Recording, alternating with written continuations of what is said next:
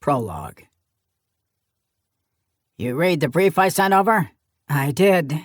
What a clusterfuck. Admiral Marcus Webb leaned back in his seat, looking at the holographic projection of NIS Director Jennifer Ward as she shuffled through stacks of actual printed hard copies on her desk. She was on the planet Olympus. He was sitting aboard the UES Kentucky in orbit over Colis II. But the holographic images made possible through the hyperlink connection made it seem like they were in the same room together. "How do you want to handle exchanging material and personnel?" he asked, as she continued to paw through the pile of loose printouts. "Special Agent Ackerman?" she asked. "I'll send a ship for him. I assume you'll be having your people look through the strike craft you captured?" "They're already doing that," Webb admitted. "It's a non-invasive investigation. You'll get it in the same condition we did, right down to the flash-frozen Krydal bodies still strapped in their seats." "Delightful," she said. "How did that happen?" "Hull breach. The group that executed the attack against the ship blew out power and life support in a precision strike." What Webb wasn't telling her was that the group who had shot up the Krydal attack craft had been a notorious mercenary crew with a human captain. He wasn't entirely certain of Jennifer Ward yet.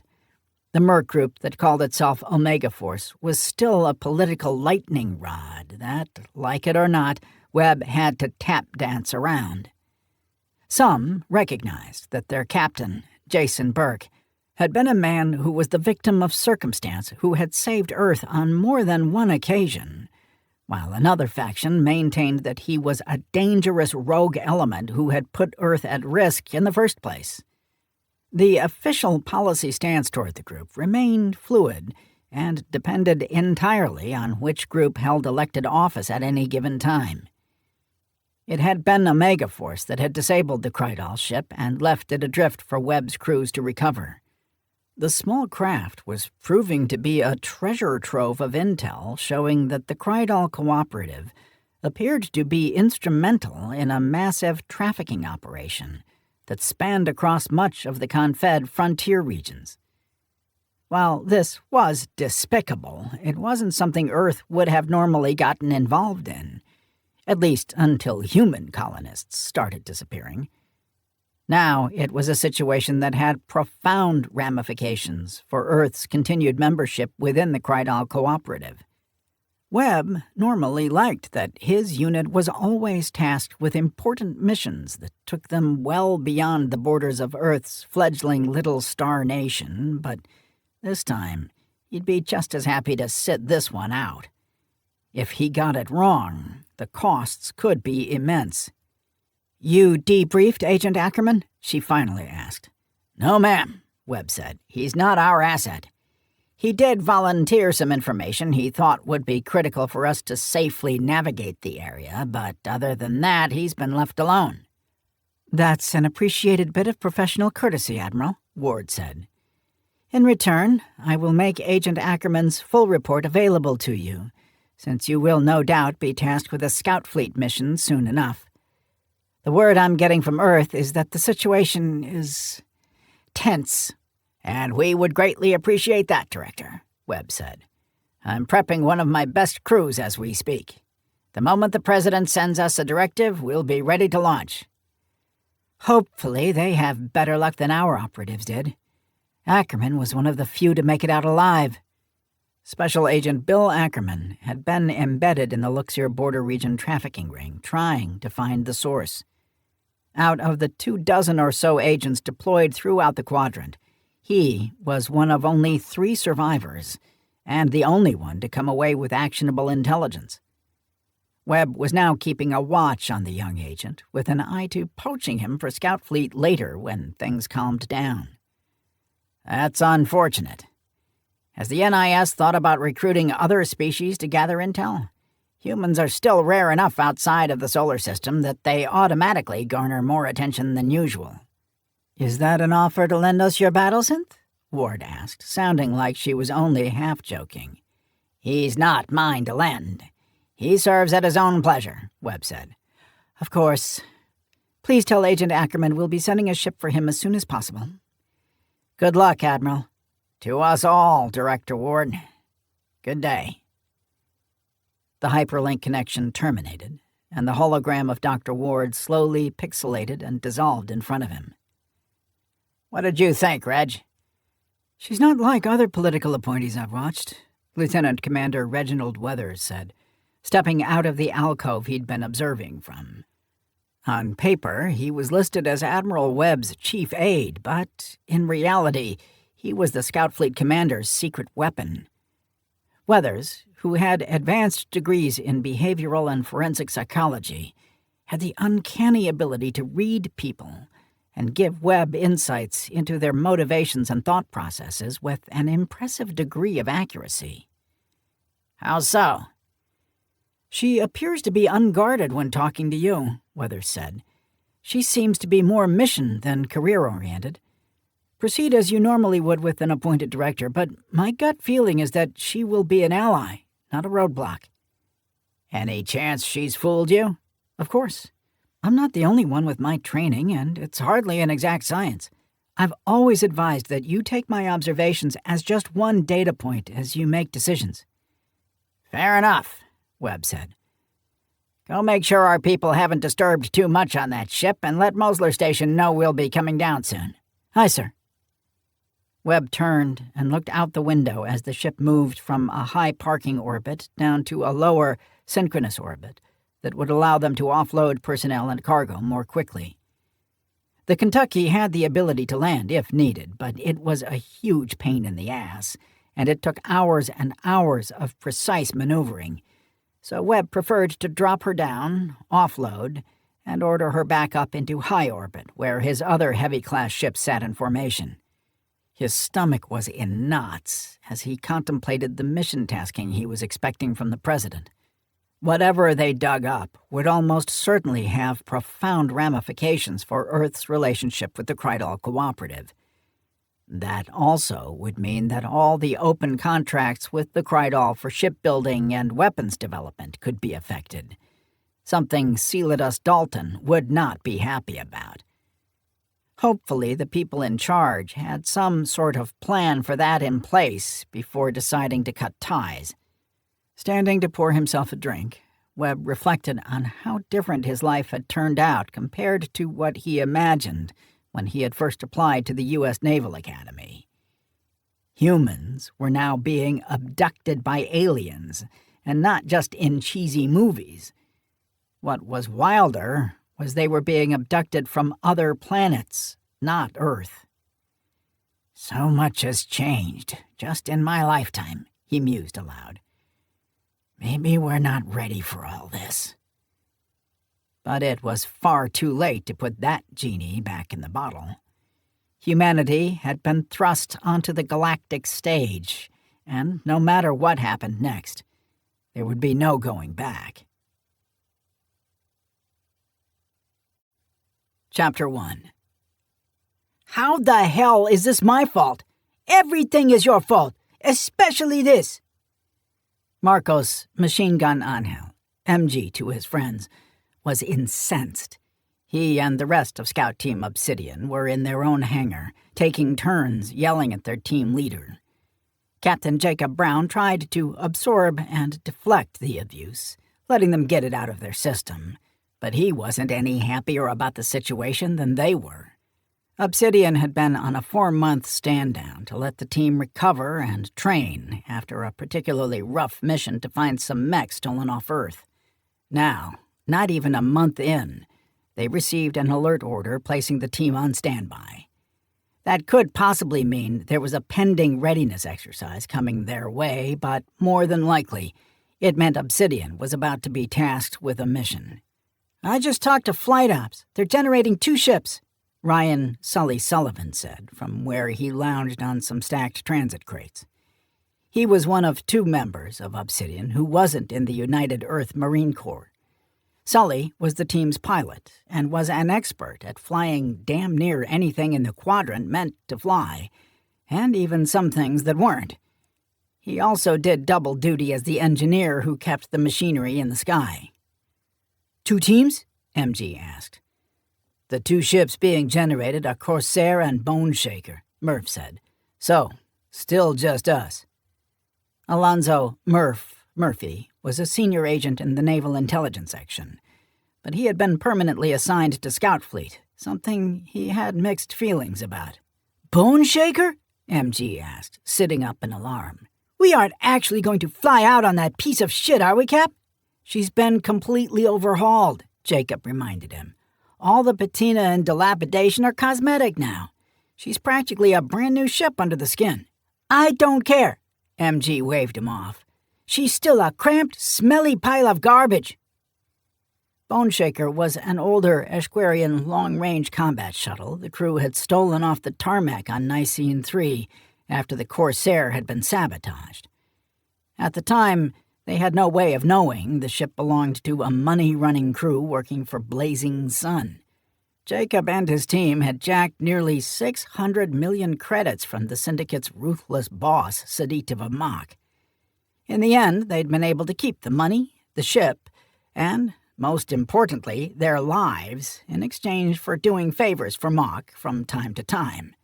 Once Obsidian had come back in, Scout Fleet decided Boneshaker was a needed asset and had her torn down and rebuilt. "I flew her last week," Sully said.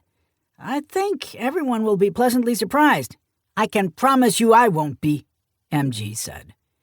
"So, any rumors as to where the asshole is sending us?" "I believe that would be Admiral Asshole to you, Sergeant Marcos," Admiral Webb said as he walked across the floor. MG's eyes widened, and he tried to snap to attention, but the smooth plastic of the transit cases didn't have much purchase on the epoxy hangar floor, and when one went flying out from under him, he crashed to the ground. "Sir!" he barked as he popped up. "I was not referring to you, of course. I meant our orders coming from Earth." "You mean from the President?" Webb asked. MG looked trapped and turned to his teammates for help. "Please," Murph whispered, "just shut the fuck up."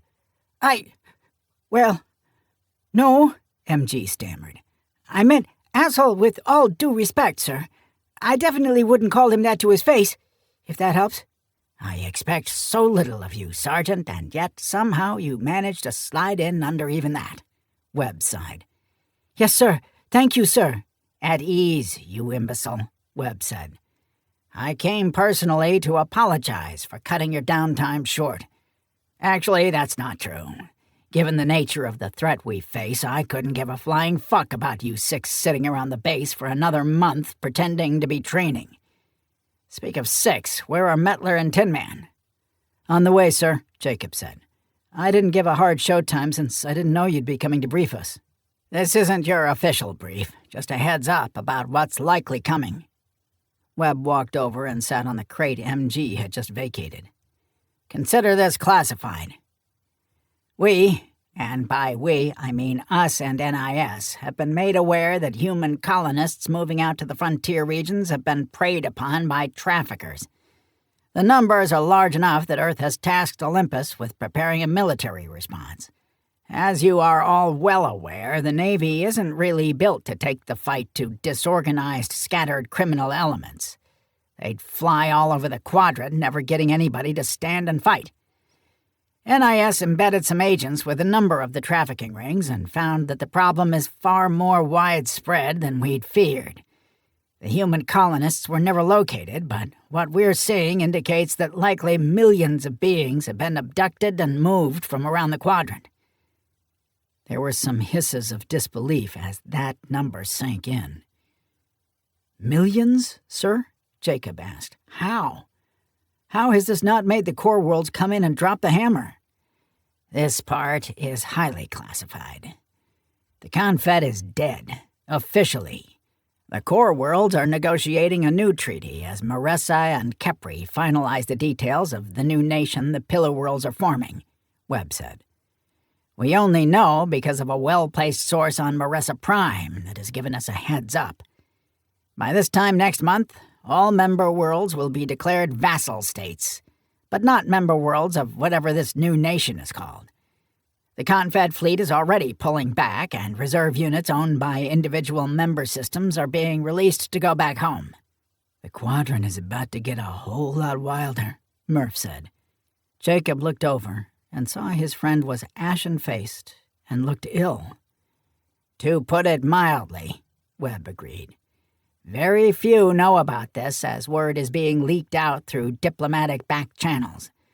What is likely to come out of this is a two-tier system in which the new nation still maintains its stranglehold on commerce, but they will no longer be responsible for maintaining the peace. Kepri will continue to provide centralized banking services, while Maressa will still be the political center of the quadrant. What that means, however, is that regional conflicts will no longer be squashed by a Confed battle fleet. They'll be allowed to spiral into full-blown wars." "I feel like monitoring this situation is a more pressing issue, sir," Jacob said. "Definitely more in line with our capabilities. Can't NIS work the trafficking angle?" "Normally, yes," Webb said. "The problem is that the trafficking operation has implications for our continued membership in the Krydal Cooperative. That's all I'll say on that until you get your official briefing. But we're all hands on deck right now with this." "If Earth leaves the cooperative, won't we be highly vulnerable?" Murph asked. "That is the conventional wisdom, yes," Webb said evasively before looking up. "Nice of you two to join us." "We were not aware our presence was mandatory," Tin Man said. "How are you today, Admiral?" "Not bad, all things considered," Webb said. "Captain Brown can fill you in on what you missed. For now, keep prepping for a long-duration mission without support. I'm going to head over and give Buzzkill the same pep talk. Hopefully, they won't be lounging around calling the Commander-in-Chief an asshole." "Who called the President an asshole?" Mettler asked, once Webb left the hangar. "Take one guess," Sully said. "I meant it in a positive way," MG protested. "Let's get back to work," Jacob said. "You heard the man. Long duration, no support. So take everything you think we'll need." "Tin Man, a moment, please." "Is this because Mettler and I were tardy?" Tin Man asked once they were away from the group. "Huh? Oh, no, I don't give a shit about that," Jacob said. "You technically weren't even tardy. I need to know if your brethren have gotten any whispers about the Confed collapsing and the military pulling back to the Pillar Worlds." "We have been monitoring the situation," Tin Man admitted after a moment. "You didn't think this was something we needed to know?" Jacob demanded. "My conditions for operating within your team were never unfettered access to any and all information passed on to us through other battlesynth units," Tin Man reminded him. "There is a matter of trust and discretion that is expected of me. I would not knowingly lead you into harm, but I did not volunteer to be a source of intelligence for Earth." "Fair enough, I guess. So what is the situation you're monitoring?" "Battlesynths on Kepri are all being deployed to protect vital infrastructure and critical personnel. The Confed's main fleet is being recalled and divided among the Pillar Worlds according to importance. In the coming days, an official announcement will be made that the Confed Council is being dissolved, and member worlds will now be self-determinant." "Bleak," Jacob said. "Just like that?" "The announcement will come after most systems have been made aware of the coming change through their diplomatic corps. It will be couched in terminology that will calm the masses, however. Rather than being told they're cut loose without protection, Maressa will say that they have selflessly decided to return sovereignty back to its member systems and vow to stop interfering in local affairs. It will be quite rousing." "You're a cynic. You already knew this." "That it?" "More or less," Tin Man said. "There are some other details involving which battlesynth units are being sent to protect which targets, but that is not something I can discuss with you." "How the hell do you guys even know all that?" Jacob asked. "Battlesynths have developed their own underground intelligence network over the centuries. It was deemed vital that we have an overall understanding of the political landscape after some of the more draconian measures that have been attempted against us. My kind is used to protect some of the most sensitive people and locations in all the quadrant. We hear things." "I won't press further. You know anything about a massive trafficking operation coming out of the frontier areas?" I have heard nothing about that. How widespread? Apparently, millions missing so far, including a large number of humans, Jacob said. That's why we're saddling up. Reading between the lines, it sounds like it might have something to do with the Krydal. Fascinating, Tin Man said. This will likely lead to a seismic political shakeup of the lower Orion region that will coincide with the collapse of the Confed. If the Avarian Empire wanted to come across the Expanse and seize territory, now would be their opportunity. What the hell is the Avarian Empire? Jacob asked, alarmed. It is not important right now, Tin Man said. Sure, Jacob said suspiciously. Anyway, recommendations? The Krydal are not using government facilities and assets to move such a large number of beings, Tin Man said. This would be a clandestine effort with multiple layers of protection to provide the people in charge with plausible deniability. We should look to places within this region that could support such a large-scale logistical operation and would not have a local government prone to interfering in private enterprise. Pinnacle Station? Jacob asked. Too visible. It couldn't be the Ool again, could it? Plausible, but highly unlikely, Tin Man said. The Ool have become even more isolationist after the Splinter faction working with Margaret Jansen almost dragged them into a war with Earth. For all their bluster about their superiority, the Ool leadership realized how close they came to total annihilation if Earth came at them with the backing of the Krydal. And the Ool wouldn't likely be willing to help facilitate a Krydal trafficking scheme, Jacob said. At least not without playing both sides against each other for their gain. Correct again. So again, I ask, any recommendations? I am not familiar enough with this region of space yet, Tin Man admitted. I rarely operated in this part of the galaxy, and never this far down the spiral arm. My recommendation is that we wait to hear what your intelligence community has found. But my instincts also tell me that we should prepare for a covert campaign in a hostile land. So, we're taking Bone Shaker? Jacob asked, sighing. The Corsair is too notable in the places we will likely be going, Tin Man said. For us to both complete our mission successfully and remain alive, we will need to be invisible. Blunt enough. I'll go get Sully prepping her. Jacob's gut was telling him that something huge was happening.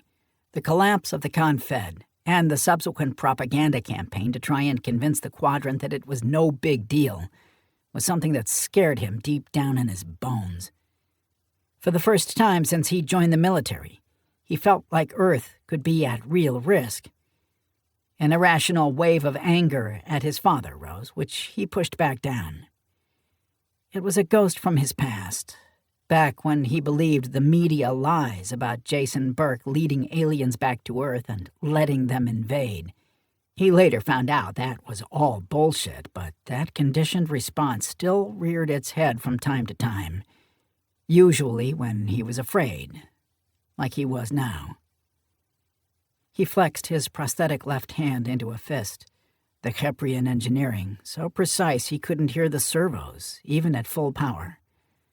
Physically, the hand was probably better than the one a sadistic merc named Mihalich had sliced off. But it still wasn't his hand.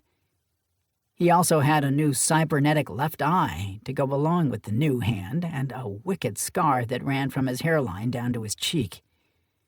In reality, it was just dumb luck that Mihalich hadn't sliced the top of his head clean off, something he thought about often when he was alone in his house at night.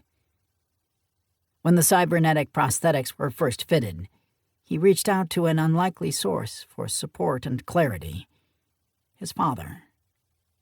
Burke had been out getting his ass kicked by aliens and tossed into dire situations since before Jacob was born.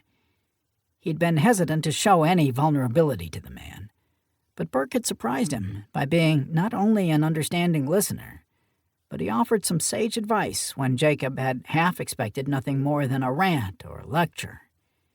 He knew his father wasn't thrilled about him being in a forward recon unit like Scout Fleet, but he did an admirable job keeping it buttoned up and offering what experience he had. Jacob was about to turn back to rejoin his team when the general alert blared over the flight line PA. "Inbound emergency flight, clear landing zone 4 Bravo and 4 Charlie," the coordinator from Base Ops said calmly. "Inbound emergency flight, clear landing zone 4 Bravo and 4 Charlie. All non-emergency personnel remain clear of the area." "Captain, just got off the horn with the Admiral's office," Murph shouted. "They want us out at LZ-4 Bravo ASAP." "What the hell is going on?"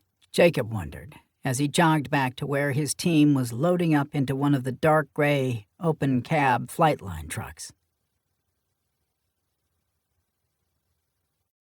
Chapter 2. "This was the emergency?" "Trying to keep unauthorized eyes away, Captain," Reggie Weather said. Parked on the tarmac was one of the Navy's ubiquitous Madrid-class light-duty courier ships. It was sitting quietly on its landing gear and appeared to be in pristine shape. The only way to know that something was amiss was that there were 2 full squads of Marines surrounding it. "What's a regular Navy ship doing here?" MG asked. "This ship is from the Special Detachment on Breaker's World," Reggie said. "What are we doing here?" Murph asked. "Observers," Reggie said, emphasizing the word. "The Admiral wants you to have as much first-hand operational knowledge about what you're going up against as possible. An NIS trawler just arrived, and they have a team coming down to take charge of the investigation." "NIS? On Mosler's station?" Mettler asked. "This is more their jurisdiction than ours," Reggie shrugged. "One of our teams just happened to be who captured the ship, and we're turning it over to them. You'll be briefed further before you leave. This operation will be on many fronts, multiple departments. You won't be lone wolfing it out there." "Heard that before," Sully muttered. Jacob stood with his hands on his hips while the ship was secured, and the Marines boarded through one of the emergency hatches.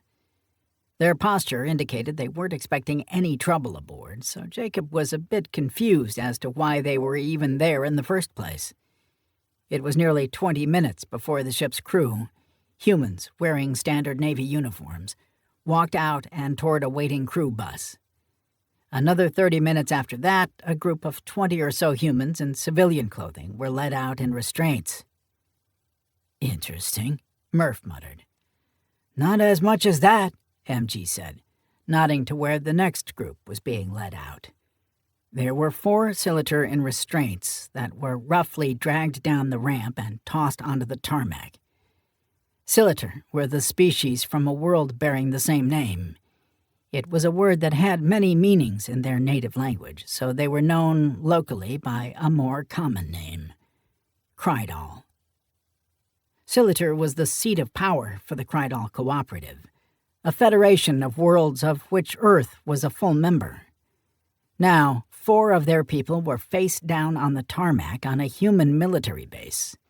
The humans who were cuffed had been moved around the far side of the ship, where Jacob could no longer see them, and the Navy crew had been loaded into a crew bus and was driving off at a quick clip. As his eyes followed the bus, he saw the dark gray ground car of Admiral Webb approaching. "Reg, what the hell is going on?" "To be honest, I'm really not sure, Captain," Weathers said. "All I know is we were told a ship was coming in from Breaker's World and that the Admiral wanted you and your team here as observers." "So you don't know anything about the Krydal face down on the pavement out there?" Murph asked. "I know what you know." Jacob snorted, but said nothing. Reggie was too good to let on if he really knew anything or not. The Marines continued to separate and secure the 2 groups. The Admiral's vehicle pulled up near where the scout team was standing. Webb hopped out and waited, while a middle-aged Sikh climbed out after him, dressed in a sharp civilian suit. He walked with a pronounced limp as he walked after Webb. "Commander Weathers, Captain Brown," Webb greeted his 2 officers. "Quite the sight, isn't it?" "I suppose you could say that, sir," Jacob said carefully. "Who are the Krydal?" "That's what my friend here is going to find out," Webb said, gesturing to the man next to him. "Gentlemen, meet Mr. Salotra. He comes by way of the type of shadowy governmental office that has no official name." "Captain Brown," Solotra said, pointedly staring at Jacob's prosthetic hand and eye. "You appear much as I envisioned. Your file photo doesn't do you justice." "Thanks," Jacob said, not sure if he was being insulted or if Solotra was just trying to throw him off balance. If so, why? "Here's the deal, boys and synths," Webb said. "The detachment on Breaker's World observed a freighter that had come into the system and took cargo from a few dozen shuttles off the surface. One of the shuttles had been flagged by NIS as possibly connected to the frontier trafficking operations I told you about earlier, so they intercepted it. When the Navy moved on the shuttle, the freighter tried to fire on it." Solotra took over the briefing. "They were out of range, and one of our cruisers began pursuit of the freighter, which meshed out shortly after. The shuttle was taken without incident, and when it was boarded, there were the people you now see arrayed before you." "A couple dozen humans in a shuttle?" Jacob asked. "I assume, since they're restrained, that we're not looking at a group of abductees." "We don't think so," Webb said. "NIS is coming to take them off our hands and provide us with any intel they extract. Mr. Solotra is here to take possession of the Krydal. Their mere presence is a political antimatter bomb just waiting to go off, hence why we cleared the flight line." "Why let us see them at all, sir?" Murph asked. "I need you to fully appreciate the stakes on this mission, Agent Murphy," Webb said. "If the Krydal are indeed facilitating a large-scale trafficking operation targeting humans, the consequences of that will be profound." "We will isolate this information as best we can," Solotra said. "But I agreed that you needed to fully understand the ramifications of the Krydal running an operation against us, and how critical it is that you make certain the intel you dig up and forward is accurate." Jacob said nothing as he watched another flight line van pull up and collect the Krydal prisoners. Solotra nodded to them and walked off to join his people in the van. The Marines herded the human prisoners into yet another van. They weren't rough with them, but they weren't particularly gentle either. "Thoughts, Captain?" Webb asked. "Where's the shuttle? The one the Navy brought down?" "On Breaker's World, sitting in one of our hangars under guard." "Then I guess we're heading to Breaker's World," Jacob said. "We'll fly out on Bone Shaker this evening. Hopefully, by the time we get there, something actionable will have been pulled out of the prisoners." "Commander Weathers will make sure you're kept current," Webb said. "We'll use Agent Murphy as our point of contact to maintain a strict chain of custody. All ComSec protocols need to be strictly followed if you're taking the ship into unaffiliated space." "Understood." "You're also not authorized to pursue any leads you may kick up into Krydal space. At least not yet. For now, the President has made it clear that we are not to give any indication to the Krydal leadership that we suspect them of breaching the Charter." "Then this is officially an investigation, sir?" Murph asked. "Not trying to shirk our duty, but we seem to be always working in this role, and it's not one we're suited for. But you've shown an aptitude for it, and you work fast," Reggie said. "More to the point, you're able to operate in hostile territory while the Naval Investigation Office can't." "There's an interesting gap in capability and responsibility right now that keeps falling back on us," Webb admitted. "The NIO insists they're a law enforcement entity with no responsibility outside of Earth's territory. The NIS has agents trained in this sort of thing, but they don't have the infrastructure to deploy them rapidly around the galaxy to do their investigating. Or so they claim. They embed agents in operations who take months to plan and execute. Scout Fleet is the only outfit that has covert ships and teams that are ready and able to move on a moment's notice." "You're a victim of your own success," Reggie shrugged. "Fantastic," Jacob said sourly. "And Obsidian gets tasked often because we already have one of those trained agents on the team." "Now you're getting it," Reg said. "I knew there was a reason I didn't like you," MG hissed at Murph. "This can't be the same ship," MG said in awe.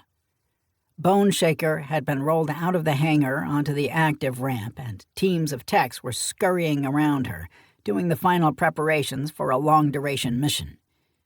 The dilapidated old Ashquarian combat shuttle still looked like she was only barely space-worthy, but underneath, she'd been overhauled from the ground up, including structural enhancements, a new state-of-the-art power plant, and engines that made her faster than she had any right to be. The living quarters and life support systems had all been upgraded as well to try and minimize the chance the crew would try to kill each other after more than a week aboard. Jacob was impressed with what Mosler Station's crews had been able to do while maintaining the patina on the outside that made Bone Shaker practically invisible on any backwater world they might land on. "Mission support services really outdid themselves," Sully said, practically bubbling as he gave them the tour. Obsidian's pilot was normally a stoic, reserved man with a dry sense of humor that hardly ever got rattled or overexcited. Apparently, the prospect of piloting the shuttle and not have it be a near-death experience brought out the child in him. "Damn, new galley," Medler said. "That'll be nice. What's the berthing situation?" "Captain still gets his own quarters. So does the pilot," Sully said. "There are 2 more double rooms just forward of the cargo hold. Someone will get their own—" "That'll be me," Murph said. "Rank has its privileges. Medler and MG can share one." He looked terrible, and Jacob made a mental note to ask him later what was wrong. "What about me?" Tin Man asked. "You need a rack?" Murph frowned. "No." "You see where I'm going with this, right? While I do not technically require sleep or the privacy of quarters, I would at least appreciate being considered like I am a part of this team," Tin Man said. Jacob narrowed his eyes, not sure if the battle synth was screwing with them or not. "You're being serious?" he asked. "Why would I not be?" "Fine, you can bunk with me," Murph said, burping into his hand. "No loud music, no dirty laundry on the deck, and keep your shit off my rack." "Thank you," Tin Man said, walking toward the flight deck. He turned and winked at Jacob as he walked past. The human managed to keep a straight face as the others argued about whether they'd pissed off their teammate or not. "Commander Sullivan," a voice called up from the back. "You're all set. Fuel is topped off and your munitions package is loaded. Spares are all in crates back here like you asked." "Thanks, Brett," Sully called. "Go ahead and clear your people so I can do my final walk-around." "Aye, sir." Funny how much extraneous bullshit we have to do here just to get airborne because we have to follow fleet procedures for everything, Jacob said. When we're on mission, we take off without even checking if the hatches are all shut. "Keeps flight ops happy," Sully said. "If they're happy, I'm happy. I can't fuck with them too much or they make my life hell when it comes to annual research." Jacob moved forward through the common area and to his cramped quarters that were just behind the flight deck on the right. The shuttle only had a single main deck, and then engineering spaces below that were so cramped that you couldn't stand up straight while working in them. It was a pretty standard layout, shared by most ships in the shuttle class. A catch-all category that included all ships smaller than a corvette, but excluding specialized craft like gunships and couriers. Bone Shaker was just under 40 meters in length and was about average size for a long-range shuttle. "Home sweet home," Jacob said, tossing his duffel onto the rack and looking over the refit. All the vertical surfaces had been covered in a soft faux suede material that was dark gray and had a nice smell to it. The rack had been elevated and mounted to the bulkhead to make room for storage drawers, and the aft bulkhead wall lockers had all been upgraded. There was also a larger captain's safe where he would store mission essentials like hard currencies and tradable ingots. Next to the hatch, there was a weapons rack where he could store and secure all his personal arms he brought along. Overall, he was impressed with what the engineers had done. The quarters could almost be called luxurious by military standards. "We're good to go," Sully said from the doorway. "You ready to continue your training?" "Now? Here?" "Yeah. Why, is there some problem?"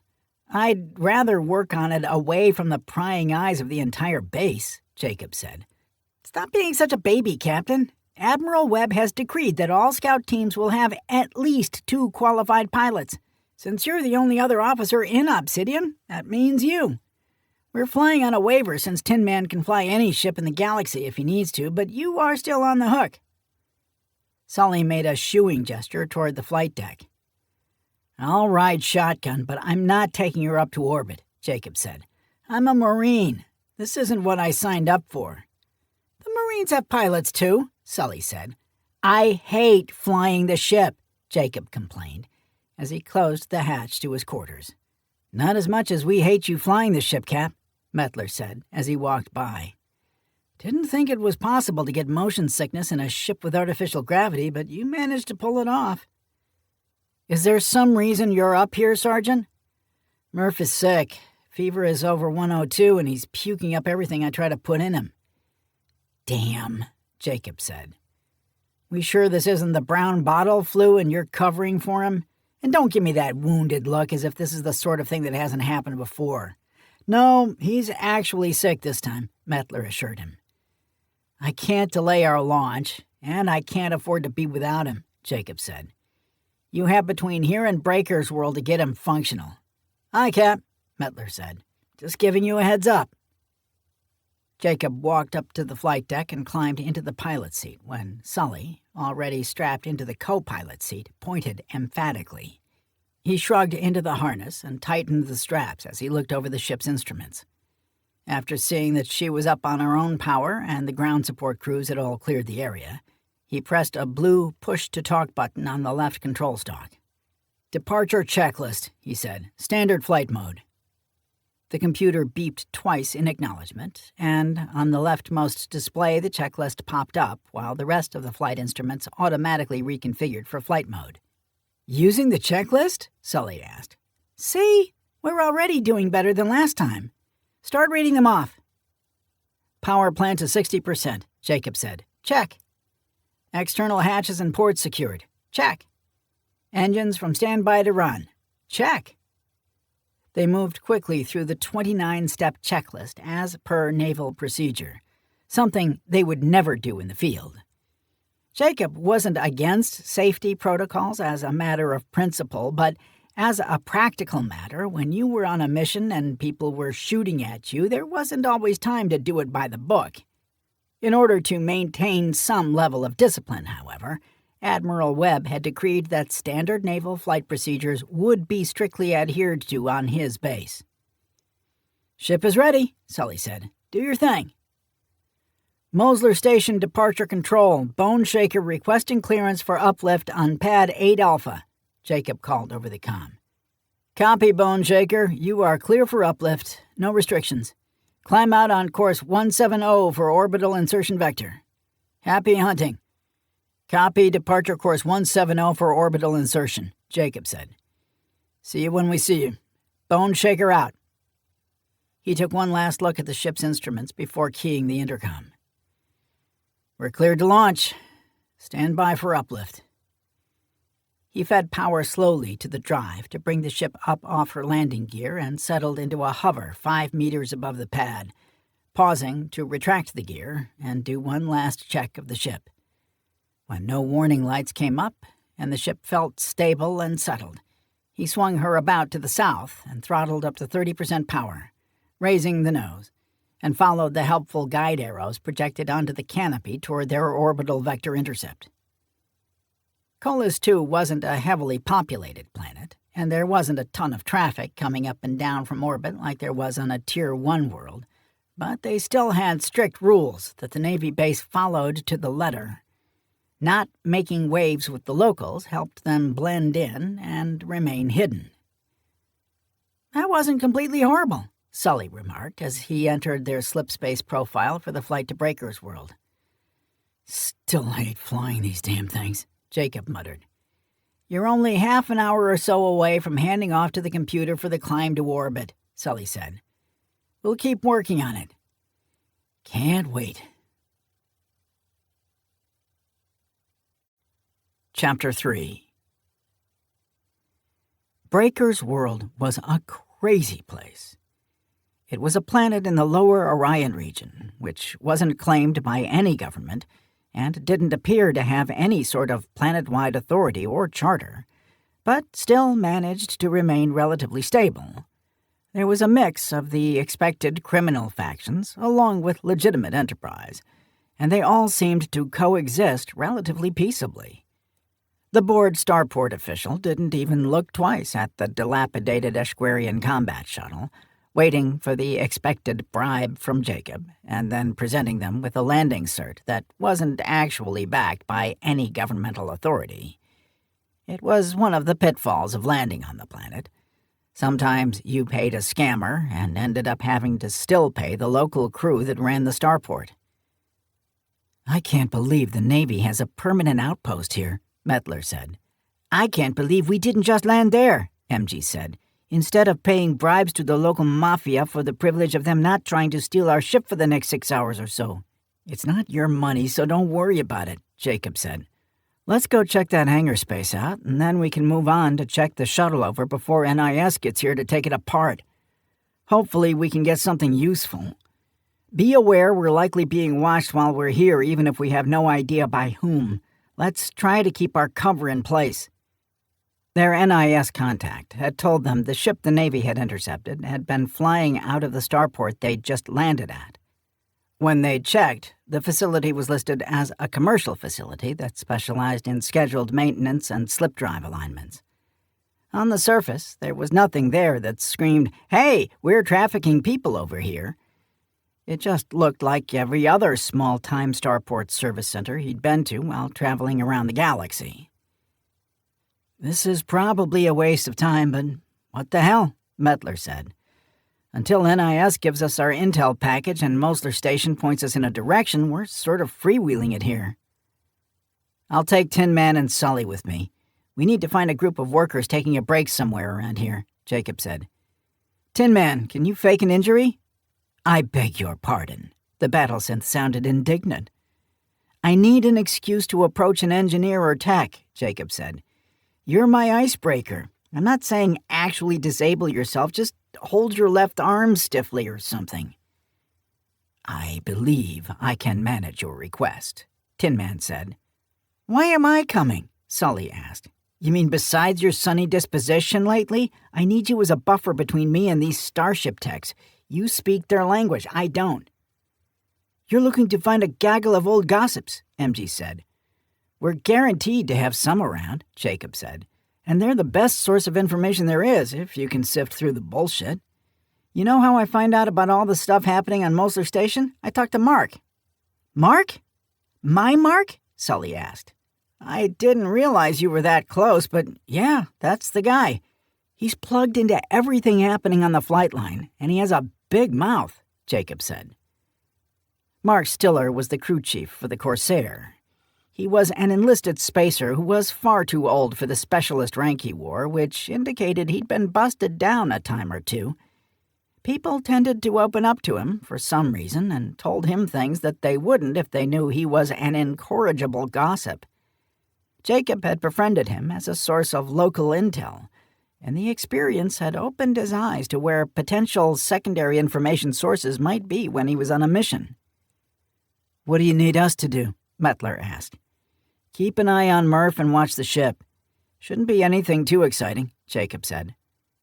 Murph was doing better, but whatever he'd picked up had kicked his ass, and he was still fuzzy-headed and weak. "We won't be too long."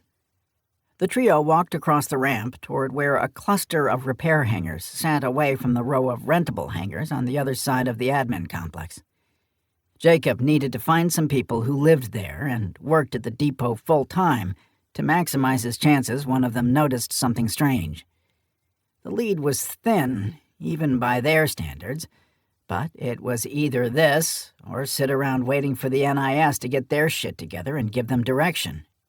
"Them," Sully said, nodding to a group of Isops, their mottled red skin making them easy to identify.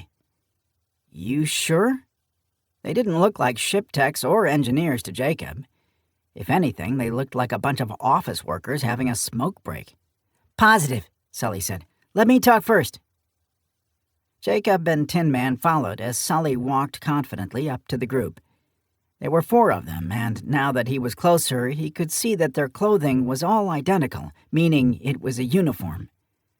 The first Aesop to see them coming jumped and gaped at Tin Man first, but Jacob could see the recognition and fear on his face when he saw the 2 humans. "Hello," Sully said as he approached. "My name is Ryan. I'm the pilot and engineer on that Ashquarian wreck that just landed." "She did appear to be in a bad way," one of the Aesop spoke up. "You here needing service or looking to turn her in for scrap?" "Not mine to give away, unfortunately," Sully said. "I'm actually here because you appear to be a scanning crew and my tall metal friend here is in need. His right arm—" "Left arm," Jacob corrected. "Left arm has been giving him trouble, and we thought that if we could see the joint, we would have a better idea of how to help." "Scan a battle synth? Isn't that illegal?" "Not if I consent," Tin Man said. "Imaging the wrist and elbow joints will not break any laws unless you try to reverse engineer them from the data." "We can pay, of course," Sully said. "I've never seen one of your kind," the Aesop said. "I actually thought you were just a myth." "We can do the scan over in the back shop. It would be much easier and safer than using one of the imagers designed for looking through starship hulls." "Lead the way, my friend," Sully said. Only the Aesop that had been speaking to them got out of his seat and led them back behind the hangar rows toward a group of low buildings that made up a small industrial park to support depot operations. The imaging backshop was staffed by a few more Aesops, leading Jacob to believe it might have been a family operation. Breaker's World wasn't a place people tended to stay any longer than they had to. "The smaller imager over here should do it. I assume you are resistant to radiation in the 500 nanometer wavelength range?" "I am," Tin Man said. "This is a nice facility," Sully remarked as Tin Man was led to a table and shown how to lay his arm. The look he gave Jacob and Sully made it clear how little he thought of their plan so far. "It's not terrible," the Aesop said. "We used to work at a depot up in the northern regions, but the storms that come in off the Nian Sea made life pretty miserable, so we moved our operation down here. Better class of customer operating out of the equatorial bases, if you take my meaning." "I'm not actually sure I do," Sully said. "We've never really been this far down the Orion Arm." The Aesop nodded and turned to look at them. "You're human, are you not? Your kind flies through this system regularly." "We weren't born on Sol 3, Jacob said. "We've actually never been to our homeworld." "Is that what you're doing? Making a pilgrimage?" The answer seemed to satisfy the Aesop as he continued strapping Tin Man's arm down to the table. "Not exactly. We're something akin to bounty hunters, or more accurately, professional trackers. Someone had some family disappear, and they hired us to try and find them. The trail has them coming through Breaker's World at some point, but we're not sure where," Jacob said. "I've not seen any groups of captives or anything like that come through here," the Aesop said. "Captives?" Jacob asked. "Who said anything about captives? The people we're looking for were traveling in a group of colonists born for the Concordian cluster." The Aesop paused and looked over at them. "You think we're so stupid on this rock that we can't spot intelligence operatives?" he finally said. "You can dress up for the part and fly in on your beat-up-looking ship, but you can't pass for the real thing to those who know what they're looking at. I knew the moment you walked up that you were here about your people being smuggled through here. You were fooling nobody." As he was talking, he was backing up toward the door. Jason had assumed it was just to put some distance between them because he was scared and realized his mistake too late. The Aesop leapt through the doorway and slammed the heavy alloy door behind him, locking it. "This is going well," Tin Man said from where he was anchored to the table. "Can you get yourself free?" Sully asked. Tin Man answered by standing up and snapping the alloy restraining clamps like they were made of balsa wood. "Do we leave or wait here and see how it plays out?" Jacob asked. "We are badly outnumbered," Tin Man said. "We need to get back to the ship immediately." "Agreed," Jacob said, pulling his sidearm out from a concealed appendix holster. "Do it." Tin Man walked up and kicked the door, firing his footpad repulsor just as he made contact and really leaning into it. The door held firm. The frame did not. The slab of alloy was sent caroming off the walls beyond, decapitating one ISUP and maiming 3 more in a group that had been approaching them. From what Jacob could tell, the one who saw through their cover wasn't among them. That meant he was probably still marshalling his forces to either come at them or hit the ship. "Bone Shaker, ground team," Jacob called over the secure comm. "Go, Captain," MG said. "You're going to have inbound. Unknown number, probably all ISUPs. Have her ready to fly and enable defensive countermeasures. Don't be too shy about it. We've got them huddled up near a side door of the hangar closest to us. They think we can't see them. Should I engage?" "Not until they're an obvious threat. I can't confirm all are hostile," Jacob said. "Copy." The trio encountered no more resistance as they ran out of the backshop building and sprinted directly for the ship. Jacob was relying heavily on Tin Man's situational awareness and sensor suite to keep them from running into an ambush. The ISUPs seemed eager but untrained. They probably really were a group simply plying their trade on Breaker's World, and someone had paid them more money than they could refuse to keep an eye out for anyone too curious about trafficked beings. As they ran, they heard the tail cannons of the ship give 3 short bursts. They were close enough to hear the screams of the ISUPs as they rounded the corner. It looked like MG actually used a little discretion and opened up on the tarmac right in front of them when they tried to rush the ship. Most of the little red aliens were climbing to their feet, dazed and disoriented, with dozens of shallow cuts from the flying pavement ships. "There's our little buddy," Jacob pointed to a familiar ISUP struggling to get up. "Grab him, Tin Man." "So we're abducting people?" Sully asked. "They shot at us first. Seems fair," Jacob said.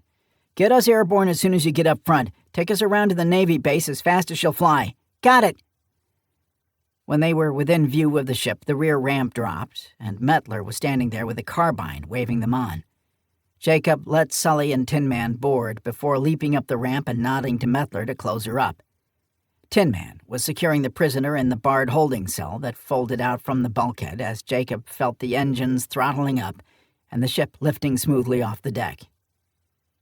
"You think the detachment commander will be pissed we're bringing a prisoner onto his base?" Mettler asked. "No idea.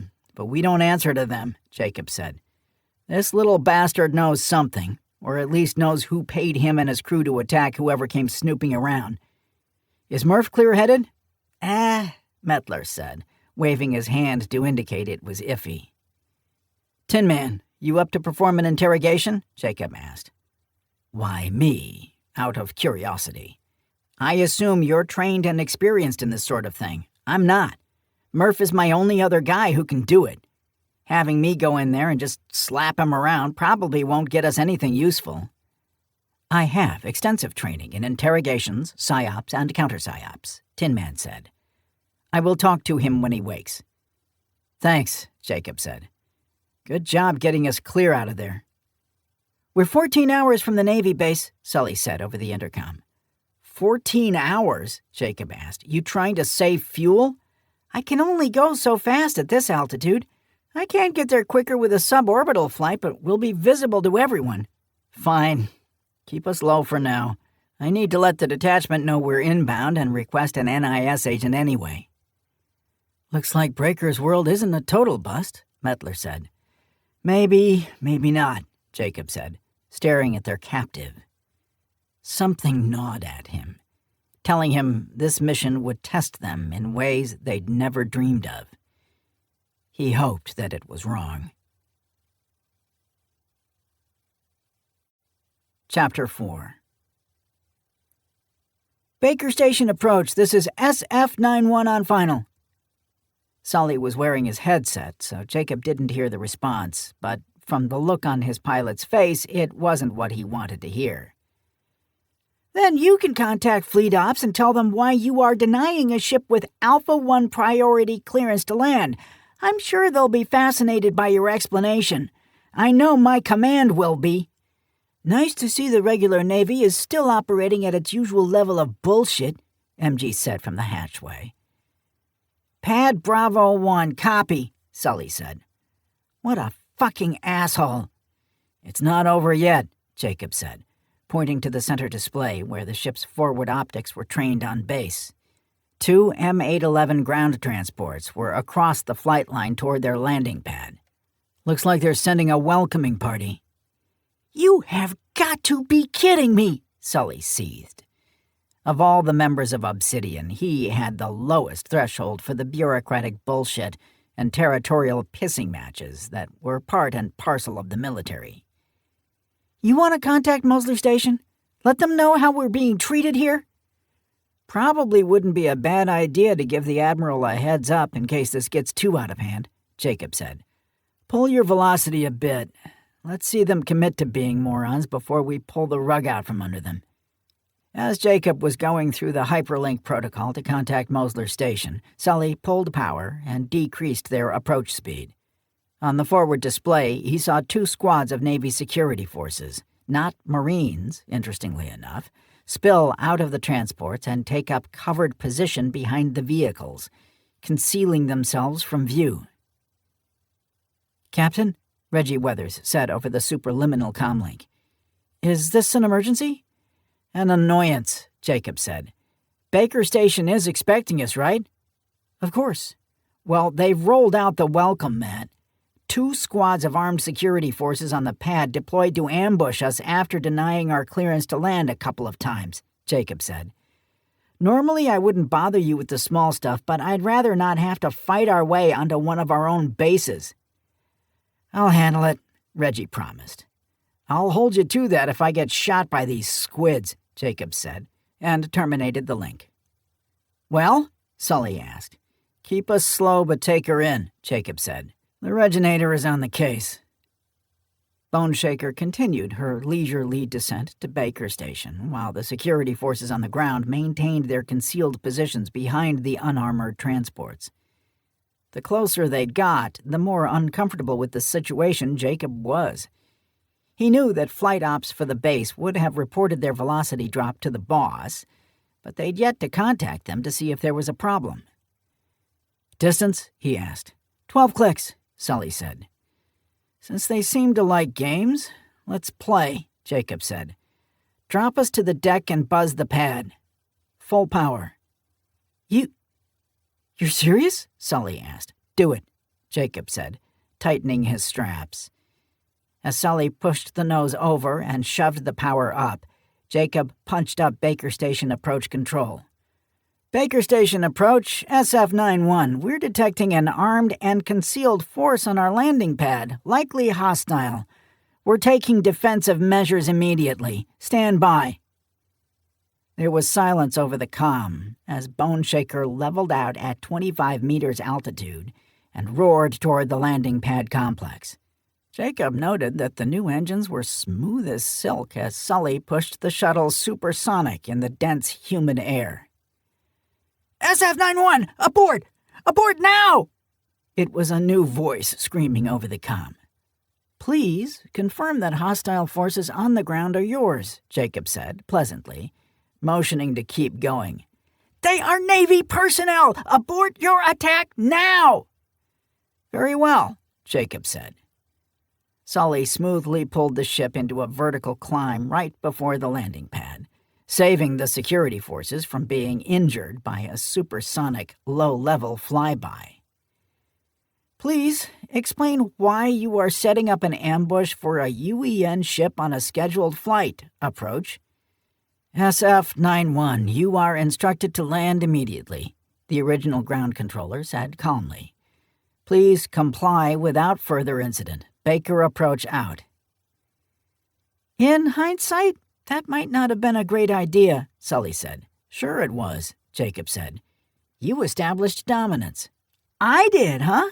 So the plan is to leave me hanging out to dry? More or less, Jacob said. Don't worry, Reggie will have gotten it straightened out by the time we land. Probably. I suppose you thought that was funny, Captain Brown? The base commander, a Navy captain, stood in front of the rear ramp of the Boneshaker, and he was livid. Prudent, Captain, Jacob corrected. We were ordered by our command to fly here in all haste and investigate a craft in your possession from a potentially hostile force. On approach, we observed 2 full squads of armed troops forming what could only be called an ambush. As team leader, I must always assume the worst. You arrogant scout fleet jokers think you can just do whatever you want, don't you? The captain said. This is my base. You don't just come flying in here and— Let me stop you right there, sir, Jacob said, holding up his hand. There seems to be a lot of subtext here I'm missing. I'm here to do my job, the same as you. If you are refusing us access to the shuttle, then we will be on our way. Time is very much a factor right now, sir. The captain was still an odd shade of red before he motioned to an officer standing behind him. This is Lieutenant Bauer, he said. She will escort your team to examine the shuttle and then back to your ship so you may depart. Without another word, he walked back to his vehicle and left along with all the security forces, save for 2, who stood fast with Lieutenant Bauer. So fucking strange, MG muttered. I apologize for the theatrics, Captain Brown, Bauer said. She waved for them to follow her toward the hangars that were in 2 rows just south of the landing pad complex. Apparently, they were walking there, as the base commander hadn't left them a vehicle. Care to shed a little light on that little episode? Jacob asked. I've seen some wild shit since I've been in the military, but that's gotta be up there. It wasn't personal, if that's what you're asking, she said, uncomfortably. Captain Allen has a bit of history with Admiral Webb. I think that might have clouded his judgment. If he thinks he's had problems with the Admiral in the past, this little stunt won't help, Jacob said. There's a lot of visibility on this mission and a lot of tense people watching us very closely. People with rank and position you don't want to annoy. I can only apologize, Captain. Wasn't your fault, Jacob said. So the shuttle has been stored securely without being molested? Guarded around the clock. No one on base authorized to go inside the hangar. Access had to come down directly from Fleet Ops HQ, Bauer said. We were told the NIS was sending a ship to collect it, then we were contacted again and told to expect a scout fleet team. Is there anything you can tell me about this ship? What's your clearance level? Jacob asked. SCI, level 4, she said. Were you involved in the operation to recover the ship? Jacob asked. Directly involved? Why is that important? I have to establish your need to know. I was on the team that brought the shuttle back to base, she said. I also saw what was aboard it. Jacob thought about it for a moment. She seemed bright and observant, and he was authorized to clear her to see it. So long as they didn't divulge to her what they knew about the Krynol involvement, he wouldn't be looking down the business end of an official conduct review or a possible court-martial afterwards. You can come in with us. Your escort needs to remain outside, he said, after a moment's hesitation. When the entry doors were unlocked by the sentries, and Jacob was able to step inside the hangar, what he saw wasn't what he expected. He'd assumed the shuttle would be Ashquarian or Arachorian, since those were the 2 most used types in the quadrant. Instead, he was looking at an older Bison-class heavy-lift shuttle. The Bison was a human spacecraft, built on Terra Novus. They were no longer in active service with the Navy, but the civilian firms were still flying them. Sully whistled when he saw it. Old Bison. Block B ship from the looks of her. I can see why this is being kept a secret, he said. I'll get the serial number so we can start backtracking her ownership history. I'll grab the flight logs, Mettler said. Since the death of Taylor Levin, Obsidian's former tech and his close friend, Mettler had taken it upon himself to fill the gap. For the things that were beyond his training, Tin Man was there to back him up. We have any restrictions on what we're allowed to do? Jacob asked Lieutenant Bauer. You can't take anything with you, she said. That's all I was told. All bits and pieces had to remain with the ship until NIS came to collect it. Got it, Jacob said. He motioned to Tin Man and walked up the boarding ramp. They walked through the large cargo bay and through the hatch into the engineering section. Inside, the walkway went straight through engineering into the midship service bays, where there was a step set of stairs that went to the upper deck, where the crew area was. The Bison class wasn't really designed for deep space service. Her slip drive was underpowered, and the crew spaces were cramped and uncomfortable, despite the enormity of its cargo bay. It was designed almost exclusively to service ships in orbit with the occasional dash to the outer system. Whoever had been flying the ship had brought it to Breaker's world for an ongoing operation. They hadn't been just passing through. Impressions? The ship was meant to be left on this planet, Tin Man said. I would not get too attached to the fact it is of human origin. It could have simply been conveniently available, or it could have been left on purpose, as misdirection. Jacob looked around skeptically. To leave the Bison on Breaker's world in the hopes some humans might stumble across it seemed unlikely. There was also the fact that it was captured trying to flee with Krydal aboard. We're not a forensic team, so pawing around through crew quarters is pointless. Anything worth grabbing other than downloading the flight logs and data recorders? He asked. No dice, Cap, Mettler said as he walked down from the flight deck. Logs and FDRs were all nuked before they landed. Looks like the memory cores were physically destroyed. Well, this was a fun waste of time, Jacob sighed.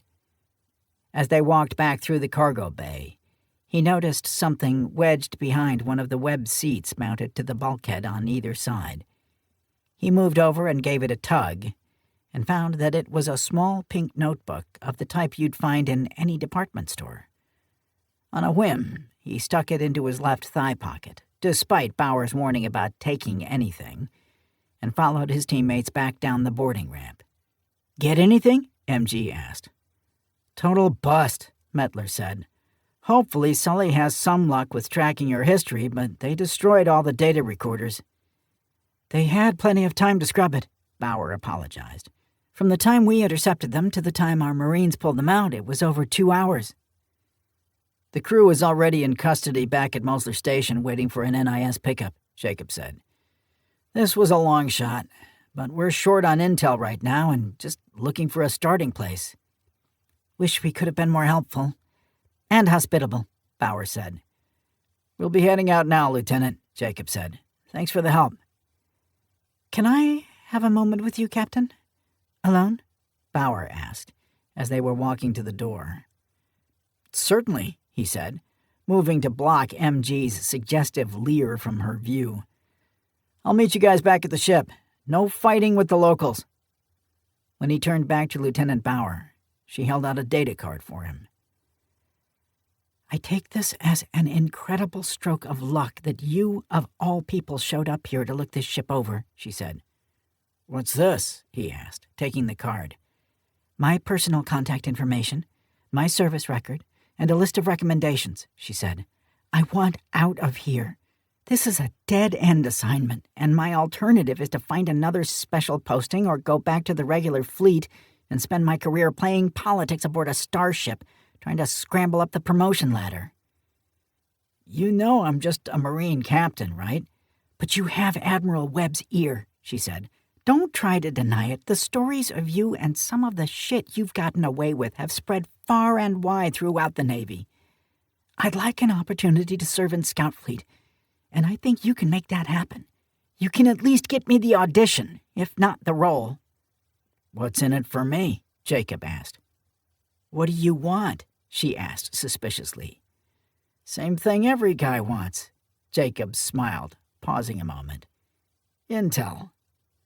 That shuttle being here isn't just some random happenstance. Something is happening, or has happened on this planet, and you're someone who can pass on the occasional bit of information to make my life just that much easier. It would certainly be an enticement for me not to toss this card into the recycler once we leave. That's risky, she said. I'm not asking you to do anything illegal. You are. There's a gray area here, Jacob said. If you can get the information to me before it's officially classified, there's no problem. Besides, who is going to tell? I'll see what I can do, Bauer said, but I can't promise anything. Likewise, Jacob said, twirling the card in his hand before slipping it into his pocket. So, it's like that? It's like that. I'm aware of some of the rumors surrounding me and my team, but I can assure you Admiral Webb has a bullshit detector more finely tuned than any other flag officer I've dealt with. If I suddenly start trying to pitch him on hiring a lieutenant from a remote outpost I just visited, he's going to want to know why. I risk damaging what trust I have with him." "That's fair," she conceded. "Like I said, I'll see what I can do." By the time Jacob made it back to the Bone Shaker, the engines were already humming and the marker lights blinked, indicating she was ready for flight. As he expected, MG and Mettler were waiting for him on the back ramp, giggling like children. "Well?" MG demanded. "Come on, Cap, spill it. What happened when we left?" "In what fucking universe would I be sharing personal details of my life with you, MG?" Jacob asked. "Either way, you two can relax. It was an intel swap."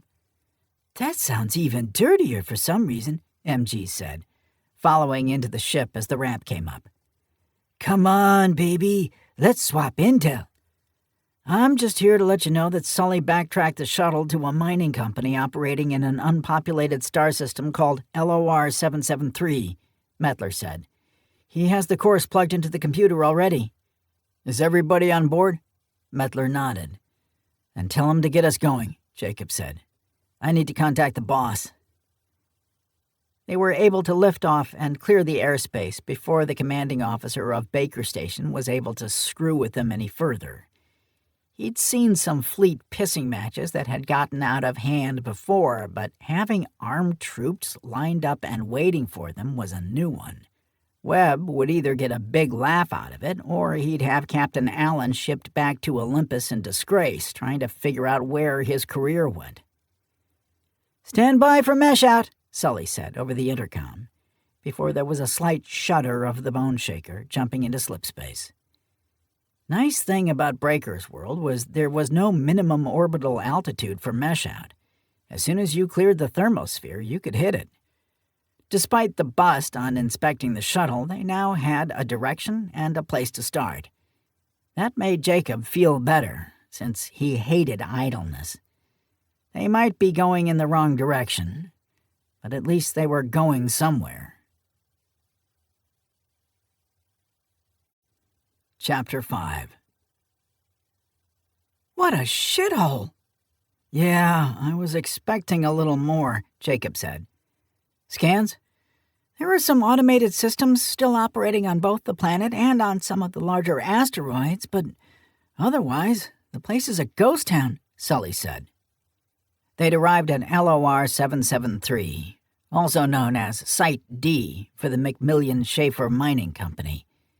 The company was a joint venture by a few companies on Earth that had lobbied the government to survey and begin resource mining unclaimed, unpopulated systems near Earth's expanding sphere of influence. With the shipyards over Terra Novus becoming more efficient and orders for advanced starships stacking up, the need for raw materials was always at critical path. McMillan-Schaefer was one of a dozen slapdash operations scouring local space for asteroids rich in iron, nickel, or other needed minerals. What they found when they meshed in, however, was a mining operation without any people. Jacob had reached out to the company and confirmed that Site D was still active, and they fully expected a scheduled delivery within the next 2 months.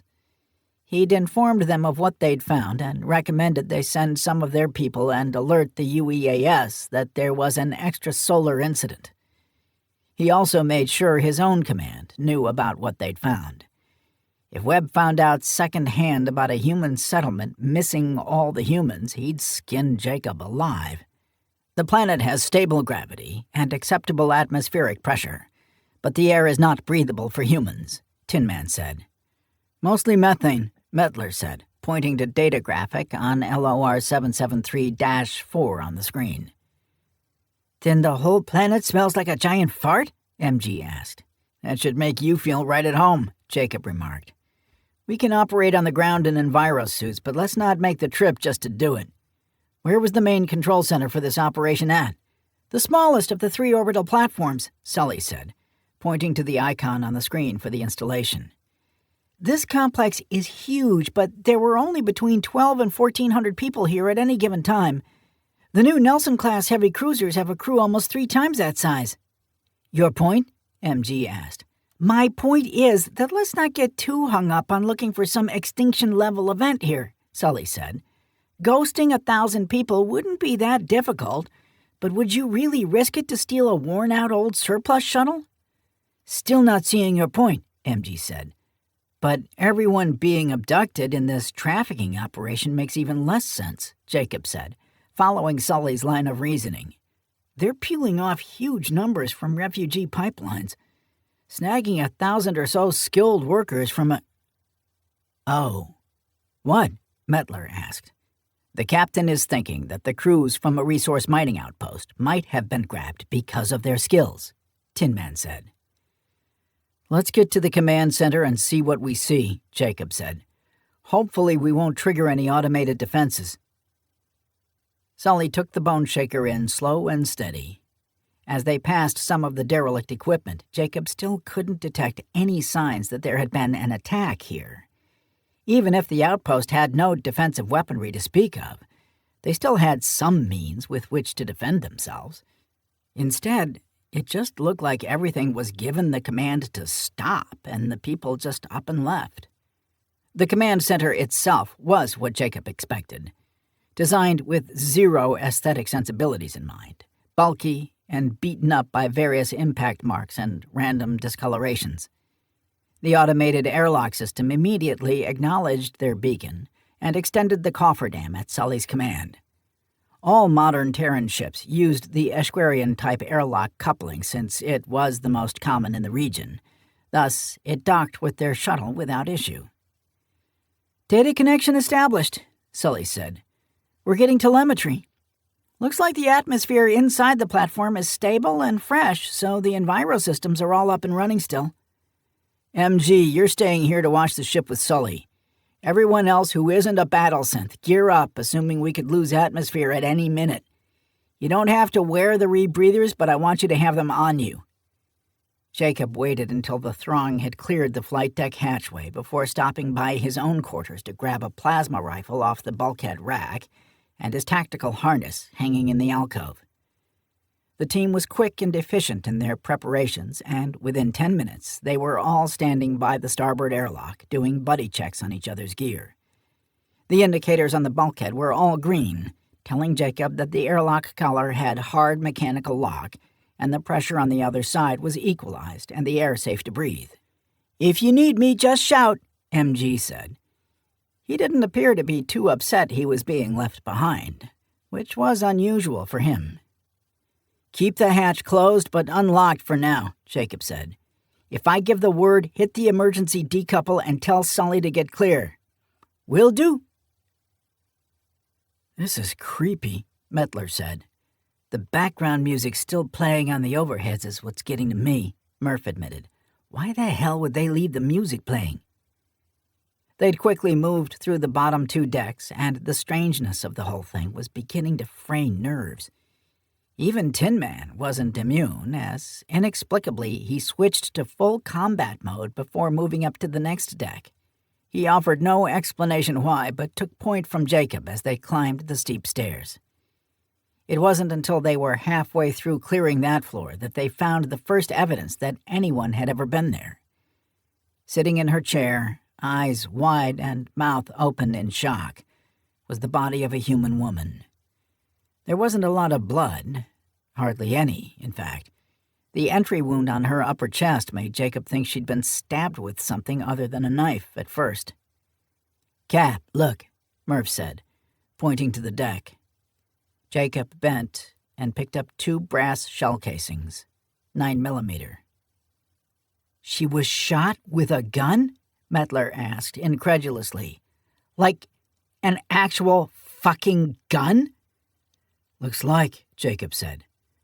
Why isn't she, smelling up the place? Atmospheric handlers, Tin Man said.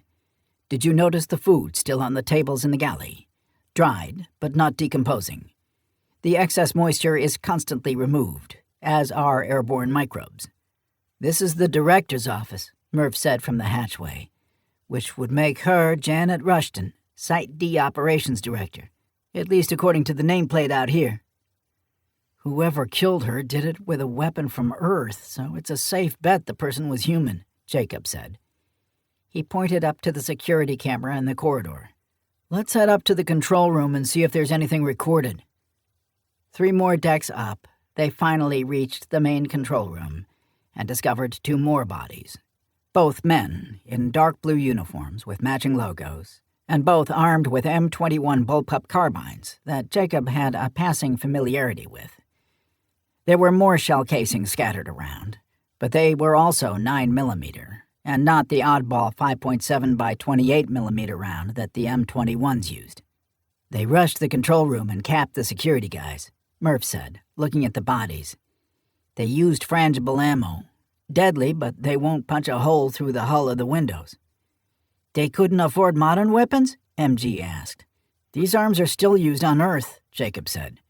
"They were issued for internal security since the UEAS doesn't usually authorize private firms to purchase anything more exotic like energy weapons."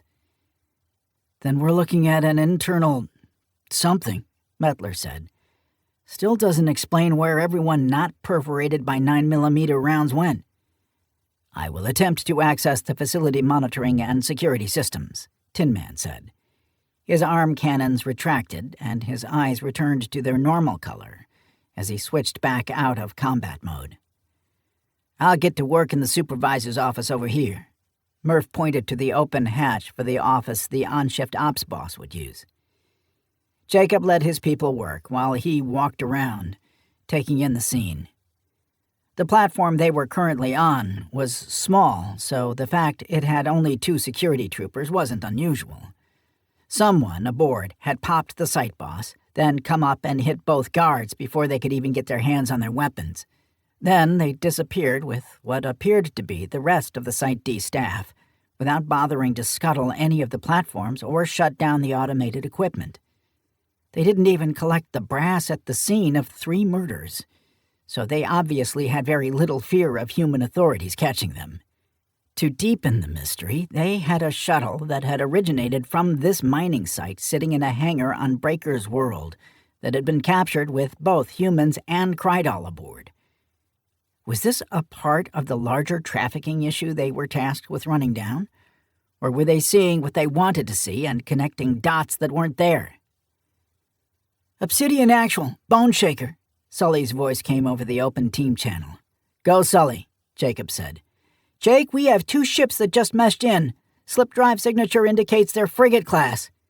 "Shit," Jacob said. "Not ours, I'm assuming?" "They're running silent, but the configuration doesn't match anything we have in service." "Keep quiet and stand by. I want to see who they are and why they're here." "Copy," Sully said. "We're ready to make a fast exit if needed. They're loitering at the edge of the system right now, but it's unlikely they'll spot us docked to the platform until they get much closer. Bone Shaker out." "Everybody catch that?" Jacob asked aloud. "Yep, working faster," Murph shouted from the office.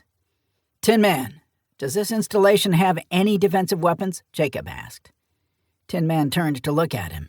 "As a matter of fact, it does," he said. "Shall I begin the necessary steps to slave the defensive systems to our ship?" "We can do that?" Jacob asked, surprised.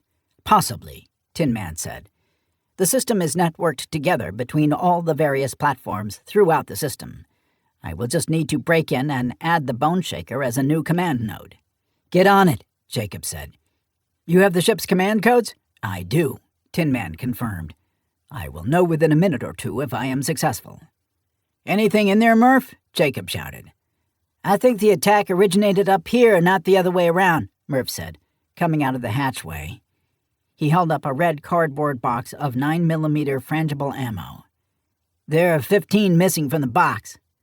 "So they loaded up a mag in the office, came out and drilled these 2, Jacob said. "Then went and hit the site boss. That tracks. Explains why there was no general alarm sounded at any point when they gunned down Janet 2 decks below." "One of the shift bosses is our killer?" Mettler said. "That should be easy to narrow down if we can get a hold of the personnel files." "Which I think I have in here." Murph held up a canvas tote bag he'd stuffed hard copy files and data cores into. I broke the lock on the filing cabinet and just emptied it out. I'll sort through it later. I have been partially successful, Captain, Tin Man said. I cannot completely control the defensive systems from our ship, but I can engage them in autonomous mode once we are safely out of range. Is there enough to take out a pair of frigates? Not if they are expecting an attack. Better than nothing. I don't want them wiping out all the evidence before the Navy gets here, Jacob said, keying his mic. Bone Shaker, we're on our way back. Have a course plotted to try and get us away from the area without being spotted. Already laid in, Captain, Sully said. I was anticipating the order. With all the active emission sources in the area, it won't be especially difficult. Okay, boys. Jacob grabbed one of the M21s off its dead owner and slung it over his shoulder. Let's get back to the ship. We are well outside the effective range of the installation defenses, Tin Man reported. We are also receiving a live sensor feed, something I had not anticipated being able to do. It looks like the aggregate sensor feed is being broadcast all the time, Mettler said. When you added the Bone Shaker as a node, we were able to tap in. The frigates came down quickly without any hesitation and deployed in a way that told Jacob they had either been there before or had detailed intel on the system. The ships had split up to maximize their coverage but left themselves vulnerable in the process, which meant they expected no resistance to whatever it was they were there to do. It seemed pretty clear they were there to do a final mop-up after whatever the hell happened to depopulate Site D, but he had to be certain. He didn't want to do something he couldn't take back, like opening fire on a pair of NIS ships that had been sent to investigate something his team had called in. Bogey 1 is heading for the Alpha Belt Processor Hub, Sully said. Bogey 2 is heading down to the command center we just left. Both still within range? Jacob asked. Yeah, for whatever that's worth, Sully said. If these ships have competent alert crews, don't expect the defensive emplacements to make much of a dent. It was another 7 hours before one of the ships reached its target and made its intentions obvious. The frigate that had been closing on the massive ore processing platform that serviced the inner asteroid belt hit the platform with a high-power scan. They going to blow it up? Jacob wondered. Or are they looking for something? I wonder what's so special about an ore processor, Murph said. They went there first. They may start shooting, Sully pointed out. The scan could be a precursor to scuttling the processor. Ah, right, Jacob said. Activate defensive systems. Command sent, Sully said. Now we see how competent these crews really are. Chapter 6. One of the frigates was disabled and burning in space within the first few moments of the engagement. The other was not. We're spotted, Sully said. The crew going after the command center was a little quicker getting their countermeasures up. The ship that had been attacking the ore processing platform had been taken completely by surprise, and the modest firepower of the defensive weapons scored almost 30 direct hits before the ship turned away and brought up their shields, or at least the sections of shielding that still worked. The second ship hadn't been so easily entrapped. The instant it was hit with a targeting scan, it reacted with evasive maneuvers and brought up its defenses after only 2 low-power plasma shots burned the finish off their hull. After the near miss, it scanned the surrounding system and was able to spot the Bone Shaker hiding in a Lagrange Point equipment depot among all the deactivated mining rigs. These guys are pretty good, Jacob said. No way they should have been able to pick us out so quickly. Ideas? Where is the next largest concentration of defensive weapons? Jacob asked. Around something called Quality Sort Terminal, Mettler said from the rear station. It's actually the biggest structure in the system. It's in a heliocentric orbit trailing behind the third planet. There are around a dozen or so smaller structures flying in formation with it, but they're not labeled on this chart. Put defensive systems to standby and get us down there, Jacob said. You can fly us there without them intercepting us, right? Sure, Sully said. But I see what you're planning, and there are 2 problems. First, the defensive systems will still probably fire on us if we're in range. Second, this crew is pretty sharp and your trap pretty obvious. They're not going to fall for it. But they don't know that, Jacob said. Sully looked at him skeptically, but brought them onto the new course without further argument. The ship rocketed down toward the enormous construct that looked like where finished product was sent to be graded and prepped for shipment. As Jacob had hoped, the frigate adjusted course to pursue, leaving the command center untouched. But they were obviously holding back, using maybe a third of their ship's available engine power to chase them farther down into the system. Jacob was well aware he wasn't a master strategist when it came to ship-to-ship combat, but even he could tell Sully was right. They weren't buying it. "Anybody have any other good ideas?" he asked. "I don't want to flee the system and leave it to these assholes, but I'm not going to risk our lives and our mission in a fight we can't win." "Glad to hear you say that," Sully said, "because as capable as she is after the refit, that's still a capital warship and this is still a shuttle." "Come about and fly up to where the disabled frigate is still spinning in space," Tin Man said. "Make it clear we are about to attack the disabled ship." "Given that they haven't bothered to go themselves to render aid, isn't that a bit of an idle threat?" Sully asked. "The ship is disabled, but in no immediate danger," Tin Man argued. "If that were to change, it would force them to react. Once we are certain they will not move to defend the other ship, we then can broadcast our demands. I would also suggest that you reach out to Mission Ops on Mosler Station and ask for an update for our fleet's arrival." The frigate responded to their moves and angled about to pursue, but again seemed in no hurry to actually catch them. It took Jacob a little time to put the pieces together, but he finally realized they were the ones being screwed with.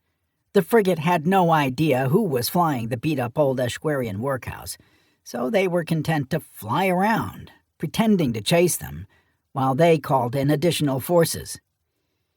"This is going nowhere," he said. "Let me talk to Umpire and see what they think." Umpire was the call sign of Mission Ops back on Mosler Station. It was a desk manned around the clock, staffed by officers briefed on all ongoing Scout Fleet missions, and could help a crew in the field with intel, pass things on to the regular fleet, or handle any of 1,000 problems that might come up during a deployment. The procedure for making contact and authenticating a team in the field was brief, and within minutes Jacob was talking to a live person back at his home base. "Go for Umpire. Code in, please," a bored-sounding voice said over the channel. "Obsidian Actual, Sierra 77, Jacob said.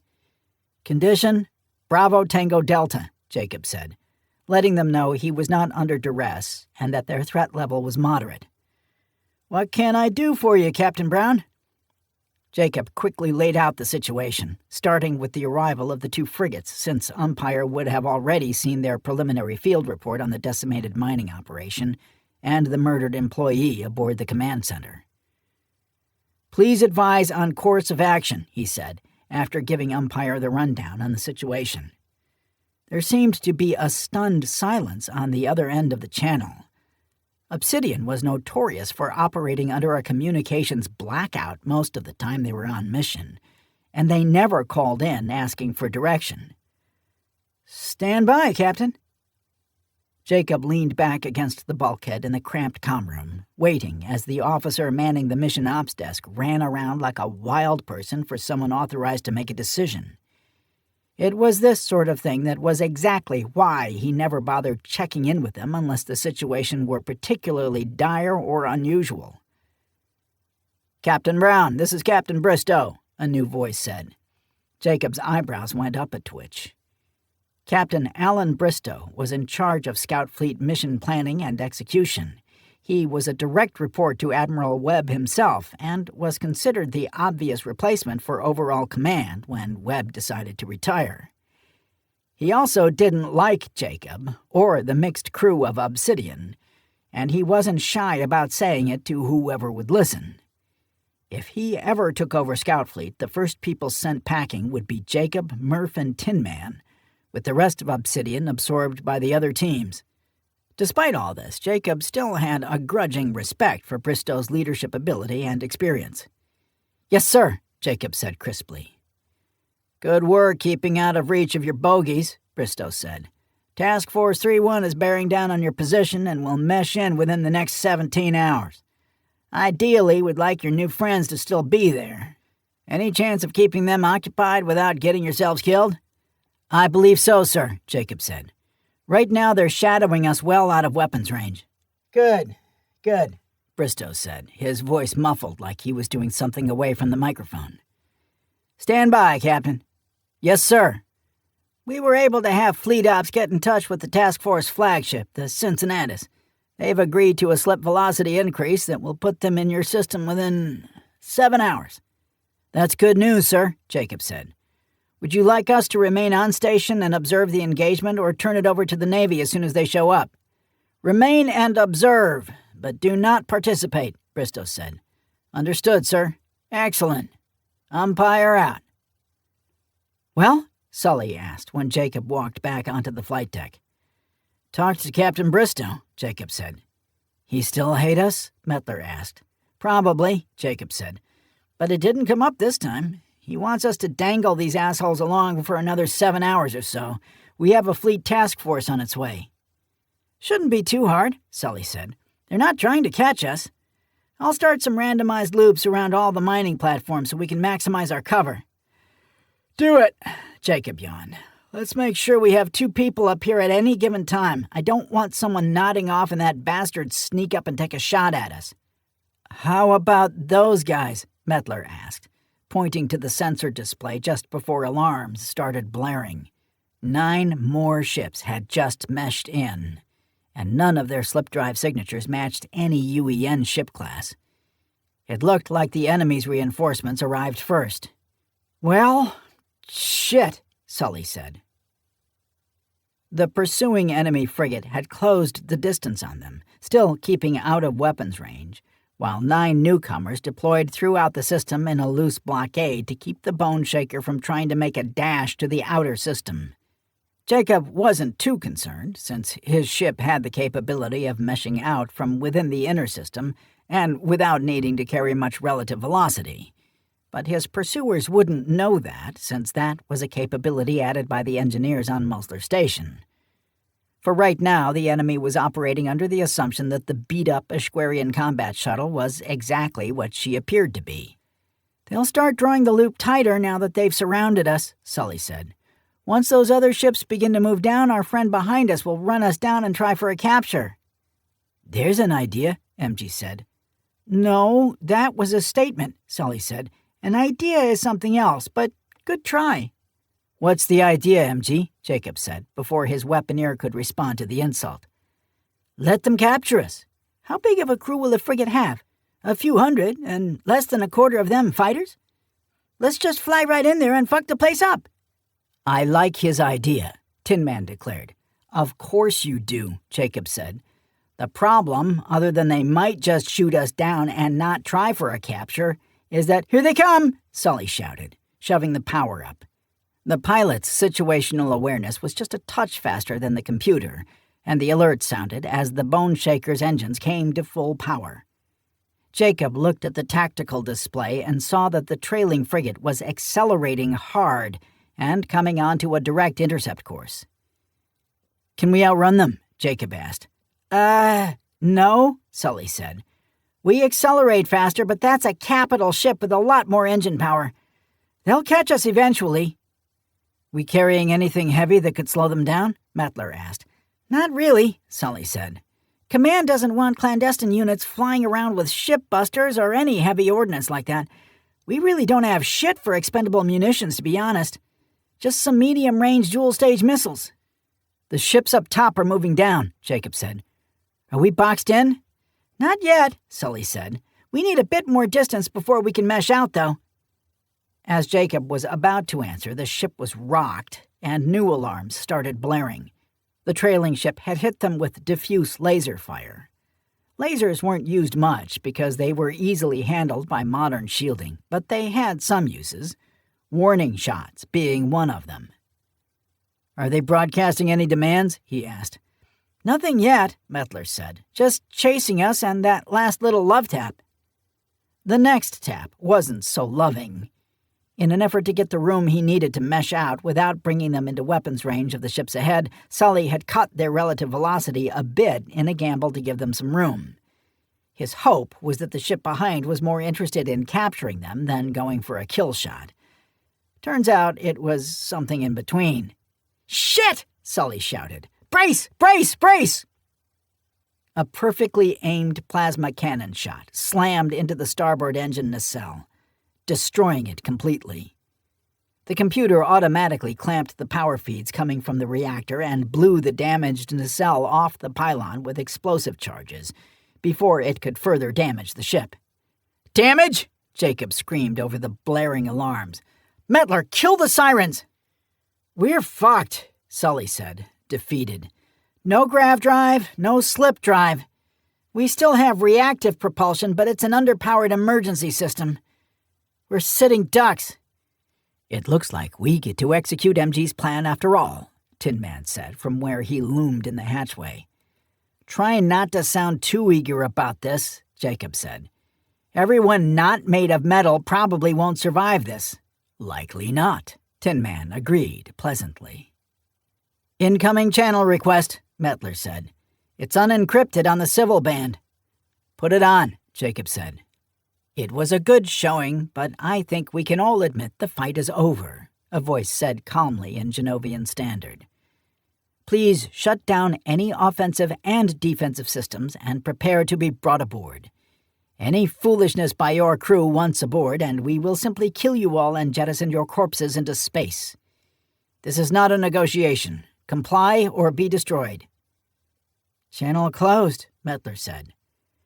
"How far away is our fleet?" Jacob asked. "Still over 5 hours out," Tin Man said. "Sully?" "She's dead, Jake," the pilot said. "No propulsion and an armament that wouldn't do much against a ship like that. At least not in a fair fight where they see it coming." "Tin Man?" Jacob asked. "There is nothing to be gained by wasting your lives," Tin Man said. "You are at a disadvantage right now. The smart thing will be to bide your time until you are in a position to change that." "Boarding protocol," Jacob said, making his decision. "Purge all of it. Don't leave a fucking thing for them to find. Dump the mission files into the emergency beacon and launch it with a 9-hour delay." While the frigate maneuvered for a grapple, the crew of the Bone Shaker went into action, purging servers, comm buffers, navigation computers. Anything that would hold the least little scrap of usable intel was destroyed. He knew that by destroying the intel on the data cores, he increased the likelihood he and his crew might be tortured. But Scout Fleet regulations were quite clear. It was the risk they all signed up for. "We're on emergency backup power," Sully called from the flight deck. "Reactor is completely shut down and weapons are safed." "Are we arming up ourselves, Cap?" MG asked. "No," Jacob said. "Tin Man is right. Going out in a blaze of glory is pointless. Let's work the situation and see if we can't bide our time until the odds are in our favor." "You're the boss," MG said, clearly not happy with the answer. The crew of the frigate was quick and efficient at grappling the Bone Shaker and bringing her aboard. Jacob sat in the cargo hold on a crate when he felt the deck shake from the ship being set down, and then a loud knocking on the rear ramp. He nodded for Mettler to open them up, standing up and keeping his hands in front of him. When the ramp lowered, he was looking at the expected party of armed troopers aiming weapons at them. What he hadn't expected was the apparent leader of the little party. "Who the fuck are you?" Jacob blurted. "We can exchange names later," the human said. "For now, let's get the formalities of searching you and your ship out of the way. I appreciate you not forcing my hand by doing something completely foolish, since it looks like you're not the people I thought you were. So who are you with? NIS? NAVSOC? Scout Fleet?" "Who did you think we were?" Jacob asked, ignoring the questions. "All in due time. Whoever you are," the man said, motioning his troopers forward. "Separate and secure them, but they are to be treated as guests, not prisoners. Got it?" "Got it," a voice came from the helmet of the lead trooper. The voice spoke in accented English. The more Jacob looked, the more he realized they all looked human underneath the tactical gear. "This way, please," another trooper said, waving them toward another armored figure holding a scanner they would use to make sure nobody was carrying a holdout blaster or blade in their clothes. "This is everyone?" the leader asked. "All humans present and accounted for," Jacob said. The man narrowed his eyes a bit at that and moved to the team that was getting ready to board the ship, whispering something before leaving the hangar bay. Chapter 7. "There's nobody here, sir. There is some debris consistent with the class ship your crew was in, but analysis shows there's not enough to account for the entire vessel." "And the beacon?" Admiral Webb asked over the hyperlink connection. "Retrieved, sir," Captain Zell of the Cincinnatus said. "Intel is decrypting the files now. They had it set on a delay. It began broadcasting around 20 minutes after we meshed in. Your crew was gone, as were the ships they reported engaged with, including the damaged one." "I would take it as a professional courtesy if you kept my office apprised of your investigation, Captain," Webb said. "Since you haven't found a debris field large enough to account for the Bone Shaker, I will operate under the premise they are still alive."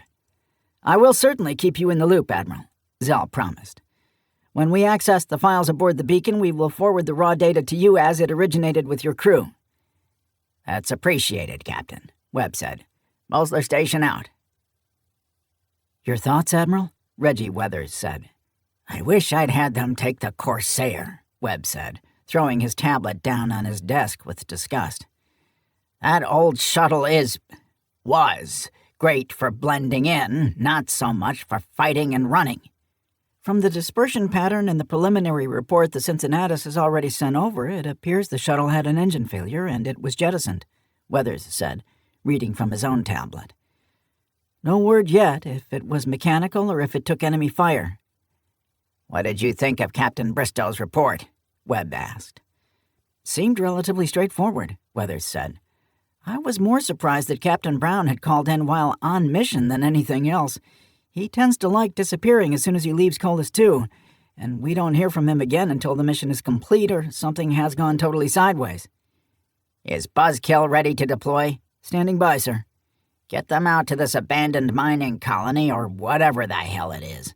I want our own people putting eyes on this right now," Webb said. "We'll forward them anything we get of use in the files Obsidian dumped into that beacon. The fact it was on a timed broadcast delay indicates they were under duress when they disappeared from the system." "And not under their own power if they left one of their engines behind," Weathers said. "It's not looking good," Webb sighed. "The chances are high that the task force will find the Bone Shaker crashed into a planet or asteroid. I know they're a resourceful crew, but everyone's luck runs out eventually." "Interesting ship you've got." The voice made Jacob sit up on the rack and turn toward the bars of his cell. They had been tossed in the ship's brig, but they had been given comfortable bedding and were being well fed. All told, it was probably in his top 5 times being held captive. "Be it ever so humble," he said, spinning to face the human that had greeted them. "Thanks for blowing one of the engines off, by the way." "I'll take your thanks at face value, since were it not for my gunner's precise shot placement at taking out just an engine, we wouldn't be having this conversation at all." "Fair point," Jacob conceded. "So what do I call you?" "Before all that, tell me about your unusual cargo," the man said. "Our people found an armory that definitely tells me you're part of the UEAS in some capacity, but they also found an inert battle synth strapped to a pallet in your cargo bay." "We found it," Jacob shrugged. "It was aboard the command center of that mining operation. Didn't appear to be damaged or shot up, just turned off somehow. Seemed something worth bringing along." "Why strap it down?" "In case someone in an unregistered warship blows one of our engines off. Keeps it from bouncing around." "Funny. So, what secret division of our stalwart military do you belong to? I would have guessed NIS, but you don't quite fit the profile." "Our military, huh? So besides sharing a homeworld, where have you come from? Is the UEAS running entire covert fleets now?" Jacob asked. "We've got a long flight. We can play this round and round game for a bit longer if it makes you feel better. Enjoy the cell, whoever you are." "Will do," Jacob called to his retreating back. He hadn't seen anyone but humans crewing the ship, so it was a safe assumption that this was a covert ship tied to the military. There were a few private military companies popping up here and there, but Jacob had never heard of them having whole squadrons of frigates. No way Earth would have approved something like that. He settled back onto his rack to wait. They would be out of their cells soon enough, and then he could get some answers. All of his actuators gave a twitch as Tin Man came out of the self-maintenance cycle he'd put himself into prior to the Bone Shaker being captured. As he'd hoped, he was still lying on the floor of the shuttle's cargo bay, strapped to the pallet. The maintenance mode gave outsiders the impression that he was disabled, or even dead, but didn't fool anyone with any sort of familiarity with synths. It was a calculated risk he'd talked Captain Brown into taking, but now it appeared to have paid off.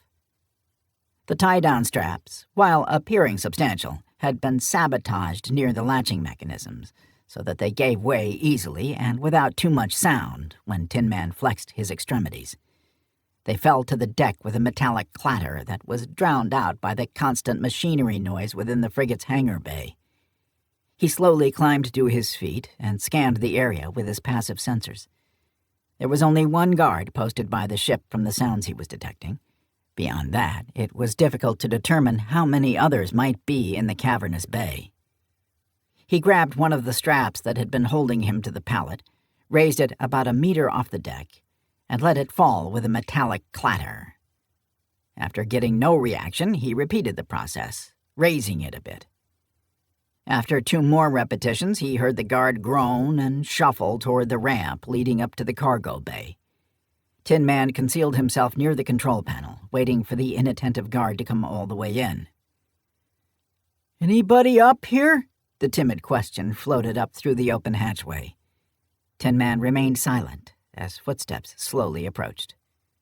The guard appeared in the hatchway, his weapon slung between him and his hands casually at his side. Tin Man was disgusted by his inattentiveness and demeanor, but considered it would help in his task that the human was so unprofessional. He struck fast, grabbing the guard by the front of his utilities and dragging him deeper into the cargo bay where they wouldn't be seen by anyone passing by. "If you cry out, I will kill you. Nod if you understand," Tin Man said calmly. The man nodded, eyes wide and mouth hanging open. "Excellent. Where are the crew from this ship being held?" "The brig, I think," the man said. "I understand that. I am looking for an exact location." "Deck 4, Section 32. "How do I gain access?" Tin Man asked. "I won't tell you that," the human said, now showing a little bit of defiance. Tin Man approved. "This is a human ship?" he asked. Now the guard seemed torn on how he should answer. "It's human crewed," he said finally. "If that is true, when I attempt to rescue my own human crew, I should not kill anyone aboard this ship?" Tin Man asked. That brought a spark of hope to the guard's eyes. Definitely shouldn't kill anyone, starting with me." "Have you ever heard of the Galvatic Empire?" Tin Man asked. The confused guard shook his head no. "It is the home of the infamous and widely feared Galvatic legions. They are powerful, awesome warriors. If one of them had failed so spectacularly at his post as you have done today, they would have ended their own life in shame. Keep that in mind." Without waiting for an answer, Tin Man hit him in the head with a closed fist, with just a touch over the amount of force he knew would render a human unconscious. The human crumpled into a heap, eyes rolling back in his head. The fact they'd been captured by a human ship of unknown allegiance complicated Tin Man's task. Whoever had captured them had to be affiliated with Earth in some way, which meant the normal level of violence he would be comfortable with was no longer an acceptable option. He'd pledged his service to his scout fleet crewmates, and killing off too many of their own kind would probably sour that relationship. Despite the harsh words he'd spoken to his lotmate, Lucky, in the past about his misplaced loyalty to humans, Tin Man had developed a strong affinity for the quirky, unpredictable creatures. A direct rescue of his crewmates was impractical and likely doomed to fail without being able to use deadly force. Instead, he would try a more indirect method and began planning what route he would try to take to the ship's bridge. Jacob sat up as his captor dragged a chair over to the bars of his cell and sat down. They both eyed each other without speaking for a few minutes. "I imagine we've been trained by the same people in interrogation resistance," Jacob said. "You really want to waste time staring at each other?" "Information on you was difficult to come by, Captain Jacob Brown," the man said. "Since Admiral Webb was able to peel Scout Fleet away from under the UEAS umbrella, he's done a good job at cutting off the flow of information regarding his activities and personnel. People had some interesting things to say about you." "Well, good, I hope," Jacob yawned. "Not particularly. But reading between the lines, it's easy to see past the negative comments and see there's a real fear of you from people that might surprise you. Why do you think that is?" "I'm a mean drunk. Makes cocktail parties awkward. Was this all you wanted to talk about?" "What were you doing in LOR 773, the man asked, sipping from a large mug. "Not a chance in hell I start sharing information until I know exactly who you are," Jacob said, suddenly serious. "Even then you'll have to convince me we're on the same side and that an intel exchange is in our mutual interest." "I suppose it couldn't hurt to—" Alarms started blaring. Red lights flashed along the corridor outside the cell, and Jacob heard security hatches slamming shut somewhere to his right. His captor pulled out a comm unit and held it to his ear.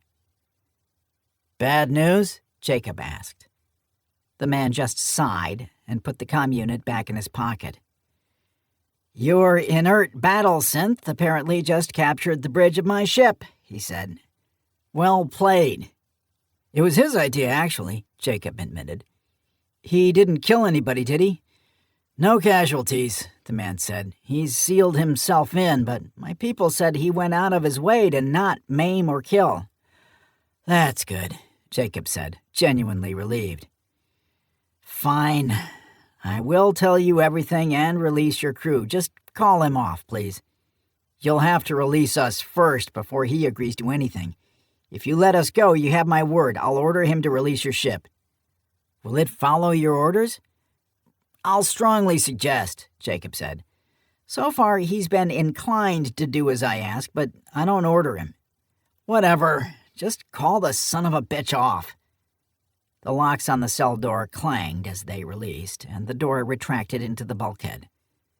Jacob stood up and stretched before walking slowly toward the opening, but his captor was still blocking the way. "Don't do anything stupid," he said. "You want me to get your ship back for you or not?" Jacob asked. "I'll go lay back down and you can deal with Tin Man. He's not known for his patience, so I'd figure it out quickly. You assholes captured me, don't forget that." "Let's go," the man said, waving a hand at the armed guards he had with him. "Release his crew. Take them to the mess deck and stay with them there. I'm taking Captain Brown to the bridge to negotiate with his battle synth." "Would you care for some constructive criticism?" Jacob asked, as they walked out of the brig and into a narrow corridor. "I'm listening." "Stop thinking and talking about him like he's a piece of equipment or property," Jacob said. "Tin Man is an intelligent being, as unique as either you or me. They've been treated poorly as a species, and every one of them I've met takes great offense at the things you've been saying and how you've been saying them." "Noted." He at least had the decency and intelligence to look genuinely sorry. As they walked out of the security area, he hoped he'd truly understood what Jacob had been trying to tell him. If Tin Man wanted, he could tear the ship apart and kill everyone aboard. Chapter 8. It had been absurdly easy to find the bridge and subdue the crew. Tin Man had served with humans for some time now, and had grown to have a great respect for their courage and resourcefulness. He now amended his opinion, as it seemed the members of Scout Fleet were not indicative of the species as a whole. He had been spotted immediately leaving the hangar bay by the ship's automated security systems, but someone had overridden and silenced the alarm, apparently thinking it was a false alert. This let Tin Man make it all the way to the forward crew spaces before anyone bothered to challenge him. Most saw him, gaped at the unexpected sight, but proceeded past him without incident.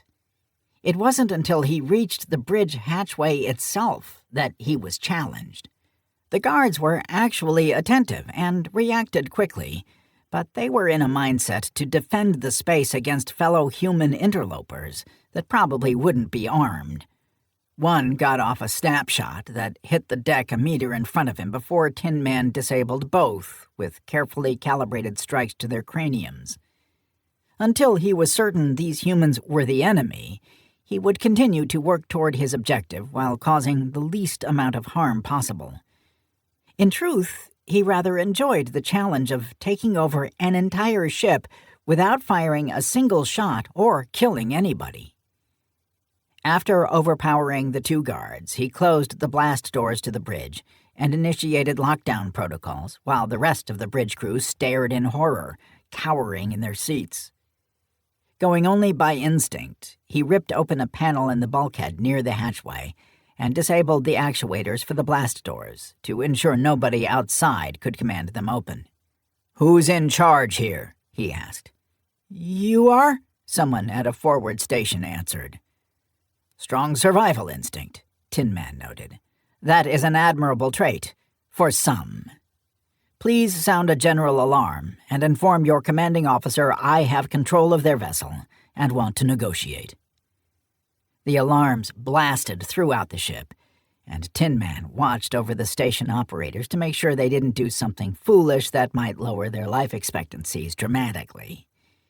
He was curious about this crew and the ship. They certainly didn't live up to the courage and professionalism Tin Man had seen from human crews on United Earth Navy ships. These seemed to be barely competent spacers pressed into military service. "This is First Officer Bryn Orso," a voice said over the intercom. "Who is this?" "This is the person holding control of your ship. My demands are as follows. Release the crew from the captured shuttle, escort them safely to the bridge, and don't do something foolish like attempt to retake control through force. If you follow these instructions, I will surrender the bridge to the captain. Fuck with me, and I will kill everyone aboard." "That would kill your friends too," Orso pointed out. "A sacrifice I am willing to make. Are you?"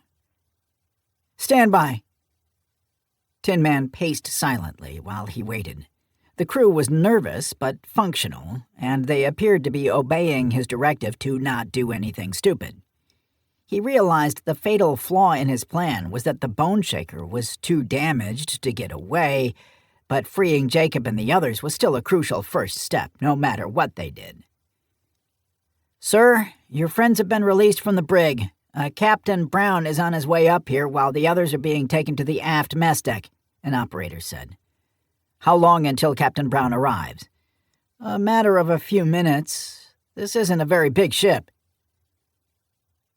"How the hell does a battlesynth stroll all the way to your bridge without anybody noticing?" Jacob asked. "It's a new crew," his captor said. "We're working out the kinks." "Who are you people?"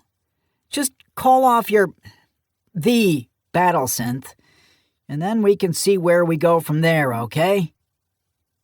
The trip to the bridge was quick and uneventful.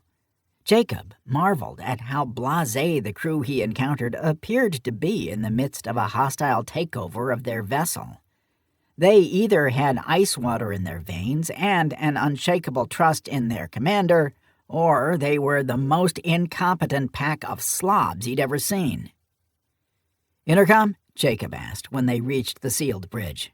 "Right there," a guard indicated, pointing at an active panel near the hatchway. "It's a live channel to the bridge right now." Tin Man, this is Captain Brown, Jacob said, after getting close enough to the panel that the small microphone icon turned green when it detected his presence. The uniquely human iconography on the panels was another interesting bit of information Jacob tucked away for later. I see you on the security feed, Captain. What would you like me to do? Tin Man's voice came back. We're at a bit of a stalemate right now, but that can't go on for too much longer. Go ahead and open up the bridge and we'll try to find a peaceful solution to our little problem. It took a few moments before the armored blast doors budged a crack, slammed shut again, and then smoothly opened fully.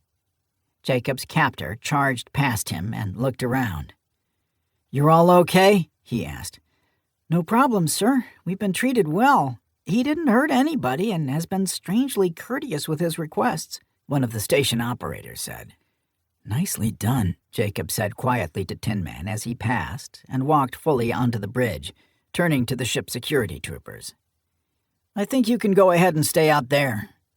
Make no mistake that this ship is still under hostile control, and we will give it back to you when we see fit. As a show of good faith, I'll allow the doors to remain open so you can freely monitor the situation." "Stand down," the man in charge said. "You couldn't take down a battle synth with those weapons, so don't even try. You'd end up killing half the bridge crew." "Let's start at the beginning," Jacob said, slouching into one of the bridge seats and putting his feet up. "Who the hell are you?" "You giving the orders now?" "For the time being." "My name is Glenn Mitchell. I'm what you might call a troubleshooter." "Bullshit," Jacob scoffed. "A troubleshooter with a whole fleet of frigates?" "It's not an exact title," Glenn said. "My point is that I'm not affiliated with the military or intelligence apparatus, nor are any of the crews or ships I'm with at the moment." "At the moment?" "I'm in charge of this small force until our task is complete, then I'll leave." "How vague," Jacob said. "Okay, so what's your task?" "You first. Who are you guys and who are you with?" Jacob thought it over for a moment and then shrugged.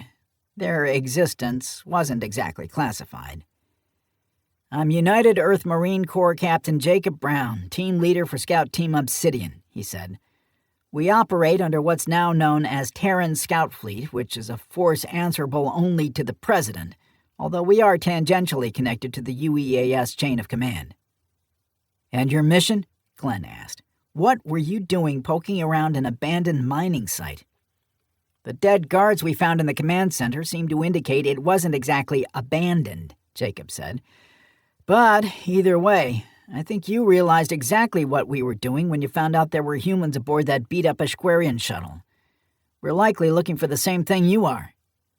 "We actually had no idea," Glenn said. "Your shuttle isn't exactly fleet issue. Let me run this up to my superiors, and then we'll see where we stand. Can we maintain this ceasefire until I return?" "Make it quick," Jacob said. While Glenn slipped on a headset and began the process of contacting whoever the hell he reported to, the bridge crew seemed to think the tension of the situation had ended and began asking Tin Man ridiculous questions. "Were you born or built? Do you have a regular brain in your head? Are you controlled remotely?" Tin Man ignored them completely.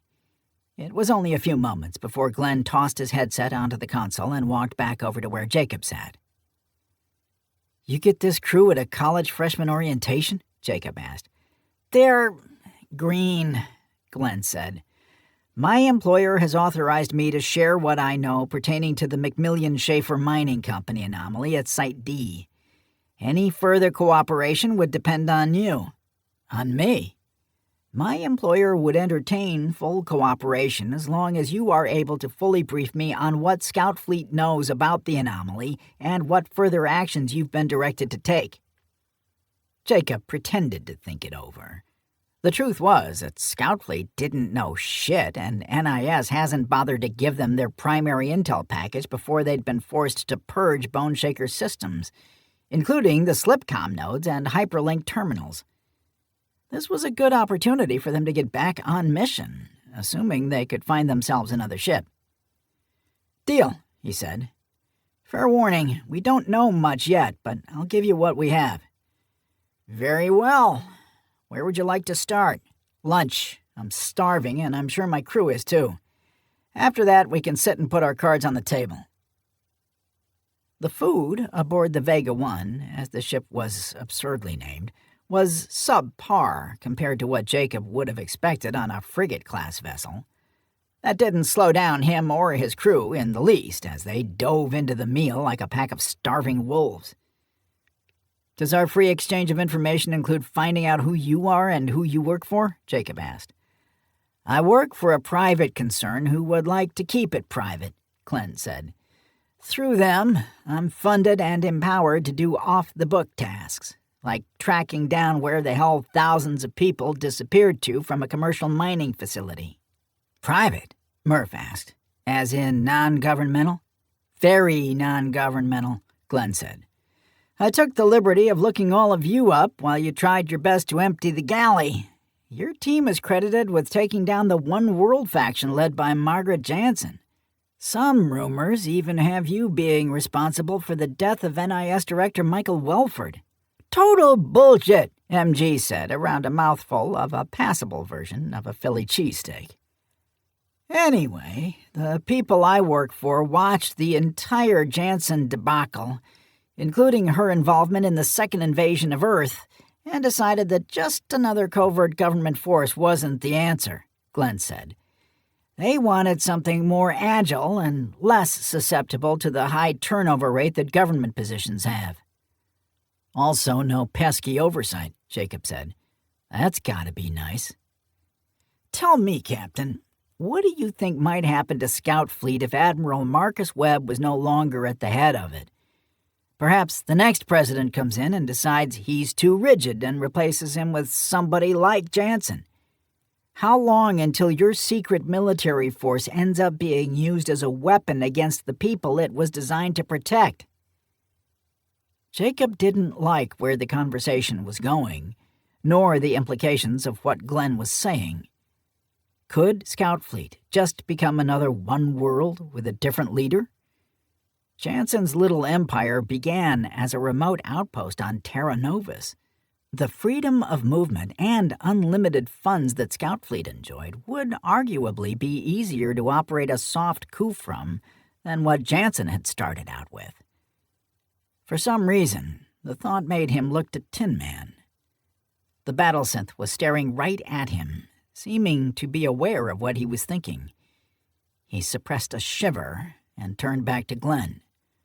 Were you looking only at the Site D anomaly, as you put it, or is there a wider scope to your investigation? That is where it began because an entire mining operation disappearing and missing regular updates attracts a lot of attention in the corporate ecosphere, Glenn said. As I dug deeper, I found reports of missing people, a lot of them, mostly concentrating along the colonial routes. Now that Earth is letting people apply to leave the planet, there's been a steady stream of adventure and treasure seekers heading toward the frontier regions. Apparently, not all of them have made it. It would seem that we're looking into the same problem, but from different angles, Jacob said carefully. Have you happened to connect any of the missing colonists to any galactic or regional powers? The Ul? Glenn asked. The Krydal, Jacob said, going for broke.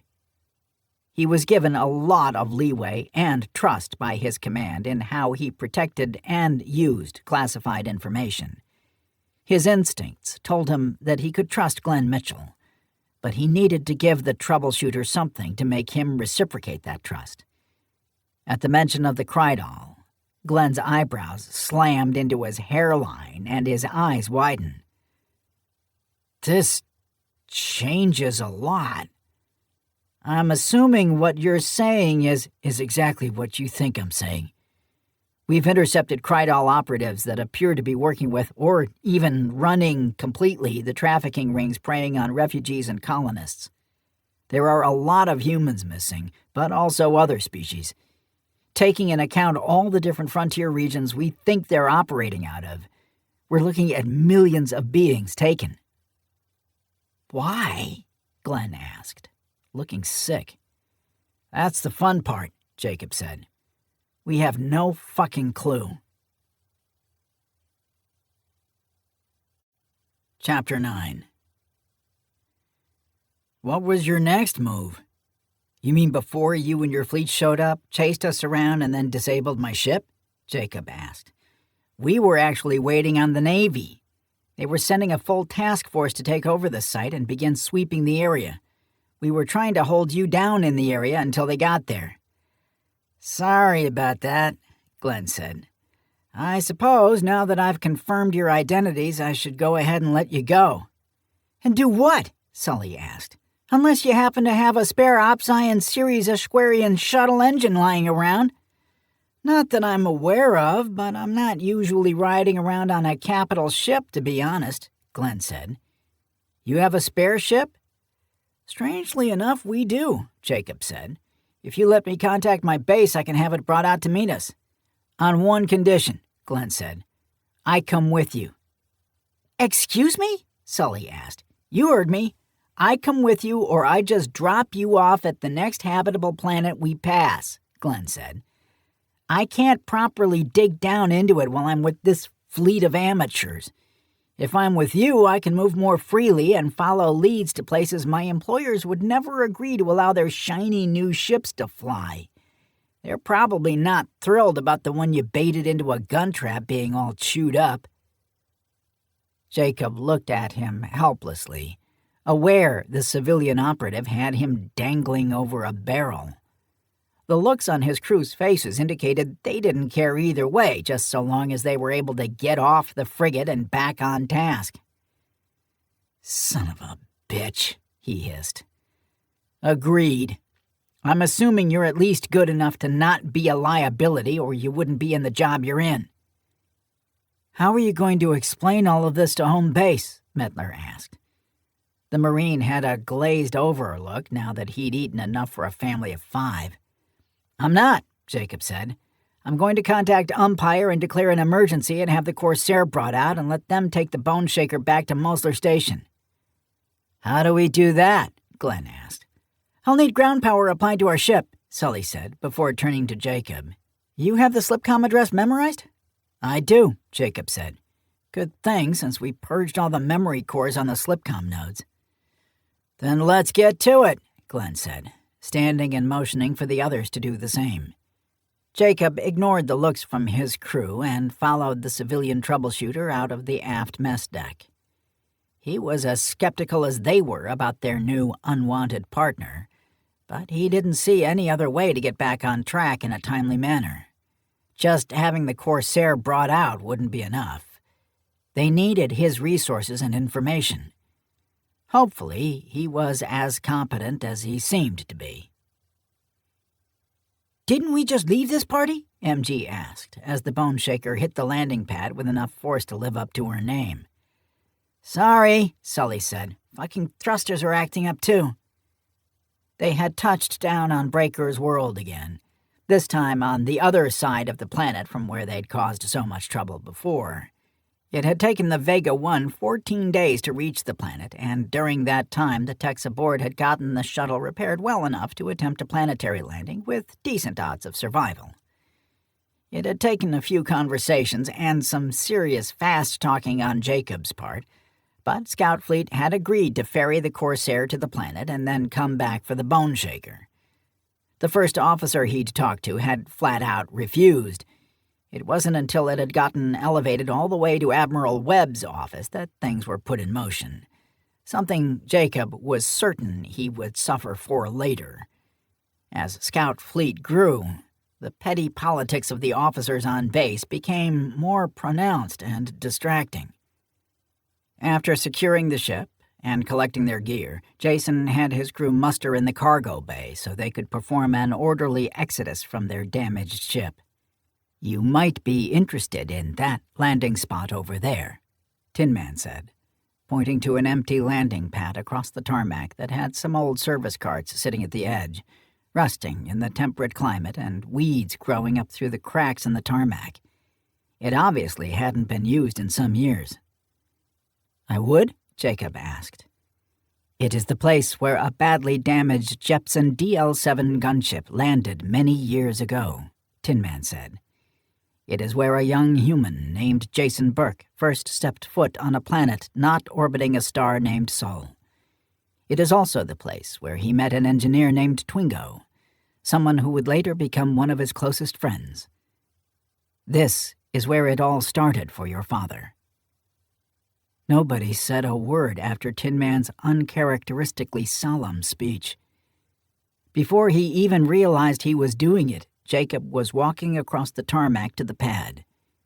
He was trying to imagine a younger version of the man he knew, wide-eyed and likely scared shitless, walking around on this very spot as a psychotic synth plotted and schemed.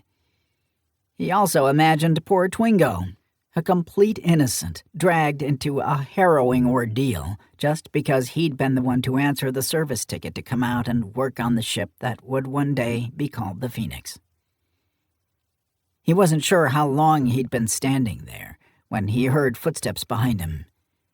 There was no mistaking a battle synth's footfalls with anything else, so he didn't bother turning to greet his crewmate.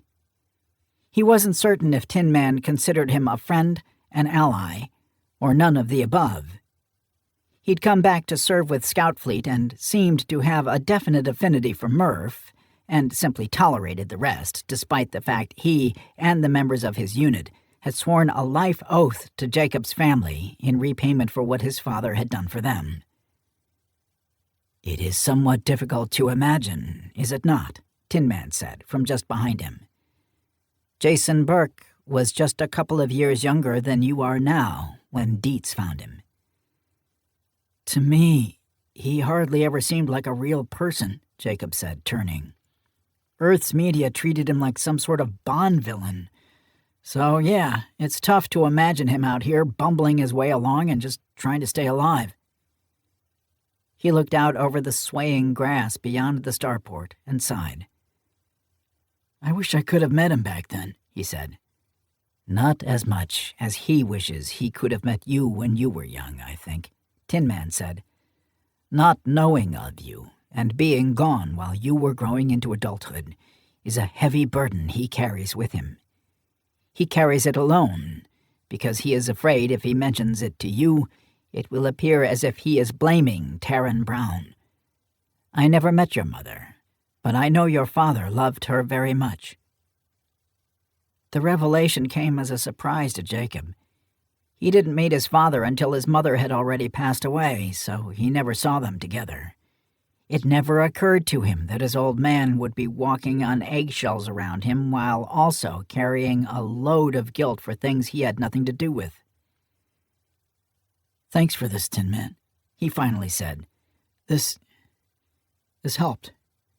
"I am glad." "Oh, baby, come to Daddy. You fucking freak," MG sneered at Sully as the pilot rubbed the outer hull of the Corsair. "That means nothing coming from someone like you," Sully said. Jacob ignored them as he took his gear up to his quarters, a much more spacious stateroom than the cramped room behind the flight deck he'd had on the Bone Shaker. While he rankled at the delay the swap was causing, he was secretly delighted that they were getting back into the Corsair. The sleek ship was one of one, a complete ground-up, custom-built on Earth, with the latest technology humans had at their disposal. Even though she was nearing 10 years old, there weren't too many ships in her class as well-equipped or capable. "Nice ship," Glenn remarked as he walked up the ramp. He traveled light, carrying what looked like a weapons case and a backpack on his shoulders. "Lot more room than the shuttle, but not as much as one of your frigates," Jacob said. "Berthing is down below. Just grab any rack that's open." "Weapons?" Glenn asked, lifting his case. "We're a little looser than the regular Navy, but for now I'd prefer if you stowed your personal weapons in the armory," Jacob said. "Not that we don't totally trust you, of course." "Of course," Glenn said, setting the case on the deck and heading down the narrow steps to the lower deck and crew berthing. Jacob finished putting his own gear away, while the crew went about their tasks preparing the Corsair for departure. The sooner they left, the quicker they'd be back on task and the quicker the crew from Mosler Station could come and recover the Bone Shaker. He was about to head up to the bridge when he saw the light above the comm room lit, indicating there was a high-priority message in the queue. "You and your team have already lost a ship and you've barely started," Admiral Webb's stern visage started when Jacob logged in and played the message. "Not a promising start," he muttered. "I'm cutting you some slack because NIS is playing their usual games and we're late getting us the initial intel packet. Some slack. You are hanging from a very thin thread right now. Pressure is coming down from the very tippy top on this one. While you've been bumbling around getting engines shot off one of my ships, another 2 caravans have gone missing from the Pateldi frontier zone. That's over 7,000 human settlers, all from India, and their government is not taking it lightly. There are a lot of eyes on us right now, so don't shit the bed, Captain." Webb's face disappeared from the screen, leaving Jacob to stare at his own reflection. The Admiral rarely directly talked to scout teams in the field lately, routing directives and information through umpire instead. He also wasn't the type of leader to give that type of motivational speech. That he was resorting to using the crop on him, so to speak, told Jacob volumes about how much political pressure was being put on his boss from above. "We're ready when you are, Jake," Sully said from the hatchway. "Everything good?" "No, but when is it ever?" Jacob said. "Let's get her into space. We've got a lot of work to do." "So, Glenn, what's your story?" Glenn turned and saw the tall African-American member of the crew, the one they called Murph, was looming in the hatchway, blocking his way out of crew berthing. "My story?" he asked. "You asking where I grew up and who my mommy and daddy were? I'm more curious about where you got your training and how you ended up being employed by a private company," Murph said. "Bit of an unusual arrangement." Glenn knew that the man's name was Alonzo Murphy, but other than the fact he was assigned to Terran Scout Fleet, he hadn't been able to find anything else out about the man. Home Office suspected that he might have been an agent in the NIS, but in the wake of Director Welford's disappearance and the agency's restructuring, any record of Alonzo Murphy had been scrubbed. "Is this idle curiosity or a legit effort at pumping me for information?" he asked. "I don't waste time on idle curiosity," Murph said. "Right now I'm assessing a threat to my crew." "A threat? You heard me. You may have gotten yourself aboard this ship, but you are not a welcomed guest. If I think you are up to something, or putting the crew or ship in danger, I'll cycle you through the airlock." Glenn's instincts were to meet force with force, but his training told him that escalating a conflict on a ship full of alphas would only end badly, mostly for him. Instead, he softened his posture and put his hands up placatingly. "We all have secrets we can't divulge," he said.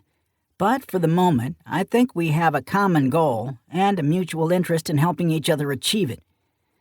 Let's agree that we should all try to keep each other alive long enough to go our separate ways once that is done."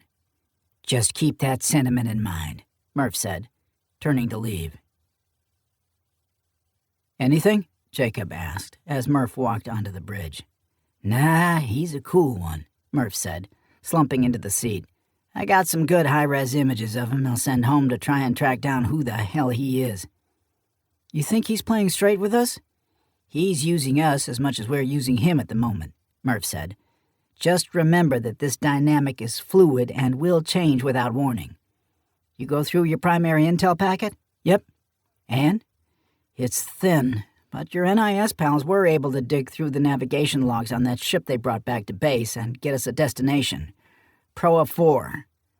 Jacob pulled up a star chart on his terminal. "It's a planet in an unclaimed system near the border of the Krydal Cooperative and the Sabra Protectorate." "Why unclaimed?" Murph asked.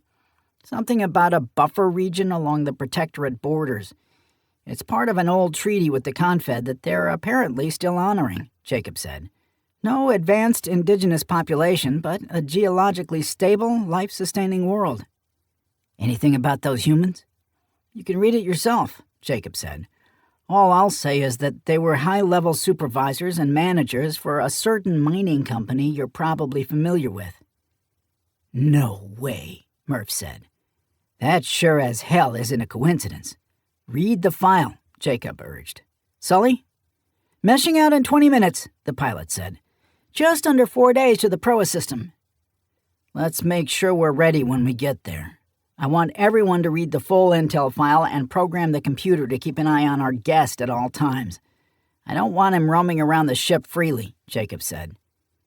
He'd been awake for over a full day now, and as it sometimes did, his prosthetic eye was beginning to give him a headache and blur his vision along the left side.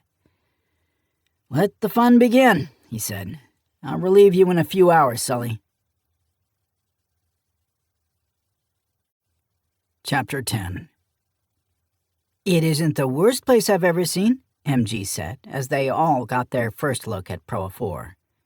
"There are colonies all over the surface, but very little traffic in space," Murph said. "No capital ships at all. A couple older freighters with cold engines in high orbit." "Let's take a closer look," Jacob said, turning to Glenn. "Anything to add here?" "I've never even heard of this planet," he said.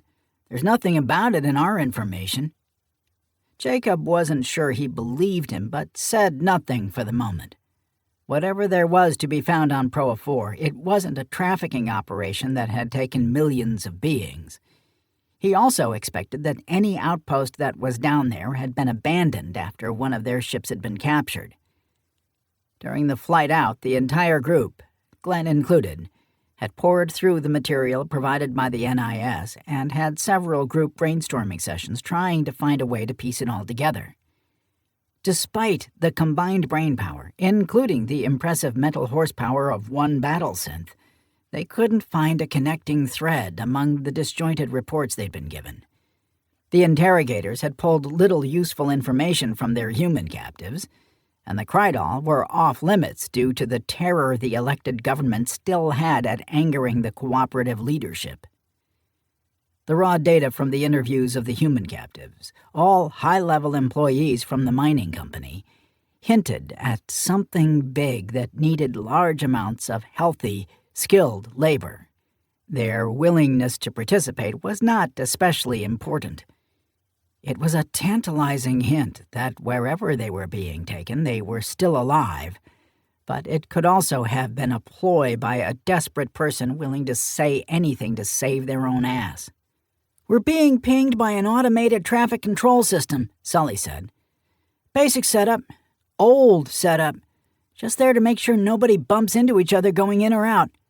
I'll put us in a high parking orbit so we can get some eyes on the surface." Proa 4 didn't have a lot of surface water, but it was still a green, lush world, which meant there was water down there, just running where it couldn't be seen. The megaflora was breathtaking under the gaze of the Corsair's high-power optics. It also made spotting surface features damn near impossible. Even in the multispectral scans, the data coming back was jumbled, and the computer put up more apologies and errors than clear images of what was below the vegetation. "Starports?" Mettler asked. 7, Sully answered. 2 capable of supporting heavy lifters. That pair is clumped together near the equator where you'd expect." "Nothing we're looking for would be operating out of a public starport," Jacob said. "Let's start the computer on pattern recognition and see if anything pops out that would indicate—" "What is the make of the orbital traffic control system?" Glenn asked. "Keprian," Sully said. "Why? You have any intrusion software that can access the data logs?" "Worth a try," Jacob shrugged. "We have a listing of the CNC channel frequencies for the system?" "It will not have remote access capability once deployed," Tin Man said. "No Keprian automated systems do. System integrity and security is an obsession among their engineers." "Suggestions?" Jacob asked. "We must go to the surface and access the logs on the device itself." "Is that even possible?" Mettler asked. "On a highly populated Tier 1 or 2 world? No chance," Glenn said. "But here? It's entirely possible we could get in, get the logs, and be gone before someone tried to stop us. It's probably the only chance we'll get of finding out what we're looking for in a timely manner. Flying around scanning the jungles could take weeks we don't have." "Agreed," Jacob said after a moment.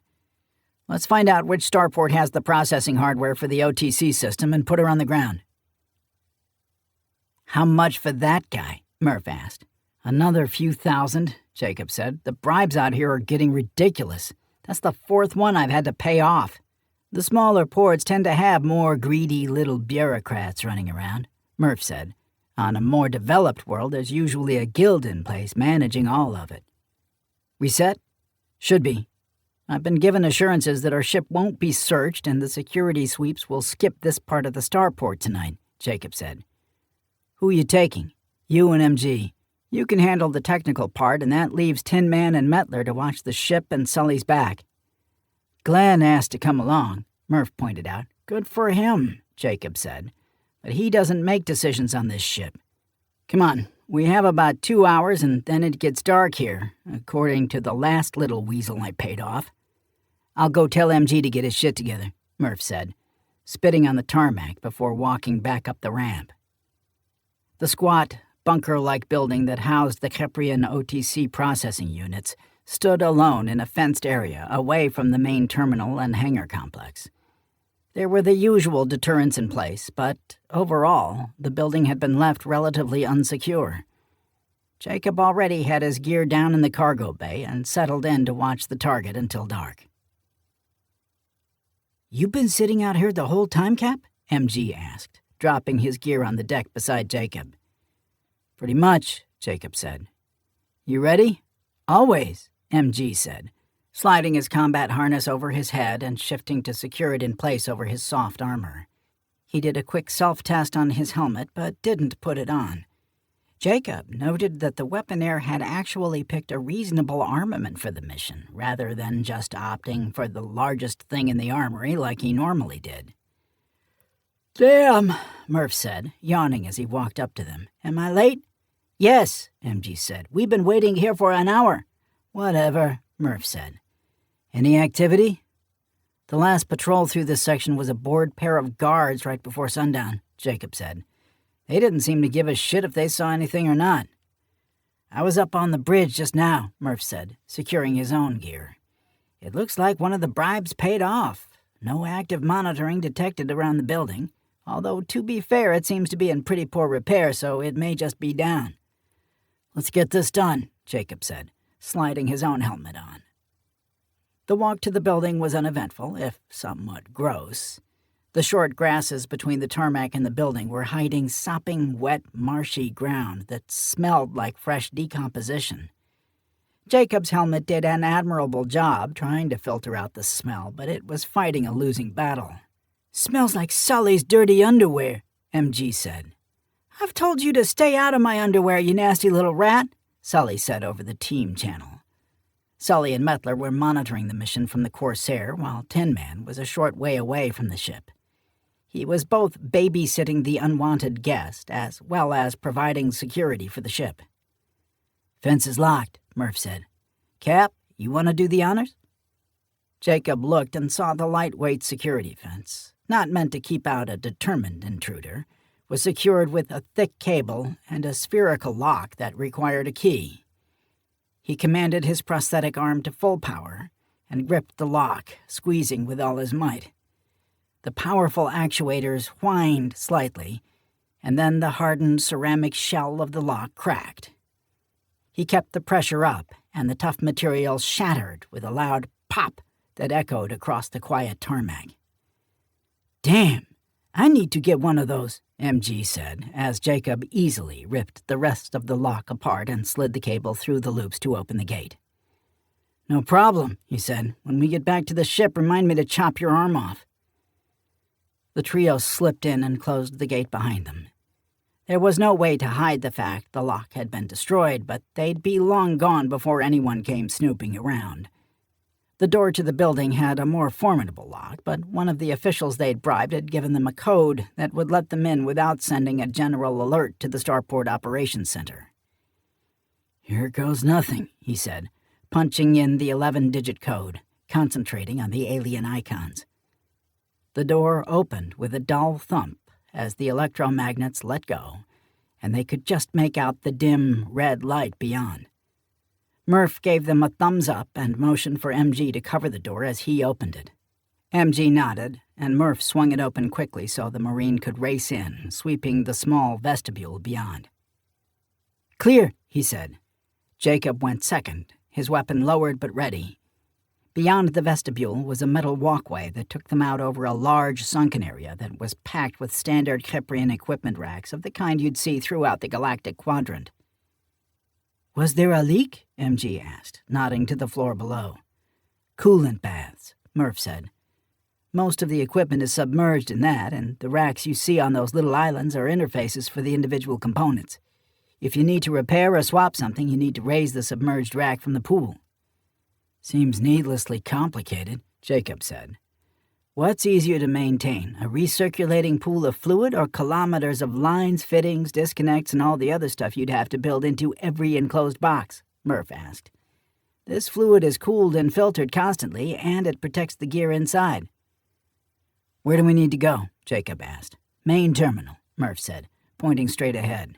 "It will be that way if this is still laid out the same way it was built." They continued over the equipment pit toward the bank of blinking terminals along the far wall. Jacob marveled at how much gear it took to run an orbital traffic control system, even in a star system where there was no traffic to speak of. He couldn't imagine what it took to manage all the ships around some place like Maressa Prime. "Did you pay someone to leave this terminal unlocked?" Murph asked. "I did not," Jacob said, keeping watch toward the entry door they came in through. "You mean it's completely unsecure? I'm looking at an interface screen with no prompt for credentials," Murph said. "Let's see what happens when I try to download the logs." He winced as he slid in a standard data card, waiting for an alarm to go off. When it didn't, he shrugged and began working through the menus to find the inbound and outbound traffic logs. Jacob's heart sank as he watched the vast amount of data scroll across the display as it loaded onto Murph's card. For some reason, he thought there would only be a few entries, and they'd be able to easily pick out the ship they were looking for and see where it had been flying to on the planet. "Cap, you read me?" Mettler's voice came over the channel. "Got you," Jacob said. "Our guest is gone. No idea where he went, but he's definitely not aboard or in the vicinity. Tin Man is widening his search, but he's in the wind." "Son of a bitch," Jacob said. "MG, go back across and cover the door. If Glenn pops his head in, take it off." "Copy that," MG said, jogging back across the walkway. "No warnings first?" Murph asked, not looking up from the terminal. "Fuck him. He was told to stay put and he snuck off. We have to assume anything he's up to is hostile." "You don't have to try so hard to convince me. I'd have left him behind on Breaker's world. He's hardly been living up to his end of the bargain so far with the information he brought to the table." "What do you think he's up to?" Jacob asked after a few minutes. "Crossing Tin Man by sneaking off like that?" Murph snorted. "Seems like an overly complicated suicide attempt because the battle synth will find him." Chapter 11. Getting off the Corsair hadn't been terribly difficult, but it took longer than he would have liked thanks to that damnable battle synth patrolling outside. The two crewmen left aboard were sharp, but Glenn had been trained by some of the best and slipped by them with ease. The starport was eerily quiet. He knew that Captain Brown had paid a handsome bribe, far too much in his opinion, to make sure security would make themselves scarce. But there was hardly any exterior lighting and no sounds of ships coming and going. He glanced toward the bunker that held the planet's only OTC system that the rest of the scout team was pillaging, and saw that the door was still closed. If all went well, he'd be back aboard the ship before the team extracting the traffic data were done. "Every administrative building on every planet has the same lack of imagination," he muttered. The starport terminal complex was laid out in the expected way, with a processing building and a separate admin building that was outside of the security zone. On a planet like Proa 4, the security zone was a bit of a misnomer. At some point, they must have found that the high fences were just in their way and removed entire sections of them, allowing Glenn easy access to the offices. He was able to gain entry into the building easily enough, but he couldn't be sure if there had been a silent alarm tripped or not, so he would have to work quickly. It took just a moment to find the office he was looking for. Base Logistics Manager. It was called something different here, but his implant assured him the title was the same. "Give me what I need," he whispered, as he found the data port built into the desk and plugged his specialized intrusion unit into. The adaptive AI on the small device made quick work of the corporate-level security codes and gave Glenn full access to the terminal. Once in, it took less than a minute to find the files he was looking for and dump them into the device's memory. He grabbed a few more promising things for good measure, and then ordered the device to back him out and erase any evidence he'd been there. With efficiency born of experience, he put the office back exactly as he found it and turned to leave. The last thing he saw before losing consciousness were bright red glowing eyes and an alloy fist coming at his face. "What was he doing?" Jacob asked, staring down at the restrained troubleshooter as Mettler worked on the horrific contusion and cut on his face. "How hard did you hit him?" "I hit him with sufficient force to subdue him," Tin Man said stiffly. "I did not know if he had any enhancements that would protect him. As it turns out, he does not.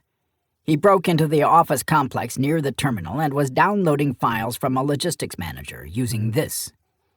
He handed Jacob a nondescript black box with a few leads dangling from it, terminating in the most commonly used data connectors in the region.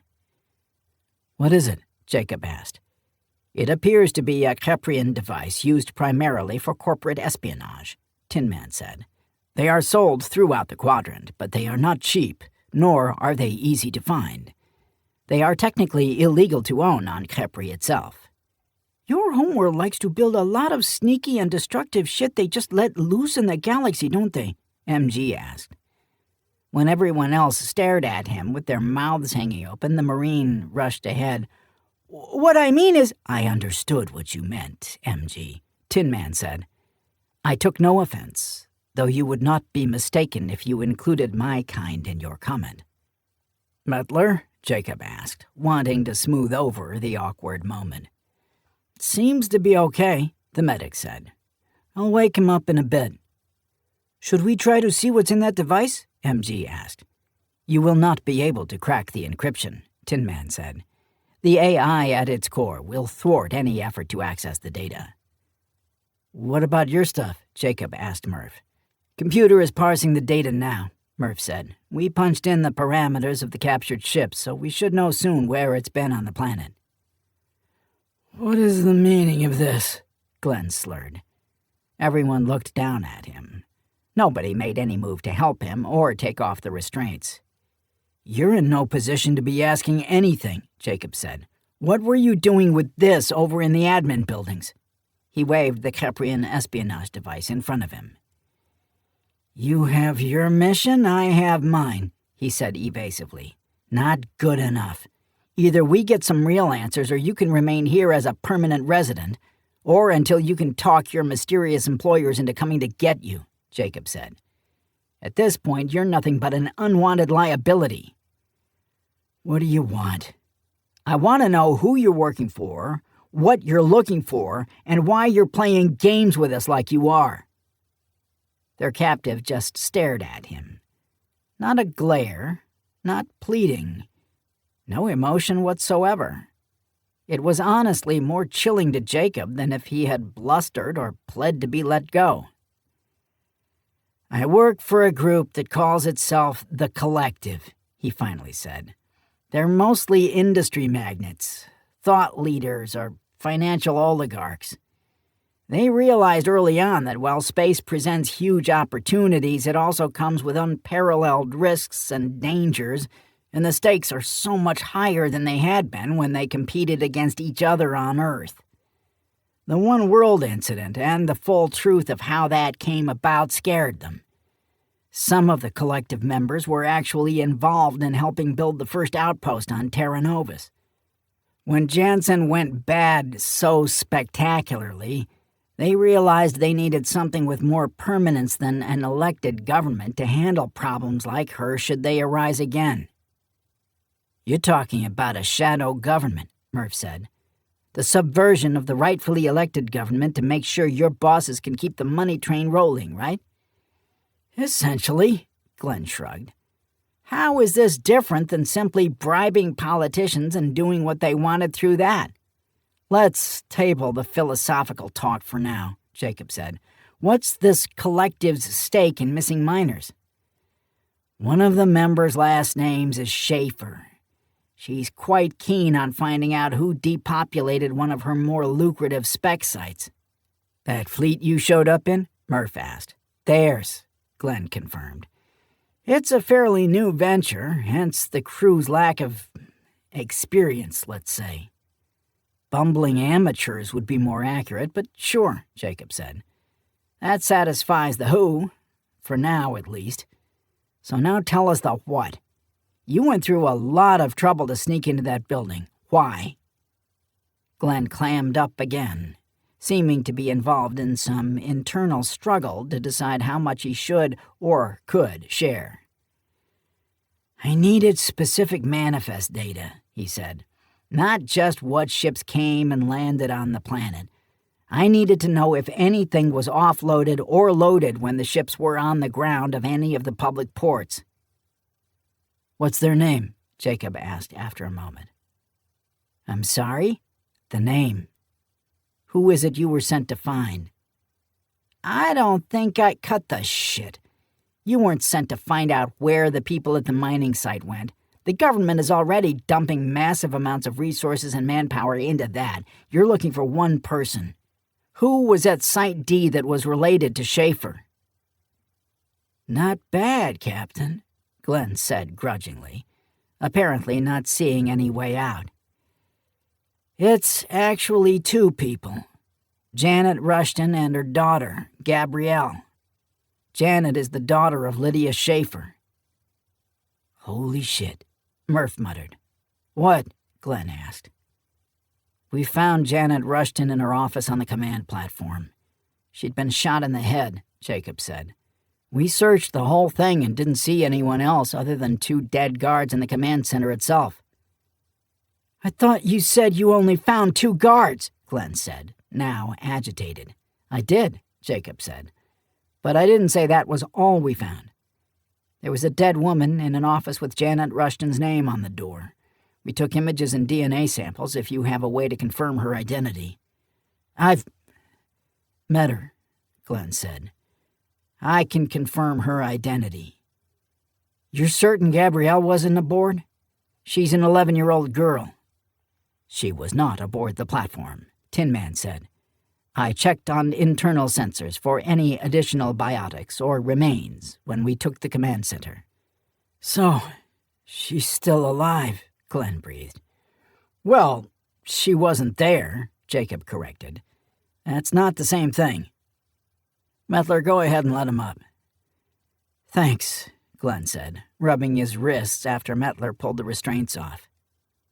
"You realize you could have just told us that you were hired by some rich person to get their family back, right?" Jacob asked. "Not quite that easy when you're dealing with these people," Glenn said.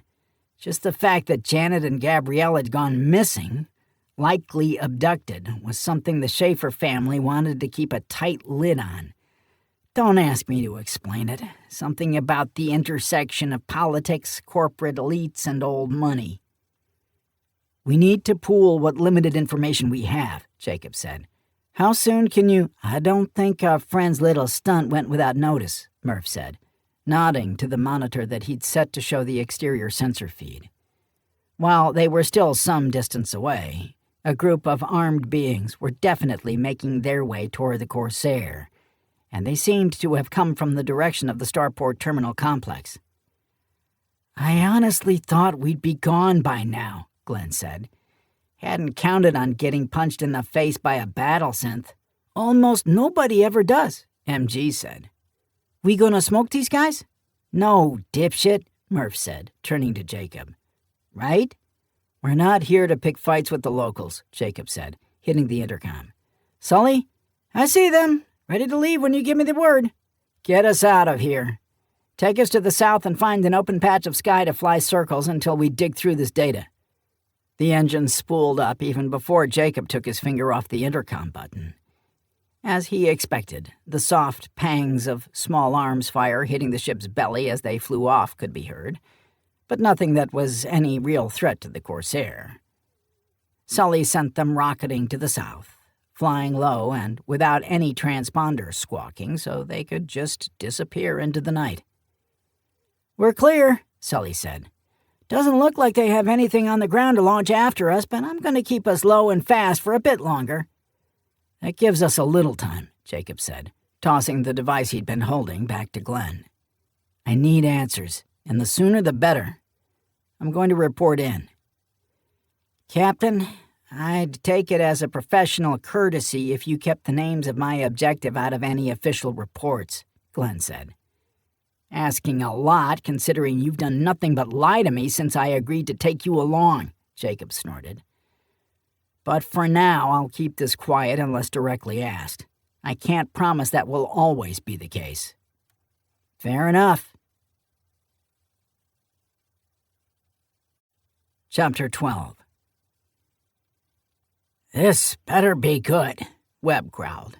"Apologies for waking you, sir," Reggie Weathers said, his tone of voice making it clear he actually relished waking his boss at 0330 hours. "What is it?" "You said you wanted to be alerted the instant—" "Get to the point, Reg, or I'm going back to sleep." "Buzzkill has reported in. What they found was rather interesting," Weathers said. "The Navy's task force has been performing the cleanup operation at LOR 773 for the last few days. The Navy is doing its usual job of being thorough, if somewhat mechanical." "What's that supposed to mean?" Webb asked irritably. "Buzzkill moved into an observation position in the outer system. They were able to identify 2 Krydal ships doing the same that the task force has apparently not detected. So far, the enemy ships are just sitting quiet, and they have no indication a larger force is accompanying them." "We're officially calling the Krydal ships the enemy now?" "Must have been a slip of the tongue, sir," Weathers said. "Either way, they're asking what to do. They have no direct line of communication to the task force other than us informing fleet ops that they're in the area." "I'm on my way up," Webb said. "Have all the data ready for me." "Of course, Admiral." Webb swung out of bed and grabbed his utility top. He'd been sleeping in the operations center since Obsidian had lost a ship and gone dark, and Buzzkill started recon of the depopulated mining site. He'd been doing this job for some time now, and his gut was telling him that something seismic was on the verge of happening, and he wanted to be near Scout Fleet's nerve center when it did.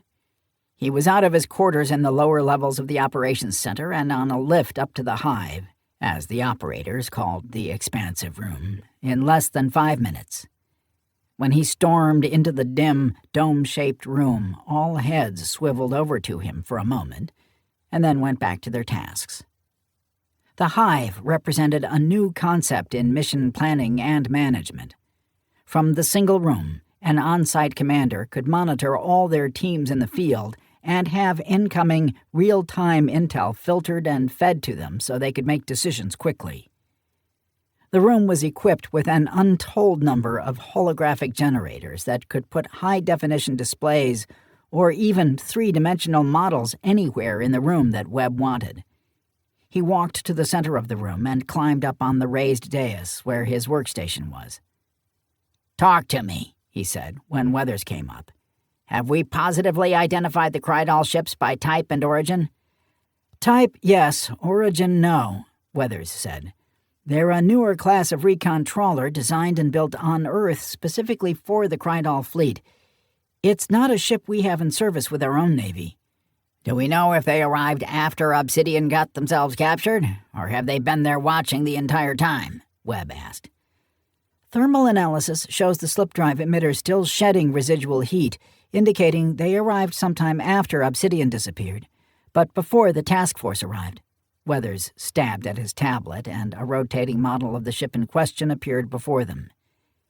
This is the actual ship, not just a stock model the computer had.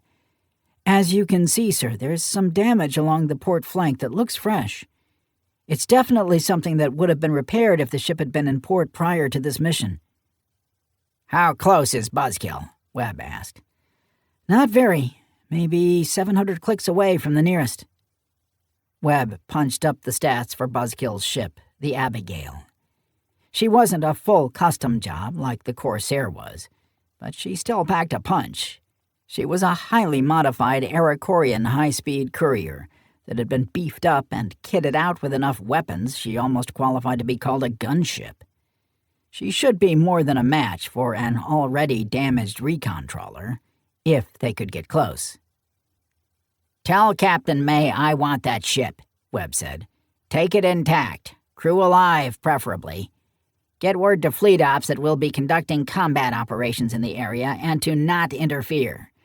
I don't need one of our destroyers wading into this and shooting my team out of the sky by mistake. Weathers quickly passed on his orders to the waiting operators in the room and set things in motion. Webb didn't throw his scout teams into direct action lightly. Obsidian was the odd outlier because of their team makeup. Brown, Tin Man, and Murphy were especially capable of violence, not to mention that little psychopath weaponeer they had, Sergeant Marcos. Buzzkill was more like his other teams. While highly trained and capable, they tended to stick more to Scout Fleet doctrine on their missions and preferred to observe and report rather than close and kill. The target was critical, however, so he had to trust that his people knew how to handle themselves. In the last 4 days, he'd had 3 calls with the President himself asking for status updates. The Krydal connection to all the human colonists disappearing had the political class completely spooked. Most of Earth's leadership had never been off the planet, much less traveled outside of the solar system. In a lot of ways, they still thought of the burgeoning little empire they were leading as a poor lost puppy that would die in the cold without the Krydal Cooperative's charity, when the truth was that the Krydal were the ones who were watching Earth surge ahead, leaving them behind. Could that really have anything to do with the Krydal being involved in tens of thousands of human colonists disappearing? Webb doubted it, but he also couldn't completely discount it. "Buzzkill has sent confirmation, Admiral. They're engaging," Weathers said. "Here we go," Webb muttered to himself. "Have we been spotted?" Captain Al May asked. The small trawler, dead ahead of them, was about a third again as large as the Abigail. It had taken them the better part of a full day to maneuver directly behind their engine baffles and begin their approach. As they closed to within optimum weapons range, the ship began maneuvering, as if preparing to reposition, or flee. "Don't think so. They've not run up the power plant and they're still running cold engines. If they think they can run from us like that, they're in for a shock," the pilot said. "We still a go? 4 minutes to attack threshold." "Let's go get 'em," May said. A few moments later, the Abigail roared to life. The pre-programmed scripts the pilot had set up specifically for this attack brought all the offensive and defensive systems online, targeted the ship ahead, and brought the power plant to full power. The instant it did, the Abigail lit up like a beacon on their target's sensors. Now the enemy ship had a choice: continue to play dead, run for it, knowing there was a whole task force down in the system, or turn and fight. In the face of 3 poor options, the other ship's captain hesitated. It was this split instant of indecision that May had counted on. It let the Abigail close the gap quickly, putting them so close that by the time he authorized weapons fire, there was little the trawler crew could do but brace for it. "Firing!" the Pickle called. The twin forward quad cannons opened up, brilliant blue plasma lancing out and hitting all along the target's twin-engine nacelles. In less than a minute, the engagement was over. The ship was rotating uncontrolled in space, as a few hull punctures vented atmosphere and spun it about on tiny crystalline jets of vapor.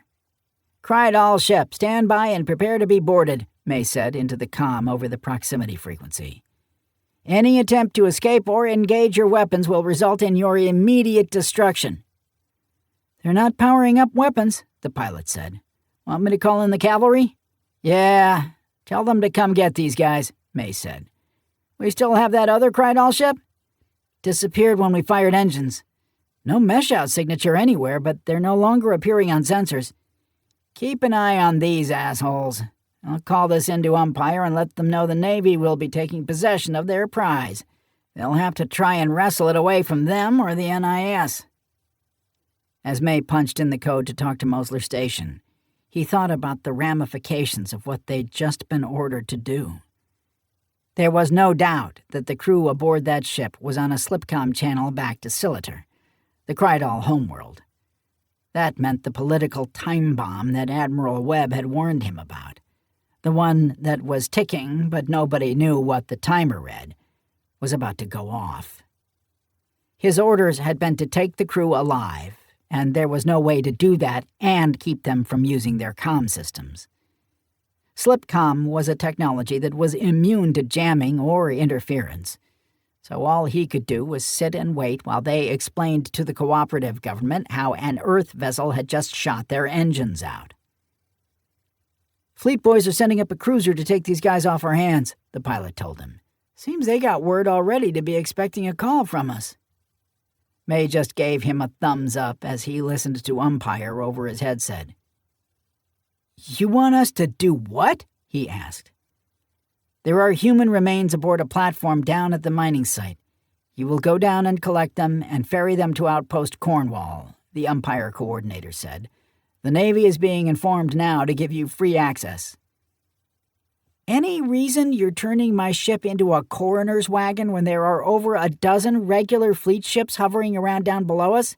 "It's a chain of custody issue, Captain." A new voice broke into the line, one he recognized immediately. "We'd rather the body be loaded onto your ship and delivered directly to the NIS to ensure there is no chance of tampering or loss. It's not the most glamorous job, but it's the one you're being given."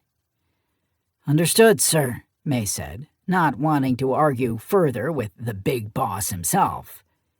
Admiral Webb was as fair a commanding officer as he'd ever had, but he didn't like being questioned once he gave an order. It might take that dipshit Brown half a dozen times to learn that lesson, but May prided himself on being a quicker study than his Obsidian counterpart. "Get it done, Captain. Umpire out," the original coordinator said, before signing off. It sounded like that asshole Bristow. He'd already made his mind up that if Webb retired and that sack of douche ever took over Scout Fleet, he'd put his transfer request in immediately. Detachment or planet-side life might be dull, but it was better than being dead because some moron ordered you into a suicide mission to make himself look better. "As soon as the cruiser gets up here to recover these guys, we need to head down to the platform marked on the display as Command 1, May told the pilot. "We're apparently now a morgue service." "Huh? Gotta pick up a dead body and take it to some secret squirrel NIS outpost." "And that's the best use of our time?" the pilot asked in disgust. "So, once again, Obsidian comes in, guns just fucking blazing, has a grand old time trashing the place, and now we get to ferry the bodies back and forth? I don't think it's quite that cut and dry this time," May said. "Captain Brown is always saying he's a victim of circumstance. This time he might actually be right."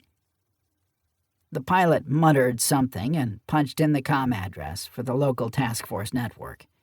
Terran forces were all using the new hyperlink technology that allowed for multiplexing, rather than single point-to-point communication like Slipcom. May half listened as he coordinated getting the Abigail down to the command platform and retrieving their corpse, while he kept a sharp eye on the sensors to make sure their second bogey didn't come sneaking up on them to return the favor. Look at the bright side, he said, once his pilot had finished talking to the task force. We get the same special duty pay as Obsidian without getting shot at so much. Yeah, those guys have all the fun. Chapter 13. Jacob was not having fun. Who the fuck is shooting at us now? I think it's just some locals, MG shouted back. They're not very good at— Ow! Bastards! Jacob peeked up over the edge of the ditch he'd dove into for cover and saw that MG had taken a shot to the shoulder.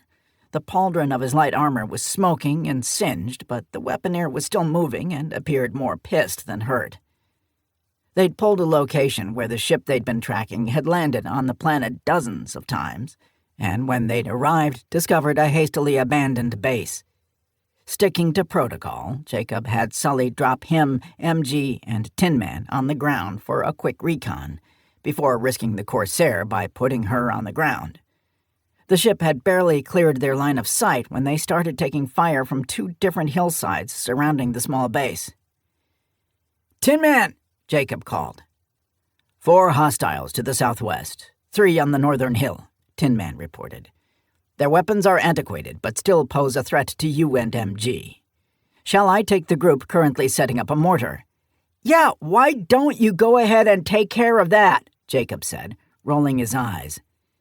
Tin Man rocketed off toward the 4-man group on his repulsor jets, arcing up and away from the base. MG, we need to get the group to the north. I'm injured.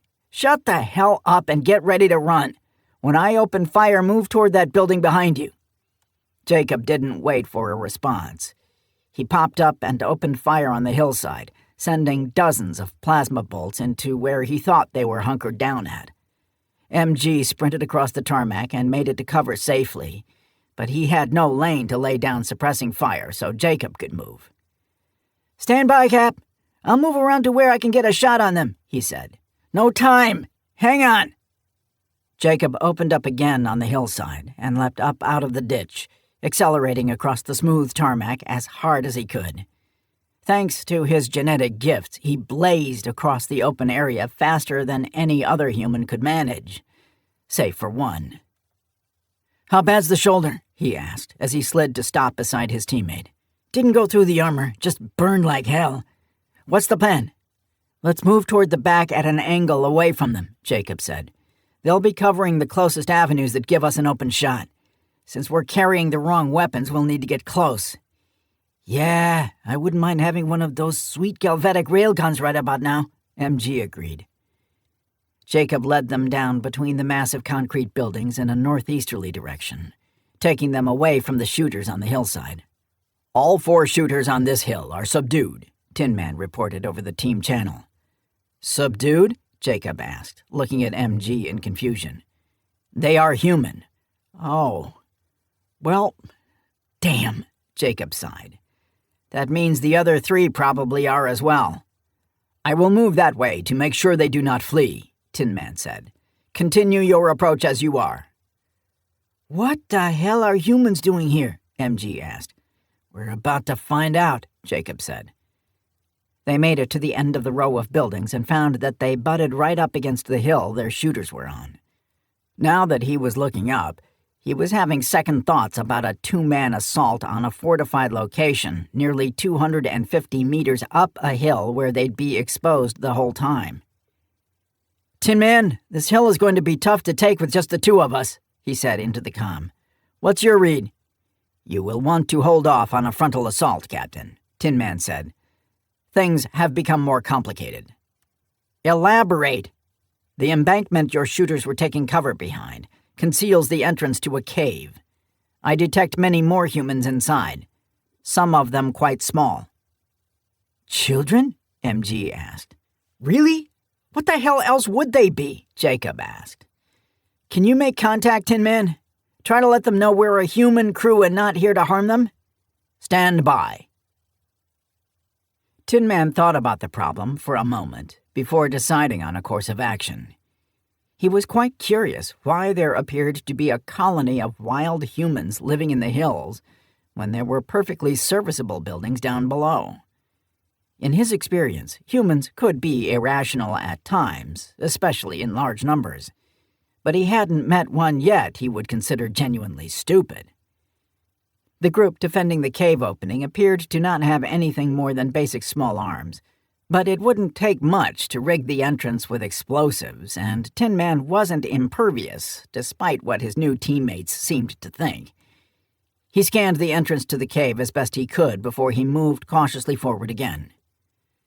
The small fire team was wholly focused on trying to reacquire Captain Brown and MG, so they were taken completely by surprise when Tin Man opened up with his arm cannons. The shots slammed into the rock to their left, causing them to spin about in panic and letting Tin Man know they were not professional soldiers.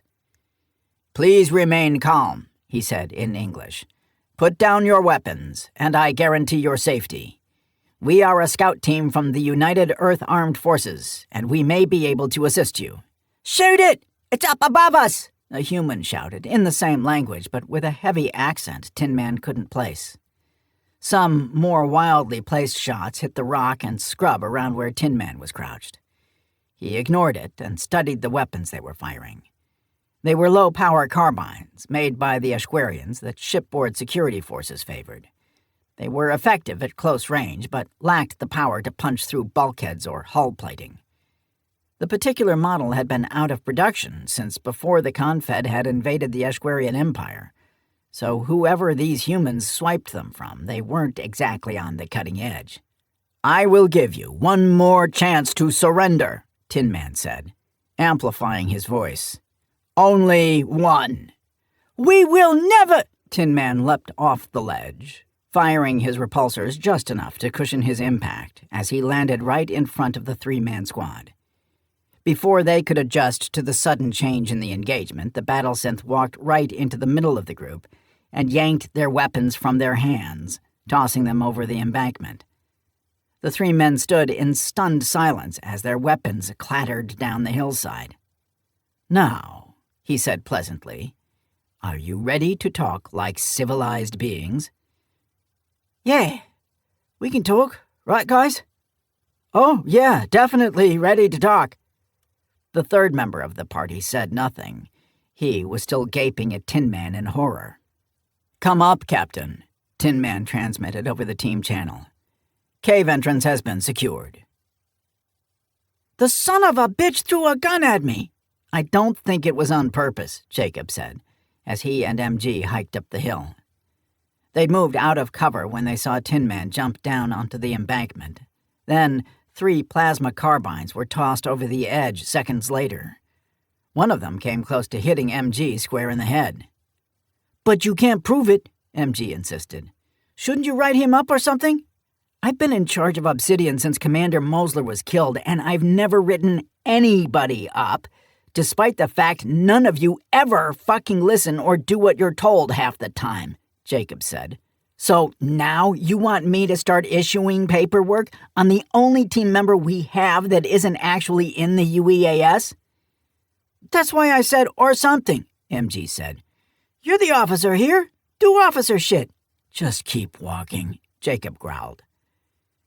When they cleared the edge of the embankment, he saw Tin Man standing casually to the side, talking to 3 men in clothing that had definitely seen better days.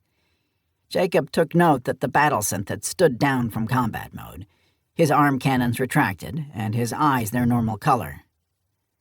"Captain Brown, this is John Pruitt," Tin Man said, motioning to the tallest of the 3. "He's in charge of the settlement here." "Settlement?" John snorted. "We're a refugee camp made up of a handful of escapees. We're barely alive out here." "Mr. Pruitt, my name is Jacob Brown. I'm a captain in the United Earth Marine Corps. I'm sorry if our appearance out here startled you." Jacob held his hand out, and John Pruitt took it, if hesitantly. "I suppose we appreciate you not killing us all," he said. "We weren't sure who you might be, thanks to this tall guy here with the glowing red eyes. We figured the element of surprise was best." "Sound strategy when you might be outgunned," Jacob nodded. "Can you give me a quick rundown on what you're doing here and how many of you there are?" "We were employees and the families on the McMillian Schaefer Company," John said, confirming what Jacob had already suspected. We were loaded onto transport ships from our job site. They claimed there was an emergency and we had to evacuate. Before we realized what was happening, they gassed us, and we woke up here in those buildings below. There were some other humans there, as well as a few pens full of other species. I realized pretty quick something was up, and was able to get myself and a few dozen out of the building, but we had no idea where we were. Still don't, actually. All we know is that we're not within a 3-day hike of any settlement in any direction. You're correct about that, Jacob said. You'd need to walk at least a couple of weeks to get to the closest bit of civilization. You're on the planet Proa 4. Ever heard of it? Nope, but that's not my specialty. I'm an engineer on a separator crew. I don't have anything to do with flying ships and nothing like that. Did you witness this base being abandoned? Oh yeah, John said. Hard to miss it. They brought down 3 large cargo haulers back to back to back. They'd load one up and another would come in right after. Lucky for us, it was a rush job, so most of the food and water was left behind, although most of us are sick of the rations they left. Okay, John, here's what we're going to do, Jacob said. First, go ahead and send some people to retrieve your mortar team on the other hillside. Next, I'm going to bring my ship down, and I'll need to debrief you and any others in your group you think may have pertinent information about who took you and why. Then we'll call in for a pickup, and the Navy will bring a ship to get all of you off this planet and back home. Now you're talking, my young friend, John said with a big smile. That makes me twice as happy that you didn't kill us by mistake. You and me both. It took a bit to get the group calmed and organized, but Jacob convinced the people in the cave that the buildings below were indeed abandoned and would be a safer place for them to stay. They'd apparently already lost 2 of their group to venomous bites from the local wildlife, but had been more afraid of their abductors coming back, so they remained hidden in the hillsides.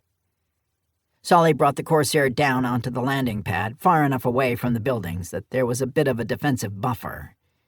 Jacob didn't think Pruitt was lying about who they were, but he wasn't about to risk the safety of his ship and crew on that assumption. He also let Pruitt and the 2 other people he brought with him to talk to Jacob use the facilities aboard the Corsair to clean up and get a proper meal. Thanks, Captain. Needed that. No problem. I talked to my command, and they have a Navy cruiser on its way as fast as she'll fly, Jacob said. It will still be some days out, but you're all going home. I'll leave comm gear so you can talk them in. Thank God, the woman who had come with them breathed. Jacob knew her name was Jackie, and that she had been appointed to look after the children in the group, but she didn't say much. This is Alvin Curtis, Captain, John said, nodding to the 3rd of the group. He's the only member of our little band on the command platform when it all went down. I suspect your story is the one I want then, Mr. Curtis, Jacob said, motioning them all to seats in the galley. What was your job at Site D? Logistics coordinator and fleet operations manager, Curtis said. I was a direct report to Janet Rushton. Jacob noticed Glenn give a slight twitch at Janet's name. Just tell me what happened in your own words, sir, Jacob said. Curtis took a moment to collect his thoughts before starting. We had a supply ship come into the system off schedule one day. It was early on first shift, and I had just walked into the control room. I noticed the ship, but didn't bother asking about it. There was starting to be a lot of random traffic in and out of Site D since we'd discovered heavy nickel deposits in Belt A, as well as large quantities of rare earth elements on one of the rocky worlds. Lots of VIPs and government types coming in and out. Things got weird when the small cargo hauler flew directly to the command platform, something that was highly unusual since most cargo traffic went to the logistics hub only. I asked about it, but the on-shift site manager told me it was a surprise for Janet, so I thought nothing of it and left to go back to my office. Curtis paused and took a drink from the water glass Mettler had put in front of him and stared off into space for a moment. My office was right next to Janet's. I heard a group walk into her office, then heard her yelling. It was something like, "No way in hell is this happening," and then there was some more arguing. She was pretty shaken up after that. It was the next morning when someone charged into my office dressed in all black tactical gear and ordered me onto the floor. I was put in restraints, and then I was hauled down to the cargo ship and strapped into a seat. Was the crew human? Jacob asked. Some, Curtis said. Others were Solitaire. You're sure about that? Glenn asked. Certain. I was on Solitaire for 2 months during a consultation with the Krydal on Site D. They wanted to see if there was any feasibility of a joint operation, but it was determined that the site wasn't sufficiently surveyed to bother with 2 independent operations mining the belts. Jason and Murph looked at each other. There was little chance that the Krydal government hosting a mining company from Earth that was then depopulated by a joint Krydal human operation was a coincidence. Do you know who arranged the conference on Solitaire? Murph asked. The one who set up the whole thing was Kabvir Glesh, the chief of staff to Prime Minister Dalton, Curtis said. But beyond the opening comments, we never saw him. We dealt almost entirely with the Minister of Expansion and her staff. On it, Murph said, heading toward the comm room. This was the first name they had to go on, and Mosler Station would want it ASAP. It seems we can tie Janet's killer to someone she knew, Glenn said. Percy Walker, Curtis said. Excuse me? Jacob said. Sorry, Captain, it slipped my mind. Percy Walker was there. He's the site survey director for corporate. I saw him when they were dragging me out. Was Walker there at the conference with the Krydal? Glenn asked. Oh, yes, Curtis nodded. He was a VIP attendee. There were maybe 30 or 40 of us there from 2 different mining companies. Director Walker was there on behalf of Macmillan Schaefer to try and establish relationships within the Krydal government. So there's no denying the Krydal are involved at this point, Jacob sighed. Fuck. Indeed, Captain, Curtis said. When Jacob looked at him quizzically, he went on. As an executive-level employee that works outside of the solar system, I make it a point to stay current on quadrant politics. The slow-motion collapse of the Confed, for example. Now we have what appears to be at least a faction within the Krydal Cooperative helping execute operations with the help of corporate operatives.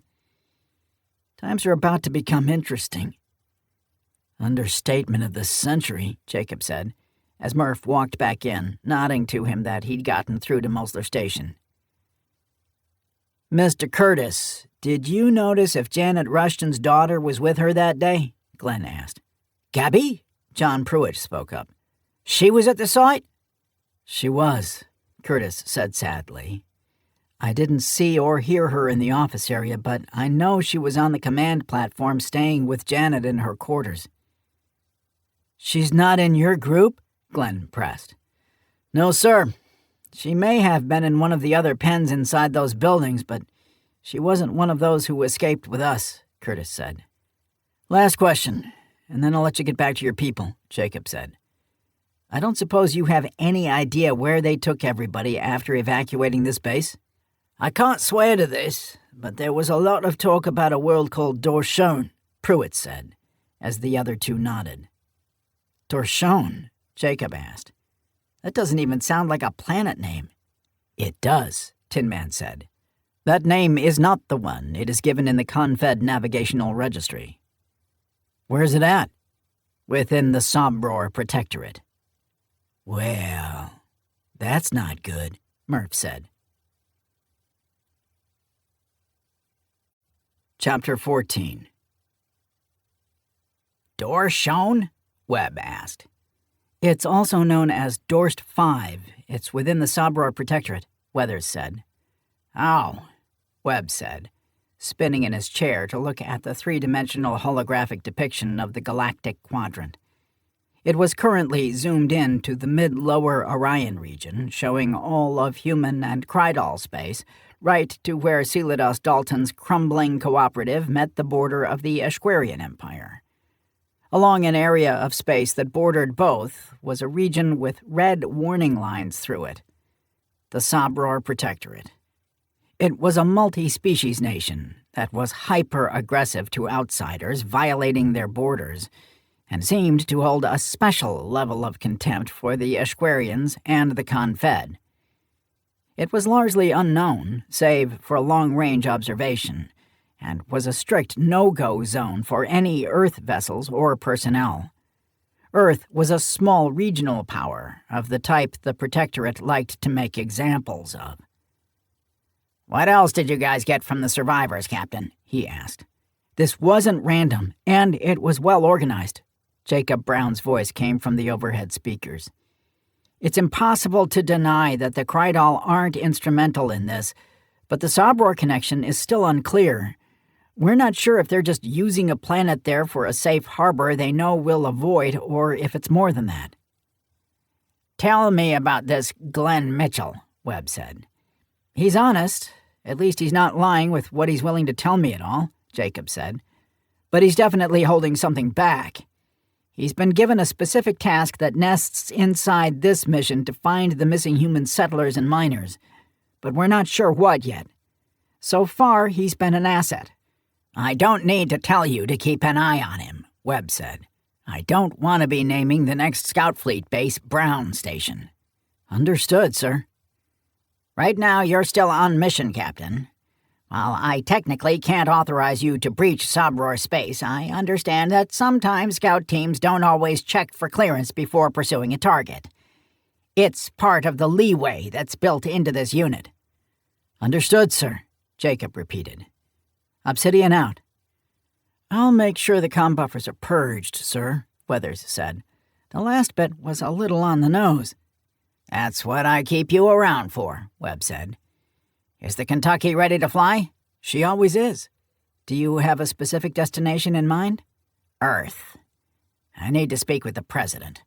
The Krydal connection has just crossed a threshold many of us were hoping it wouldn't, but now that it has, I'll need to do my best to convince him to lean on Dalton's government to give us access to her Chief of Staff." "This should be handled through official channels, sir," Weathers said carefully. "Scout Fleet exists outside of official channels for a reason, Reg," Webb said. "This information is too volatile to trust all the hands it would have to pass through on the way up. I need to hand it directly to him in its unedited, unredacted form." "They'll come after you with everything they have," Weathers warned, referring to the political class that roamed the halls of power, each looking for a chance to move up the ladder, even if that ladder was made from knives they'd stuck in the backs of their colleagues. "Doesn't matter. I owe the people taken nothing less," Webb said. "Please make the arrangements. I want to be heading to orbit within the hour." "I'll handle it, sir." "Oh, and please have umpire operations relocated to the Kentucky for the time being. Have any personnel you need for that ready to go." "I was sort of hoping he'd tell us to come home," Murph admitted. "The Sabror Protectorate isn't known for being welcome to uninvited guests. This is what we all signed up for, right? Fun, adventure, travel to exotic new places, meet interesting new people. Kill them." MG leaned back and shrugged. "It's all the same to me." "I have operated extensively within the Sabror Protectorate when I was still an active asset in the Keprian military," Tin Man said. "While it is dangerous, I feel your people have overstated that danger somewhat. There are open lines of trade, even immigration, into and out of the Protectorate. If we adhere to certain protocols, we should be relatively safe." "How relatively?" Glenn Mitchell asked. "As safe as you ever are on a Scout Fleet mission," Tin Man said. "I was actually hoping for a little better odds this time around," Mettler sighed. "Sully?" "It's in the nav computer, surprisingly," Sully said. 7-day flight." "Let's get to it," Jacob said. "I'm going to take one more look around and give our survivors some final instructions, and then we're out." By the time he walked off the back ramp, the engines of the Corsair were rumbling to life, steaming and hissing in the cool evening air. He saw Alvin Curtis standing by an open door of the building they'd relocated all the survivors to and waved, jogging over to him. "You have everything you need, Captain?" Curtis asked. "Wish I could stay until the Navy gets here to pick you all up," Jacob said. "But we might have a chance to find the others alive, so we have to fly fast." "Is there? A chance?" The Corsair is a lot faster than the cargo ships they'd have used to remove the people. It could be close, but they'd still beat us to Dorshon. Hope you're able to run them down, Captain, Curtis said, sticking out his hand. Get your people back home, and then retire to some nice, quiet part of Earth, Jacob said, shaking the proffered hand. He took the time to walk through the cavernous building, nodding and smiling to the scared, disoriented people. They'd pulled some gear out of the Corsair to make sure they could talk to any incoming Navy ships, as well as defended themselves a little better than with just the pea shooters they originally had. His thoughts were still on the survivors as he trudged back to the ship. Leaving them behind was a risk, but they were a small group with competent leadership, and there was still a larger group being held captive that needed their help. While the math was simple, it didn't mean he felt any better about having to pick one group over another. If locals or this trafficking ring showed back up in any real numbers, the people on Proa 4 were well and truly screwed. The crew must have been impatient since as soon as the ramp was halfway closed, Jacob felt the ship lift from the landing pad and accelerate to the south toward the equator. He did a quick inspection of the cargo tie-downs before going into the ship and toward his quarters, wanting nothing more than a few hours of sleep. "Navy is less than 3 days out, Cap," Murph said as he walked through the galley. "They're sending a cruiser and a destroyer escort just in case." "Good," Jacob said. "That should make anyone think twice about hitting the cruiser during the recovery operation." "How's our guest?" "Asleep already," Murph said. "He wants to contact his people, but agreed to wait until we were in slipspace and things settled down." "Accommodating," Jacob said. "Send Mettler up to keep Sully company on the bridge when you see him, and then I'll take next shift." "Will do."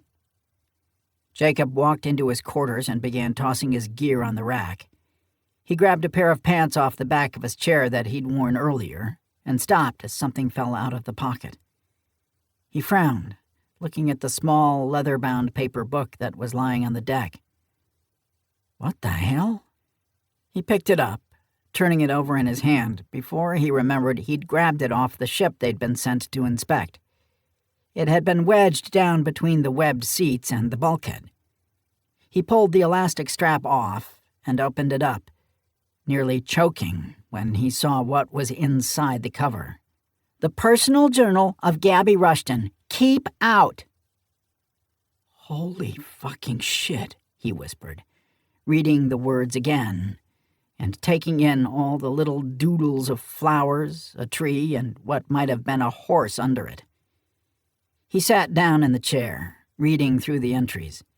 He felt a little grubby, reading the personal thoughts of a young girl like he was some sort of voyeur, but the chance to get even a sliver of a lead inside that they could use. Most of it was what would be expected, but at the halfway point, young Gabrielle began chronicling her trip with her mother to Site D. It was obvious that accompanying her mother on a work trip was completely against her wishes, but apparently her parents had insisted. "The platform I'll be living on with Mom is a nightmare. Everyone is old. Nobody smiles. Most of them smell bad. Dad tells me this will be the learning experience of a lifetime, but I know I'm stuck here so he won't be bothered with me while Mom is away." "Sounds like a blast," Jacob muttered, flipping through more pages. Most of the entries were a lot of the same, just a young girl venting about how the universe was conspiring to make her life as miserable as possible. A name on one of the later pages caught his eye. "Percy Walker came back to Site Dumbass today. Mom doesn't like him, but I do. He always brings me something and has the best stories about his travels outside of the solar system. At least he gets to travel to new planets and see aliens instead of sitting here, staring at rocks floating by. He and Mom were arguing about something. Sounded serious. Percy accused her of being short-sighted and said that somebody named Saber, I think, was dying and that they'd get what they needed one way or another. Sounded really dramatic. Mom said he was disgusting and that she was going to report him if he brought it up again." The rest of the entry had nothing to do with the interaction, but it was enough.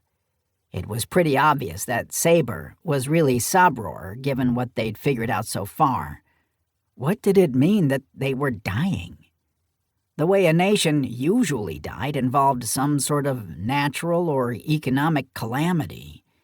But what did that have to do with trafficking millions of beings? What was the endgame? Trafficking was lucrative, but not for legitimate governments on a large scale it wasn't. Anything interesting? Other than me almost shitting my pants from you sneaking into my quarters without me hearing you? Jacob asked, turning to look at Tin Man. He tossed the journal to the battlesynth. See for yourself. Doesn't get interesting until about halfway through. Tin Man read the journal with the speed and efficiency he did everything with.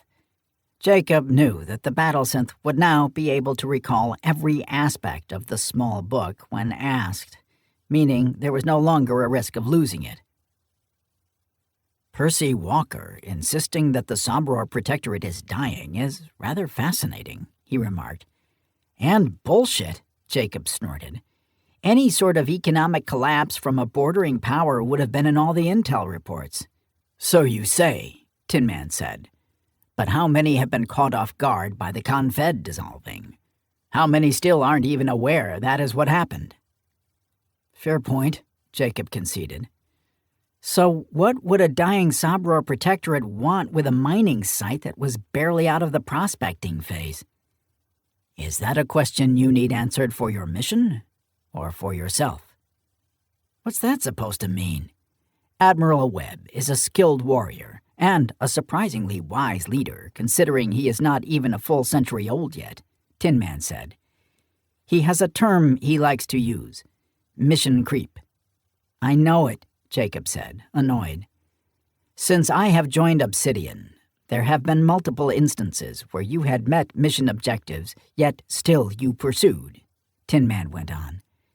You show compulsive tendencies that cause you to continue well beyond the scope of your orders.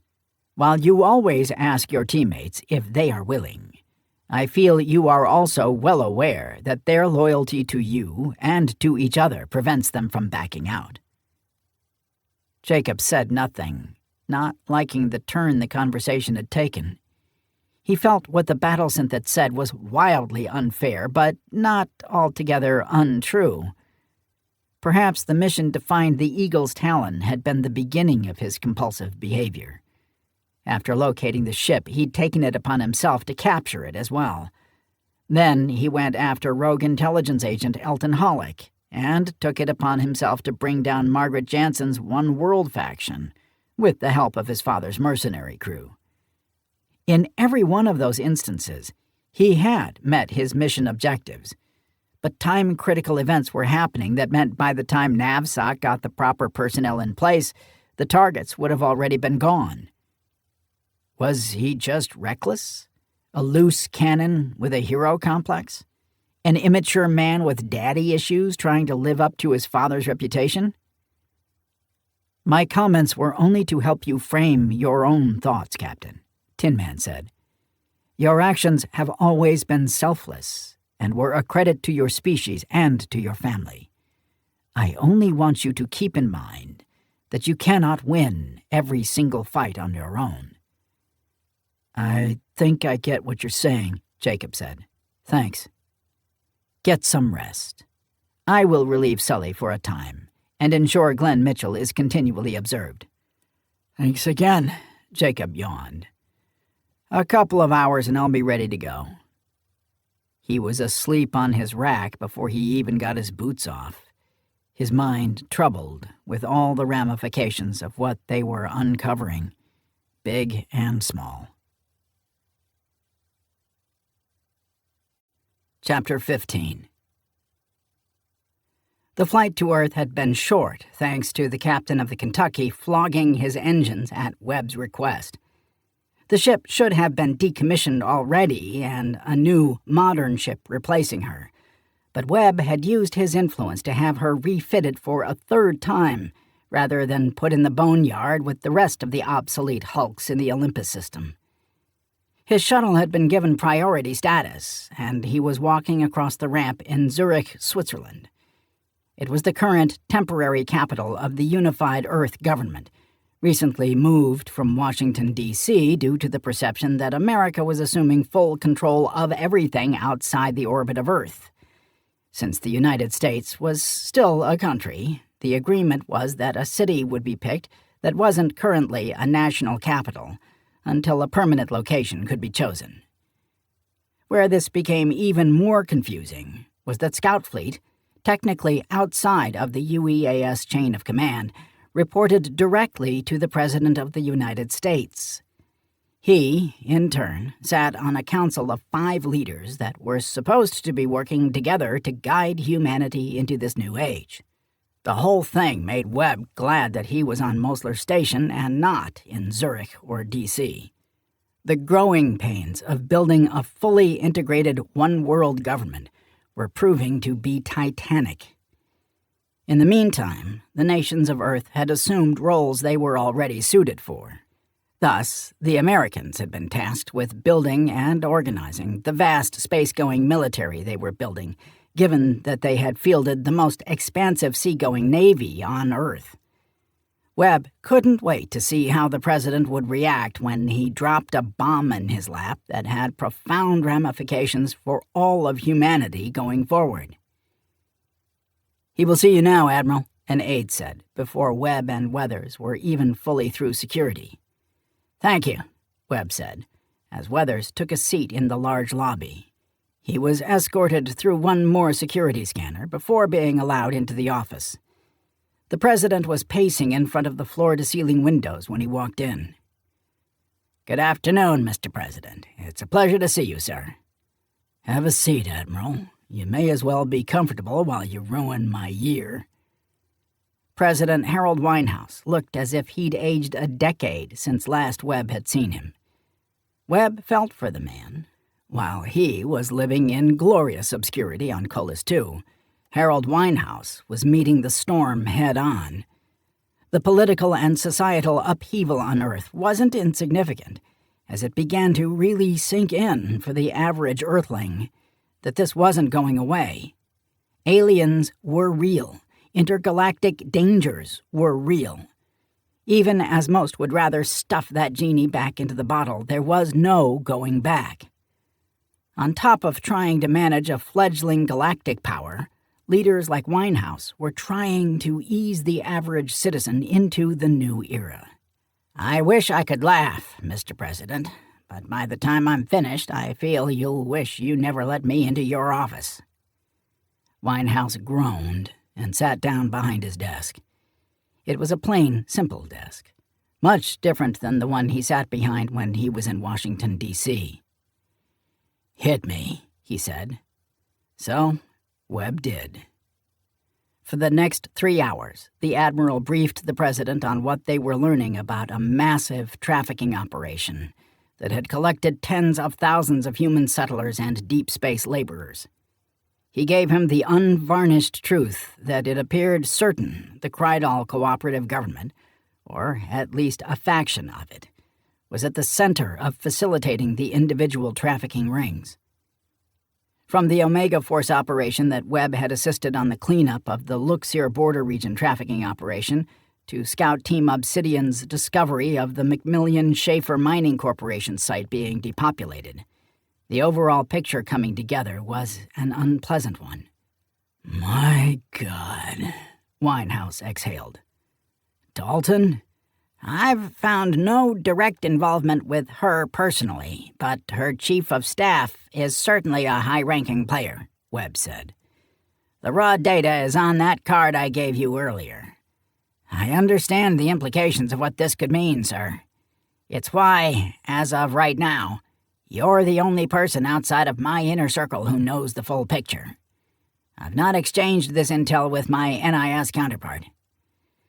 "As always, Admiral, your discretion is highly appreciated. What you've given me is an armed nuclear bomb with a faulty trigger. It might never go off, or it could kill us all right now." "How will you proceed, sir?"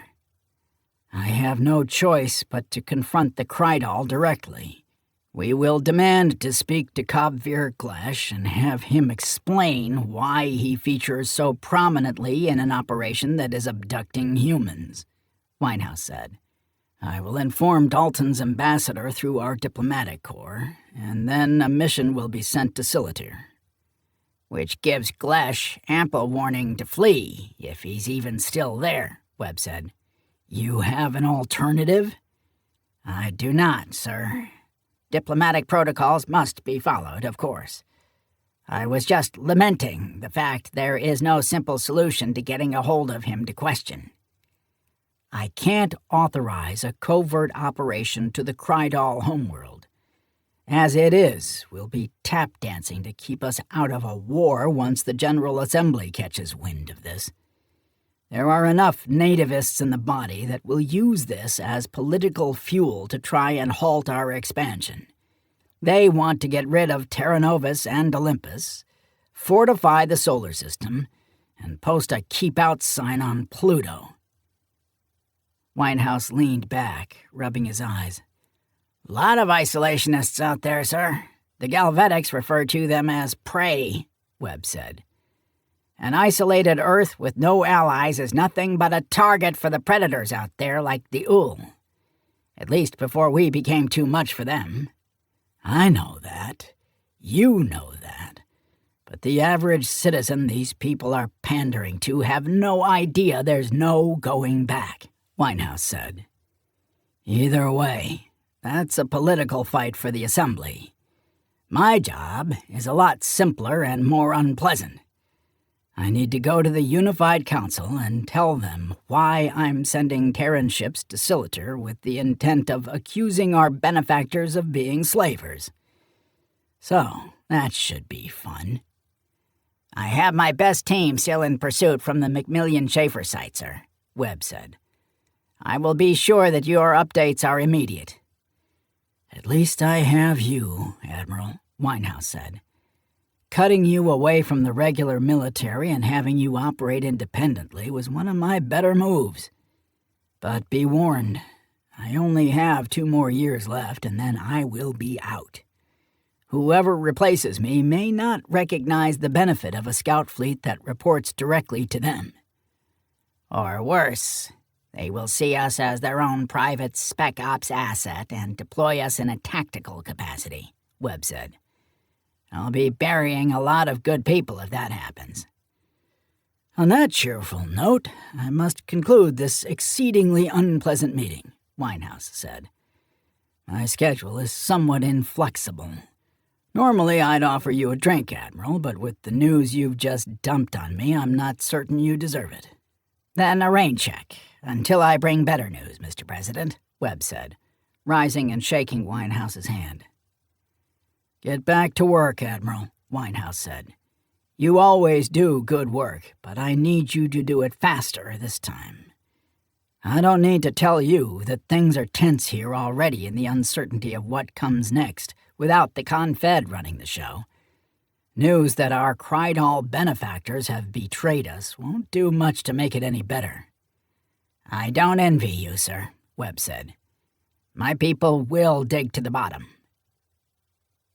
"Who is Gabriel Rushton's father?" Murph asked as he put aside the journal. "Douglas Rushton. Senator Douglas Rushton," Jacob said, handing over a tablet with the senator's bio. "Ah, wait. The senator is her stepfather. Doesn't list her biological father. Must be some nobody, or Janet never knew who he was." "Between her stepfather and her grandmother, I can see how the girl has a hired gun like Glenn Mitchell tracking her down," Murph said. "Lot of juice in that family." They were lounging on the bridge while going over the intel and trying to connect more dots while they had the watch. So far, they hadn't turned up anything new in the mountain of data they'd collected so far. "I still feel like Mitchell is going to be nothing but a liability," Jacob said. "So far, he hasn't done anything that makes me want to maroon him on an alien planet, but I just have this tickle in the back of my head that's still telling me not to trust him.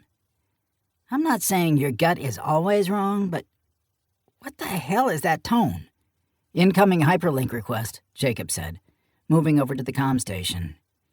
He saw who it was from and motioned Murph to seal the bridge before accepting the channel request. A few seconds later, a holographic projection of Admiral Webb sitting at his desk on the UES Kentucky swirled to life. "Gentlemen," Webb greeted them. "Are we secure?" "Bridge is sealed, sir," Jacob said. "We're secure and we're the only two here." "Perfect." Webb leaned back. "I'm on my way back to Mosler Station and got a preliminary report from the NIS regarding Janet Rushton's autopsy." "Must be interesting if you're calling us, sir," Murph said. "The gunshot wounds happened post-mortem," he said. "It was also done well after the 2 guards in the command center were shot, and by a different gun." "What the hell?" Jacob asked. "She had a cocktail of drugs in her system that caused her death," Webb said. "The body was then shot many days later." "This doesn't make much sense," Murph said. "Unless someone just shot the body randomly because it wasn't obeying orders to get out of the office or something." "What were the drugs meant to do?" Jacob asked. "The pathologists and toxicologists working on the case think the cocktail was meant to put Janet into a pliable state." "Truth serum?" Murph asked skeptically. "No, more like compliance serum," Webb said. "Under their influence, she would have been easier to convince to do things she normally wouldn't. But the effect would have only been temporary." "But long enough to do something like order the station defenses shut down and for people to begin an orderly evacuation into the ships that just arrived?" Jacob asked. "But they miscalculated," Webb said. "Janet had an adverse reaction and her heart stopped. Then someone came behind days later and shot her. You wouldn't have known the difference since you're not trained coroners. For you, the obvious answer was the one right in front of you." "Then we're back to who the hell shot her and why," Jacob said. "This is feeling like the whole thing was staged. Like someone wanted to make sure we assumed she was killed when the guards were. Assuming the little scene was meant for us at all." "Assuming that," Webb agreed. "That's the latest intel on our end. The official report will come to you through the usual channels." "Understood, sir," Jacob said. "We're close to mesh-in near our next target. We'll pass along anything we get." "Do that. Kentucky out." Jacob and Murph were silent for a moment, trying to put this new piece into their incomplete puzzle. The post-mortem gunshots had to be to keep anyone from poking around too much and discovering the drugs in her system. But why? Tin Man's words came back to him as he struggled to work in this new bit of information. Did it really matter? As far as he could tell, the news that Janet Rushton died from what amounted to lethal injection rather than a 9mm bullet was immaterial when it came to locating the missing humans and seeing who had them. It was as likely Rushton was killed for some reason that had nothing to do with the trafficking operation. So was this another rabbit hole he was about to get sucked down? "Want my advice?" Murph asked. "Shoot. Let's just focus on finding the people.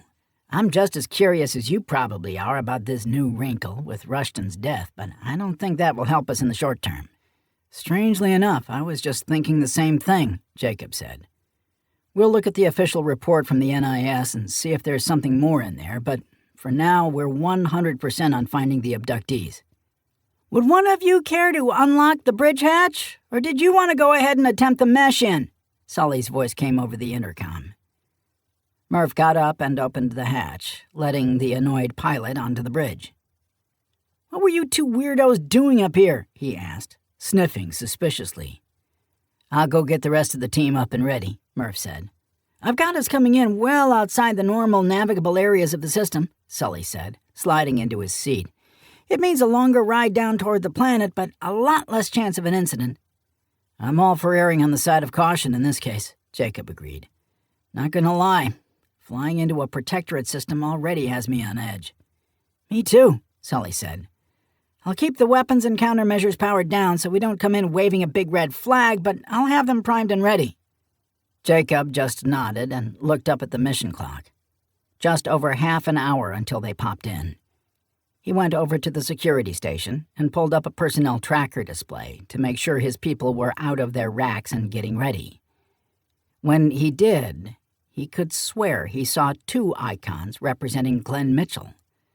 When he tried to look closer, one of them flickered and disappeared, leaving only the one that showed the civilian in berthing, where he belonged. "What the hell?" he muttered. He tried to scroll back the security feed, but it only showed the single icon in berthing. Had it been a glitch, or was he seeing things? He had been up for quite a long time. Maybe his mind was playing tricks on him. "Tin Man, please confirm where our passenger is," he said into the intercom. "In berthing, organizing his equipment." "Has he been moving around much during the flight?" "Not that I have seen on my patrol, nor have I found any evidence he had left berthing." "Is there a problem, Captain?" "I don't think so.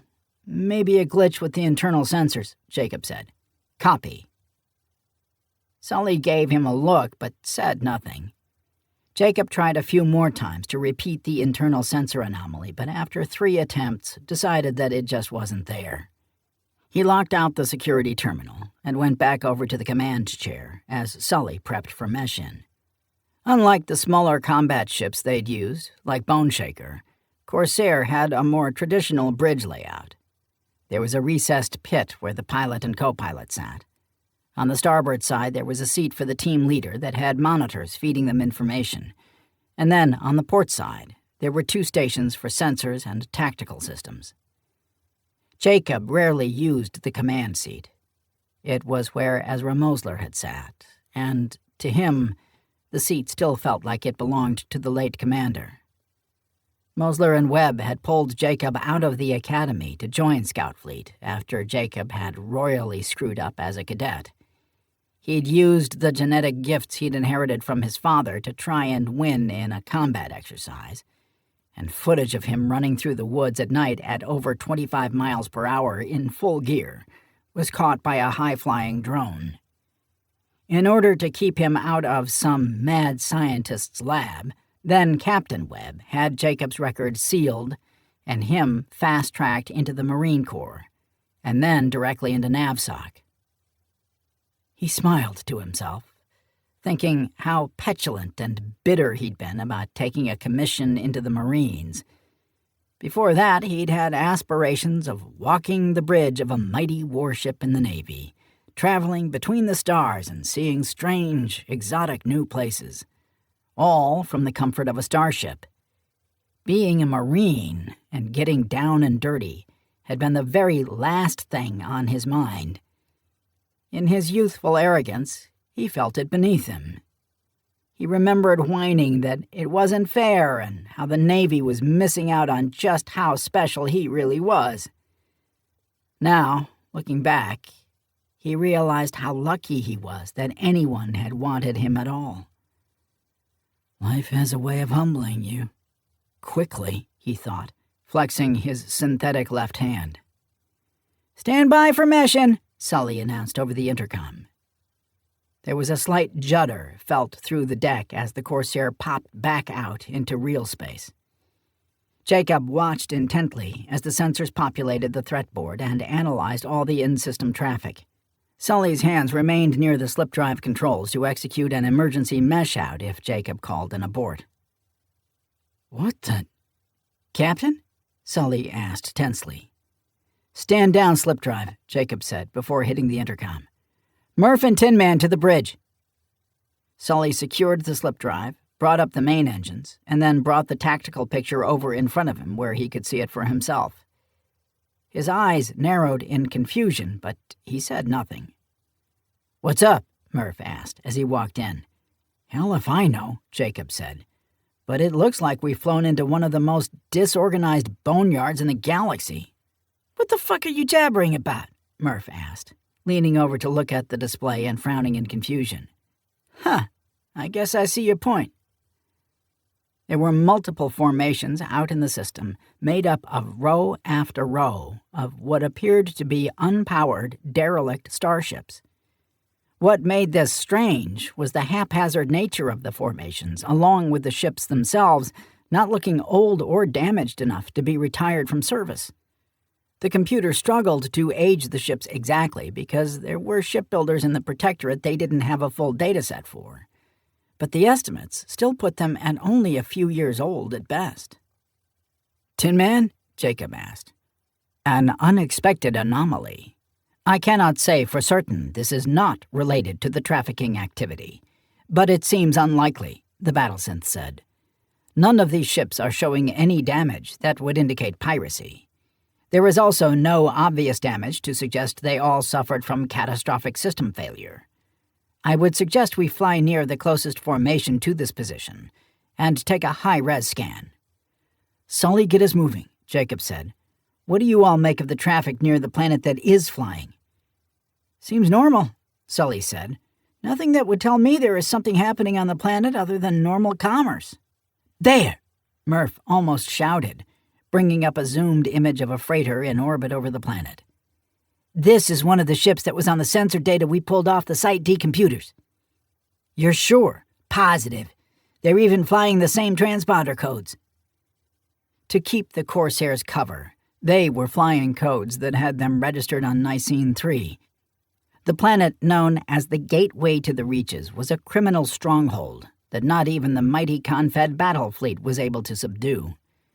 While the codes pinged them as likely smugglers, or worse, most planets wouldn't bother harassing a ship so small. It also made local thugs think twice before challenging them. They wouldn't know if the Corsair belonged to one of the ruthless cartels that came from the Caspian reaches, so they'd usually just let them pass. "Let's still do the flyby, but I want to get close to that ship down there," Jacob said. "Get the team ready for a boarding action." Murph's eyebrows shot up, but he just nodded and walked out. "You are sure?" "I'm sure I'm going to be ready for anything once we get down there. Nothing more," Jacob said.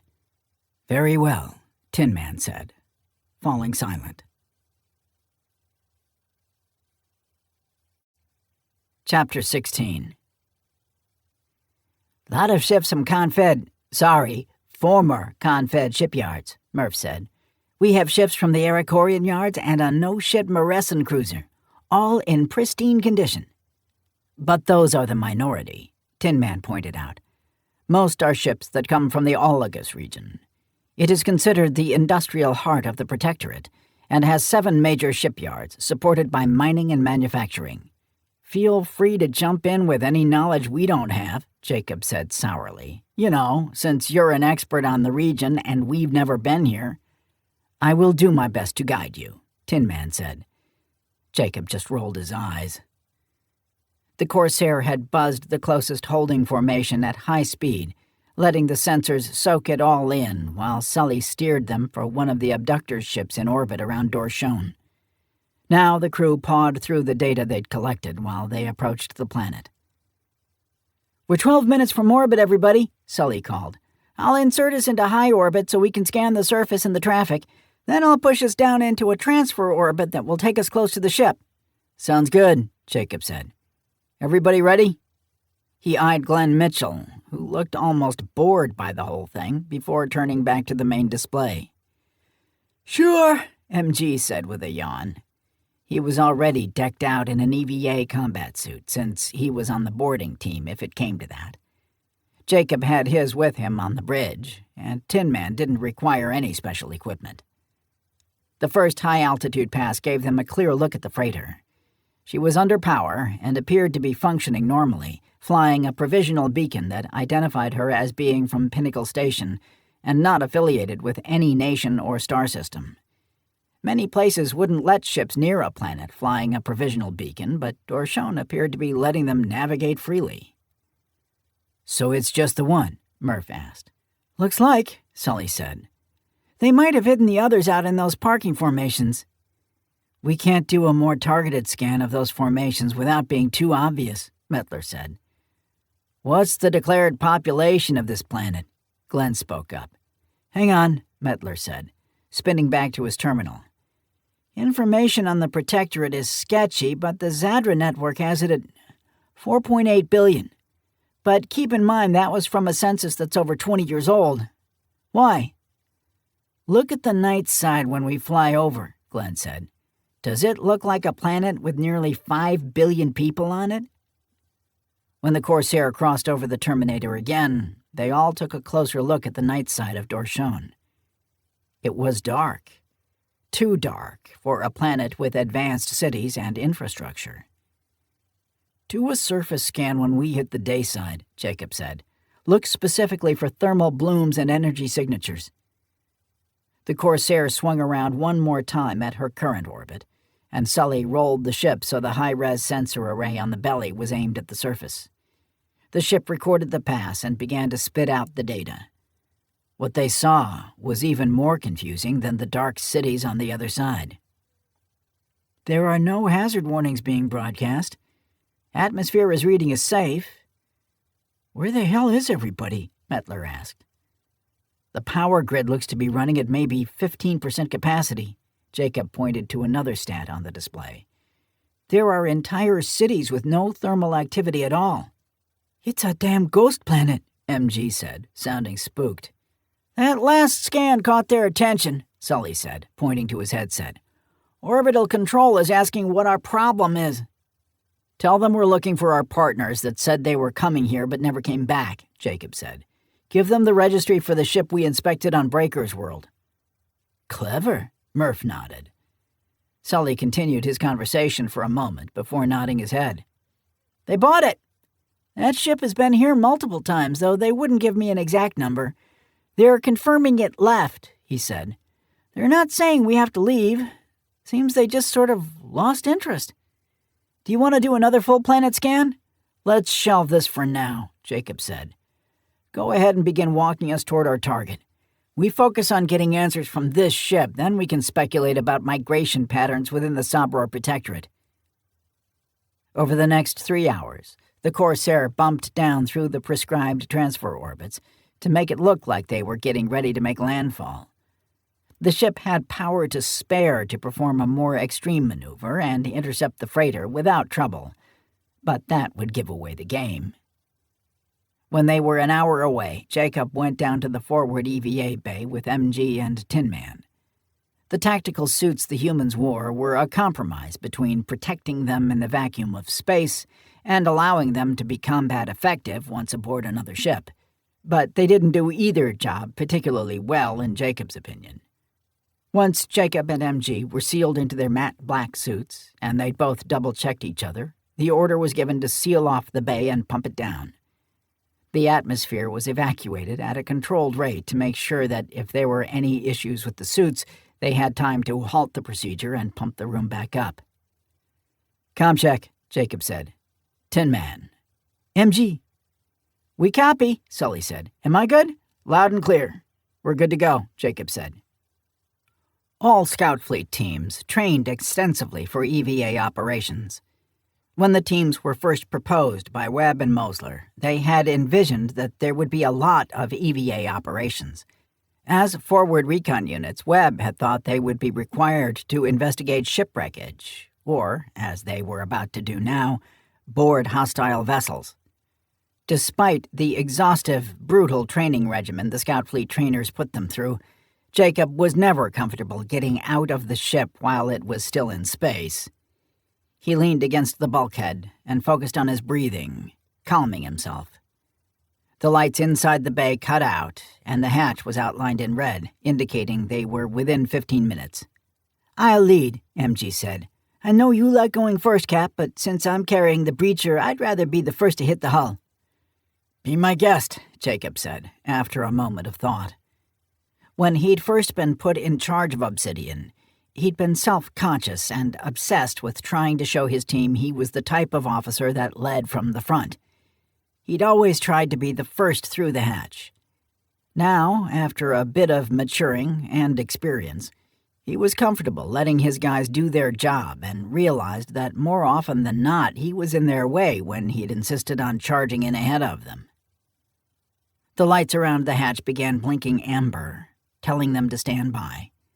A second later, the hatch slid silently open, and the static barrier dropped, letting the last few molecules of air escape out into space. MG moved forward and grabbed the handles, peering out, and then motioning down. Jacob moved up and could see that their target's running lights were visible below the Corsair, maybe 500 meters away. "Good luck, guys," Sully said, right before the lights turned green, and MG shoved himself through the hatch. Jacob went second, Tin Man last. As soon as he cleared the hatchway, Jacob's suit locked onto the pre-programmed target, a ventral maintenance airlock near the aft section, and fired his jets automatically to get him going in the right direction. The holographic display in his helmet highlighted MG in front of him with a green bracket, since he couldn't see the black suit in space. They'd timed the jump for the night side, though they'd still show up on active scans if the freighter crew fired up their sensors. Their suits were using hyperlink comms, so they were flying in with 0 emissions to give them away. That meant Tin Man had to keep calm silence until they were inside the ship, since there was no practical way to fit him with hyperlink short of making him wear a helmet. "Contact," MG called. "Breacher is on. Stand by for—" Fuck! There was a flash of light, and then atmosphere started billowing out of the ship. "MG!" Jacob called. "Hatch was rigged. It blew as soon as the breacher made maglock." "You good?" I'm good, MG said, already calming down. "Engines are warming up on that ship, Captain," Sully said. "You need to get aboard or get clear." "Tin Man, get in there," Jacob ordered over normal comms. The battlesynth went zipping by, his foot repulsors glowing as he aimed precisely for the open hatch, still spewing out atmosphere. Jacob commanded his suit to full speed and flew off after him, his arc jets glowing dimly in the dark. "Tin Man is in. No resistance," Tin Man called. "MG, going in." "I'm at the hatch," Jacob said, as he floated through feet first and was grabbed by the ship's artificial gravity. As soon as he was in, MG smacked the control for the emergency aerostatic barrier. The shield shimmered to life, and the rushing air stopped immediately. "No contact," Tin Man said. "Holding at first junction." "Copy," Jacob said. He pulled the 2 release cords simultaneously to detach the maneuvering jets from his harness and pulled his weapon around, while MG shed his EVA gear as well. They moved out through the open hatchway into the dim corridor and looked at each other in confusion. "No alarms?" MG asked. "They didn't even lock down internal hatches?" "Just once on this mission, I'd like something to not be so fucking weird," Jacob grumbled. "Coming to you, Tin Man. We're pressing to the bridge." The first resistance they hit came when 2 junctions later they passed the crew common areas. 7 armed crew members had fortified their position and had a clear lane of fire that forced the trio to duck into a small galley. They'd been engaged with standard plasma weapons a shipboard security force would carry, but nothing too heavy. There were a few poorly placed pot shots hitting the hatchway meant to keep them in the galley. That meant there was probably backup heading their way. MG pulled a grenade out and handed it to Jacob, smiling. Jacob tried to look at the throw he'd have to make before passing the grenade over to Tin Man. "Think you can hit them without exposing yourself?" "You cannot?" Tin Man asked. "It's the suit," Jacob said. "Limits my range of motion, but otherwise I could totally make that throw blind around a corner." "Sure you could," MG muttered as Tin Man took the grenade, backed up to the hatch, and threw it without even looking. The weapon clinked off the bulkhead and dropped behind the hasty barricade the crew had erected, detonating with a harsh whoomp. "Okay, that was pretty fucking rad," MG said. Tin Man winked at him and walked out the hatch, his arm cannons up and ready. "Let's go," Jacob said. "How are we looking, Corsair?" "Engines are still coming up on your ship," Mettler said. "No distress signals have been sent, so the locals are ignoring us. Sully wants to move off a bit so we don't look so suspicious." "Go ahead," Jacob said. "We're committed to taking the bridge or die trying at this point." "I feel like I'm going to regret you saying that, Cap," MG said. They followed Tin Man down the smoky corridor, their self-contained rebreathers and sealed helmets keeping out the noxious fumes, as the ship's automated damage control systems extinguished the fires the grenade started and began evacuating the smoke. "The bridge is 1 deck below us," Tin Man said. "Fastest route?" Jacob asked. "Maintenance access crawlway 2 sections up," Tin Man said. "I will not fit, however, so you will need to gain access to the bridge and then open the security hatch." They made their way up to the section where the crawlway access hatch was without meeting any further resistance. The ship either wasn't carrying a full crew complement, or they were setting up a hell of an ambush for them somewhere up ahead. His question was answered a moment later while MG was working on the access hatch. "Captain, you've got 3 large shuttles coming up from the surface heading your way," Mettler said over the team channel. "They're definitely on a direct intercept course, and they're coming fast." "That would be our missing crew," Jacob said. "Any way you can slow them down without directly engaging?" "Sully said he'll do his best. Corsair out." "Holy shit," MG said after he got the hatch off. "Will we fit in there? What the hell species crews this ship?" "We'll have to dump some gear, but it's doable," Jacob said as he unhooked his tactical harness and removed his rebreather and body armor.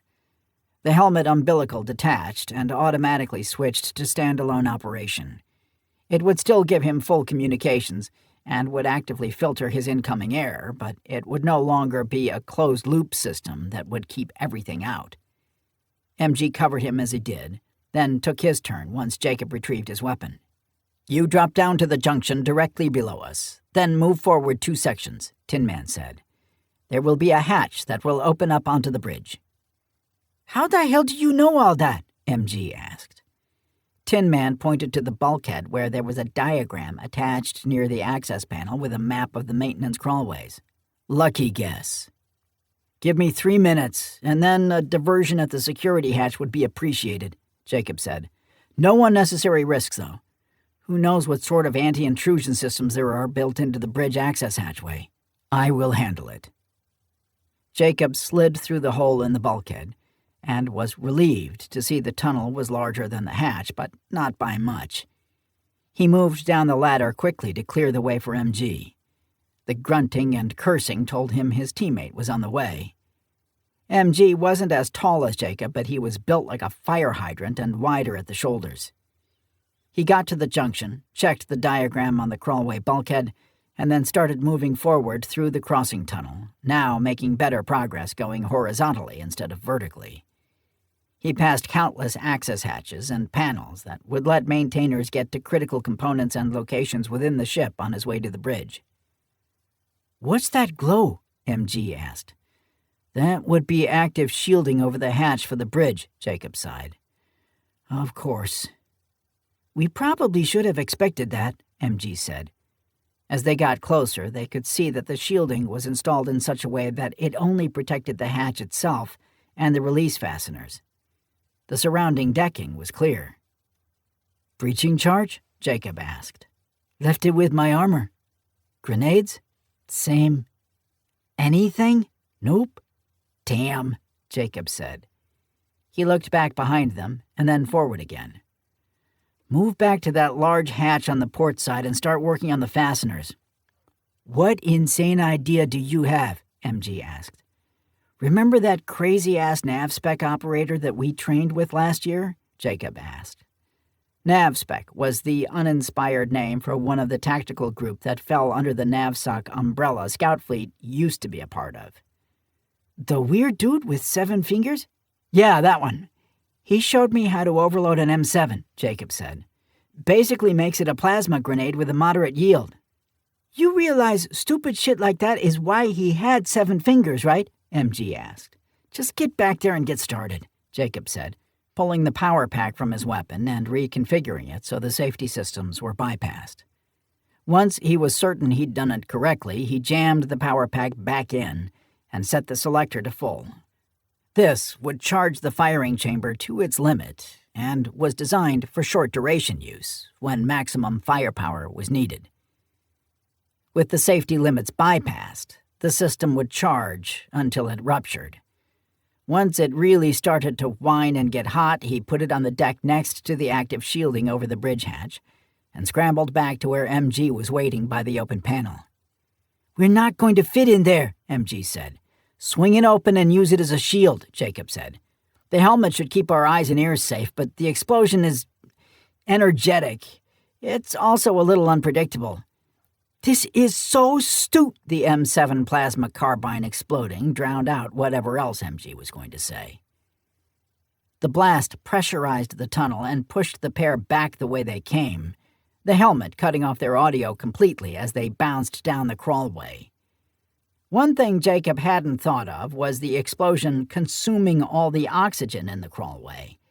Without their rebreathers, they were quickly out of oxygenated air. The last thing he remembered before losing consciousness was trying to look and see if MG had survived the tumble they'd taken. But the blackness overtook him before he could turn. Chapter 17. Tin Man stood before the hatchway, arm cannons deployed and ready to open fire on the armored hatch to draw attention away from his two teammates. Right before he fired, a blast from somewhere ahead of him shook the deck, and alarms started blaring. The lights flickered and went out, and his sensors told him that entire systems had just gone offline. The locks on the hatch let go with a clang now that the power was removed, and it swung open a bit, letting out a noxious smoke. Tin Man grabbed the edge of the hatch and yanked open the multi-ton chunk of alloy.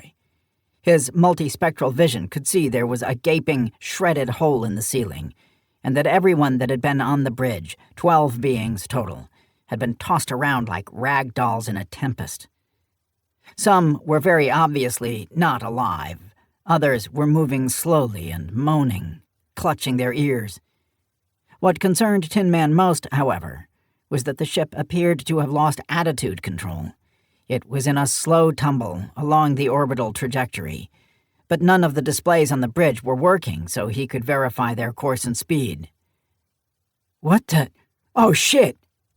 Tin Man's head snapped over, and he saw a shocked human standing in the hatchway, a sidearm held loosely at his side. He looked at Tin Man and raised the pistol.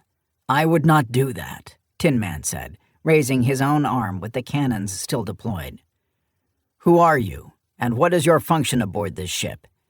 I'm Jorge Espinosa, engineer." He tossed the pistol away to the other side of the bridge. "Are you trained in giving medical aid?" "Of course, all crew are." "Then tend to your comrades." Tin Man pointed to the bridge crew, some of them humans as well. "We have medics aboard right now," Jorge said. "I was sent up to see what happened to the bridge. We were all told to remain in our work centers when the hull breach alarm sounded." "You may notify them that their services are needed," Tin Man said. "Do you know what I am?" "Something scary?" "Close enough.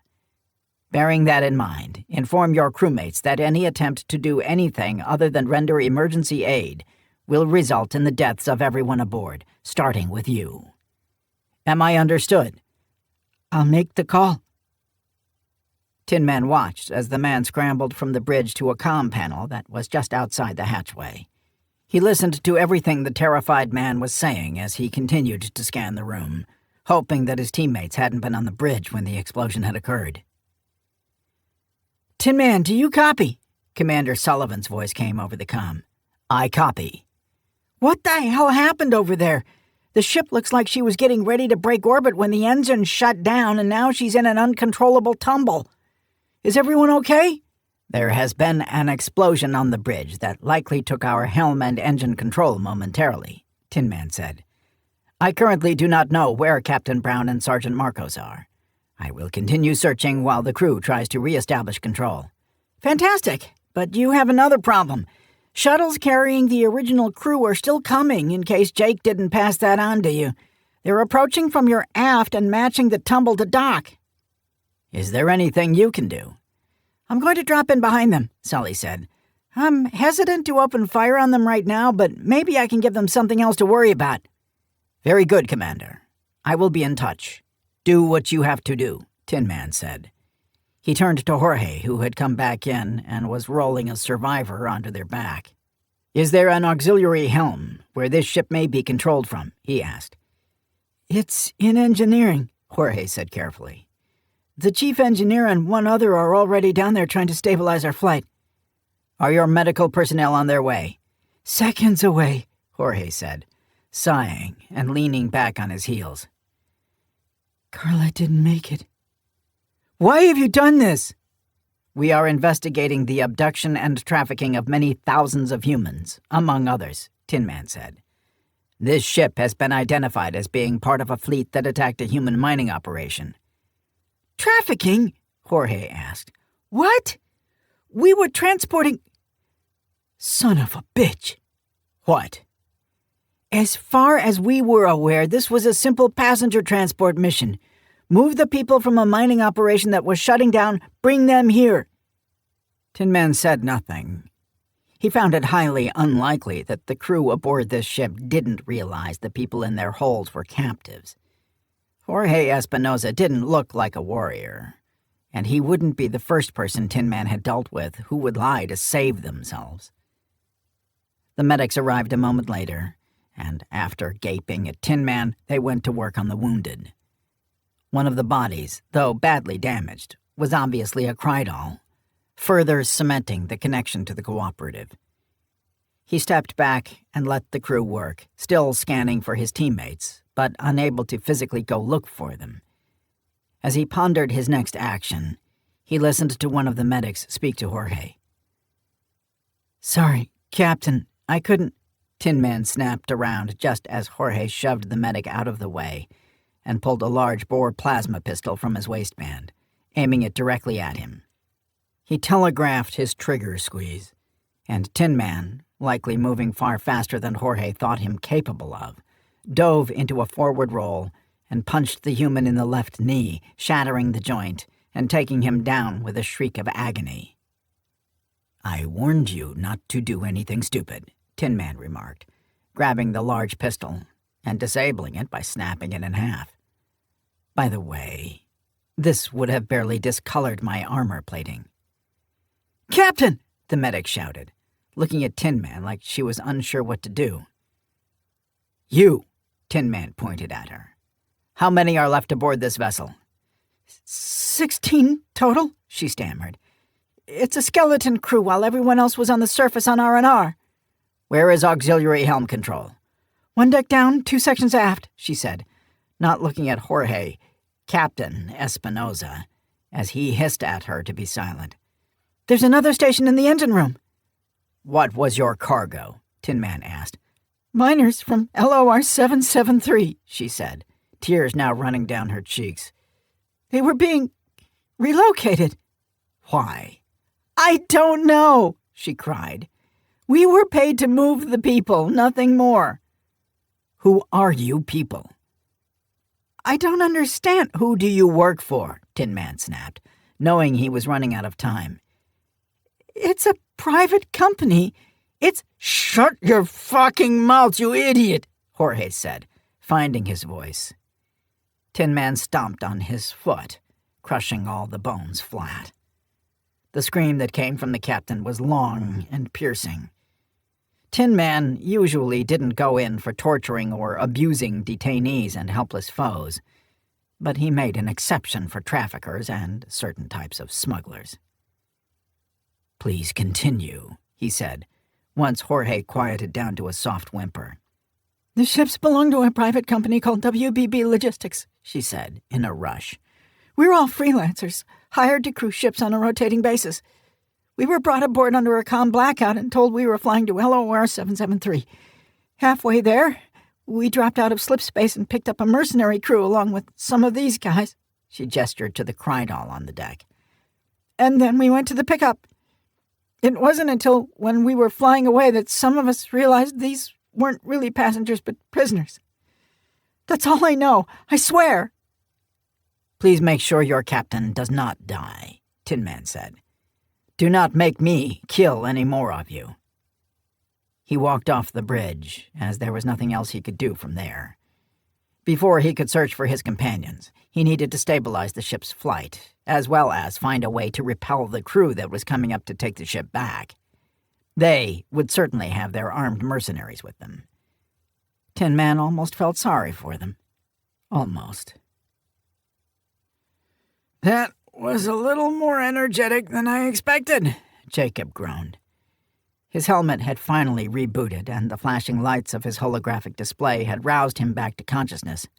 I hope you die of ass cancer, MG said. Excuse me? I'm concussed, Captain.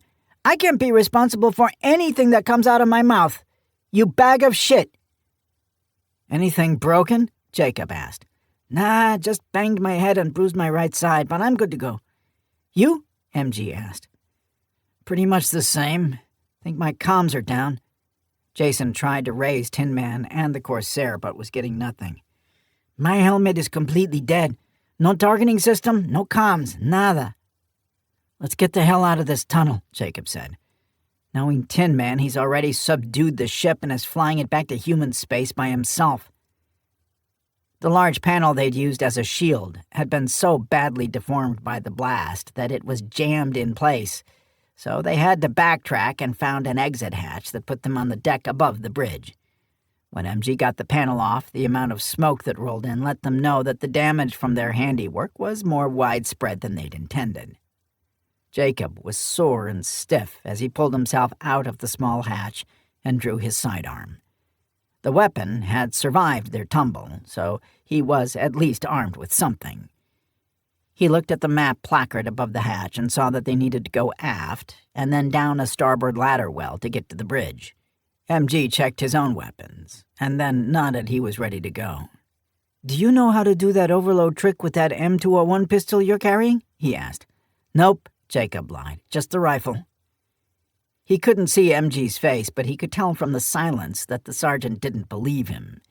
In hindsight, using his primary weapon as an improvised explosive inside of an enclosed tunnel wasn't the best idea he'd ever had. They backtracked to where they left their gear, which was miraculously still there, and then went on toward the bridge. The closer they got, the more acrid smoke hung in the air. With his combat harness back on, the computer interfaced with his neural link and dosed him with a mild painkiller and a partial nanobot booster to start repairing his injuries. Ah, sweet, sweet narcotics, MG said, after he donned his own gear. Don't dope yourself up too much, Jacob said. We still need to... Well, I'm not sure what we're doing at this point, but we're going to be professional about it. I can see why they made you an officer. Thanks. Wasn't a compliment. The bridge was a slaughterhouse. Jacob winced as he looked around. The bomb he'd set off had created a downward blast into the space that had flung the crew around, smashing them into bulkheads and terminals. If the overloaded weapon hadn't blown the hatch out of the tunnel so cleanly and given the force of the blast somewhere to go, Jacob and MG would most certainly be dead. He made a mental note to be far more careful with that little trick in the future. "Who are you?"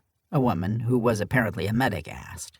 She knelt on the deck, tending to a man with a ruined leg.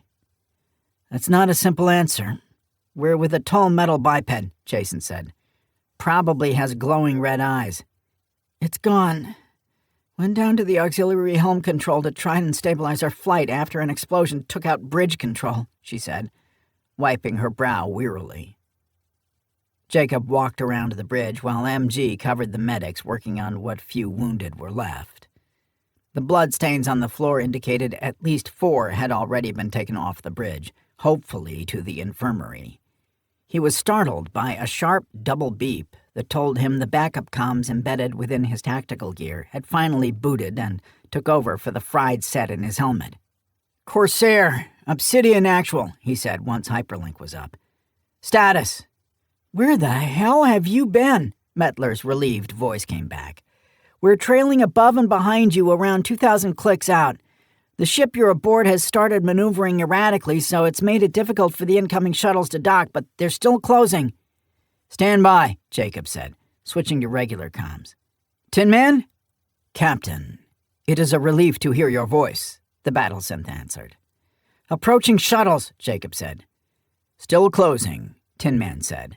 "They are the crew for this ship that had been down on the planet when an alert went out after we breached the hull. I am attempting to keep them off without the need to have Sully splash them." "Open the hangar bay and evacuate the atmosphere," Jacob said. "I'm betting a bunch of people on the surface for R&R won't be carrying enough EVA gear for everyone. Let them in and then close the bay doors." "Clever," Tin Man said after a moment. "Let me disable the remote access modes so that they cannot use an override, and then I will comply. I will stabilize our flight and then lock down the helm so I can meet our guests at the hangar bay." "Excellent," Jacob said, and switched back to the Corsair. "Tell Sully we're going to let them aboard and trap them in the hangar bay. Once they're in, bring the ship in and dock her to one of the ventral airlocks." "Copy." "Obsidian Actual out," Jacob said, turning to MG. "We've got incoming. Head down to the hangar bay control room and give Tin Man a hand."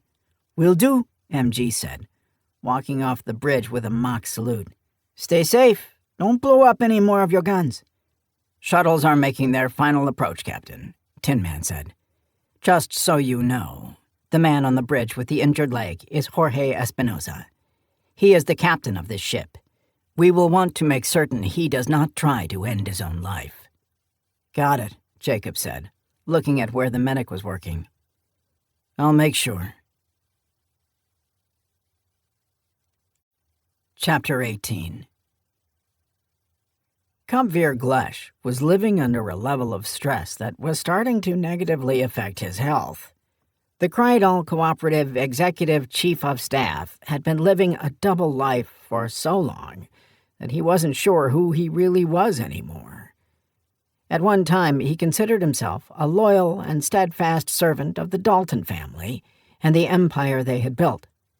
He'd served Christoph Dalton, had tried to advise his first son, Steder Dalton, and was now one of Celadas Dalton's most trusted advisors. But that's not all he was, or wasn't. He wasn't actually Silatir. It was a secret that nobody still alive knew about. Christoph had Kabvir's appearance surgically altered to make him appear Silatir to a cursory examination, so he could operate more freely as his fixer on a planet where outsiders weren't particularly welcome. Kabvir Glesh was actually Musabi. He was from a world deep within the Sabror Protectorate, and he still had ties to that place. When those ties had been pulled, his split loyalties became a liability. What he was being asked to do would almost certainly make the cooperative the target of some very powerful players. But if he didn't do it, they would just find someone else and have him executed for treason. He'd even thought about approaching Celadas at first, explaining the whole thing to her and seeing what she could do about his predicament. But she'd not been herself lately. Her expanding empire was showing the first stress cracks as it grew too much, too quickly, and she wasn't handling it well. "Once you started taking humans, you set off a chain of events that will see us burn," he said to the Musabi, sitting across from him. "You wanted them because they're clever and breed quickly. I'm telling you, they're too clever. And they're not like the Virans. They keep track of individuals. Nasty, brutish, violent creatures." "And yet you fear them so," his companion laughed. "We needed a keystone species. You're the one who suggested them." "I didn't know you were going to take so damn many," Kabvir snarled. "A few colonist ships here and there, not entire settlements and corporate mining sites. Relax. They'll never find their missing people and will eventually write them off as unexplained disappearances. You'll be rewarded, as will the cooperative.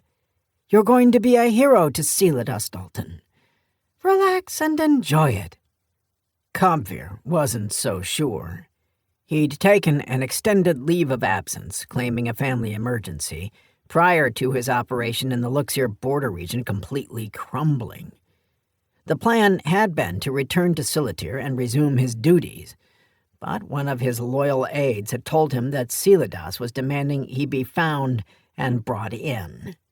That didn't sound like he was about to be welcomed with open arms. Her office was being tight-lipped about why, but there was some chatter about his use of Krydal military assets in an operation involving the Ashquarians. He figured he had another day 2 at the most, before he had to make contact directly and see if he could read the situation. Did the Prime Minister's office know everything? Or was he just going to be scolded in the usual way for using cooperative assets for side projects? Either way, I need to leave shortly so I can at least... What's wrong? One of our ships in orbit sent out a distress alert, the other Musabi said. It's the single human freighter we had left. Is it an emergency? Kabvir asked. I don't think so. And yet some instinct is screaming at me that something has gone terribly wrong. You're probably just overthinking things. It happens as you get to the closing stages of an operation. Perhaps, but perhaps not. Either way, you should leave immediately. You being caught on this planet is the last thing we can afford right now. That one seems really surprised, MG remarked. How can you tell? Tin Man asked. See the look on his face? MG asked, as a Krydal trooper was thrashing on the deck of the hangar bay, eyes bulging from their skull in the near-total vacuum, mouth gaping like a fish. I am beginning to think that Commander Sullivan was correct. There is something wrong with you. The shuttles, like most, were equipped with aerostatic barriers on the hatchways. They wouldn't keep anything more substantial than dust particles or sand out, but they made sure outside contaminants or airborne pathogens didn't make it into the interior of the craft. The first trooper out of the hatch found out the hard way there wasn't any atmosphere on the other side. Now, all 3 shuttles were sealed tight, and the comm panel was lighting up with channel requests from the flight crews demanding answers. How do you want to handle this? MG asked. For now, we are handling it, Tin Man said.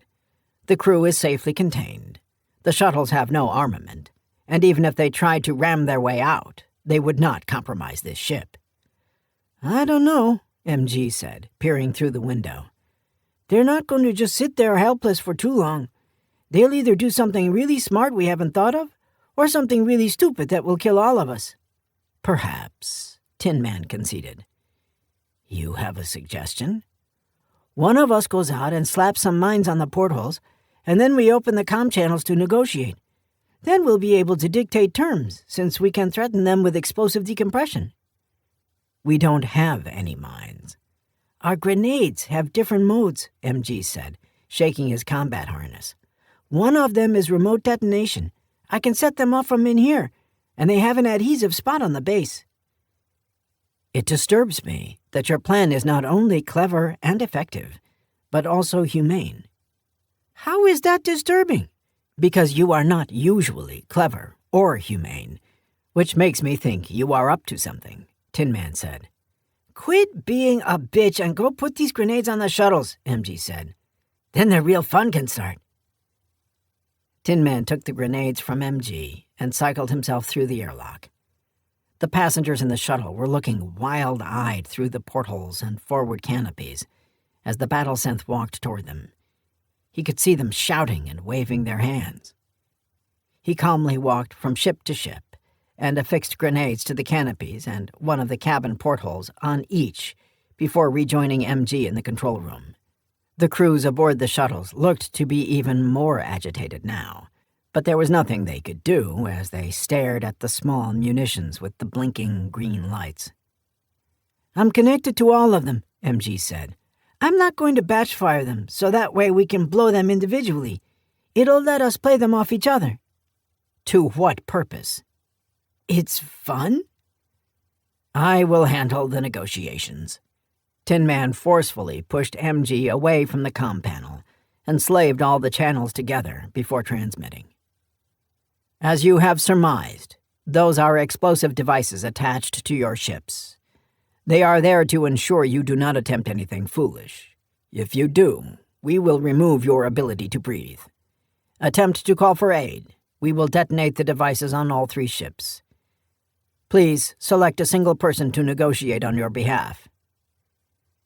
This is First Officer Diaz. A voice with a soft Latin American accent came over the speakers.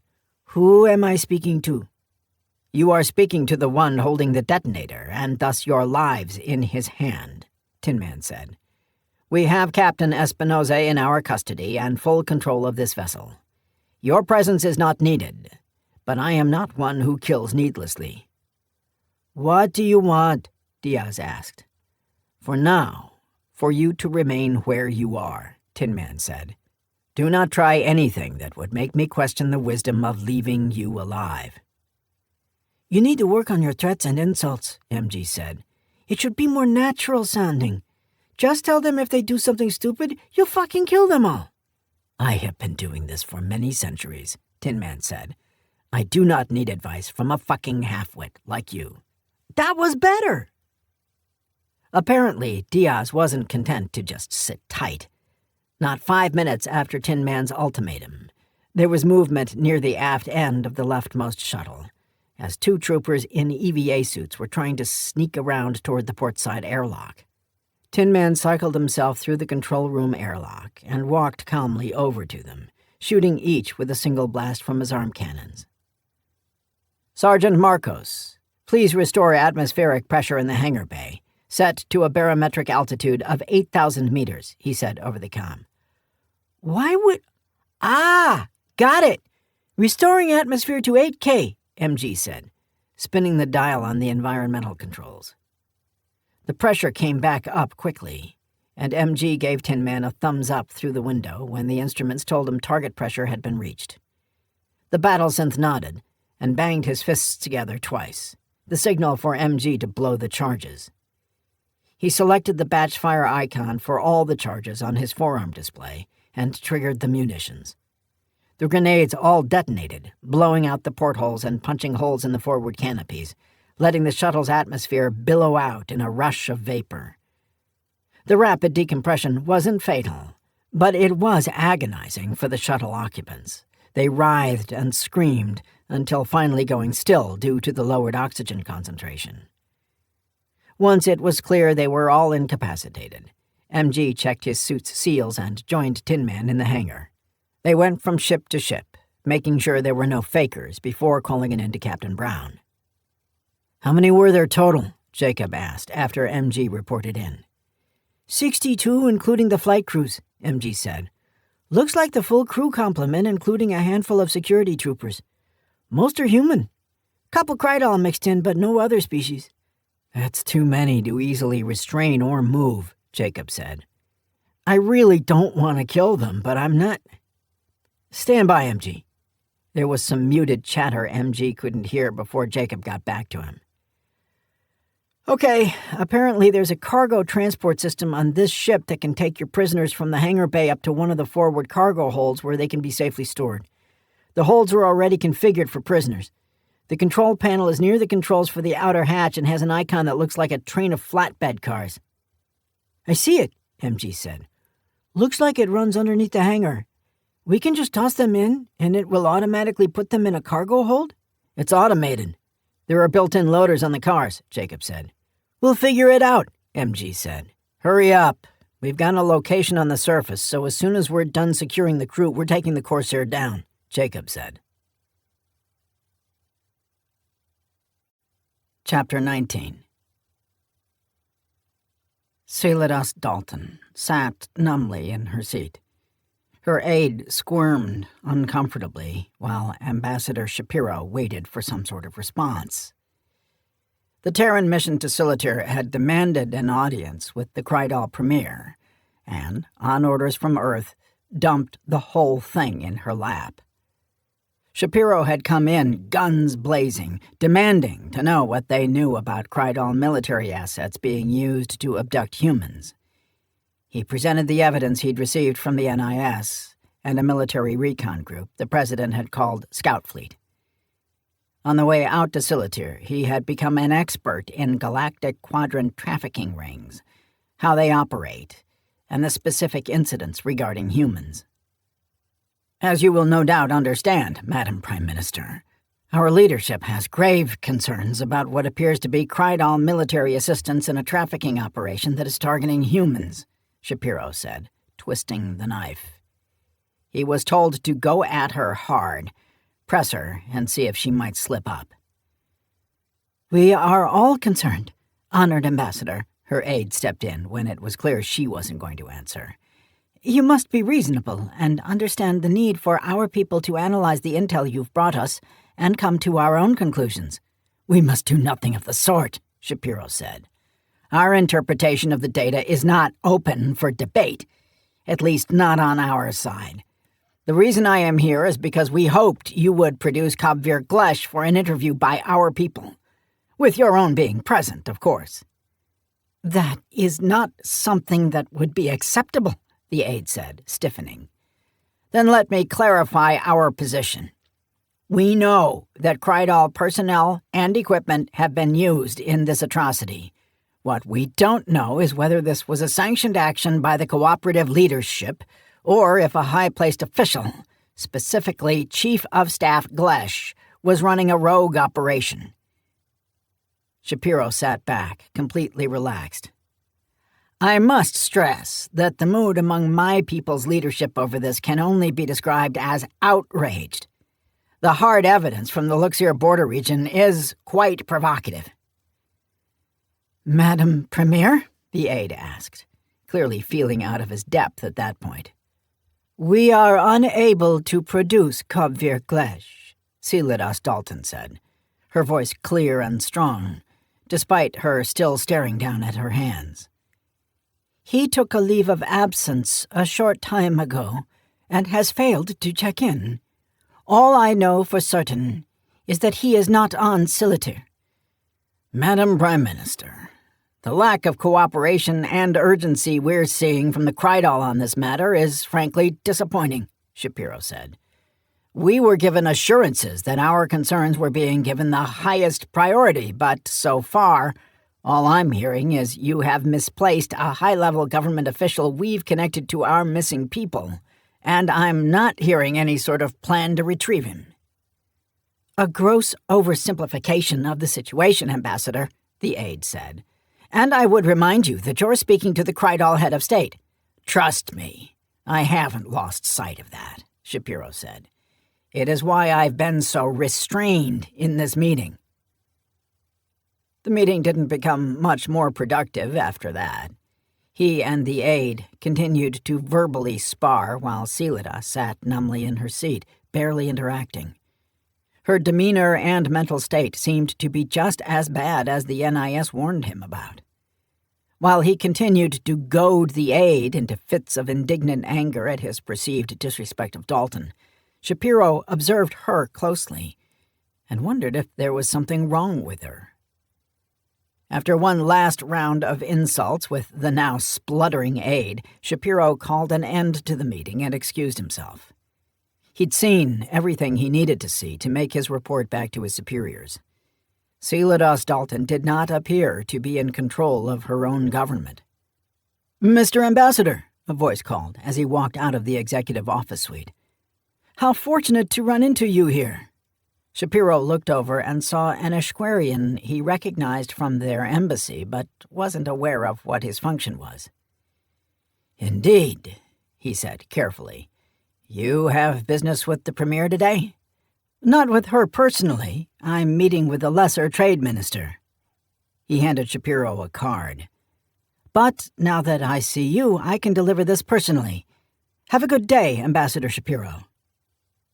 Once the Ashquarian walked away, Shapiro turned the card over in his hand. When his thumb pressed on it slightly, it lit up with a confirmation of his identity and an invitation to an informal reception at the Ashquarian embassy that night.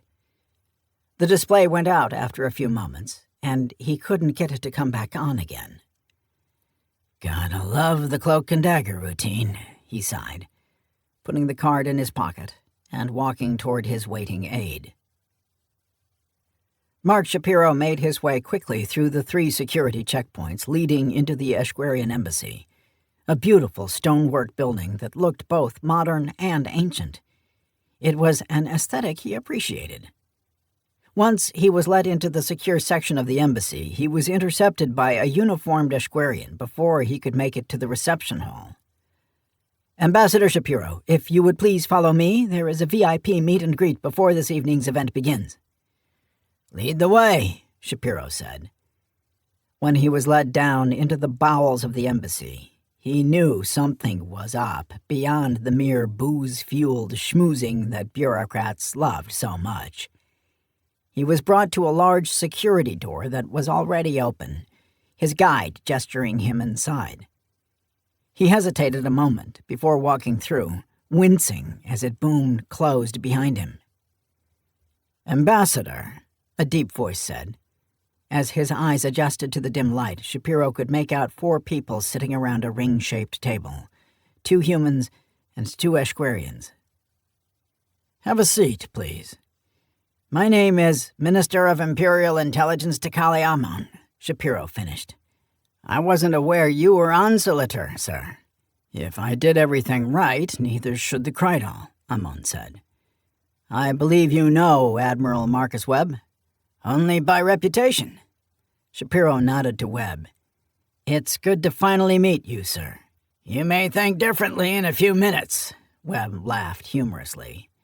"To get this out of the way, everyone in this room is cleared for the information we'll be discussing. We've brought you into this meeting so we can get your impression of Celidas Dalton after seeing her today, as well as give you a more complete picture of the problem currently facing Earth." "The abductions?" "Likely connected to the larger problem," Amon said. "That being?" Shapiro asked.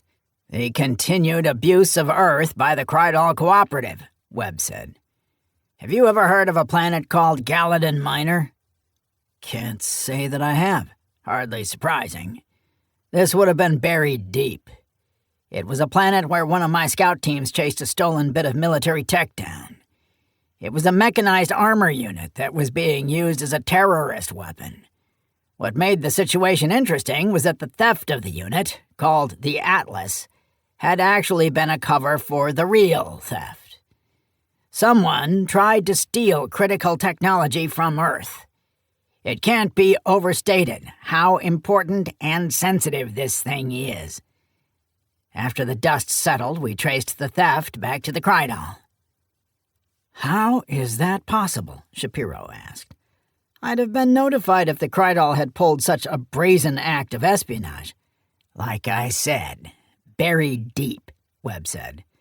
"I'm telling you now so you can see the enormity of what we're dealing with when viewed next to the Krydal involvement of the massive trafficking operation." "Why are we meeting to talk about it in the Ashquarian embassy?" Shapiro asked. "No offense, Minister." "None taken," Amon said. "We're here because my agency assisted in the Luxir border region incident. It's where we discovered that Imperial citizens had also been targeted by the cartels and linked them back to Comvir Glesh and one of ours, a former intelligence operative named Klytos Finvac. We have the latter in our custody. This is both horrifying and fascinating, gentlemen, but why am I here?" "You have more access to the Krydal executive levels than we currently do," Amon said. "Our relationship with the cooperative has been strained after we confronted them regarding our citizens.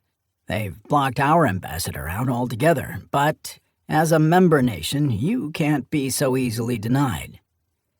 "So you want me to—" "Be ready," Webb said. "I'm sure if you're as good as people say, you've made more than a few back-channel connections within Dalton's inner circle. Once we get more information to act on, you may need to use them. Needless to say, things are about to get very interesting, very fast." "To say the least," Shapiro sighed. "And to think, I thought this party was going to be a good time."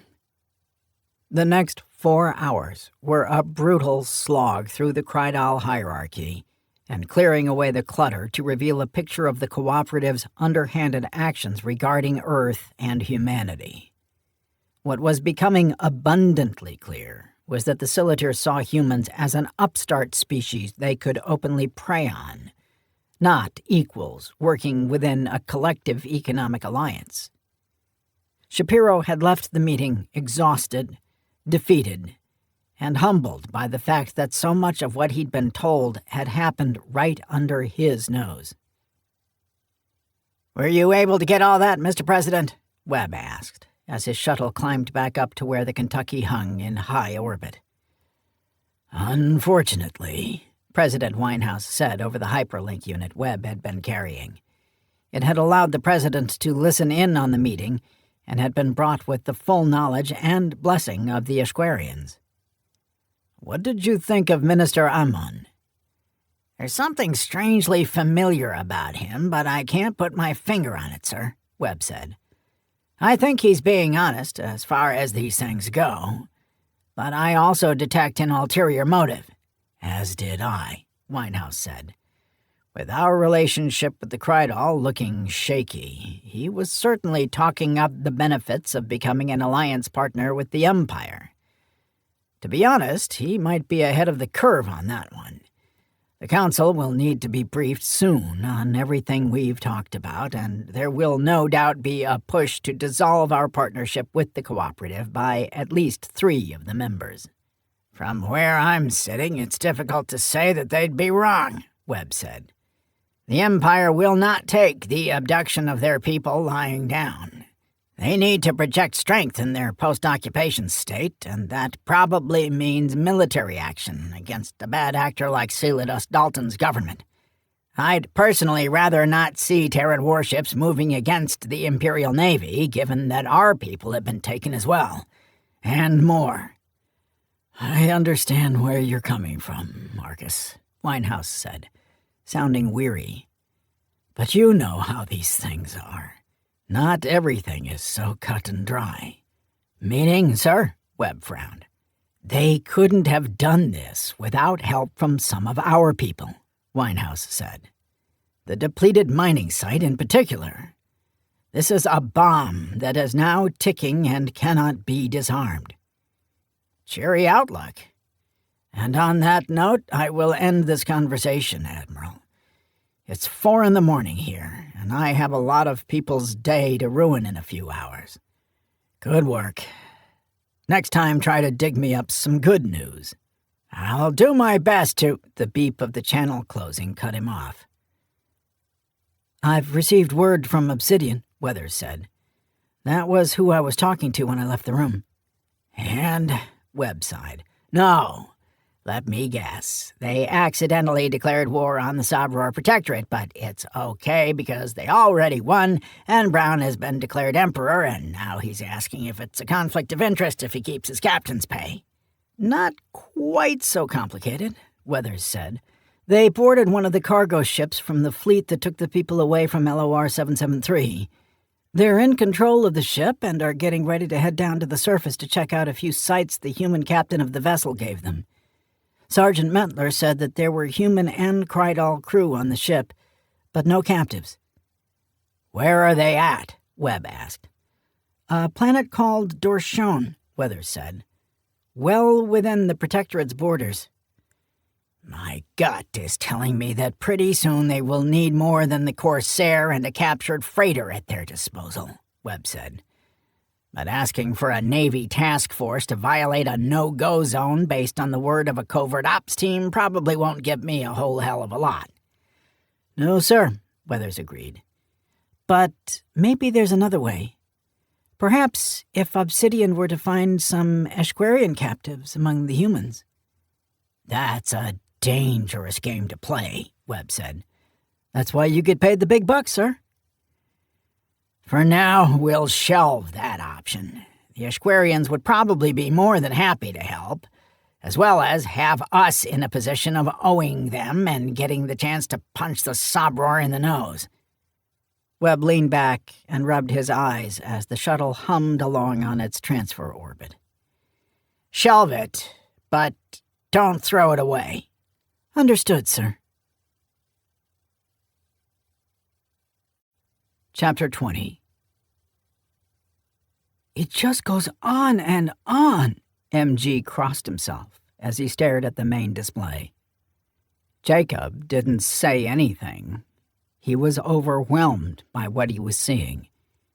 It was a tent city, an internment camp with uniform rows of temporary shelters that went on as far as the eye could see. The Corsair was overflying the southernmost encampment, and had so far not been challenged or even hit with a scan. The sensors were programmed to look specifically for human biosignatures, and had so far detected far more than could be accounted for just from the Site D abductees. Whoever all these people were, not all of them were asteroid miners. "There doesn't seem to be much security," Mettler said. "Just some automated towers to keep the prisoners in line." "Where would they go?" Glenn asked. "Even if they could get to orbit, there was only one freighter up there. No point wasting the resources guarding them. Just need to keep them alive until they reach their final destination." "What do you want to do?" Sully asked. "Head back to the center section, and I think we should turn west," Glenn spoke up. "I saw a more advanced landing zone on our way down from orbit.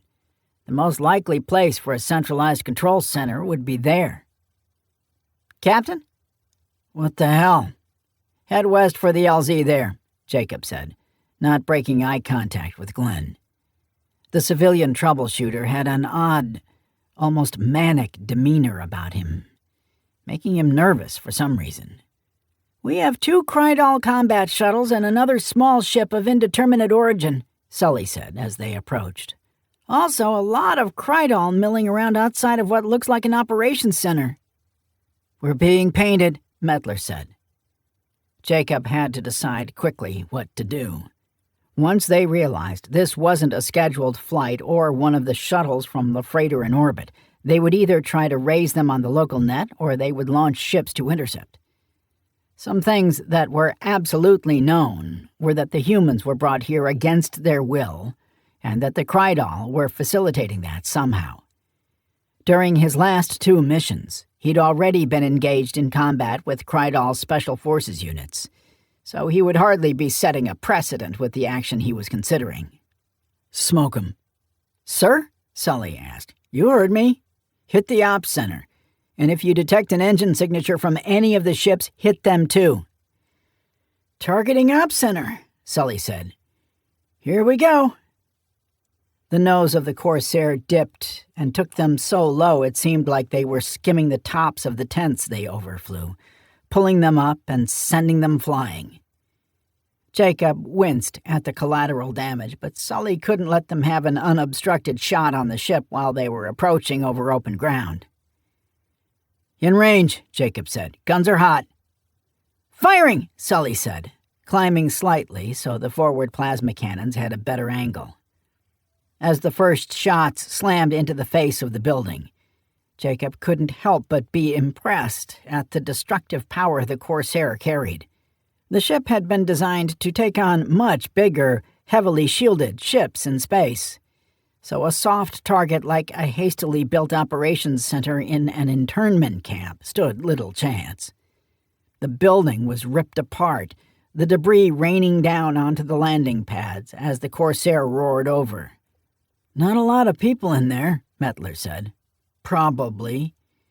The computer is saying biomass is consistent with 6 adult solitaire. The 2 smaller buildings are intact but unoccupied." "Nothing above us, Jake," Sully said. "I'm comfortable putting her down on the tarmac and leaving the engines and dorsal shielding up so you can take a look around." "Do it," Jacob said. "Everybody else suit up." Jacob was in his quarters donning his gear when Mettler knocked on the hatchway. "You want me on the team, boss? You're part of everybody, aren't you?" Jacob asked absently as he checked his weapons. "It just seems like I've spent a lot of time on the ship lately. Not sure if I'd screwed something up." Jacob stopped and looked up at his medic.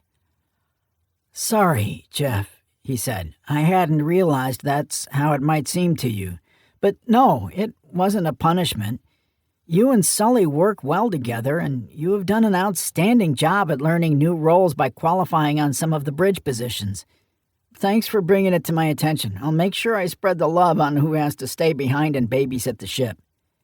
"I don't want to be a complainer." "Nah," Jacob waved him off. "You've got a legit complaint. Thanks for bringing it up in private. Now go get your shit on. We'll be landing in a minute." He arrived in the cargo bay the same time Glenn Mitchell did.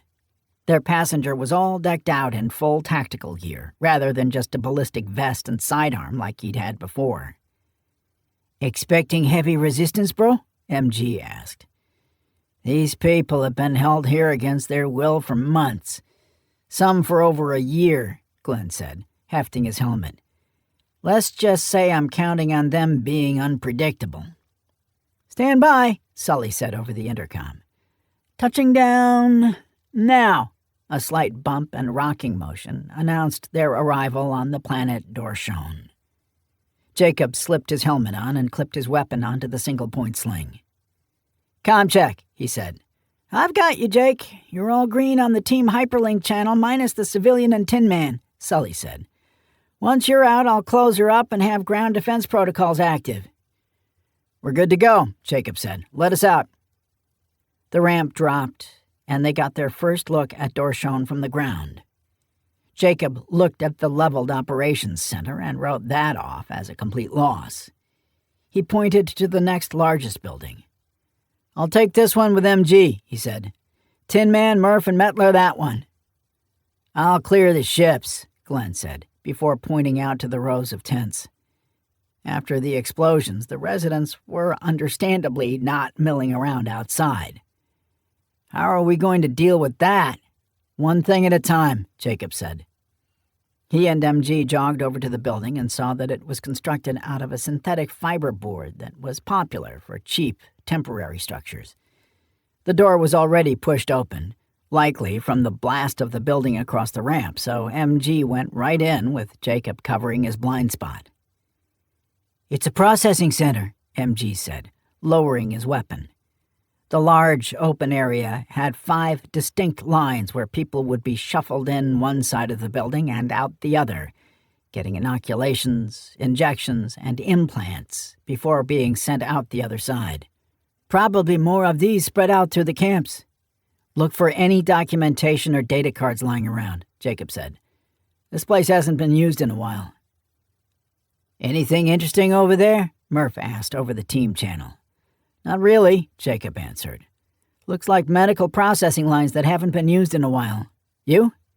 "Equally useless over here. There's an armory with basic small arms and some parts storage. Probably the only useful stuff was in the building you blew up." "Technically, Sully did that," Jacob said, looking at some of the machines. One in particular caught his eye.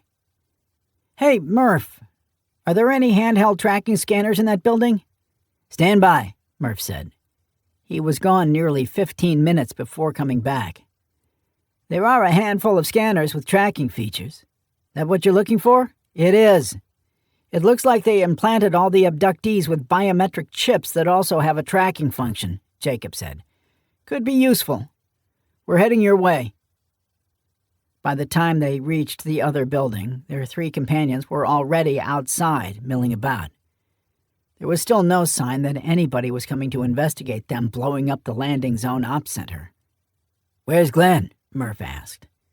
"Still in the ships?" Jacob asked, turning toward the parked vessels. They all had their boarding ramps down, but there didn't seem to be any activity on any of them. He keyed the standard comm. "Glenn, you got me?" "Nothing." "Maybe the ships are interfering," MG shrugged. "Fine. Let's go check. We can't stay on the ground here too long," Jacob said. After checking all 3 of the small vessels with no sign of Glenn, they met back on the landing pad.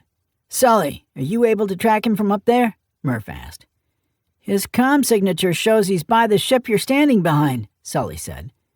Jacob frowned, walking around the ship again, before finally spotting the discarded comm unit hidden nearly in the landing gear of the endmost Krydal ship. "Was he taken?" Jacob asked Murph. "Hey, guys!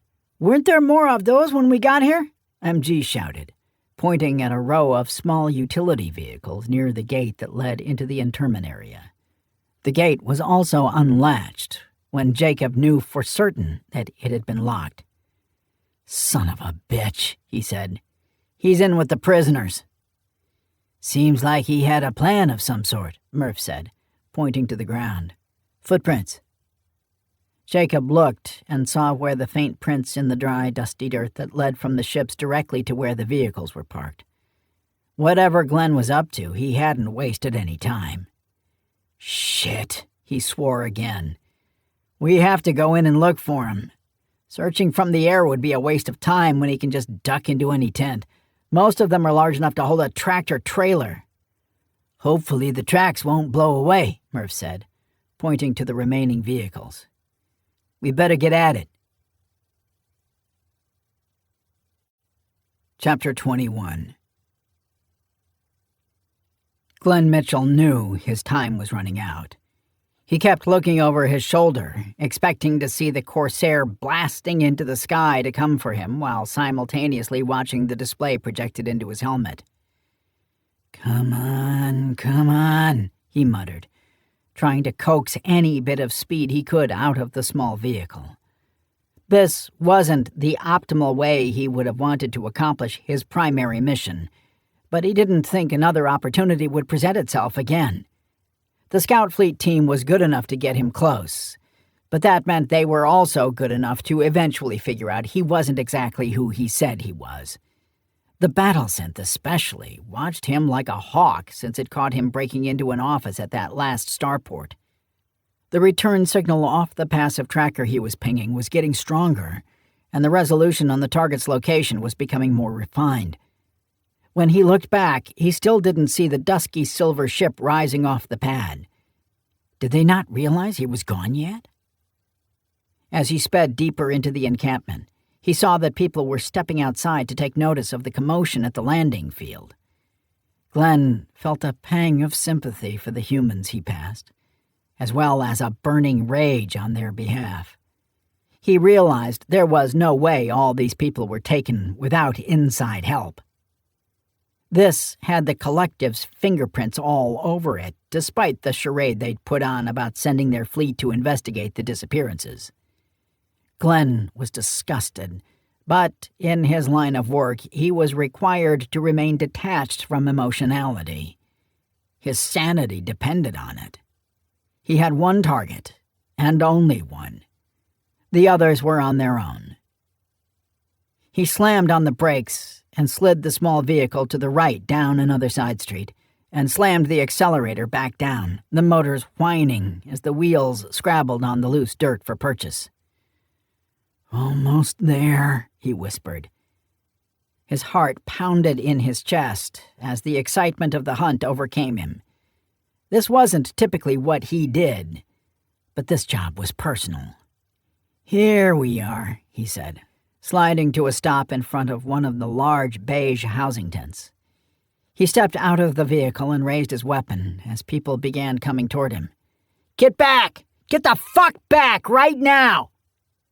They saw the ugly plasma rifle and melted away into the early evening. Glenn walked with purpose through the doorway of the tent and looked around, his helmet's limited sensors scanning for any threats while he looked for his target. Gabrielle Rushton, he said, the harsh voice of his helmet making people flinch. Where are you? Are you here to kill me? A voice asked. Glenn turned and saw a small, terrified girl, and his heart gave a lurch. He removed his helmet and kneeled down. No, sweetie, I'm not. Daddy! The girl screamed, sprinting across the tent and slamming into him, wrapping her arms around his head and squeezing tight. You came! You knew I would, Glenn said. He disengaged her arms and stood up, slipping his helmet back on.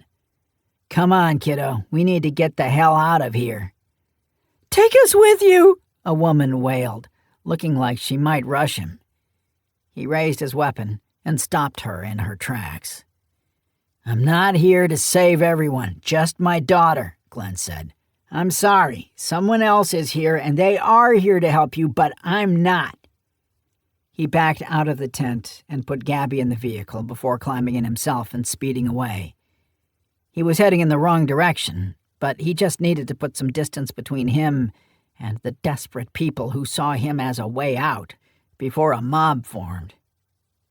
How did you find me? Gabby asked. Remember the tracker I put in you before you went back to your mother's? I used that to pinpoint your location. The only snag was I had to be on the same planet as you were, so it took me longer than I wanted to track you down." "You have a ship?" "Sort of," Glenn admitted. "Don't worry, I'm good at this sort of thing." "Mom is dead, isn't she?" Gabby asked. "We'll talk when we're safe, kid," he said. He took the next right and began working his way back toward the landing field. From what he could tell, the Corsair still hadn't moved. So what the hell were Brown and his team up to? "He turned right," Tin Man said, pointing to the clearly visible tire tracks that showed Glenn had taken the turn at high speed. "Thanks, I noticed," Jacob said. "Murph, I think we're getting close to—" "Oh, shit! What's happening?" Murph asked over the team channel. "Looks like the beginning of a riot," Jacob said, sliding to a stop. "How are things where you're at?" "Quiet," Murph said. "A few people peeking out at us, but that's about it." The team had split up, with Murph, MG, and Mettler taking one of the vehicles and searching the area to the west, while Jacob and Tin Man had gone northeast, picking up Glenn's tracks quickly. "Start heading back to the main road to make sure he can't double back past you," Jacob said. "I don't think he's still here, but it looks like he's stirred up a hornet's nest." "Will do. Sully's got the ship locked up tight, so he's not boarding her without getting smoked from the ground defense guns," Murph said. "Will you try to question these people?" Tin Man asked. "That just feels like a guaranteed way for some of them to get hurt," Jacob said, backing up until he came to another side street. "I highly doubt they know anything anyway." Before Tin Man could answer, a brutally loud alarm blasted through the area, and yellow lights atop tall poles flashed on both sides of the street. "This is a behavior alert," a computerized voice echoed through the street. "Return to your domiciles and remain passive. Any further aggressive behavior will result in a corrective response."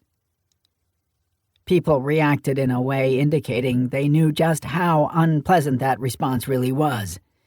They immediately calmed, kept their eyes to the ground, and shuffled slowly back to their tents without so much as a second look at the vehicle.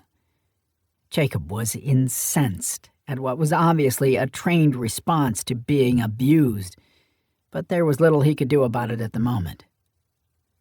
"I think we've collected more than enough proof to send uphill so the Navy can bring in the big ships and rescue these people," he said.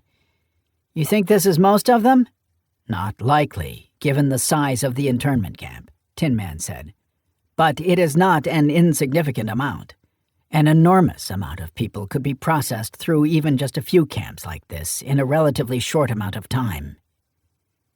Jacob thought about that as he took a few more turns trying to get back to the main road. Was this the main processing center for all the abducted humans in the quadrant? There had been a whole hell of a lot, but the temporary nature of the camp they were driving through told him the trafficking ring likely didn't intend to operate once they got to a certain number. It also meant that however many people they weren't able to track down before these people closed up shop would likely be lost forever. "I believe I just found our wayward troubleshooter," Tin Man said, pointing at a ship lifting off above the tents. It wasn't the Corsair. It was the smaller, fast courier ship that had been parked on the tarmac near the Krydal shuttles. "Son of a bitch!" Jason shouted. "Why is Sully letting him leave?" "I cannot raise the Corsair on standard comms," Tin Man said. "Hyperlink is down too. It says the channel is still connected and open, but there's no audio," Jacob said, switching channels. "Murph?" "We saw," Murph said. "Can't raise Sully either. But the Corsair's transponder is still transmitting and none of the embedded duress codes are flagging." "Just get back to the ship double time," Jacob said. "Looks like our civilian is finally making his move." Glenn watched his instruments as the small courier ship zipped up through the atmosphere of Dorshon. He was quickly out of range of the Corsair's dorsal guns, so he let out a breath, finally allowing himself to relax just a bit. He looked over at his daughter, strapped into the co-pilot's seat and already looking sleepy as the lull of the ship's engines and the warm air worked on her exhausted mind and body. He could relate as the cumulative stress of the last month or so began to ebb away, leaving only a weariness he could feel in his bones. It was still sinking in that he'd actually done it. He had actually found Gabby, rescued her, and made a clean getaway. When the collective had discovered that something unusual had happened at LOR 773, they had deployed their fleet to investigate.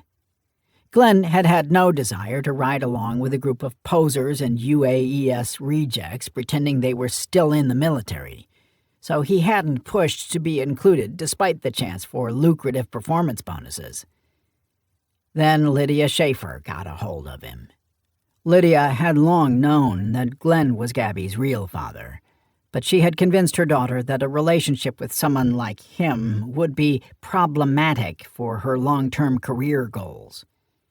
Janet had listened to her, later regretted it and tried to reconcile, but Glenn's pride got in the way, and he'd rebuffed her.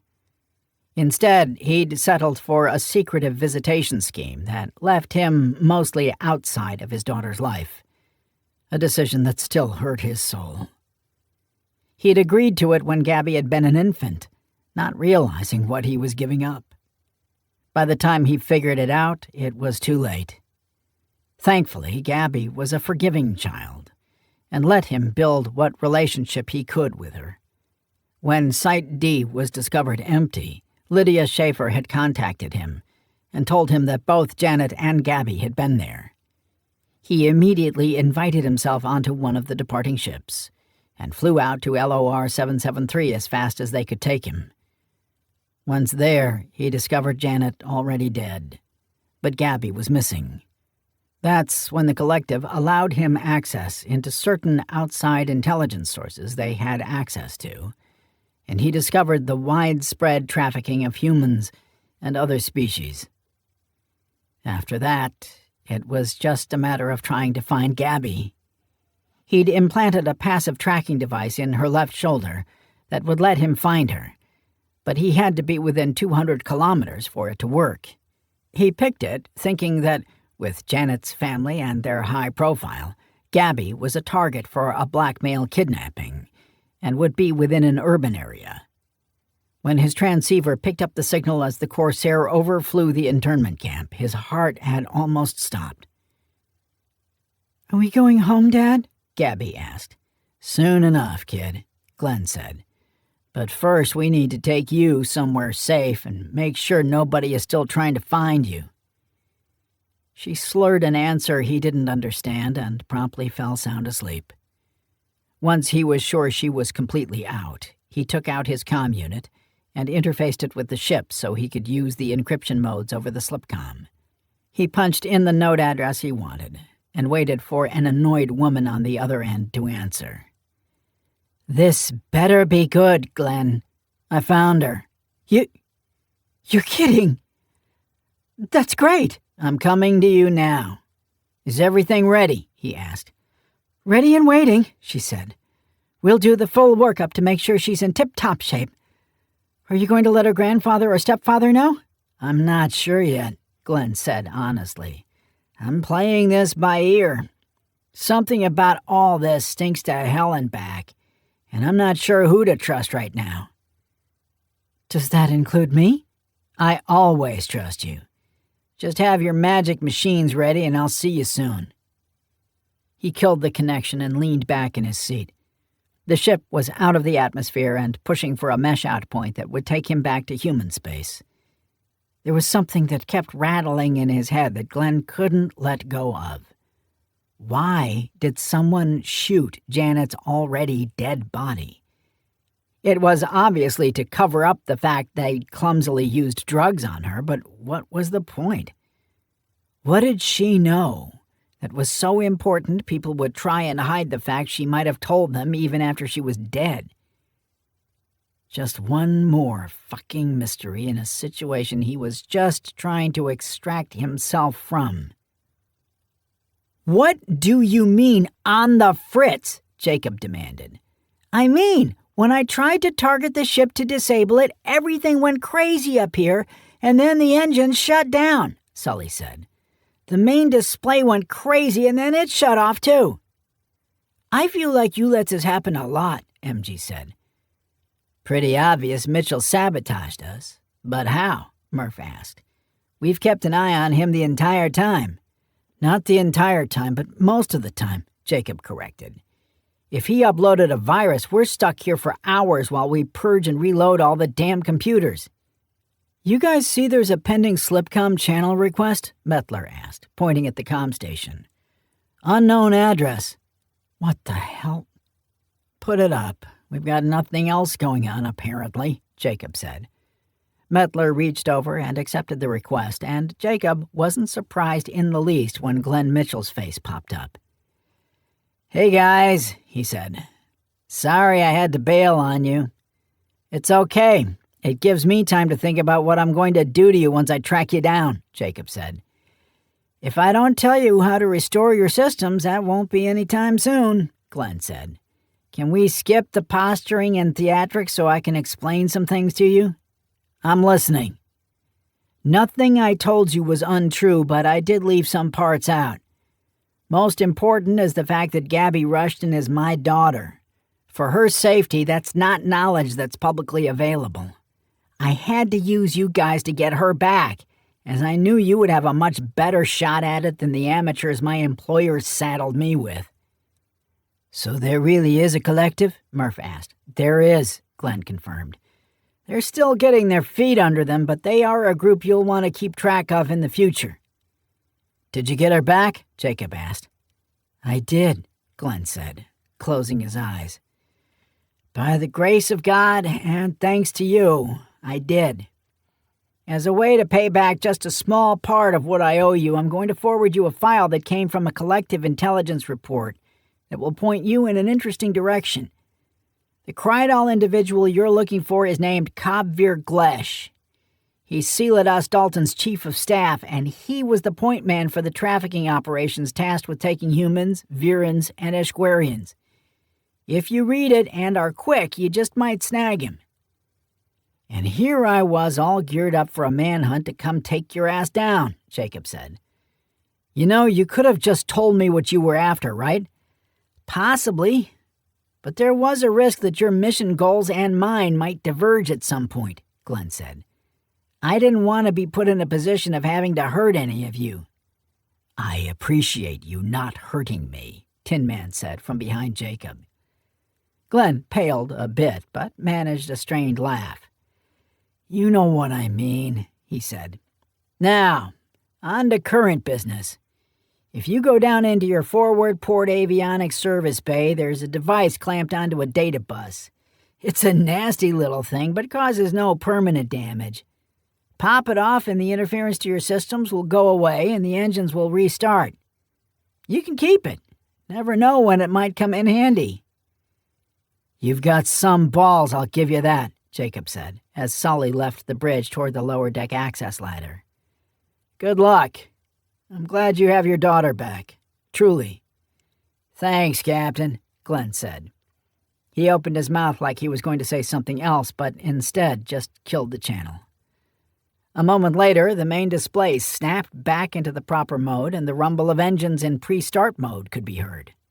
"Yeah, you were watching him so well, he put this on my ship," Sully said, storming back onto the bridge and tossing a black cylindrical device at MG.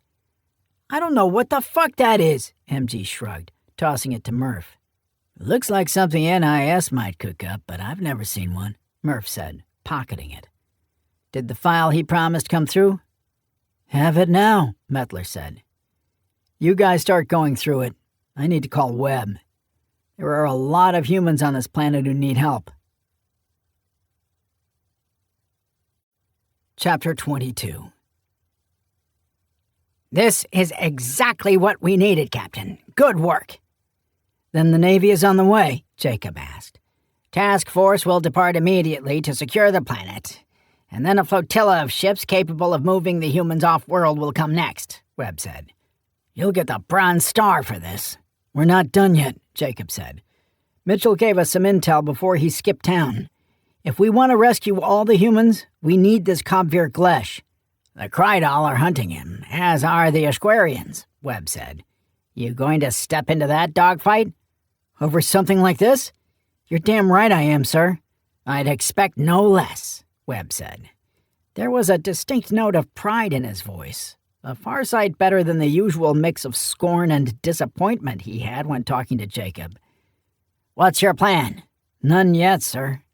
We're back in orbit monitoring the site below and parsing through the data Mitchell gave us. Whatever source of intel this collective has access to, it has a more complete picture of this region of space than the NIS does. We'll pass this collective business up the chain when this is over, Webb promised. The last fucking thing we need right now is another shadow government popping up as the Confed collapses and the cooperative has the stench of death on it. We're still digging up one world sleeper cells every so often. You're kidding, Jacob said. I wish, Webb sighed. Anyway, I'm issuing you new orders verbally with paperwork to catch up. Find and capture Kabvir Glesh using any means necessary. You're clear to violate orders and use deadly force. Just get it done. We're on it, sir.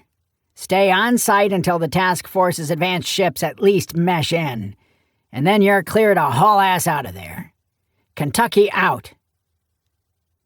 Jacob shut down the hyperlink terminal and walked out of the comm room and back onto the bridge. The whole team was there, going through the intel, while the sensors were trained on the internment camp below. After a couple orbits, they found 2 more camps, but they weren't able to verify if there were any humans there or not. They'd leave that for the task force. Kabvir has a few known spots that he might flee to, Murph said as he walked in, but this looks the most promising. It's called the Shiosi. It's a decommissioned military facility that now operates as a privately owned commerce hub. It's on the Sabro side of the border, butting up against Ashquarian space. Why's that one jumping out at you? Jacob asked. We actually had to dig back through some information Webb had received from your father's crew to put the pieces together, Murph said. He has an associate named Klydos Finvac, a former colonel in the Sabror Free Army, but in reality an Imperial intelligence asset inserted into Protectorate space before the fall of the Empire when the Confed invaded. Okay, Jacob said, making a motion to hurry it up. Omega Force confirmed Klydos working for Kabvir on a station called The Gates in the Luxir border region. Klydos was running a trafficking operation for him. They captured Klydos and handed him over to Webb, but Kabvir disappeared as the Ashquarians mounted a hunt for him. He's still in the wind, obviously, Murph said. With Klydos out of the picture, his super-secret evil lair would be available for a new tenant. Any guess where it might be? The Shiosi, Jacob said. What are the chances anybody else has this additional intel? The Shiosi, I'm pretty sure I'm saying that right, is listed as a place of interest in Mitchell's report without any specifics, Murph said. They seemed to think it might have been used as a logistics hub for the Sabro side operation, but I think it was much more given the connection to this Klydos character. Is the Shiosi a place like Pinnacle that's open to general traffic and commerce? Jacob asked. This knowledge doesn't do us a lot of good if we can't even step foot on the platform. It's an open station, Murph said, but it's a rough place. It would be good to have some sort of cover in place before we dock. We've got 2 or 3 sets of papers and transponder codes aboard that should fit the bill, Jacob said. Is the Atlanta group still a viable entity, or did we blow that one? Still good, Murph said. Better check what assets are still tied to it, but that should at least give us the appearance of legitimacy to land and do business. The Atlanta Group was a private security firm that was, on paper at least, based out of Forminos Prime, rather than Nicene 3, like most shell corporations mercenaries and smugglers hid behind. That planet was the gateway to the Caspian Reaches, a region of space so wild and lawless that even the Confed gave up on trying to tame it. Since their shell corporation came from a respectable planet within the Ashquarian Empire, with strong ties to the financial sector, it never even got a second glance in most places. They were just looked at as a probable fixer crew running down someone at the behest of the banks. You buy everything Mitchell was selling? He asked Murph after a few minutes. About all this being about his daughter? I'm inclined to, Murph said. I can tell when someone finally drops the mask. We gotta look at the real Glenn Mitchell. The fact he bothered getting in touch at all tells me he's probably a stand-up guy. Most operatives will just ditch an asset when it's no longer useful, yet he reached out to help us one last little bit. So where does that leave us? Jacob asked. Grabbing Cobveer and heading home, Murph shrugged. While we might not do much recon these days in the traditional sense, we're definitely not an investigative unit. Leave running down the loose threads to the pros. At least this time we have official authorization, Jacob said. Normally, when we're this far out on a limb, it's an all-or-nothing succeed or don't bother coming home scenario. The crew prepped the ship and themselves to assume the role of corporate fixers, as the Corsair waited for the Navy to show up and take care of the people below on Dorshon. For Jacob, there was a gnawing feeling that Cobveer was getting away, and a growing impatience to be on their way, but the safety of the people on the ground trumped everything. To give himself something to do as he watched the live feed from the freighter they'd captured, Sully had put the Corsair into formation with the ship, so Tin Man could fly over and make certain the crew was still secured and alive, so the Navy could collect them as well. The human crew aboard would be handled by NIS agents before being funneled into the legal system. Someone on Earth had brokered the deal for that fleet, which Jacob hoped would lead investigators to the rest of the missing people that weren't being held on Dorshon. Get some rest, Cap, MG said from the galley table, where he was checking over all the weapons they would be using on the upcoming op. Squids won't be here for a while. Corsair, this is Captain Zell aboard the flagship Cincinnatus. Are we clear to transit the system? Yes, sir, Jacob said. There's no opposition to speak of. As per your request, I've not spoken to the locals about the internment camps or the fact a task force was on its way in. You've done damn good work here, Captain. You and your whole team, Zell said. For some reason, when the starship captain spoke, it seemed authentic and not a canned response like so many officers on a steep career track he'd met. We've continued to monitor and map out the camps with our sensors, sir. We're sending the raw data to you now, he said. Excellent, Zell said. We relieve you, Captain. I hear there is a pressing matter you need to attend to, so happy hunting. Cincinnatus out. Sully, break orbit and get us the hell out of here, Jacob said, walking over to his seat. We're out of here, Sully said, shoving the power up and pulling away from the freighter. She's resting. How bad? Glenn asked. 4 trackers total, the woman said. Glenn only knew her as Leah, though she made it clear that wasn't her real name. She was a medical doctor with a background in intelligence, having worked for both the NIS and NAVSOC. Now, she, like so many, was seeing the money that could be made as a private contractor now that space was opening up for human civilians. Leah didn't work for the collective, but Glenn had an open line to her. There was the one you put in, one her captors put in, and then 2 of unknown origin other than they clearly come from Earth. Inconclusive, Glenn said. Her mother's family is powerful and important. They may have chipped her as a safety measure. I don't think so. These were far more advanced than even the one you implanted. So advanced, I had no choice but to destroy them as they appeared to be miniaturized hyperlink trackers, Leah said. What? Glenn snapped. You're sure? Of course I'm sure, Leah said. I know the tech. It's actually how I know it's from Earth. Glenn leaned back and rubbed his chin. Hyperlink trackers meant that whoever had implanted them could have tracked Gabby down at any time, no matter where in the universe she was. But nobody had bothered. Why? What else did you find? He asked. She was suffering from the normal things one does when going to an alien planet for the first time, but nothing permanent, Leah said. She wasn't abused, just a touch on the side of malnourished, but other than that, completely fine. That's something, I guess, Glenn said, taking the tablet she handed him with the quick workup she had done on the hyperlink trackers before destroying them. Thankfully, Leah's lab and workshop were aboard a slip-space-capable ship, so the last known position of the trackers before they went offline wouldn't do anyone any good. By the time they dispatched someone, they'd both be long gone. "What will you do next?" she asked. "I have a safe harbor I can take her to and sit tight until I can get my bearings," Glenn said. "I definitely won't be taking her back to Earth right now, if that's what you're asking." "Your ex's family has a long reach," Leah warned. "Between the Rushtons and the Schaefers, you're looking at a lot of power if they decide to come at you to get her back." "I'll be ready," Glenn said, not sounding very convincing even to himself.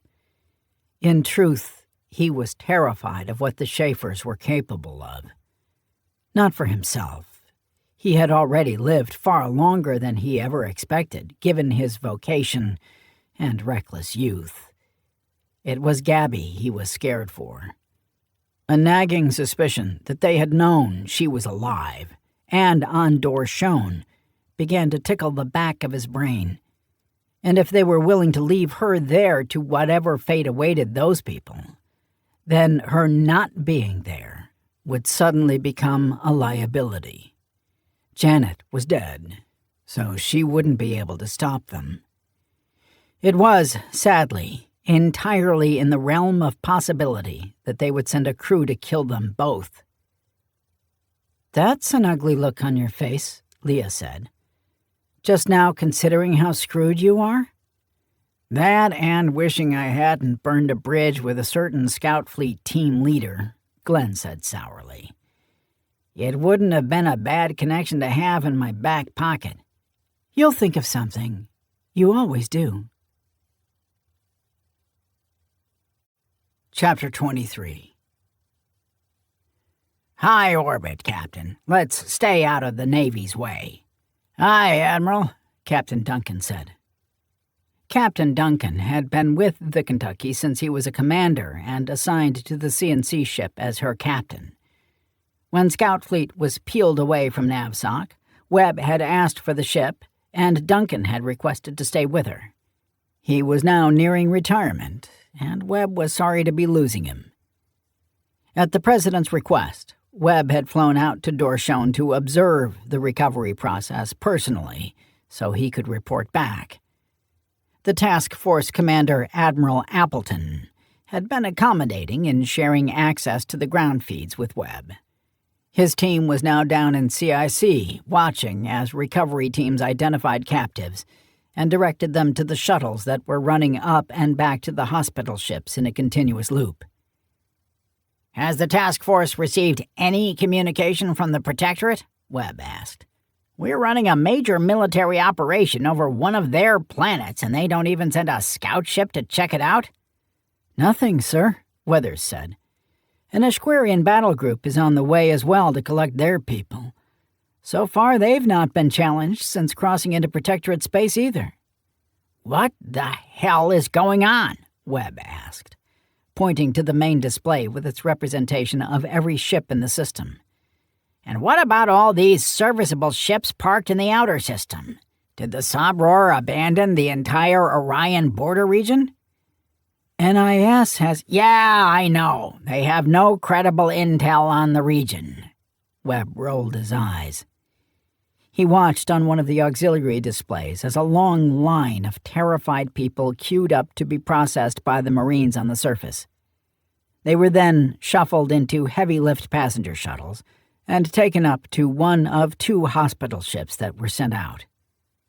Once they were cleared medically, they would go to one of the freighters docked on either side. There were 6 more freighters stacked up in transfer orbits, so that when one was full and departed, another would move in and quickly take its place.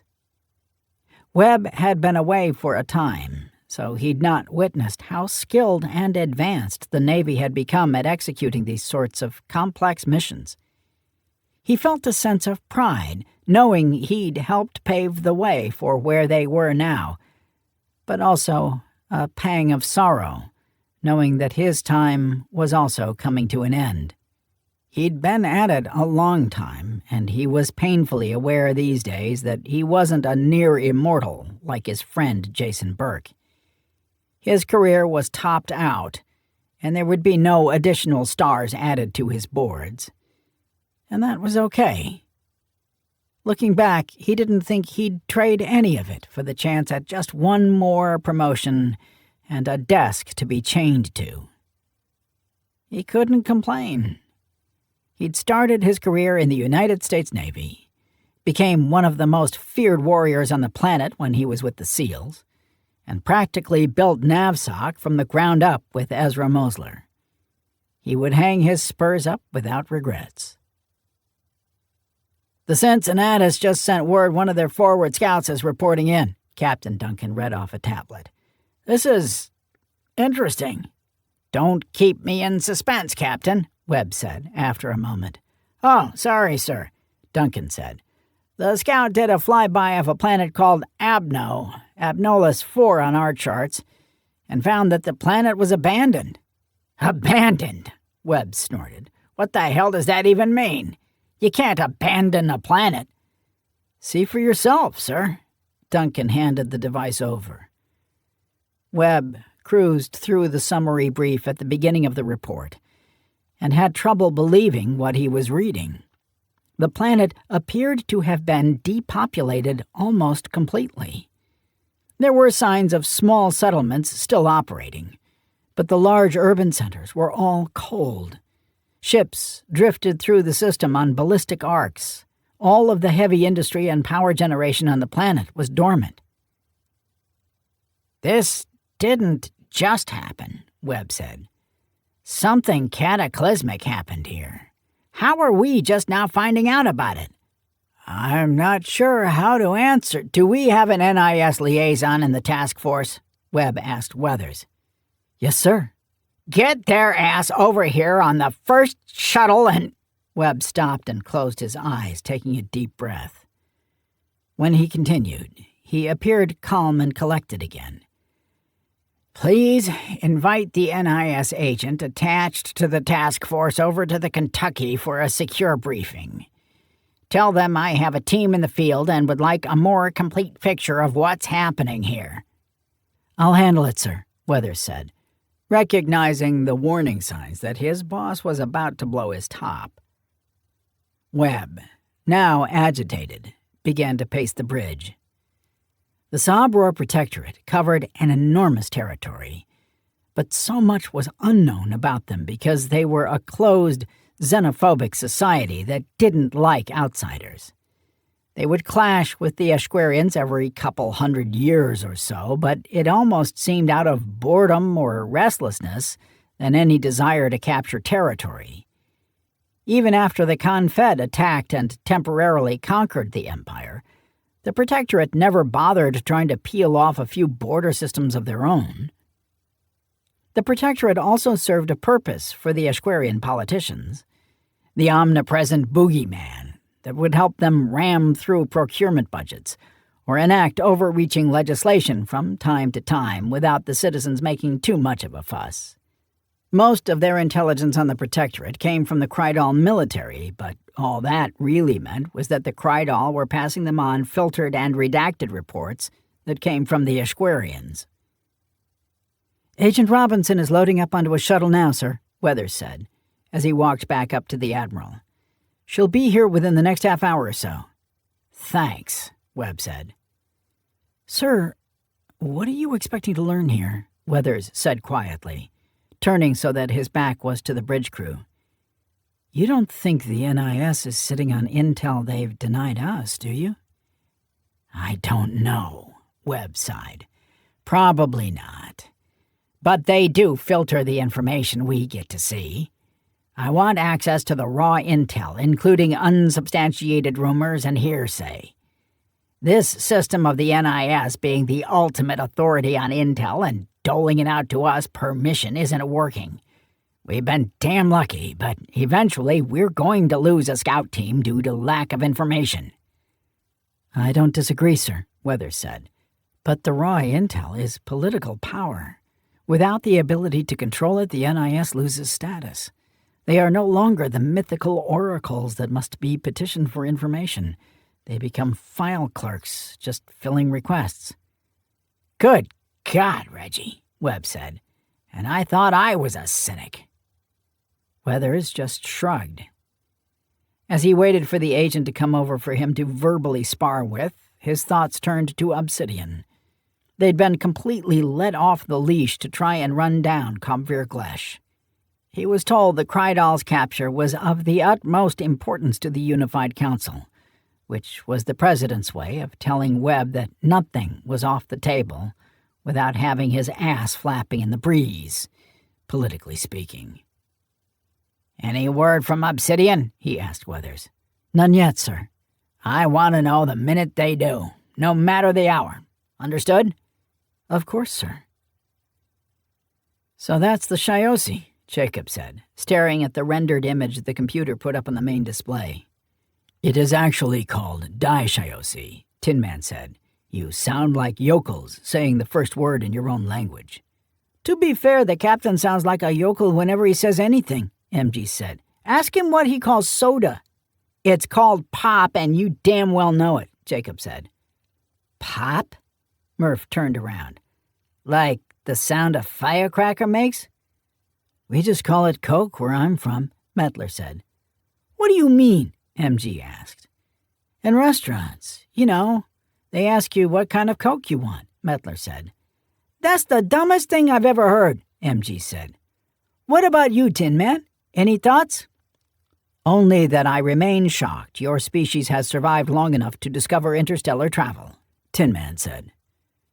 The Corsair was in a star system loaded on their navigational database as SPR-1209, and flying a standard approach down to where Shiosi was built into the side of an enormous asteroid. The irregular-shaped object was made mostly of nickel iron and was a cheap, efficient way of providing the needed mass to put it into a stable heliocentric orbit between the second and third planets. It seemed like such a simple, elegant solution, but Jacob knew the engineering challenge of moving a 40-million-ton planetoid down from the outer system had to have been immense. "This is impressive," Mettler said. "It is. Most of these megastations were all built for military use, but then lived on for centuries afterwards in the hands of private owners," Murph said, before turning to Tin Man. "Any more information you'd like to volunteer here?" "I have never been here," Tin Man said. "Damn, that place is fucking huge," Jacob said. "Trying to find one Krydal hiding in there isn't going to be easy, if it's even possible." Shiosi's traffic control AI was at least as advanced as the one that controlled ship movements around Pinnacle Station, which impressed and confused Jacob. From what he understood, Shiosi was a medium traffic facility owned by a freight consortium that was nothing but a front for the smugglers' guild that operated in the region.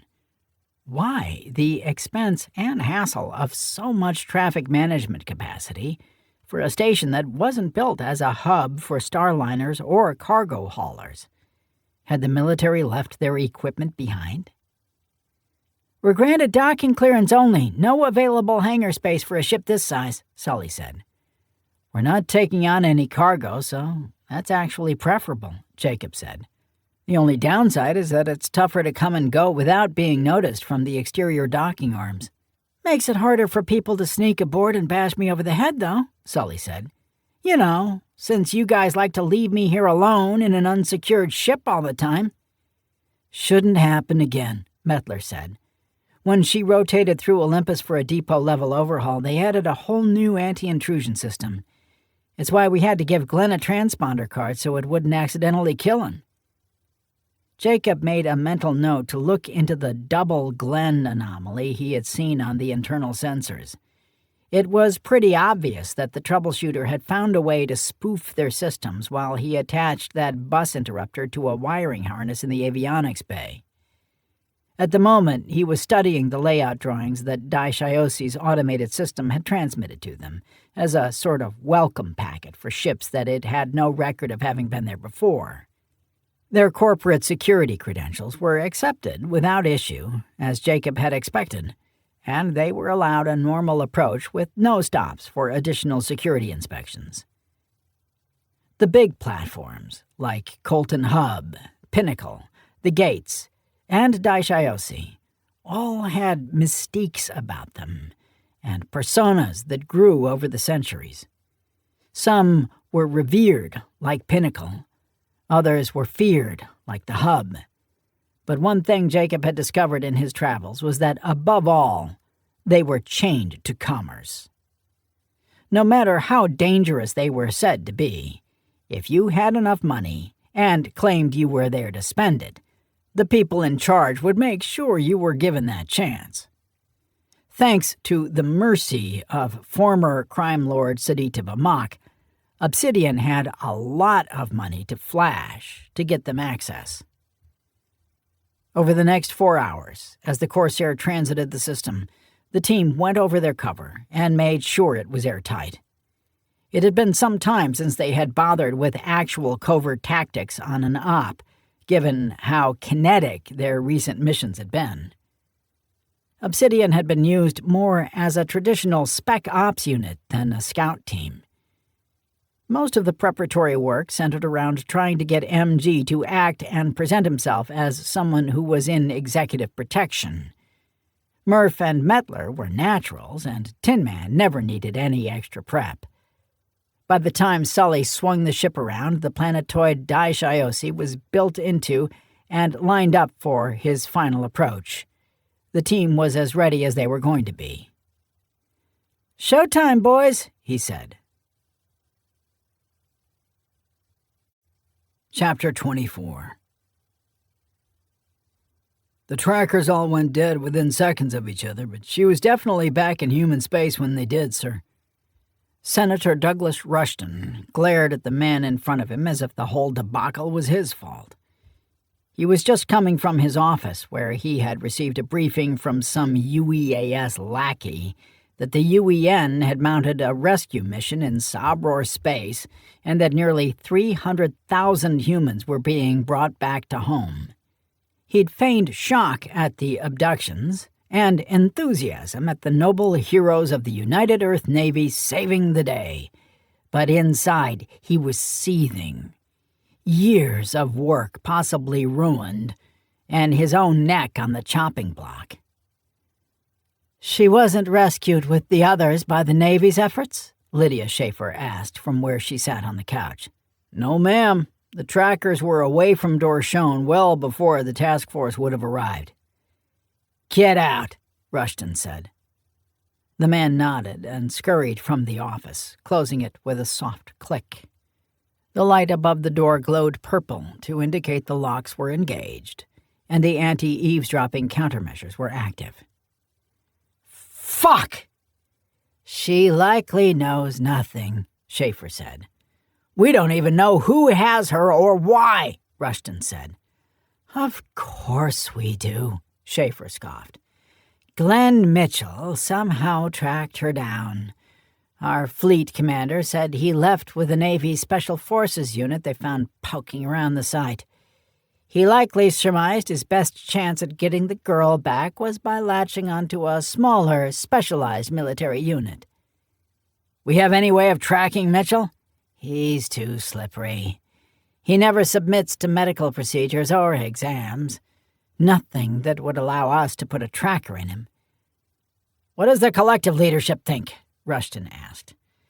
"They're still unaware of our deal with Glesh," Schaefer said. "But they are not stupid. A few have suspicions which will cause them to start digging. I won't sugarcoat it for you, Douglas. Gabrielle was a risky loose end.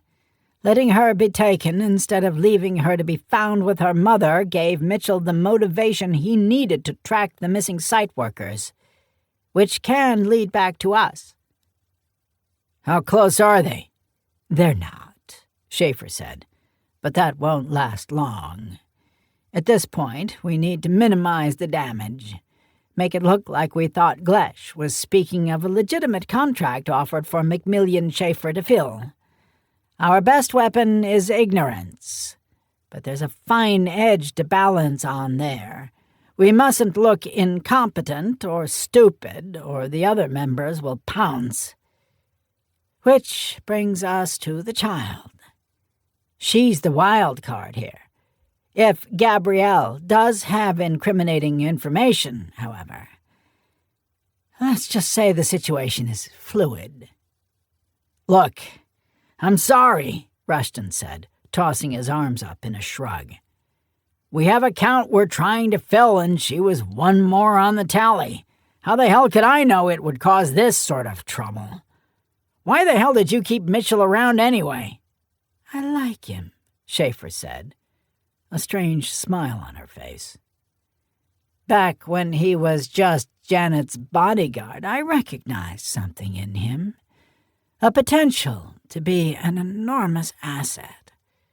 We put considerable resources into his training and enhancements, but in the end he was simply too stubborn, too latched onto a code of honor that limited his use to us.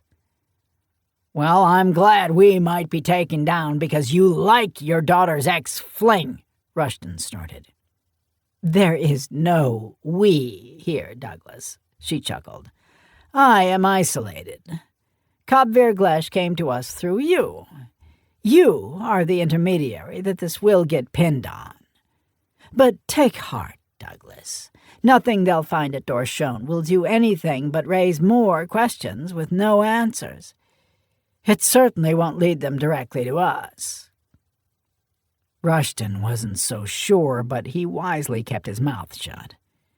When his marriage to Janet had been all but arranged prior to his run for the Senate, he'd just assumed the Schaefer family would be a financial backer in exchange for the usual favors. After meeting Lydia, however, he'd had second thoughts. He thought her reptilian at first. Looking back, he realized he was being too kind with those early impressions. I assume you have a team looking for Mitchell? He asked. Don't worry about these things, Douglas, Schaefer said, getting to her feet. We'll be in touch. Janet's memorial service will need to be planned once she is returned by the NIS, and you will need to be suitably distraught. So please practice having human emotions. The cameras will be there. Once she was gone, Rushton sat in his chair, furiously thinking of a way out of his current predicament. When he'd been approached by Kabvir Glesh about an opportunity to expand humanity's influence while lining his own pockets, he had eagerly accepted, without fully knowing the details. Glesh needed a powerful facilitator, so he had naturally introduced him to Lydia Schaefer as someone who could handle the logistics of what he needed. Once he'd realized what they were dealing with, it was too late to back out. So, as he tended to do, he began to justify his actions in his own mind. He even thought that the people they were diverting from the frontier to meet the quotas would come to thank him. Eventually. But there was a built-in period of extraordinarily high risk that they were still smack dead in the middle of. Now was not the time for something to go this spectacularly wrong. Douglas was no idiot. Lydia had already made it clear that he was at least one of her scapegoats if their deal was discovered too early, something he'd fully expected from the beginning. It was why he had made his own contingency plans. She was too powerful to take head-on. Even recorded conversations of her dirty dealings would do little more than inconvenience her for a week or two. He'd had to get creative to make sure he was protected. Was now time to put one of those plans in motion? Was Lydia Schaefer just trying to rattle his cage? Or was the snake so confident that she felt there was no risk in giving him fair warning he was about to be railroaded? All this trouble for the little brat Janet had before they were even married. Damn the luck. He pulled up a section of the hardwood floor and opened a hidden floor safe to retrieve an unregistered hyperlink comm unit and a small notebook. No harm in at least getting his dead man switches armed, in case she decided early he would make a good patsy. If that bitch wants to play, we'll play. Mr. Brown, what a pleasure to meet you. Well, we're a major trade hub that matches providers of unique and specialized services to our exclusive clientele. Your company stood out as exceptionally rare. There aren't many battle synths working in protection throughout the entire quadrant. You have a discerning eye, Darbaron, Jacob said, using the proper salutation for that region of Sopror space. Baron was a lemmet, a subcaste species within the Protectorate. Their species is so rare that not many people recognize them at first. You are too kind, Baron said. I also note that your cybernetic upgrades have the distinctive look of Khepri about them. Very high quality. Tell me, Mr. Brown, how can Daishiosi help you and your company? My team finished a job earlier than expected, so we decided to take the opportunity to branch out and see what might be available in Protectorate space, Jacob said. We understand the difficult legal circumstances, but we've heard from other companies based out of the Caspian reaches that things are different these days. Indeed they are, Mr. Brown, Baron said enthusiastically. The Protectorate is going through a transitory period, let's say. There is opportunity in abundance. What might you be looking for specifically? We specialize in VIP protection, but we have been known to execute precise interdictions when called upon. Like the Protectorate, we also find ourselves in a transitory period, as we would like to expand our offered services. While here on Daishiosi, we would like to not only connect with potential clients, but with potential employees as well. Delightful, Baron said. Despite his goofy personality, Jacob couldn't help but like the guy. As you settle into your complimentary suite and workspace, is there a particular specialty you would be interested in adding to your team? Now that you mention it, Jacob pretended to think it over. We could really use a good tracker. Say no more, sir. Baron bowed and walked toward the door. We will speak again soon. Once the door closed, Mettler and Murph went to work, scanning the provided suite while Tin Man and MG went behind them, neutralizing any monitoring devices they found. There were surprisingly few. 3 audio-only bugs that looked like they'd been installed decades ago, and 1 camera in one of the bedrooms that was offline. What shocked Jacob was that there were only 2 audio monitors that looked like they were part of the station's security. You were laying it on a little thick, weren't you? Murph asked, once they were certain every device had been found and dealt with. It felt expected, Jacob said. Remember, we're a high-profile corporate protection company, not a crew of blood-and-guts mercenaries like we usually play. Fair enough, Murph said. What now? I don't expect Baron to be back for some time, Jacob said. Tin Man and I are going to do a walk-around. You guys get set up and establish our link with the Zadra network. The residential section of Daishiosi, where they had been given a suite of rooms and workspace, looked as nice as anything you'd find in midsection on Pinnacle Station.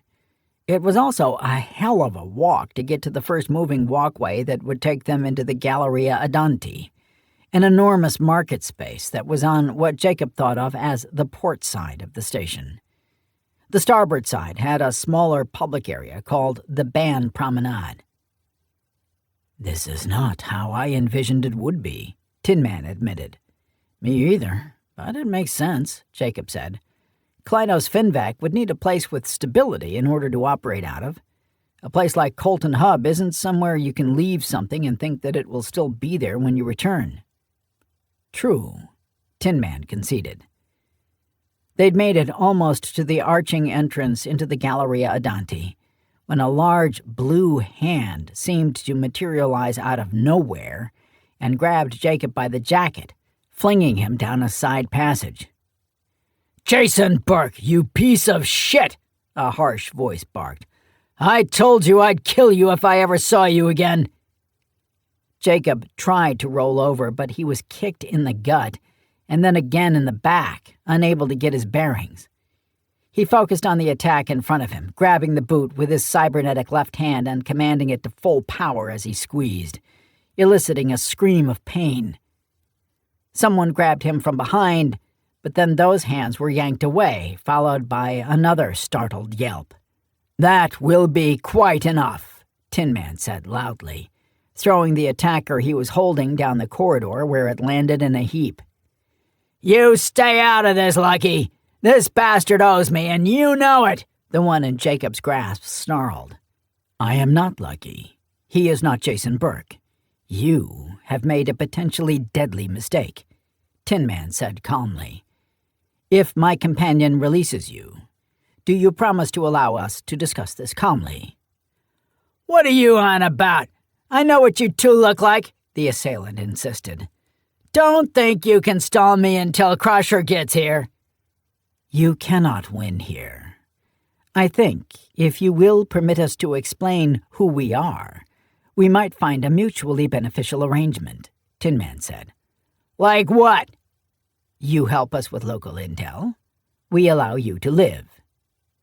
"Take the deal, boss," the second attacker wheezed from where Tin Man had thrown him. "Please." "Sure. Why not? Let's grab us a drink and you can tell me what game this is you're playing," the first one said. "Captain, release him. I will ensure he does not go back on his word." Jacob released his grip and rolled up onto his feet, looking at his attackers clearly. They were both Talkir, likely from the same brood by the look of them. The squatty, powerful aliens stared at him with naked hatred, and he could only sigh, wondering what his father had done to piss them off so badly.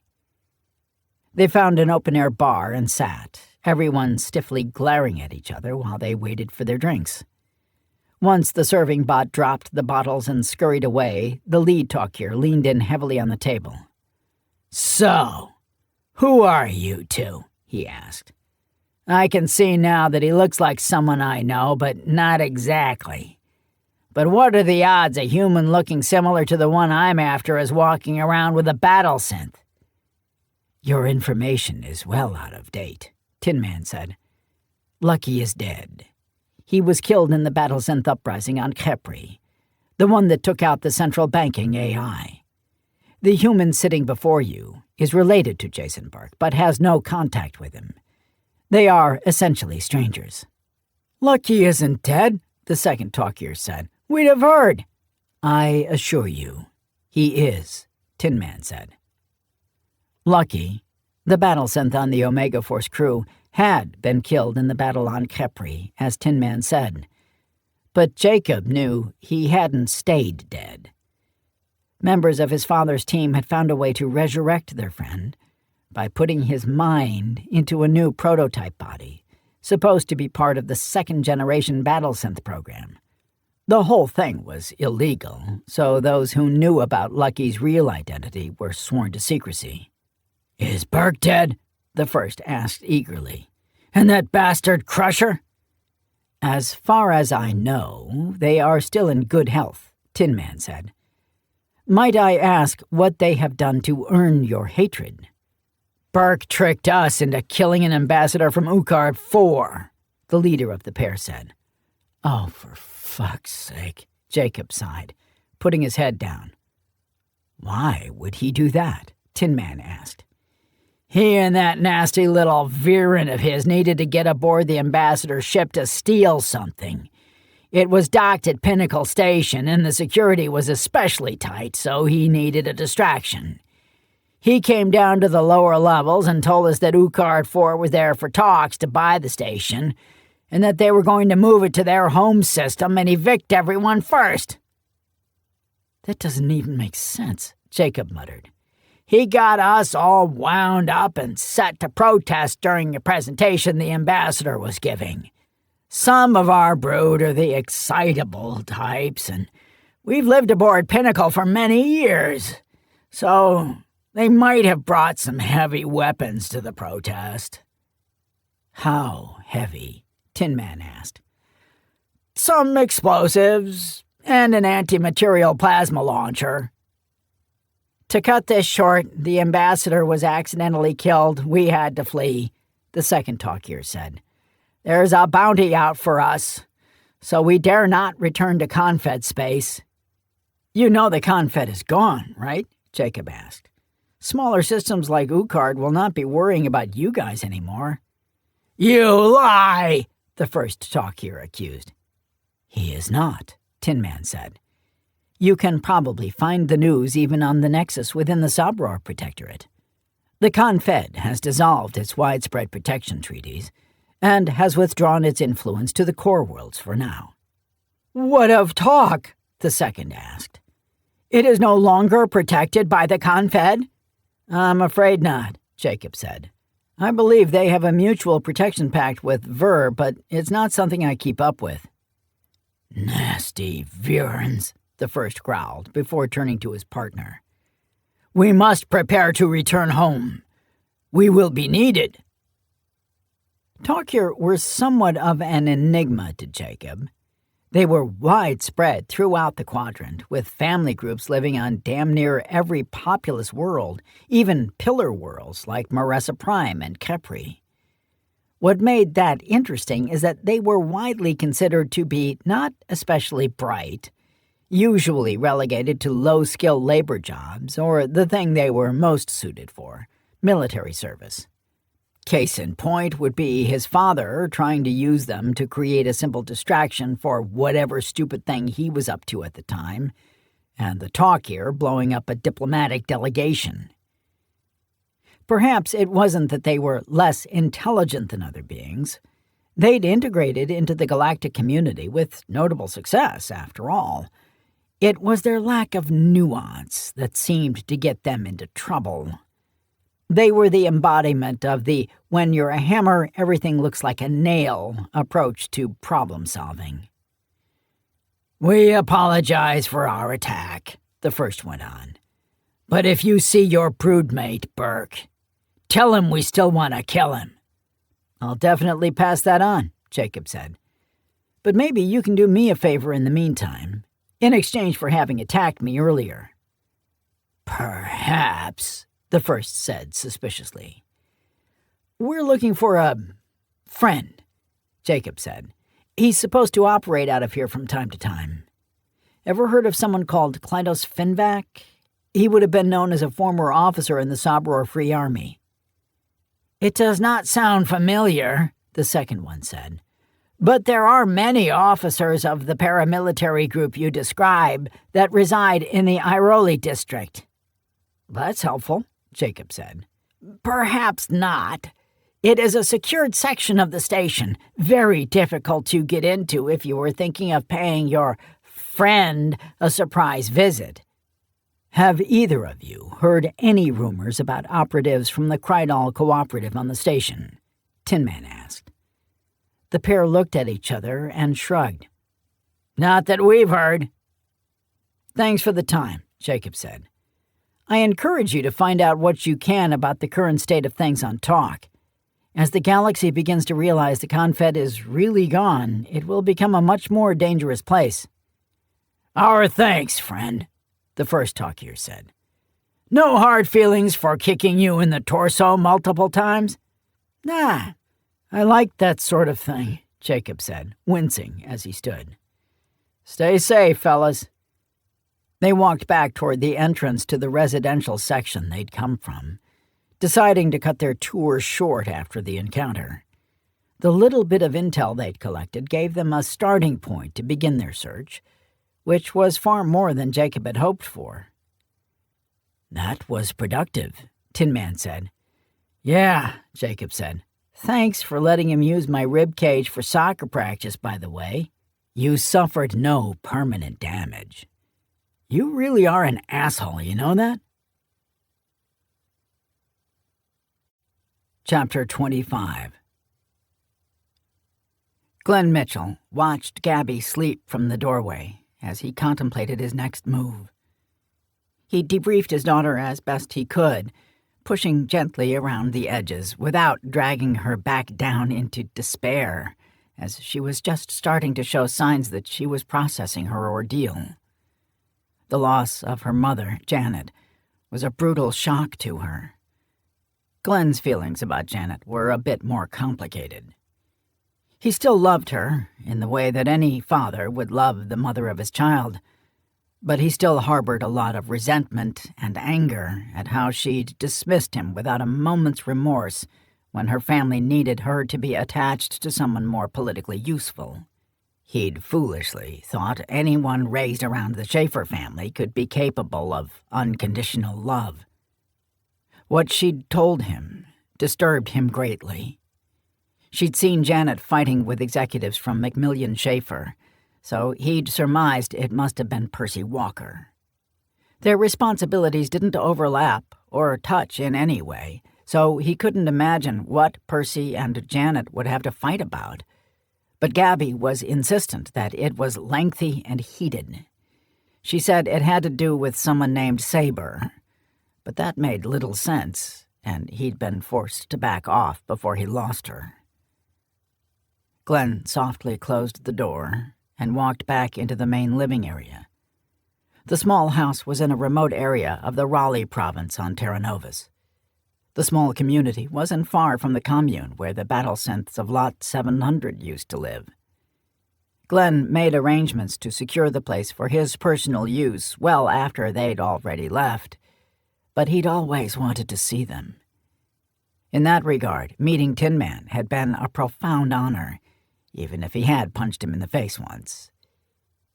He sighed, dreading what he had to do next, and slid behind the slipcom terminal and powered up the node.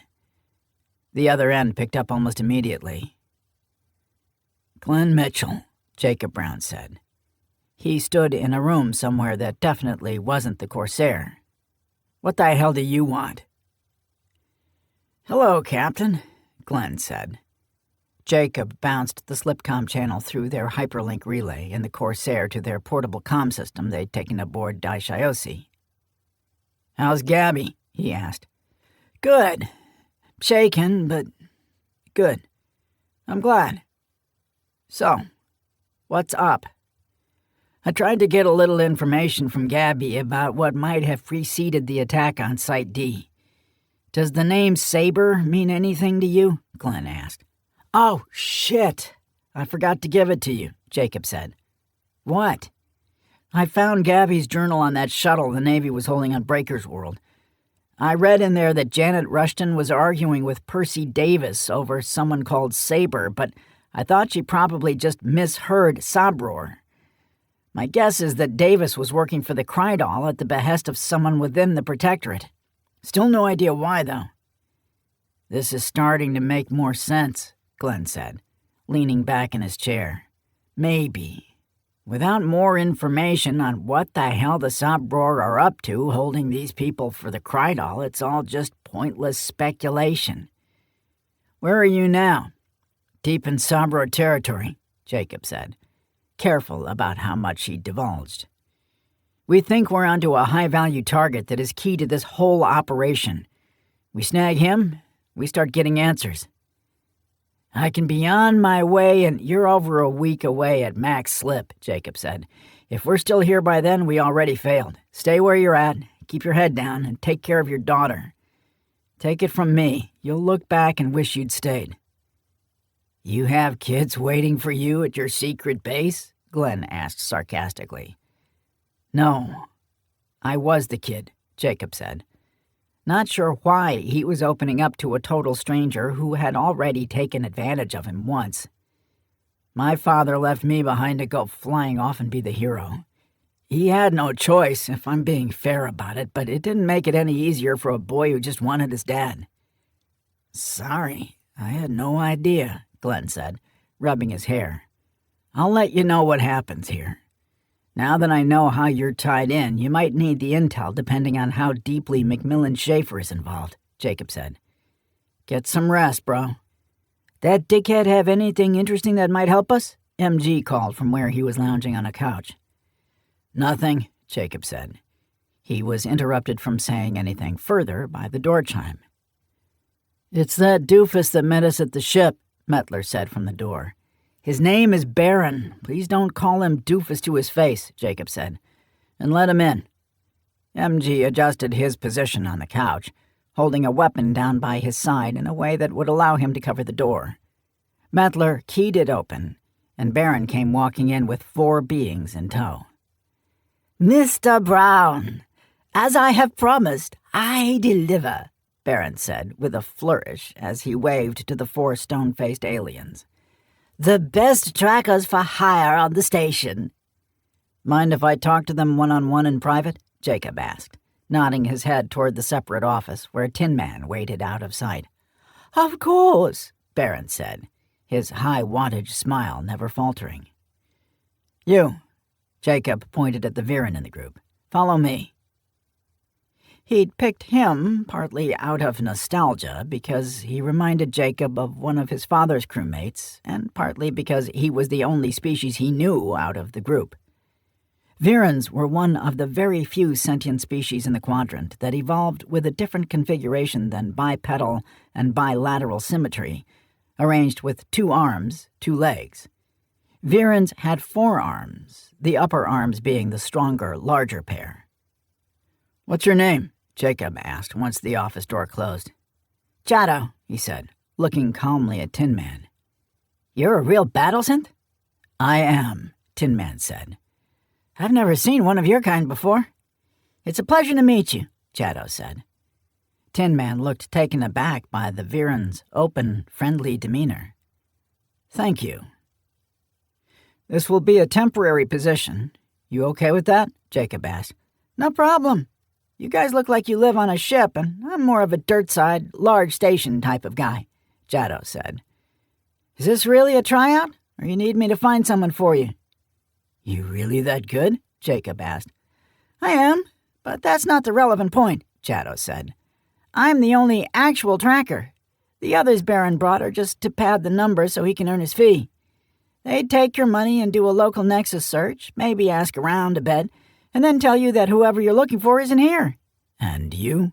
Tin Man asked. I'm guessing you picked me because you know what Virens are good at. I can get into any security system, standalone or station, and find your target. I have some conditions to protect me from reprisals if you're looking for one of our more dangerous and connected residents, of course. Of course, Jacob said, looking at Tin Man, who just nodded imperceptibly. How well do you know the Iroli district? I've heard of it. Never actually been there, Jado said. Mostly high-end mercenaries and assassins back in there. Some of the lunatics and butchers from the Free Army as well. Your target there? It gets complicated, but yes. To start with, we'll need to locate a specific holding in that area, and then we can narrow our focus to the individual and how best to dig them out. You interested? What's the pay? What's your fee? 60,000 plus expenses and a performance bonus if I beat your deadline. I'll give you 75 plus your bonus if you do the job and forget you ever met us. You understand how negotiations like this work, do you not? Jado asked, laughing. Money I've got lots of. Time, not so much, Jacob said. I also don't need someone coming after us once we leave here. For the extra scratch, I'll delete all record of you from Daishiosi's system logs and the backup archives. It will be like you were never here. Don't worry about Baron either. He's a pro. He knows how the game is played. We have a deal? Let's get started, Jado smiled. After Jacob had dismissed Baron and the other trackers he'd brought, he sent Jado, Tin Man, and MG out to retrieve the Viren's gear he would need to begin the search. Much of the work would be done in the suite, but Jado warned them that some of the security systems had to be directly accessed, which meant getting into sensitive areas and splicing into a data bus. Feeling lucky here? Murph asked. Maybe, Jacob said. My gut tells me that you're still right and Kabvir is here hiding on this station. The more I see of how large it is and how it's structured, the more I'm certain of it. It's too bad we can't directly contact the Ishquarian intel folks and see if they could get the location from Klytos himself." "Now there's an interesting thought," Murph said. "There is someone we know who has probably been to this station and might have well-placed sources within the Imperial intelligence." "You can't mean..." "Oh, but I can. He's an exploitable resource right now. I'm not saying you need to ask him to come riding to the rescue, again, but just a little information would probably help the healing process along." "You're shamelessly full of shit," Jacob said. "Still doesn't mean I'm wrong." Murph shrugged. "Make the call." "Damn. I can't wait until you transfer out of my unit." Chapter 26. "That doesn't look like the inside of the Corsair. Where are you at, kid?" "A place called Daishaosi," Jacob said, wincing as his father spit his drink out, spraying the camera with droplets of whatever he'd been swilling. "What in the fuck are you doing in Sobror space?" Jason Burke asked, wiping the camera lens with his sleeve. "We're running down the leadership behind the trafficking ring you guys stumbled onto in the Luxor border region," Jacob said. "Webb has us chasing the Krydal executive chief of staff." "Kavir Klesh? I'm surprised that Krydal haven't killed him yet," Jason said. "You think he's hiding on that station?" "Murph found that Klytos Finvac has a holding here," Jacob said. "Now that the Ishquarians have him, we're thinking Kavir might have fled here to hide from Celadas Dalton and her Red Strike teams." "Not a bad theory," Jason conceded. "What do you need from me? I assume this isn't just a social call." "It's both," Jacob said defensively, feeling a twinge of shame at exploiting his father's desire for a stronger relationship to get access to his network. "I'm hoping you have some connections within Imperial intelligence that we could use and see if they got any information from Finvac on his holdings aboard Daishaosi. I know it's a long shot." "Maybe not as much as you think," Jason muttered, suddenly looking conflicted. "Huh?" "I can't give you direct access to the person I know. It's complicated. What I can do is have someone contact you directly if they agree to share what intel they have." "That works," Jacob said. "Not looking to poach a source, just need a little bit of a boost getting this investigation back on track." "Is that what you guys are now? Investigators?" Jason asked. "Every time I talk to you, it seems you're doing everything but recon missions. The last time Admiral Fuckstick had you operating undermanned on a mission, you lost an arm and an eye for it." "We're scouts in name only," Jacob said. "What are you up to? Is that the SX-5 you're on?" "Yeah, the Phoenix is undergoing a major rebuild. Got her shot out from under me on the last mission," Jason said. "Actually had to stash her in a cave on a hostile planet when a surface-to-orbit cannon blew half the right wing off." "Holy shit!" "All good now. Twingo is super excited to redesign the engine management system or some shit. I stopped listening after a while, to be honest." "Then you're on your own right now?" Jacob frowned. "I've got 701 with me." Jason rolled his eyes and looked back over his shoulder. "Twingo is with the ship. Crusher is out of commission in a way that requires Doc's help, and Lucky has managed to get himself and Cage captured again. So I'm heading back out to the frontier to get them." "Dad, this sounds really reckless, even by your standards," Jacob said, concerned. "I'll be fine," Jason waved him off. "Watch your back on Daishaosi. It may seem a lot more civilized than Colton Hub, but there are some real predators there." "Tell me about it. I got jumped by a pair of Talkier who thought I was you. Did you actually convince them to blow up an ambassador on Pinnacle Station?" Jason started laughing uproariously at that. "I only told them I needed a distraction. It was the Talkier's unwholesome love of explosives that killed the U-Card ambassador. Seriously, you wouldn't believe how much they love blowing shit up. They used enough explosives to take out a frigate. Put 2 decks completely out of commission on Pinnacle," he said, still laughing. "I can't believe they're still pissed about that." "They thought Tin Man was lucky, so that's how out of date their information is," Jacob said. I owe you for the bruised ribs, though. I'll keep that in mind, Jason said. Let me reach out to some people and see what I can do. If you don't hear anything by tomorrow, assume it was a bust. Will do. Appreciate it. No worries. Stay safe out there. You too, Dad. The slip comm channel closed, and Jacob slid back from the desk.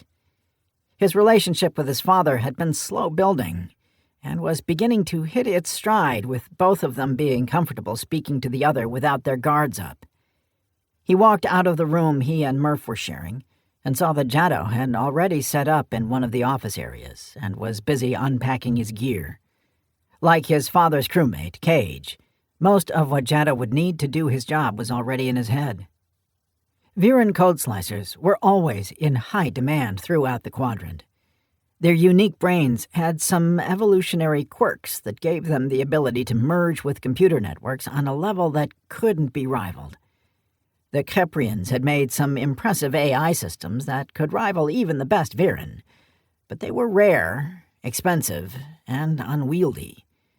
For now, the flighty, high-strung little aliens still dominated the market. "You have everything you need?" he asked. "All set," Jaddo said.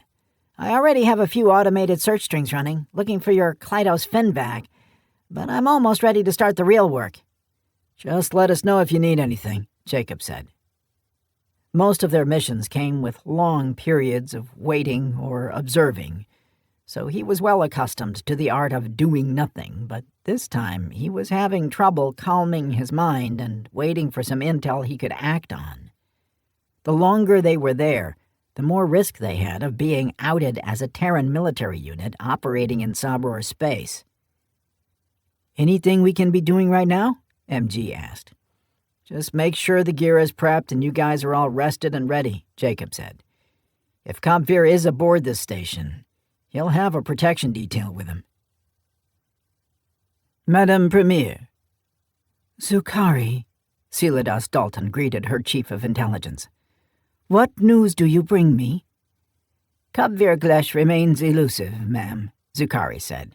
"We've had assets trying to locate him, as well as having Ashquarian and Terran intelligence operatives tracked as they try to find him.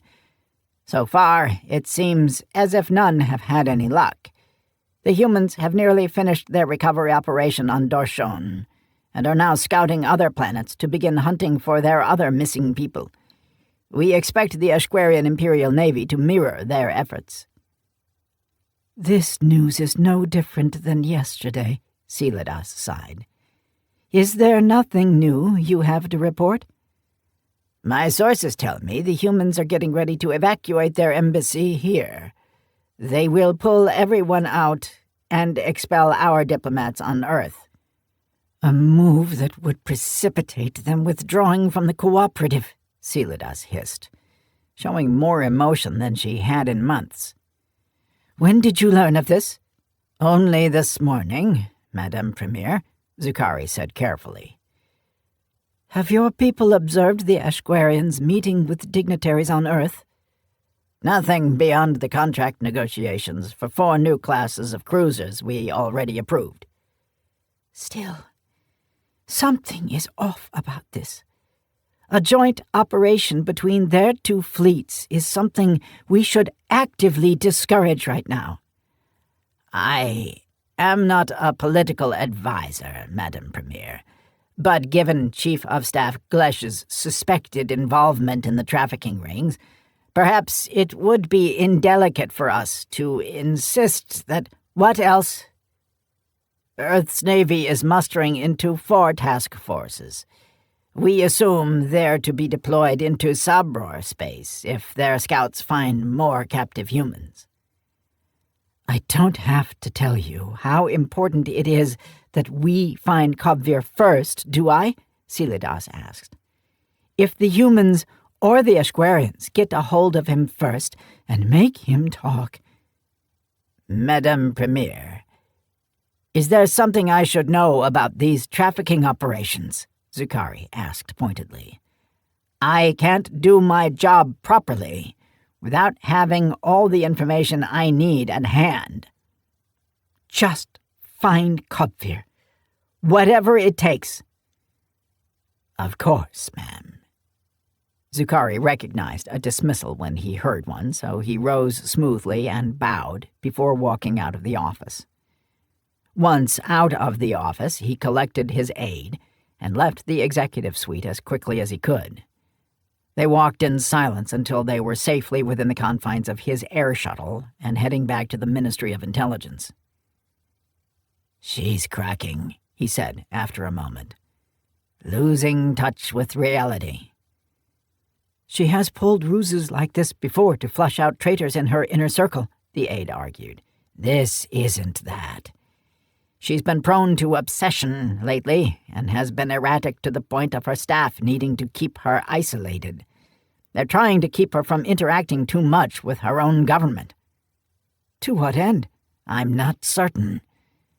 I caught a hint that she might know more about what Kovir Glesh has been up to than she has let on. There seems to be a genuine panic that the humans will find him first." "Maybe they already did. They are preparing to abandon their embassy, after all. Maybe those task forces on the edge of their space aren't going into Sabro space after all." "I thought of this as well," Zukari said.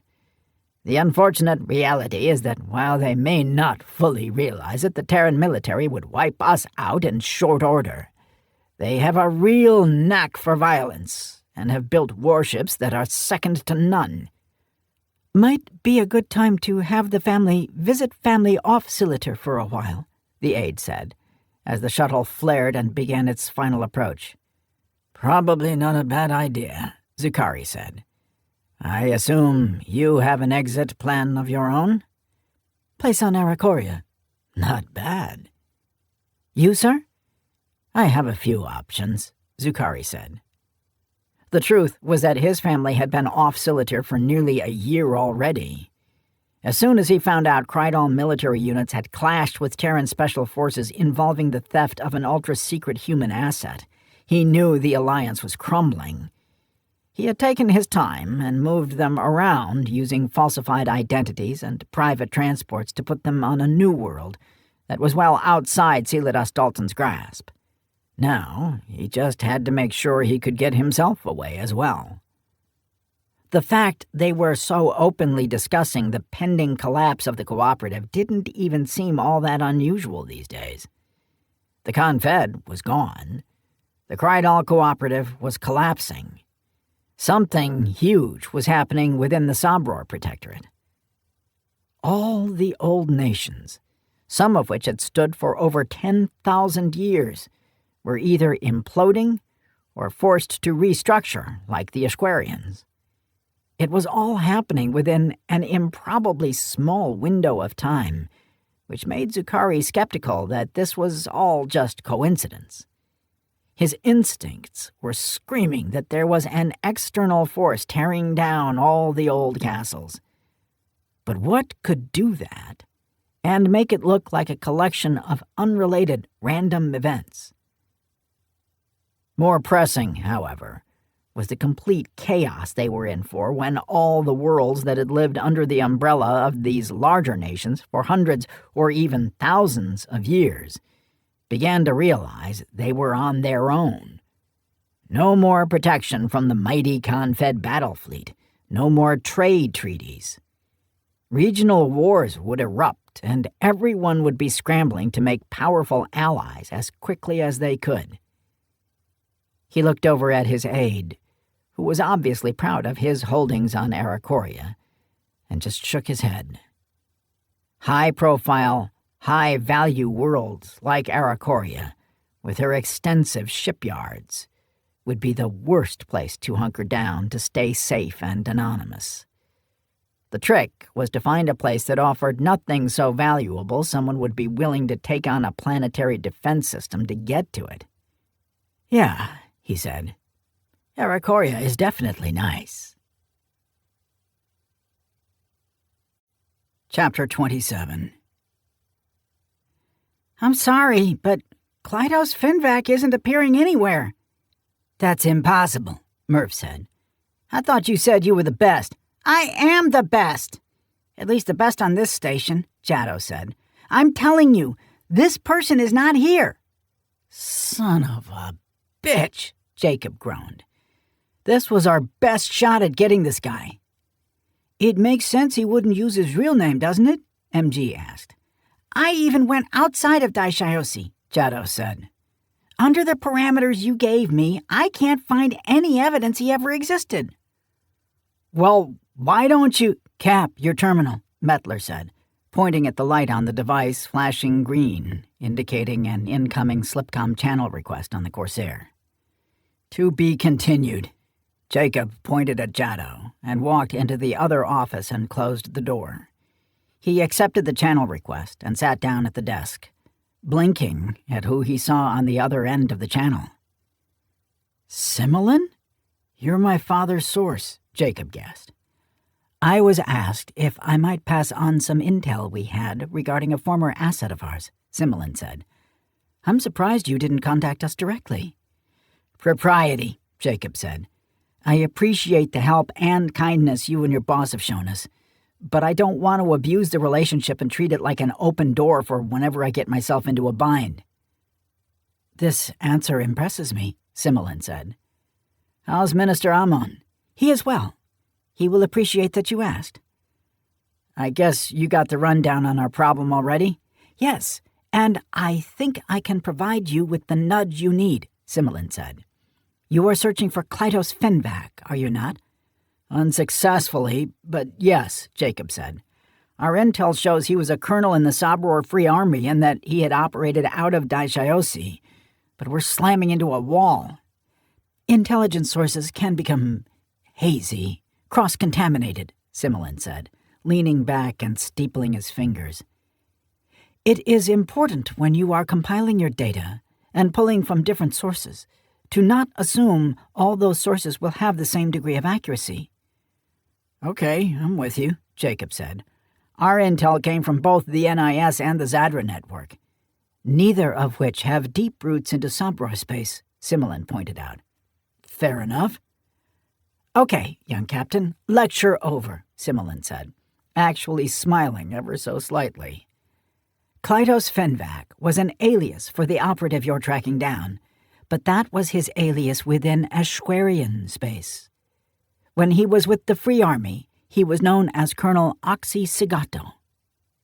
You mean we're stuck because we're tracking the wrong name? Jacob could only laugh. Holy shit! I'm transmitting you the relevant intel I can share on Oxy Sigato and his misadventures in Sabror space, Similin said. I can't thank you enough, Similin, Jacob said.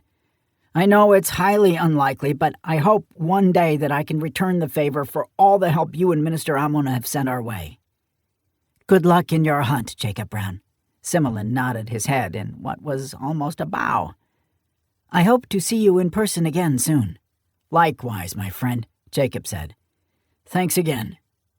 The files Similin sent were short, redacted, but loaded with usable intel. He took a quick read through what Oxy Sigato had been up to before he'd broken contact with his handler and went rogue.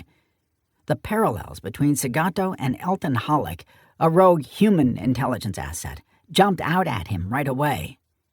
Better keep an eye on Murph, he muttered as he scanned the rest of the info. Something useful, I hope? Mettler asked when Jacob walked back into the main common area. The target goes by the name Oxy Sigato, Jacob said.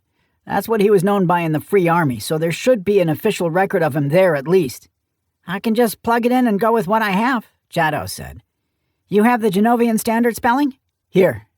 Jacob let him see the tablet he was holding, with the name highlighted with the unique spellings for regional languages. Stand by. This won't take long. The Viren's eyes fluttered as he dove deep into his Nexus connection.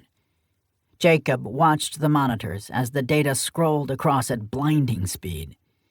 No matter how much he was exposed to the species, their capabilities always left him awestruck. We should be ready to move, Jacob said. Everybody, suit up. While his team got their gear together, Jacob alerted Sully, still aboard the Corsair, that the operation would be going hot soon, and to have the ship ready to move. Moving armed aboard Daishaosi wasn't as difficult as Pinnacle Station, but Jado had still suggested some discretion. They would wear a thin, tearaway garment over their tactical gear similar to an Arab tobe.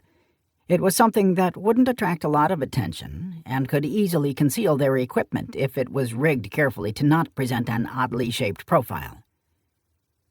"Your target is very clever, Mr. Brown," Jado said. "But I'm better. He's hidden his layers of security, but I found him. He's here."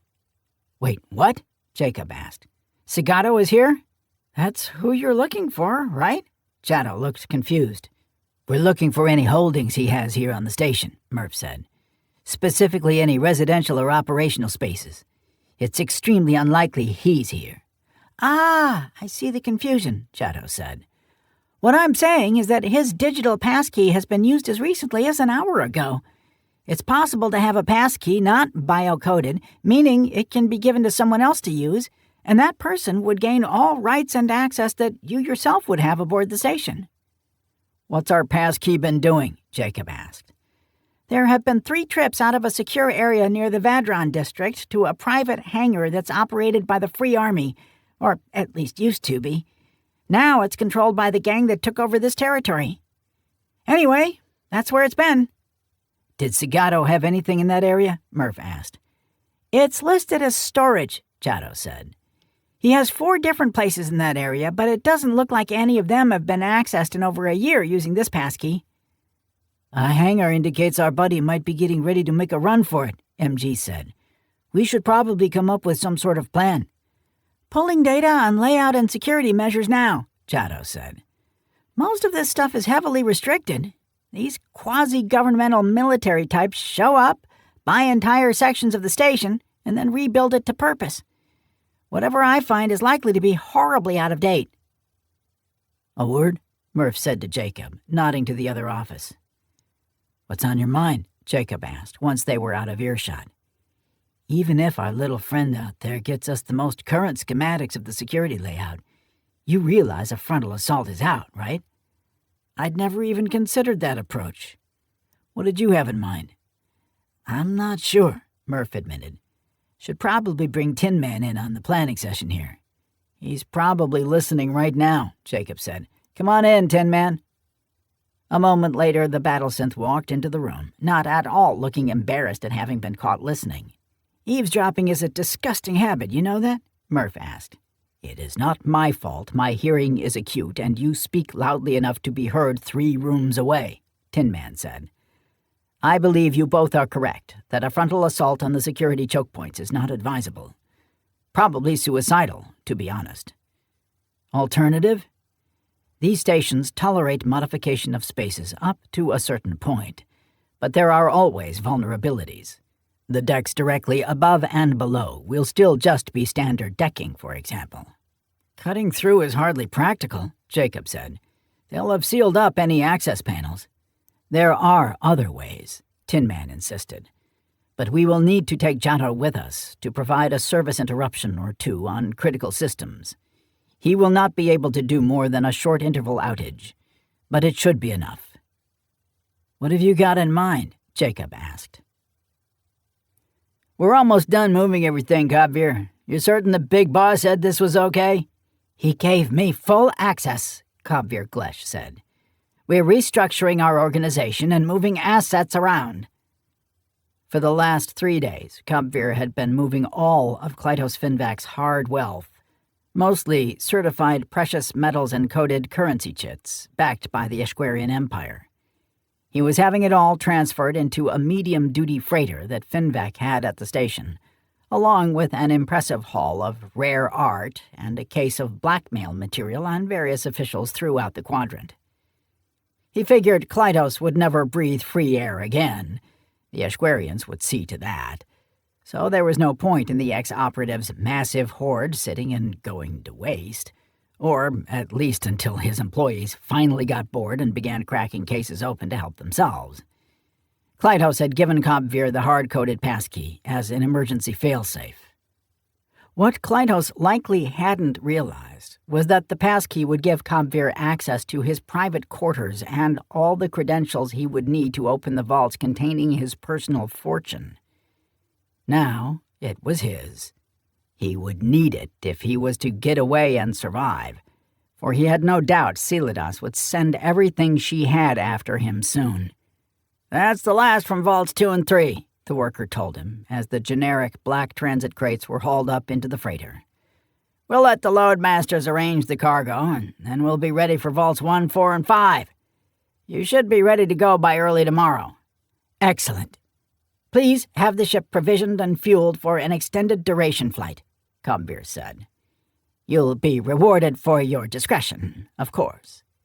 "It is a pleasure to serve," the worker said, bowing before walking off to supervise his people aboard the freighter as they arranged the rows of crates. "We killing them all before we leave?" a harsh voice asked from behind him. He turned and was looking into the black, faceless visor of a Red Strike helmet. He had a team loyal to him personally along as his private security, although their loyalty was contingent on being paid, so it would be more accurate to call them mercenaries. "Too memorable," Kabir said. "We will pay them and leave. Eventually they'll wander off and someone will reclaim this space, nobody remembering we were ever here." "Suit yourself," the voice growled. As the ex-Red Strike merc walked away, Kabir realized they were also a threat. It was one thing to pay them. It was another to ask them aboard a ship full of untraceable treasure and expect them not to just kill him and toss his corpse out of the airlock. "This is getting complicated," he grumbled, as he walked off to make further arrangements to guarantee his safety. Chapter 28. "I'm becoming uncomfortable with the amount of explosives you're bringing with you." "Why?" MG asked. "Because you probably plan on using them, and I live here," Jado said. "You'll fly off, and then I'll be stuck in an ISC detention center answering questions about who you were and what you were doing." "We're just preparing for all contingencies," Jacob said. "If all goes to plan, we'll be gone before anyone knows it. Let's get the gear packed up and back on the Corsair. I want Tin Man and Murph on sanitation duty. No trace left behind that can link any of this to home. Let's move."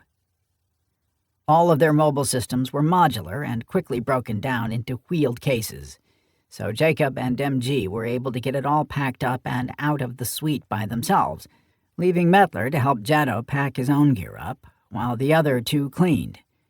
They made certain they weren't being observed, and then rolled the transit crates through the automated security checks of the docking arm complex and up to where the Corsair hung suspended in space, with a bright red flexible cofferdam attached to her portside airlock. "How much longer you think this team will be together, Cap?" MG asked. "Why, you wanting out of here?" Jacob asked. "Not me. I love this shit. But I have a feeling Sully will promote out of being our pilot soon, and Murph will probably be tapped for something that better uses his brain," MG said. "Tin Man won't stick around much longer after Murph leaves, I don't think. We've had a hell of a run, though." "You're acting like this is our last mission," Jacob said. "I know we've got a few more good ones left before the team starts to split up," MG said. "Just thinking back on how far we've come since you came aboard."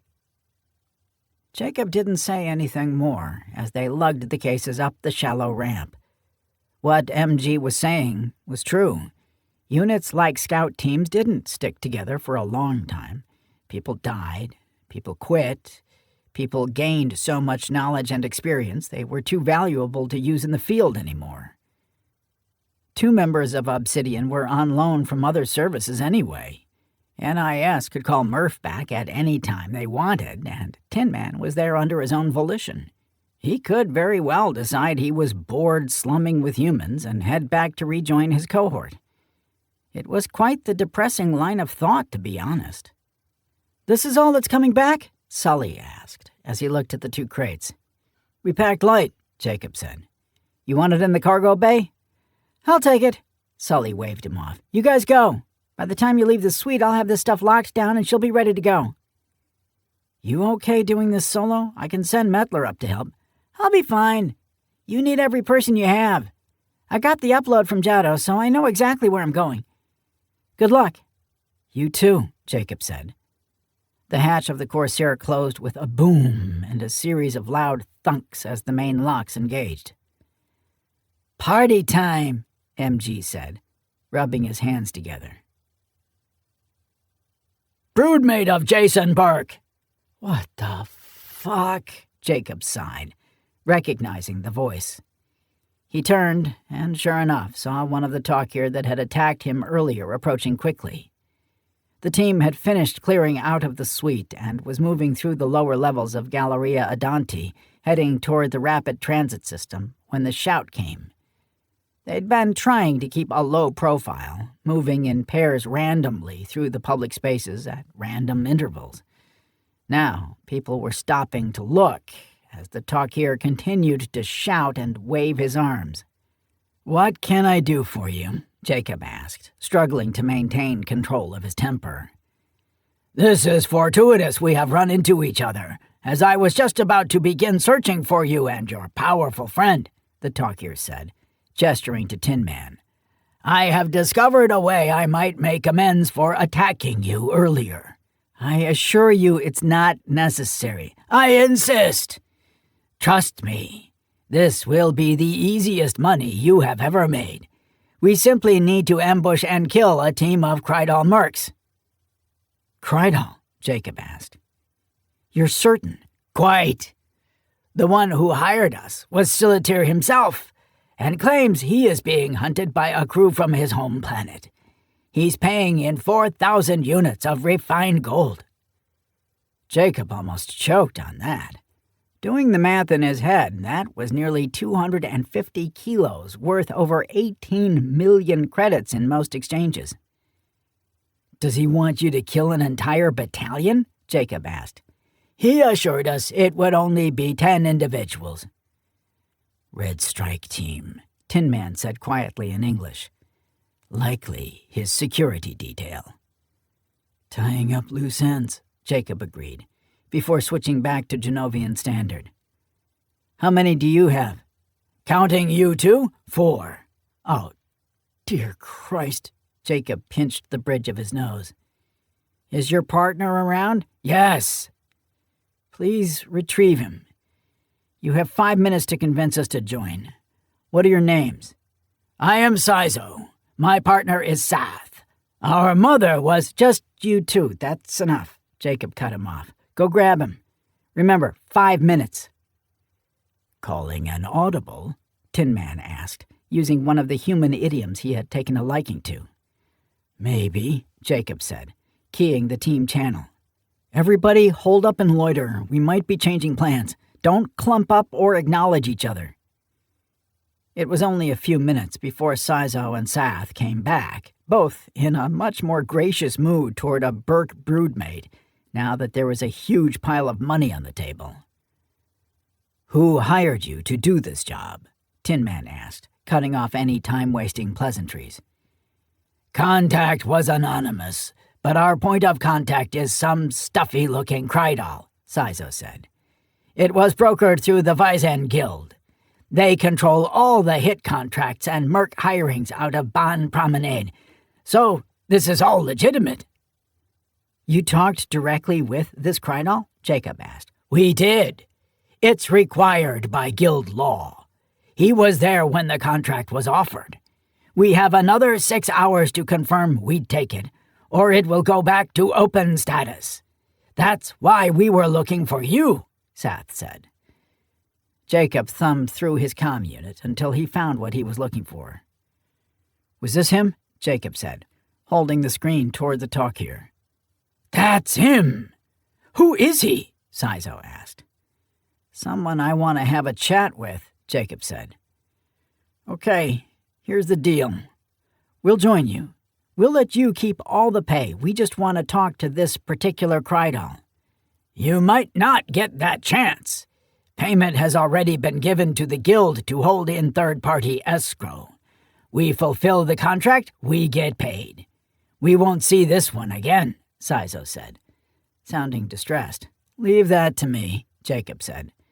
"We'll help you take these guys out, you take all the pay, and we do our thing alone so you're not in violation of guild laws." The pair looked overcome by emotion as they whispered to each other in a language Jacob's implant was having difficulty translating.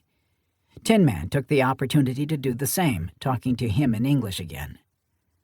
"Why let them keep all the pay? That will seem suspicious."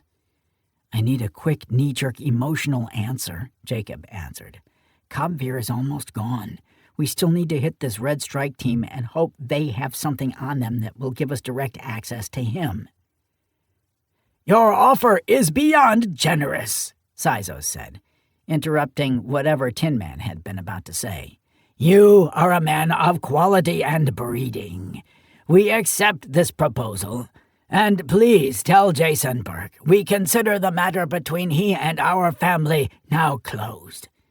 With this money, we will afford passage to talk and return as proud warriors again."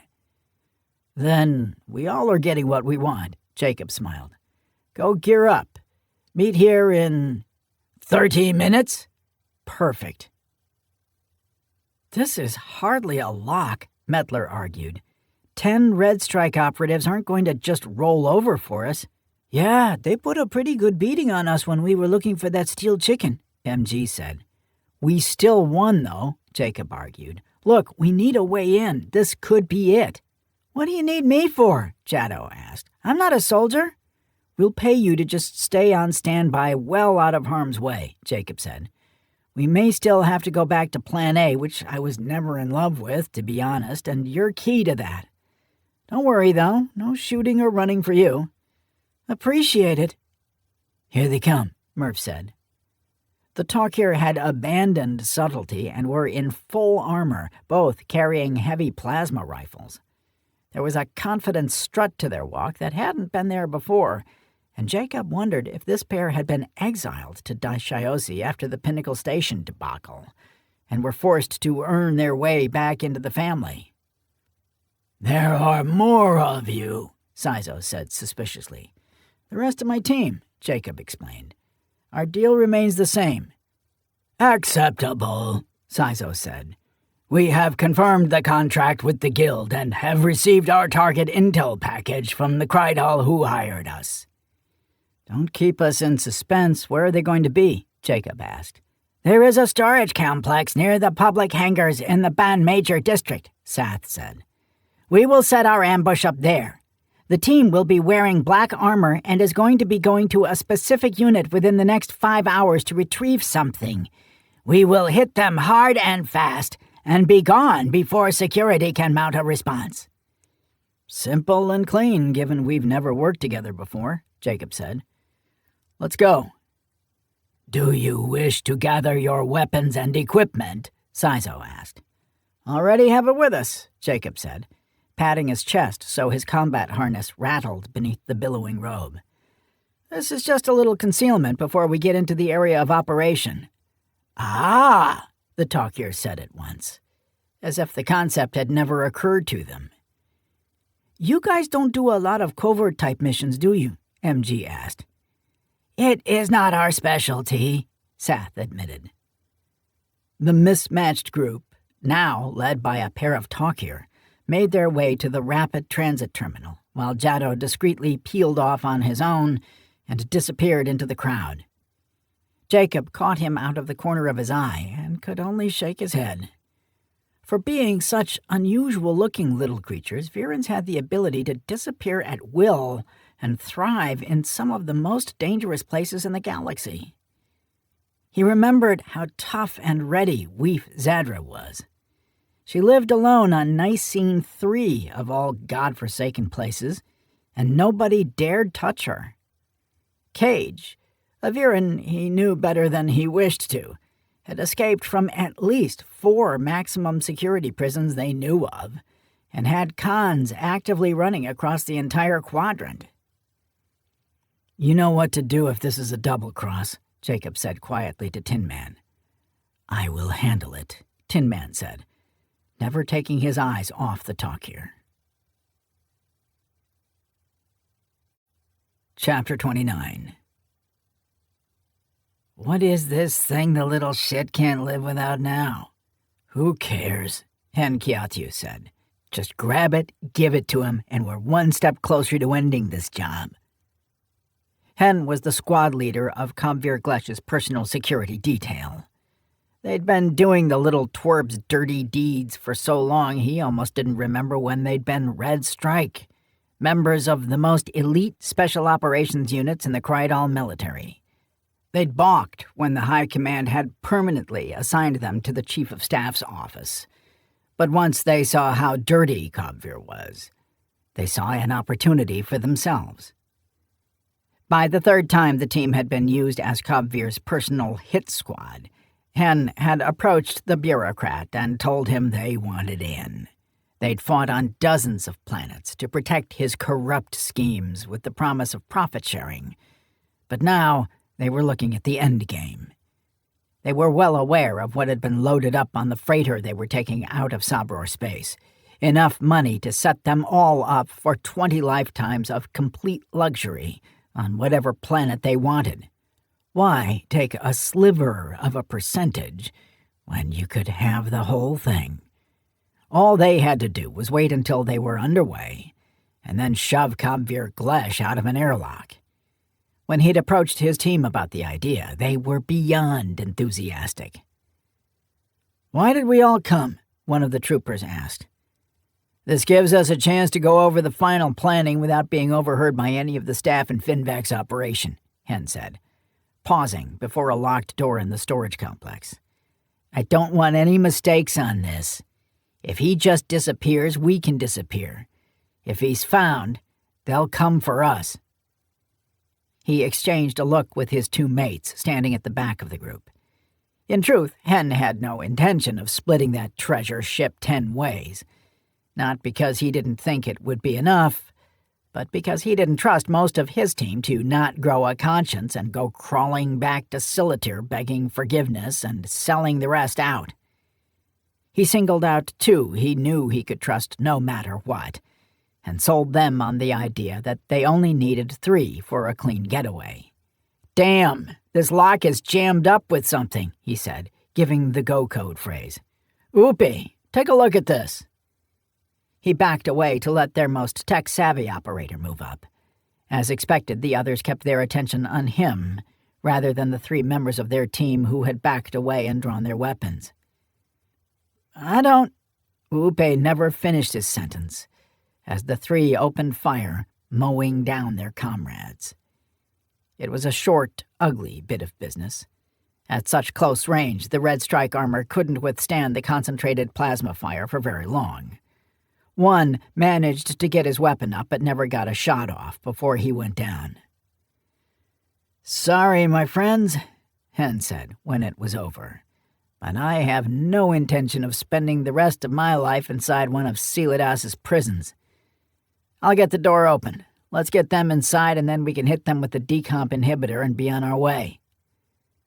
Han was full of regret and shame as he worked the lock and let the door to the storage unit rise. He was so preoccupied with his feelings that he almost didn't notice the 2 glowing red eyes waiting for him on the other side. He couldn't be sure he uttered any warning to his compatriots before an armored fist smashed into his face, turning everything black. "Damn, we're good," Jacob said, looking around. "Yeah, this job is a lot easier when they kill each other first," MG said. "Downright courteous of them." "Is the leader still alive?" Jacob asked. "He is," Tin Man said, standing over the other 2 he'd killed. Mettler and Murph were dragging the bodies into the storage unit while the talkier stood watch. Jacob knelt and pulled the helmet off the Krydal, wincing at how damaged his face was from the brutal hit Tin Man had delivered. He turned the helmet over and saw it hadn't been secured for combat like it should have been. Overconfidence and complacency had teamed up to deliver him a shattered jaw and crushed right eye socket. "Mettler, wake him up." "MG, take over here so I can—" "Ah!" Jacob snapped his head over and saw that one of the talkier had stabbed Mettler in the side while his partner was lining up with his weapon on MG. Before he could react, Tin Man raised his arm and fired, blowing the head clean off the one attacking Mettler. This distracted the other one just long enough for MG to react. "No!" Sath screamed as Sizo's headless body sank to the deck. "No!" MG wasted no time and pulled his own blade, crossing the distance and ramming it home between the joints in the torso armor and twisting. Sath screamed, and his legs gave out, so MG let go of the handle and backed away, raising his weapon. Murph rushed to Mettler's side and began taking readings from his neural link to assess the injury. Jacob walked over to Sath, kicking him over onto his back. "What the fuck was that?" We had orders from home," Sath wheezed. "Our brood sire wanted you alive." "Me? Why?" "Revenge on your father." Jacob leaned down into his face, staring into his eyes. "That was a mistake," he whispered. "Attacking my friend? Worse mistake. How did you know he was my father?" The brood kept..." Sath's eyes rolled back, and he let out a last, raspy breath before going limp. "Murph," Jacob asked. "It's bad, but his armor has stabilized him. He needs to get back to the Corsair ASAP, though," Murph said. Jacob looked around the large storage unit and saw a trio of powered carts used for moving cargo to and from the hangar area nearby. He pointed at one of them, and Murph nodded, walking to grab it so they could load Mettler up onto it. "Wake our survivor up," Jacob told Tin Man, pulling his knife. "Still need to get the hangar access." "He is awake already," Tin Man said, stepping between Jacob and the injured Krydal. "Perhaps I should handle this." "Excuse me?" Jacob demanded. "You are emotionally compromised, and I feel a more practical solution is in our best interests." "Whatever," Jacob said after a beat. "Just get what we need." Tin Man knelt in front of the surviving Red Strike member, looking him over without speaking for a moment. "There is no point in you dying here today," he said. "We are after your boss, whom you were about to betray anyway. Give us access to Finvac's sanctum, and we will leave you, alive. You will be medically treated by the people here, and you are free to take whatever you wish after we leave. We will not pursue you." The Krydal rasped, pointing to his left hip pocket. Jacob could see the cold rage and calculating in the remaining eye. Tin Man reached into the pocket and fished out a small black device and tossed it to Jacob.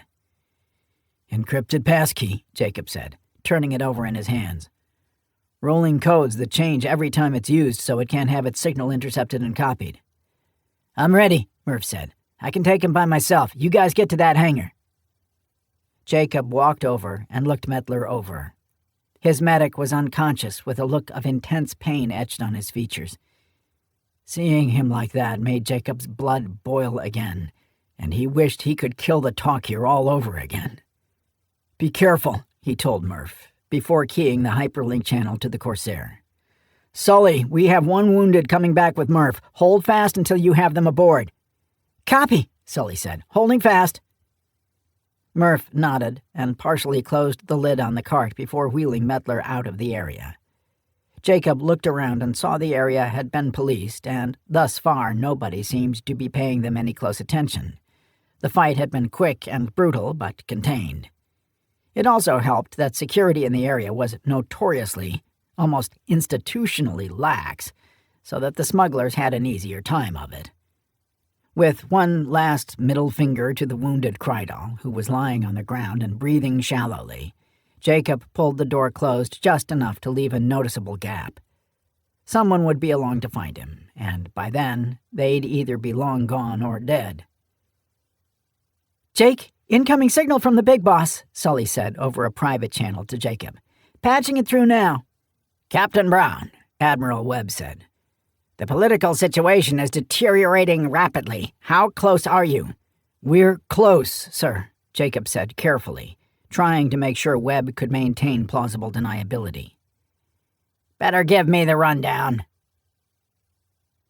Kobvir wasn't prone to panic, but the longer he went without hearing back from the two Talkier brothers that had taken his contract, the more he approached a truly panicked state.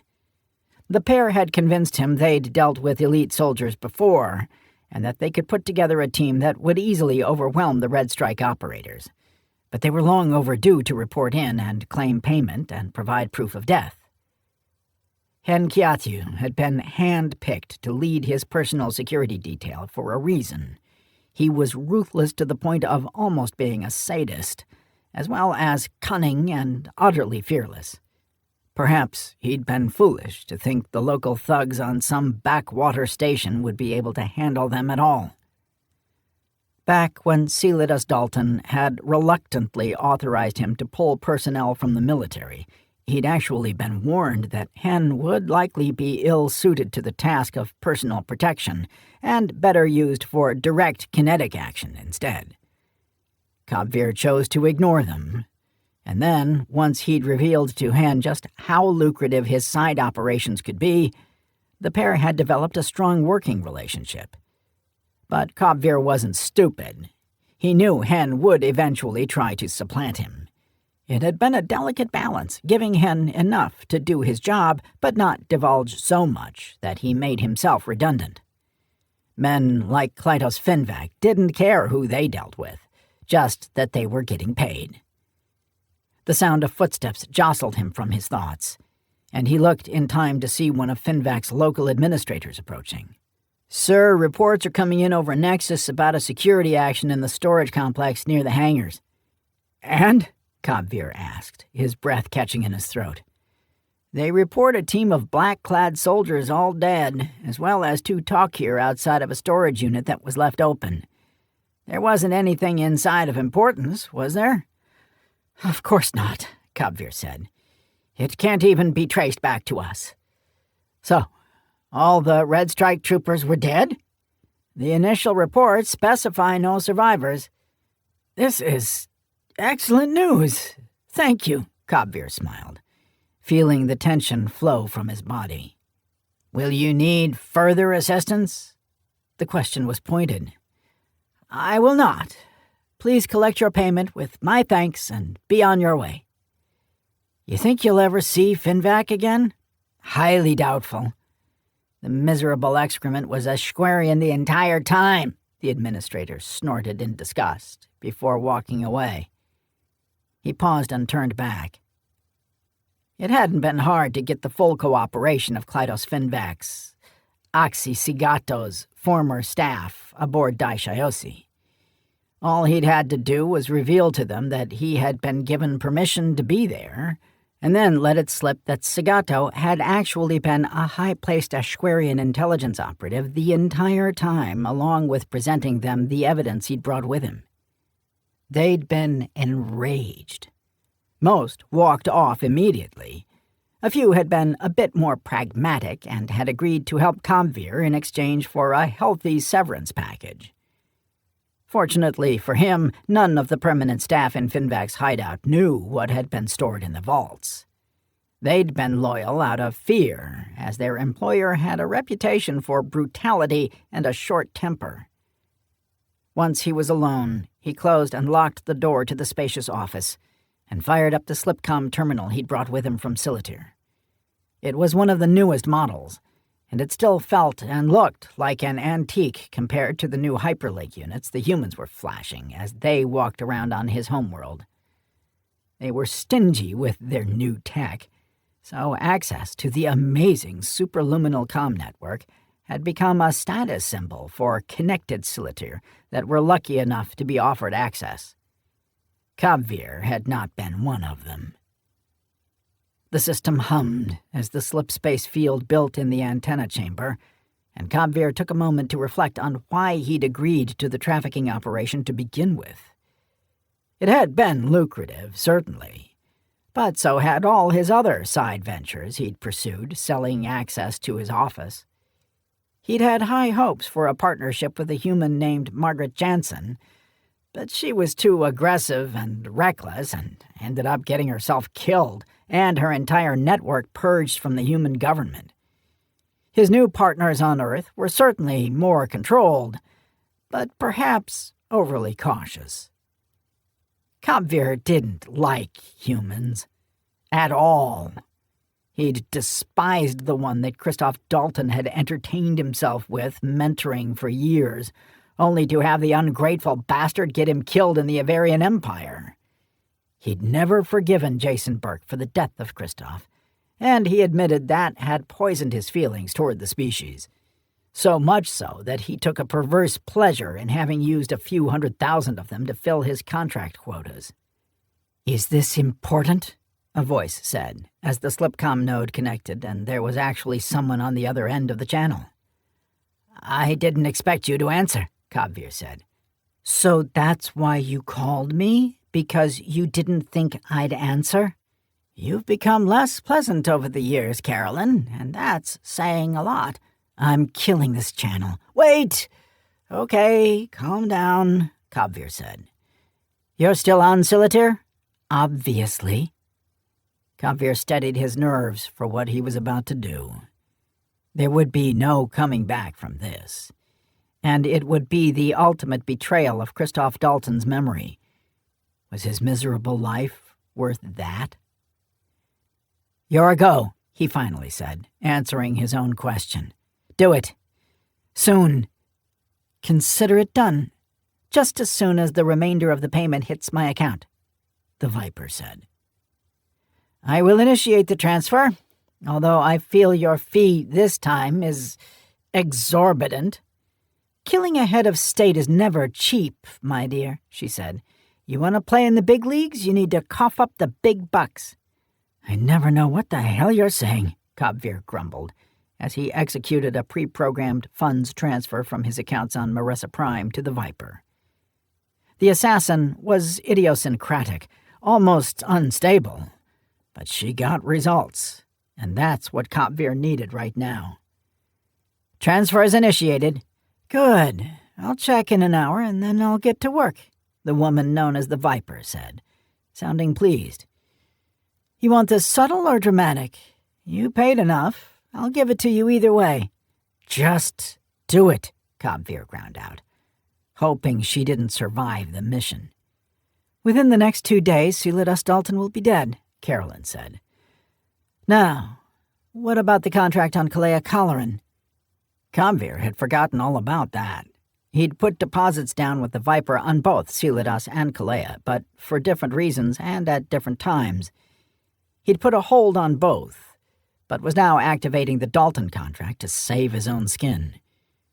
Was there any point in killing Kalea? Other than he'd never much liked her and thought the Dalton family had given her far too much trust and power. But what would be the practical reason for killing her? "Cancel the Colleran hit," he said finally. Kalea was a highly placed officer within the Ashquarian Imperial Navy, and killing her in a way that could lead to him would be reckless. He might dodge the Krydal, but the Ashquarians would hunt him down and make an example of him. "And yes, I know the deposit is non-refundable. Pleasure doing business with you. I always have had a strong level of respect for your money," she said, killing the channel. "I hate that woman," Kabvir said, shutting down his terminal. He checked the time and saw he had less than 5 hours before the flight crew for the ship showed up, and he would start his new life as a new person. "Nothing to do now but relax and wait," he said, leaning back with his eyes closed and forcing himself to think about anything except for the fact he had just taken a contract out on the head of someone he swore to protect. Chapter 30. "Captain, we have Mettler strapped down in the infirmary and the machines are doing their thing. Prognosis is 97% for a full recovery." "Thanks, Murph," Jacob said. "Sully, you ready?" "Engines are up and hot," Sully said. "Calling for decouple now. You're clear to start." "We're a go," Jacob said aloud for the benefit of the team members not tied into the hyperlink net. "Why am I here again?" Jado asked. "We needed you to find the super-secret back door," MG said. I could have done that over a comm call. We like your company, Jacob said. Also, we need you to make sure no alarms trigger when we use this passkey.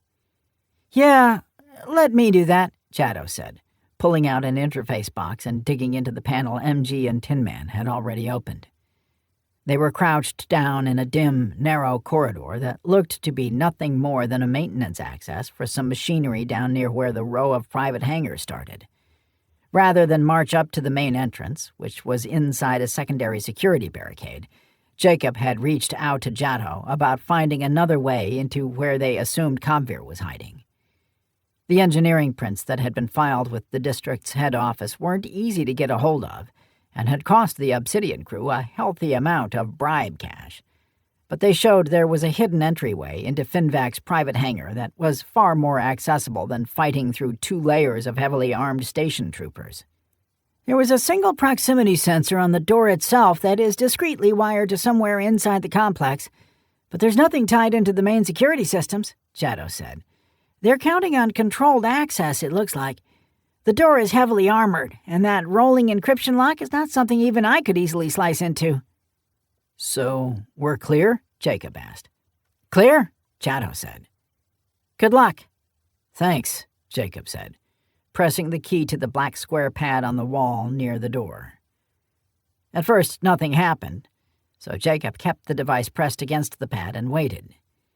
It was a long few seconds before a short, trilling tone sounded from the panel, and the door shook with heavy thumps as the locks disengaged.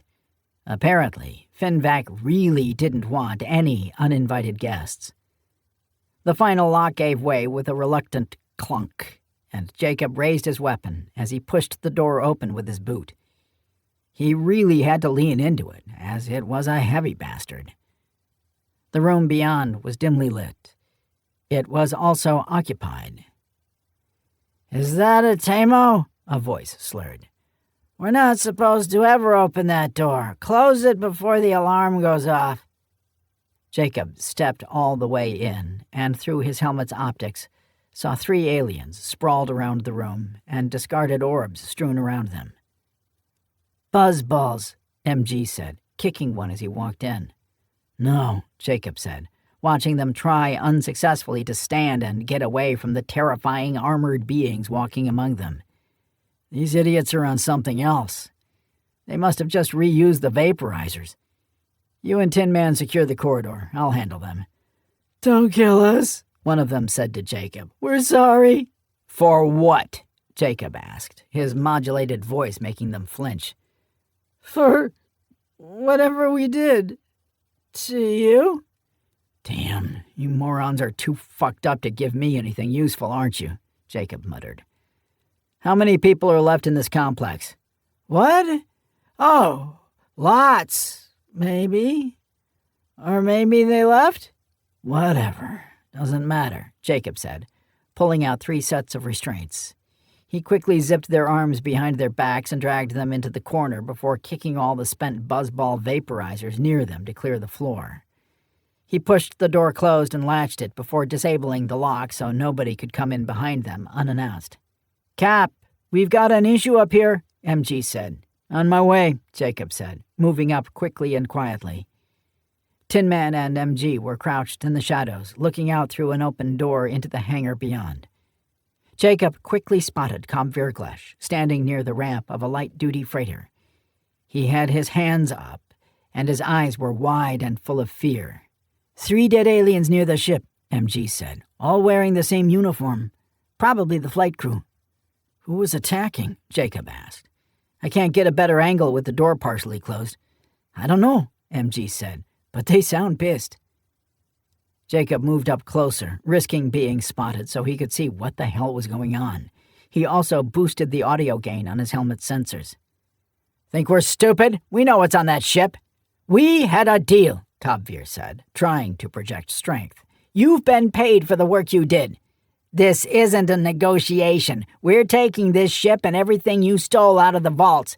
If you want us to leave you here alive, then step aside." Jacob moved, and could see there was the one speaking along with 9 other aliens, all armed and agitated. He could see they weren't trained fighters, but with 10 guns at short range, it wouldn't matter. Kabvir would be hamburger before they could get to him. "I'm not giving you this ship," Kabvir was saying. "I suggest you all turn around and leave this hangar before my Red Strike team returns and kills each and every one of you, then kills your families, neighbors, and anybody who you even waved to in the Commons. You've seen what they do. You know I'm not lying." Jacob had a burst of hope as the mob seemed to waver at the mention of the Red Strike team. He wondered if Kabvir wasn't aware they weren't coming back, or if he was just bluffing. "He's lying!" a new voice shouted as a new player walked from the office area toward the group. "His Red Strike team is dead. He had them killed by Talkier mercenaries. I know this for a fact." The mob turned back to Kabvir, their rage renewed, and began to advance. Jacob knew he had seconds to do something, but most of his usual moves would only result in at least one dead Krydal and likely taking a few hits himself. Damn, he whispered. "You guys come up here. We're going to have to do something crazy." "Sweet," MG said. Kabvir had backed as far as he dared near the ship. Not that it mattered. He wasn't a pilot, and they'd killed his flight crew already. He had just been about to leave when one of the locals came up to him and asked him to check over one more thing. When he let the bastard get close enough, he ended up looking down the business end of a plasma blaster. The rest of the mob showed up, demanded the flight crew disembark, and then killed them without warning. After that, it devolved into a tense stalemate that he was losing. They still weren't too sure about killing a high-ranking Krydal official, but they really wanted what was in those crates. Any minute the dam would break and they'd rush him, probably just beat him to death with their hands and feet. Just when it seemed like they were ready to pounce, a loud bang echoed across the hangar near the back wall. "Everybody, look out! They're behind you!" a voice boomed from an open door, pointing frantically behind the mob. The group, already high-strung and fearful, spun around with yelps of terror and weapons raised. Kabvir was no different, hoping irrationally that the figure was pointing to his Red Strike team coming to save him. As soon as they had all turned, Kabvir vaguely registered hearing something like a maneuvering jet fire, but when he turned back, his view was blocked by a battle synth that had suddenly materialized in front of him. It grabbed him by the front of his clothes, spun him about, and flew up the ramp into the ship, slapping the controls to close the ship just as the mob turned around and screamed in rage. Kabvir huddled on the deck as he heard weapons fire erupt, but none of it made its way into the ship before the ramp closed and locked. His sense of relief was short-lived, as he was roughly grabbed by the battlesynth and put into restraints, then dragged over and lashed to the bulkhead with a cargo strap. "Do not move," it said, before running, disappearing in the direction of the bridge. "What the—" As soon as Jacob shouted, Tin Man fired his repulsors and arced across the hangar bay, slamming down right by Kabvir and grabbing the startled bureaucrat. As soon as he was turned and Tin Man had his body between him and the mob, Jacob and MG opened fire.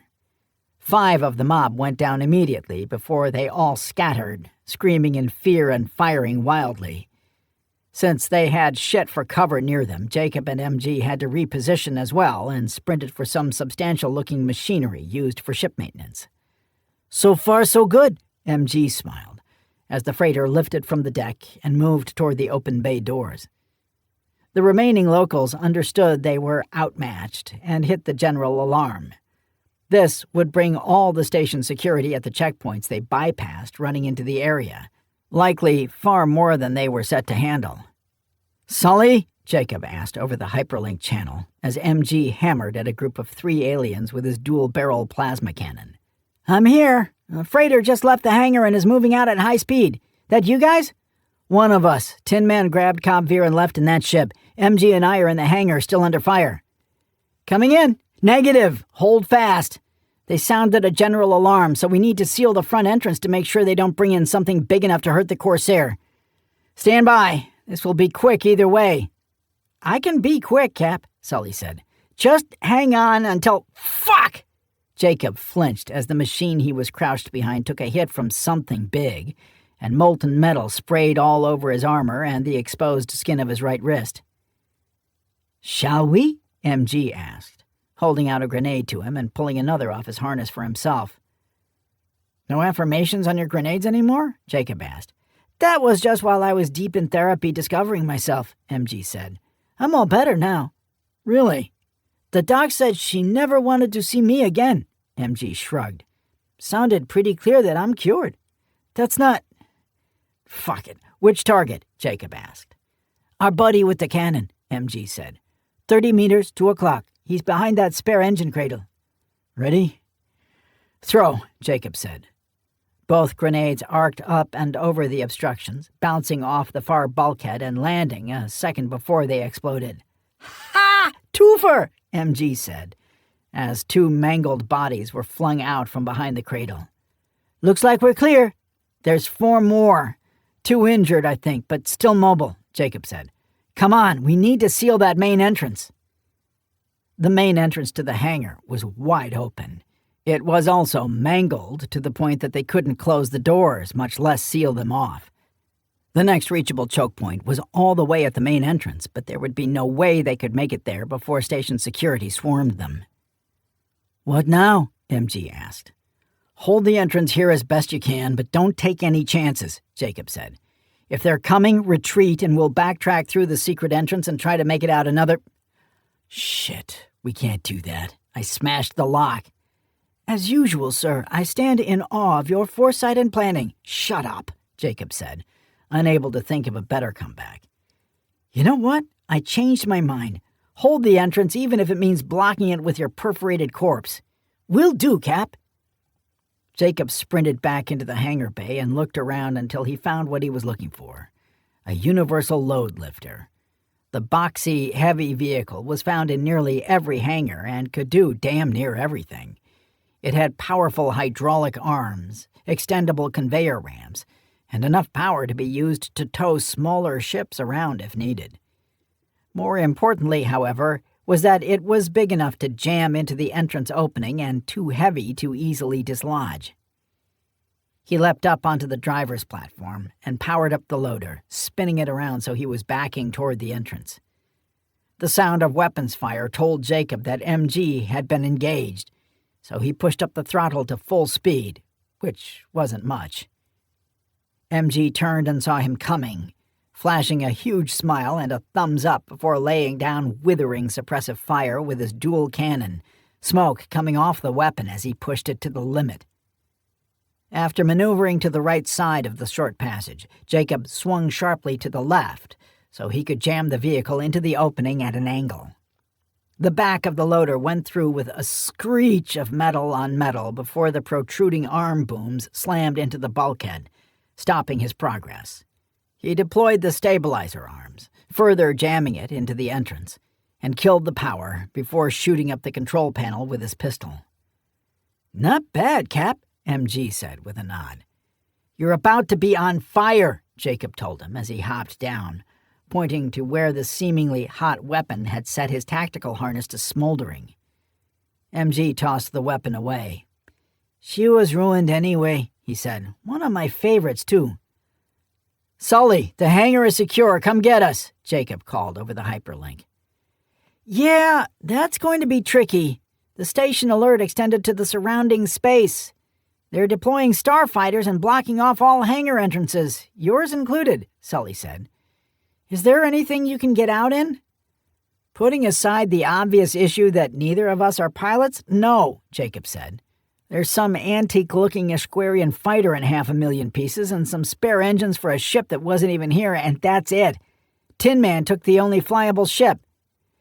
"Hang on, let me think of something," Sully said. "Can you hold out for a few minutes?" "Guess we'll find out," Jacob said. Chapter 31. "What have you got in mind?" Murph asked. "Something I shouldn't even be considering," Sully said. "It's dangerous as hell, for them and us." "Sounds like our sort of plan."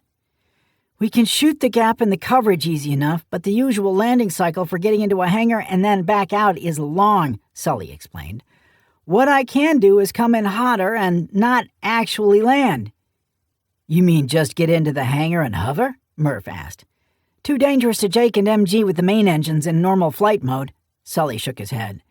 "I can try to put the forward part of the ship through the barrier, let them get on through a forward airlock, and then back us out before the defending ships can get a shot at us." "You can do that?" Murph asked skeptically. "I said I can try," Sully corrected. "This isn't something we train for, and there's not much margin for error." "You're in command right now, but my vote is we try it," Murph said. "If not, they'll be captured or killed. If they're caught, there will be no diplomatic solution to get them back." "Okay then," Sully said, taking a deep breath. "I guess I'll try not to kill us all. That's the best we ever hoped for." "You want to what?" "As soon as you see the starboard airlock, you go for it," Sully said. "I won't be able to come to a full stop or hold her completely stationary. You might need to use your Superman shit to throw MG up, since I need to keep her nose off the deck. Got it?" "No," Jacob said. "But what the hell? Let's do it anyway." The pair had still been working to make sure the station security couldn't find a way in, as well as having to kill one more of Finvac's people they found hiding in a side office.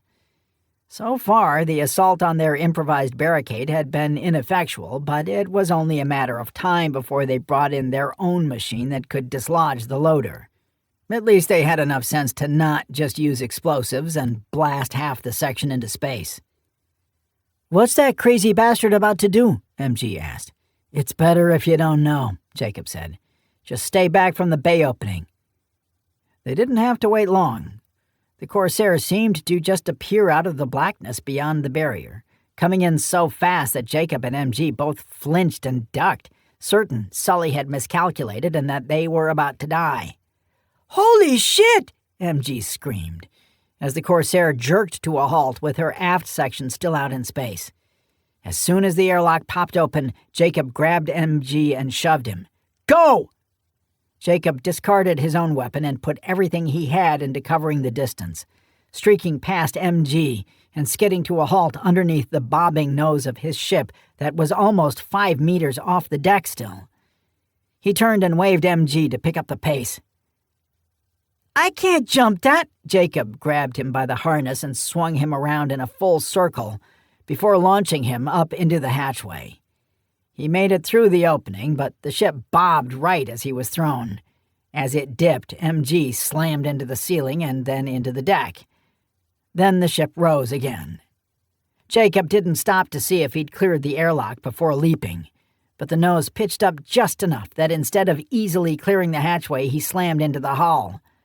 Right before he would have slid off, his left hand snagged the lip, the powerful actuators grabbing so hard that he stuck. "Your other hand!" MG appeared in the hatchway and outstretched his arm. Jacob swung around and clapped his right hand into the other, and MG easily hauled him into the ship and pushed him out of the way so he could close the hatch. "Sully, we're in!" The only response Jacob got was the engines roaring, and both he and MG pitched forward into the bulkhead as the Corsair reversed out of the hangar. Jacob ripped his helmet off and bolted for the bridge. "What's happening?" he asked as he ran to his station Murph had just vacated. "We're running," Murph said, since Sully was concentrating on flying. "We're being pursued by 8 Daishiosi fighters." "What the hell did you do in there?" "We just tossed a couple grenades," Jacob said. "Nothing to get too bent up about." "Are they making any demands?" "Nope," Sully said, "just coming after us. To be honest, this might just be a pack of dogs chasing the first thing that moved. We're faster, but they were close when the chase started."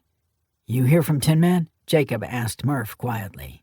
"We're tracking him," Murph said, pointing to the main display, where a blinking green icon named Obsidian 02 was already in the mid-system and pushing hard.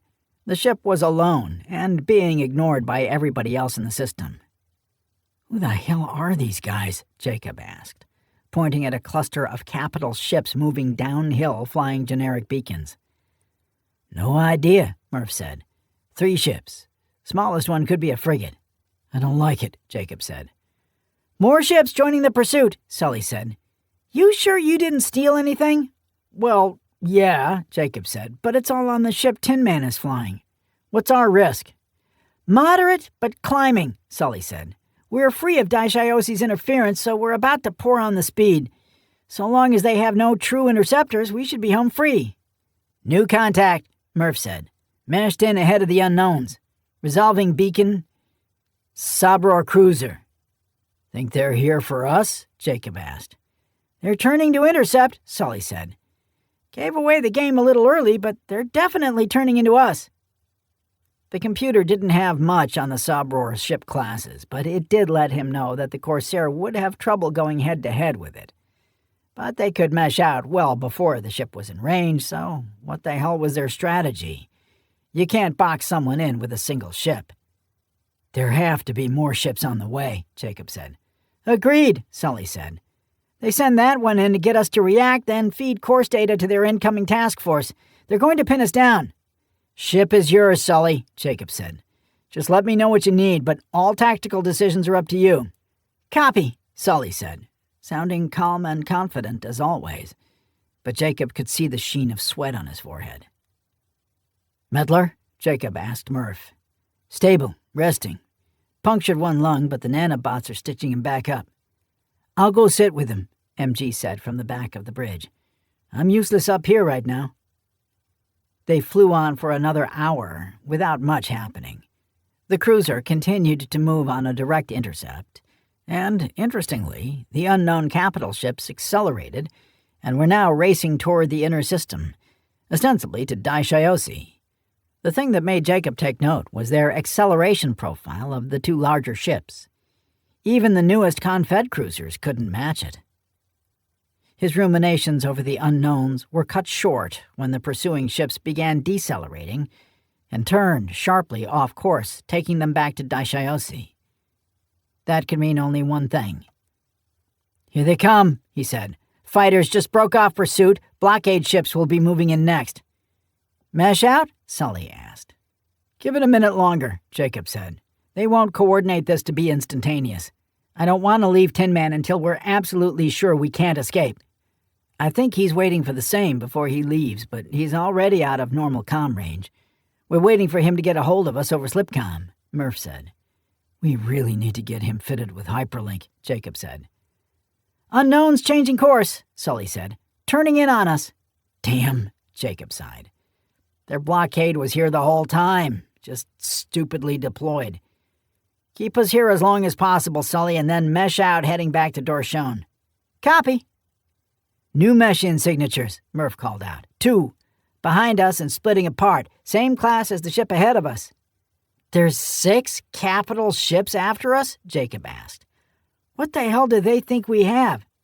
"No," Sully said, sounding excited. "Only 3. The unknowns just activated their ident beacons. 2 UEN destroyers, the Essex and Hampton. Also 1 frigate, the UES Kentucky." "What the hell?" Murph asked. "The old man came out here?" "Incoming hyperlink channel request," Jacob said, grimacing as he accepted it. "Go for Corsair." "Captain," Webb's voice came over the bridge speakers. "You have him?" "He's on the light freighter you see crossing into the outer system with Tin Man, sir," Jacob said. "We had to split up to get him out alive." "He is alive?" "Alive and well, sir." "Out fucking standing, gentlemen," Webb said, the relief in his voice obvious. "I knew you'd come through. I want the Corsair heading back to Dorshon, and get Tin Man to follow. We have a beachhead there, and at the moment the package is too hot to take back through Krydal space. We'll make sure your new friends don't try to pursue." "Understood, sir," Jacob said. "Corsair out. Getting a hold of Tin Man now, using the address he last used to contact us," Murph said. "Course set for Dorshon," Sully said. "On your command, Captain." "Hold," Jacob said. "Murph?" "He was already anticipating this order," Murph said, pointing at the screen. The icon labeled Obsidian 2 stopped and started blinking with a blue halo around it, indicating it had meshed out. "He'll meet us over Dorshon." "Get us out of here, Sully," Jacob said. "We're gone." Chapter 32. Jacob sat in the officer's lounge with the rest of his team aboard the UES Kentucky, watching the broadcast from Earth, hardly believing what he was seeing. "This is real, sir?" he asked. "Now you see why it was absolutely critical you succeeded," Webb said somberly. The space around Dorshon had turned into a base of operations for the Navy and the CIS to continue scouring Sabror space for human abductees. The problem was that nobody had kept records of individuals when they took them, only the raw numbers. Families had been split up, people had died without being recorded, and the captives themselves were so disoriented they knew very little except for their day-to-day existence in the camps. It had been just over a month since Obsidian had fled Daishaosi. Not knowing the outcome of their mission would be the political equivalent of a neutron bomb going off. The ripples propagating out were carrying profound ramifications throughout the entire Orion Arm region that shocked and frightened Jacob, both for the safety of himself and his team, as well as for all of humanity. "I am speaking to you now after an emergency session of the Unified Council," President Winehouse said, after stepping up to the lectern. The previous 2 hours had been a government spokesperson giving a briefing on the scope of the trafficking rings that had targeted human colonists. "Here we go," Webb muttered. "As you've just heard, we have been investigating a massive trafficking operation that spanned much of the quadrant. While thousands upon thousands of humans were caught up in their snare, so were many other peoples of different species," Winehouse said, seeming unsure of his footing as the speech lurched on. "The United Earth Navy and the Naval Intelligence Service have done excellent work in tracking down our missing people, and even locating most of them. They are being rescued and processed for return to Earth as I speak.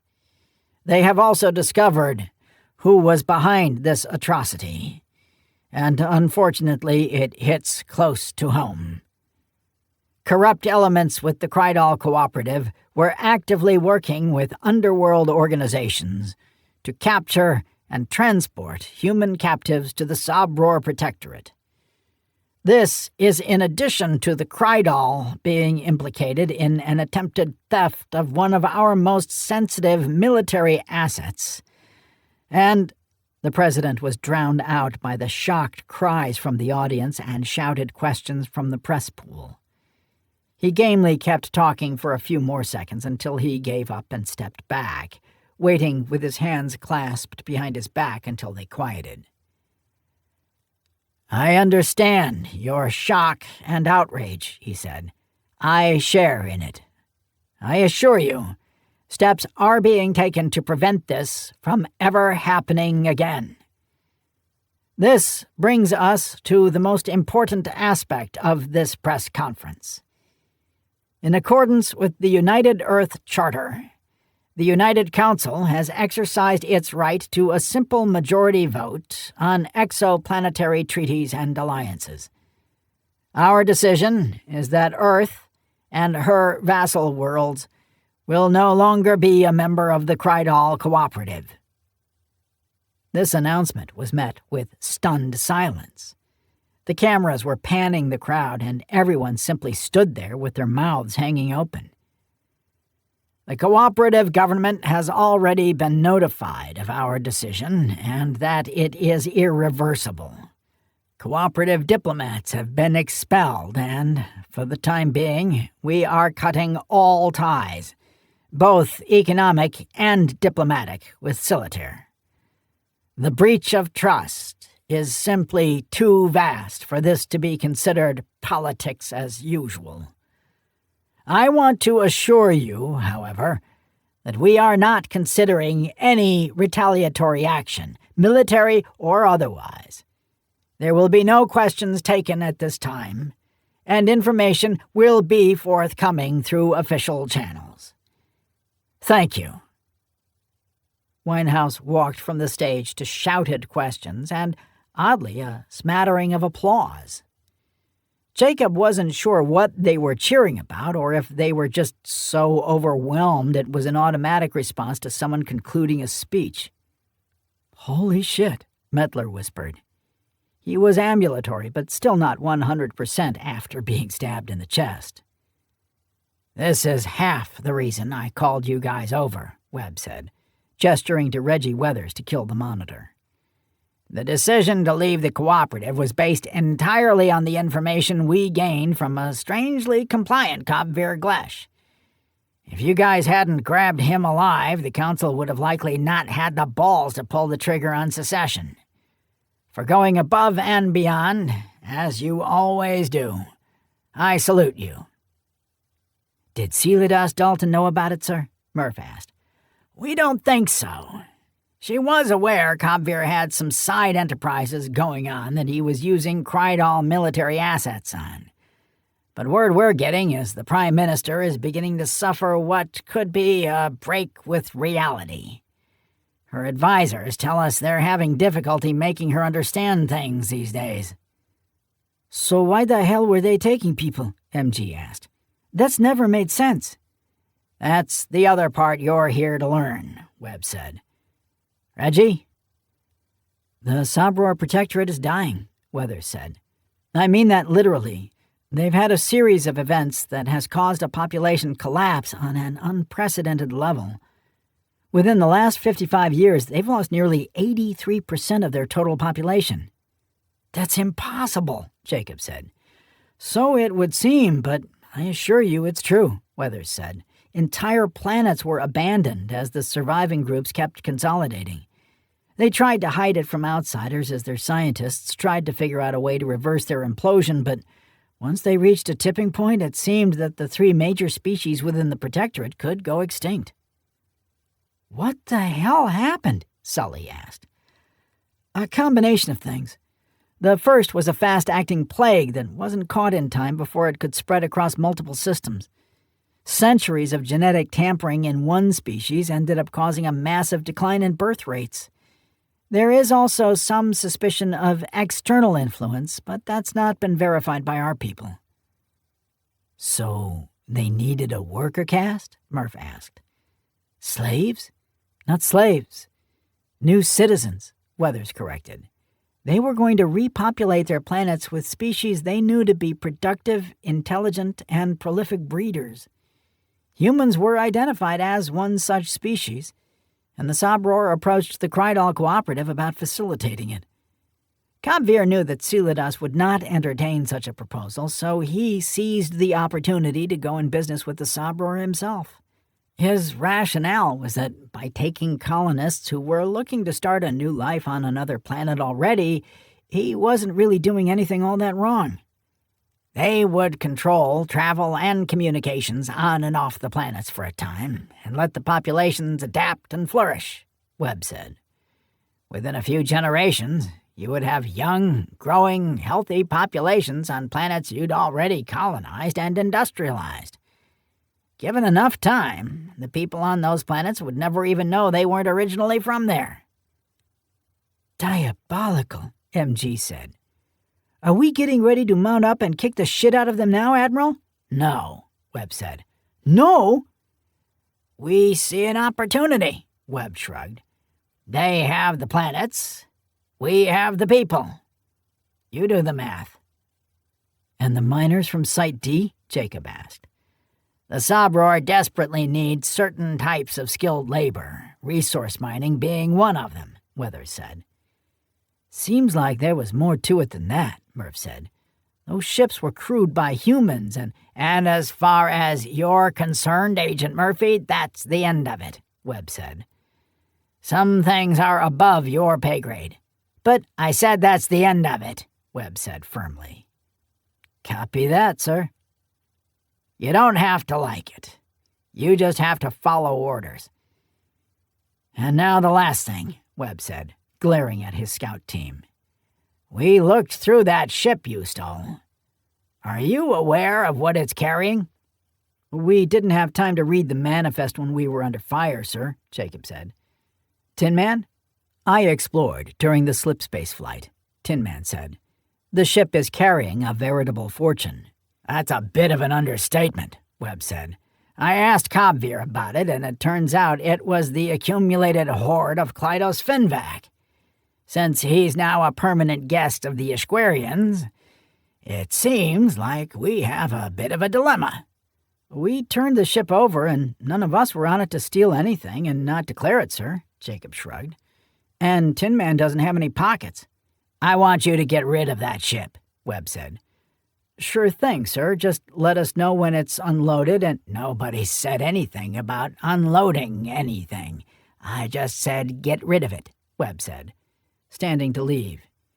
Immediately. That was fucking weird, MG said once he was gone. Plausible deniability, Weathers said. All I'll say is that politics change. Scout Fleet might not exist as an independent force. It might not exist at all at some point, and running a private military operation takes a lot of money.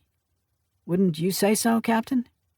I guess it does, Jacob said, looking at Murph and shrugging. The agent, however, seemed to understand the subtext. We'll take care of it, he told Weathers. See that you do, Weathers said, walking out. What the hell did that mean? Mettler asked. It means we need to fly that ship up to the Ishquarian Empire and make some more deposits, Murph said. Then ghost the ship.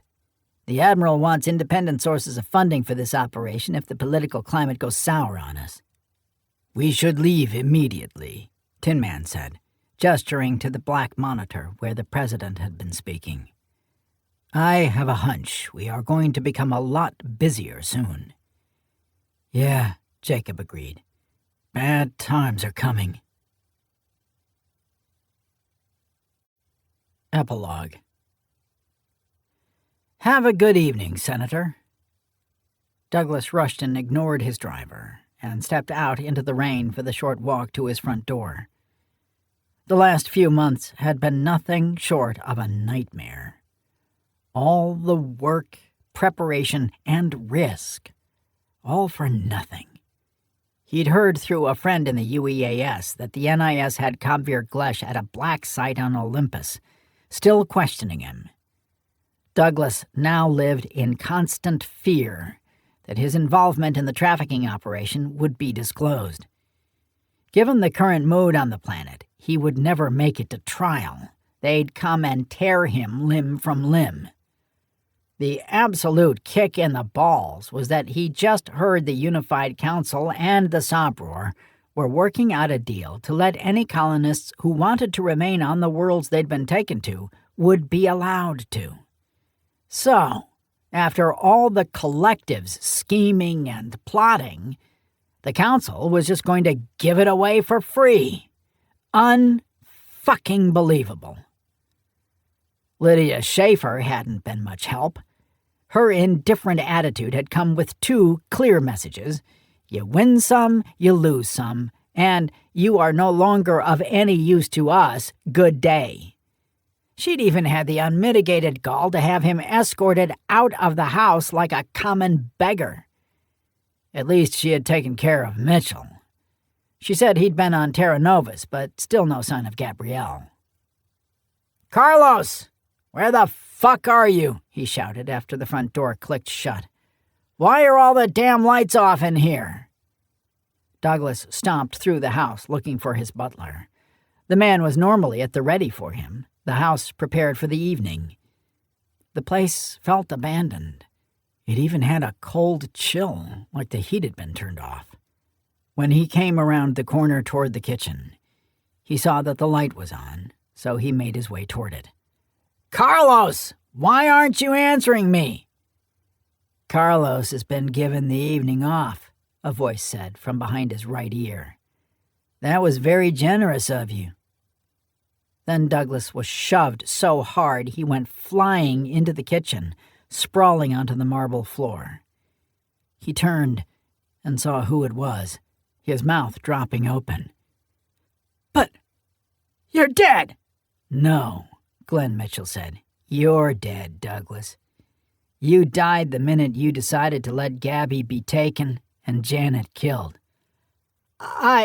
I don't know what you're talking about, Douglas blustered. That's okay, Glenn said pleasantly as he walked into the kitchen. I already know the truth. Your admission of guilt is not required. It was Lydia and her friends who— Oh, I already know about their role in this. Don't worry. They'll all be getting visited. I wanted to do this one myself. Give it that personal touch, you know? What are you going to do to me? Douglas was nearly in tears now, his heart hammering in his chest so hard he thought he was having an attack. I already told you. I'm going to kill you, Glenn said, pulling a hypodermic needle out of a plastic case. Don't worry, not gonna torture you. I can't have your friends getting spooked and locking down. If it makes you feel any better, I'm going to kill Lydia next.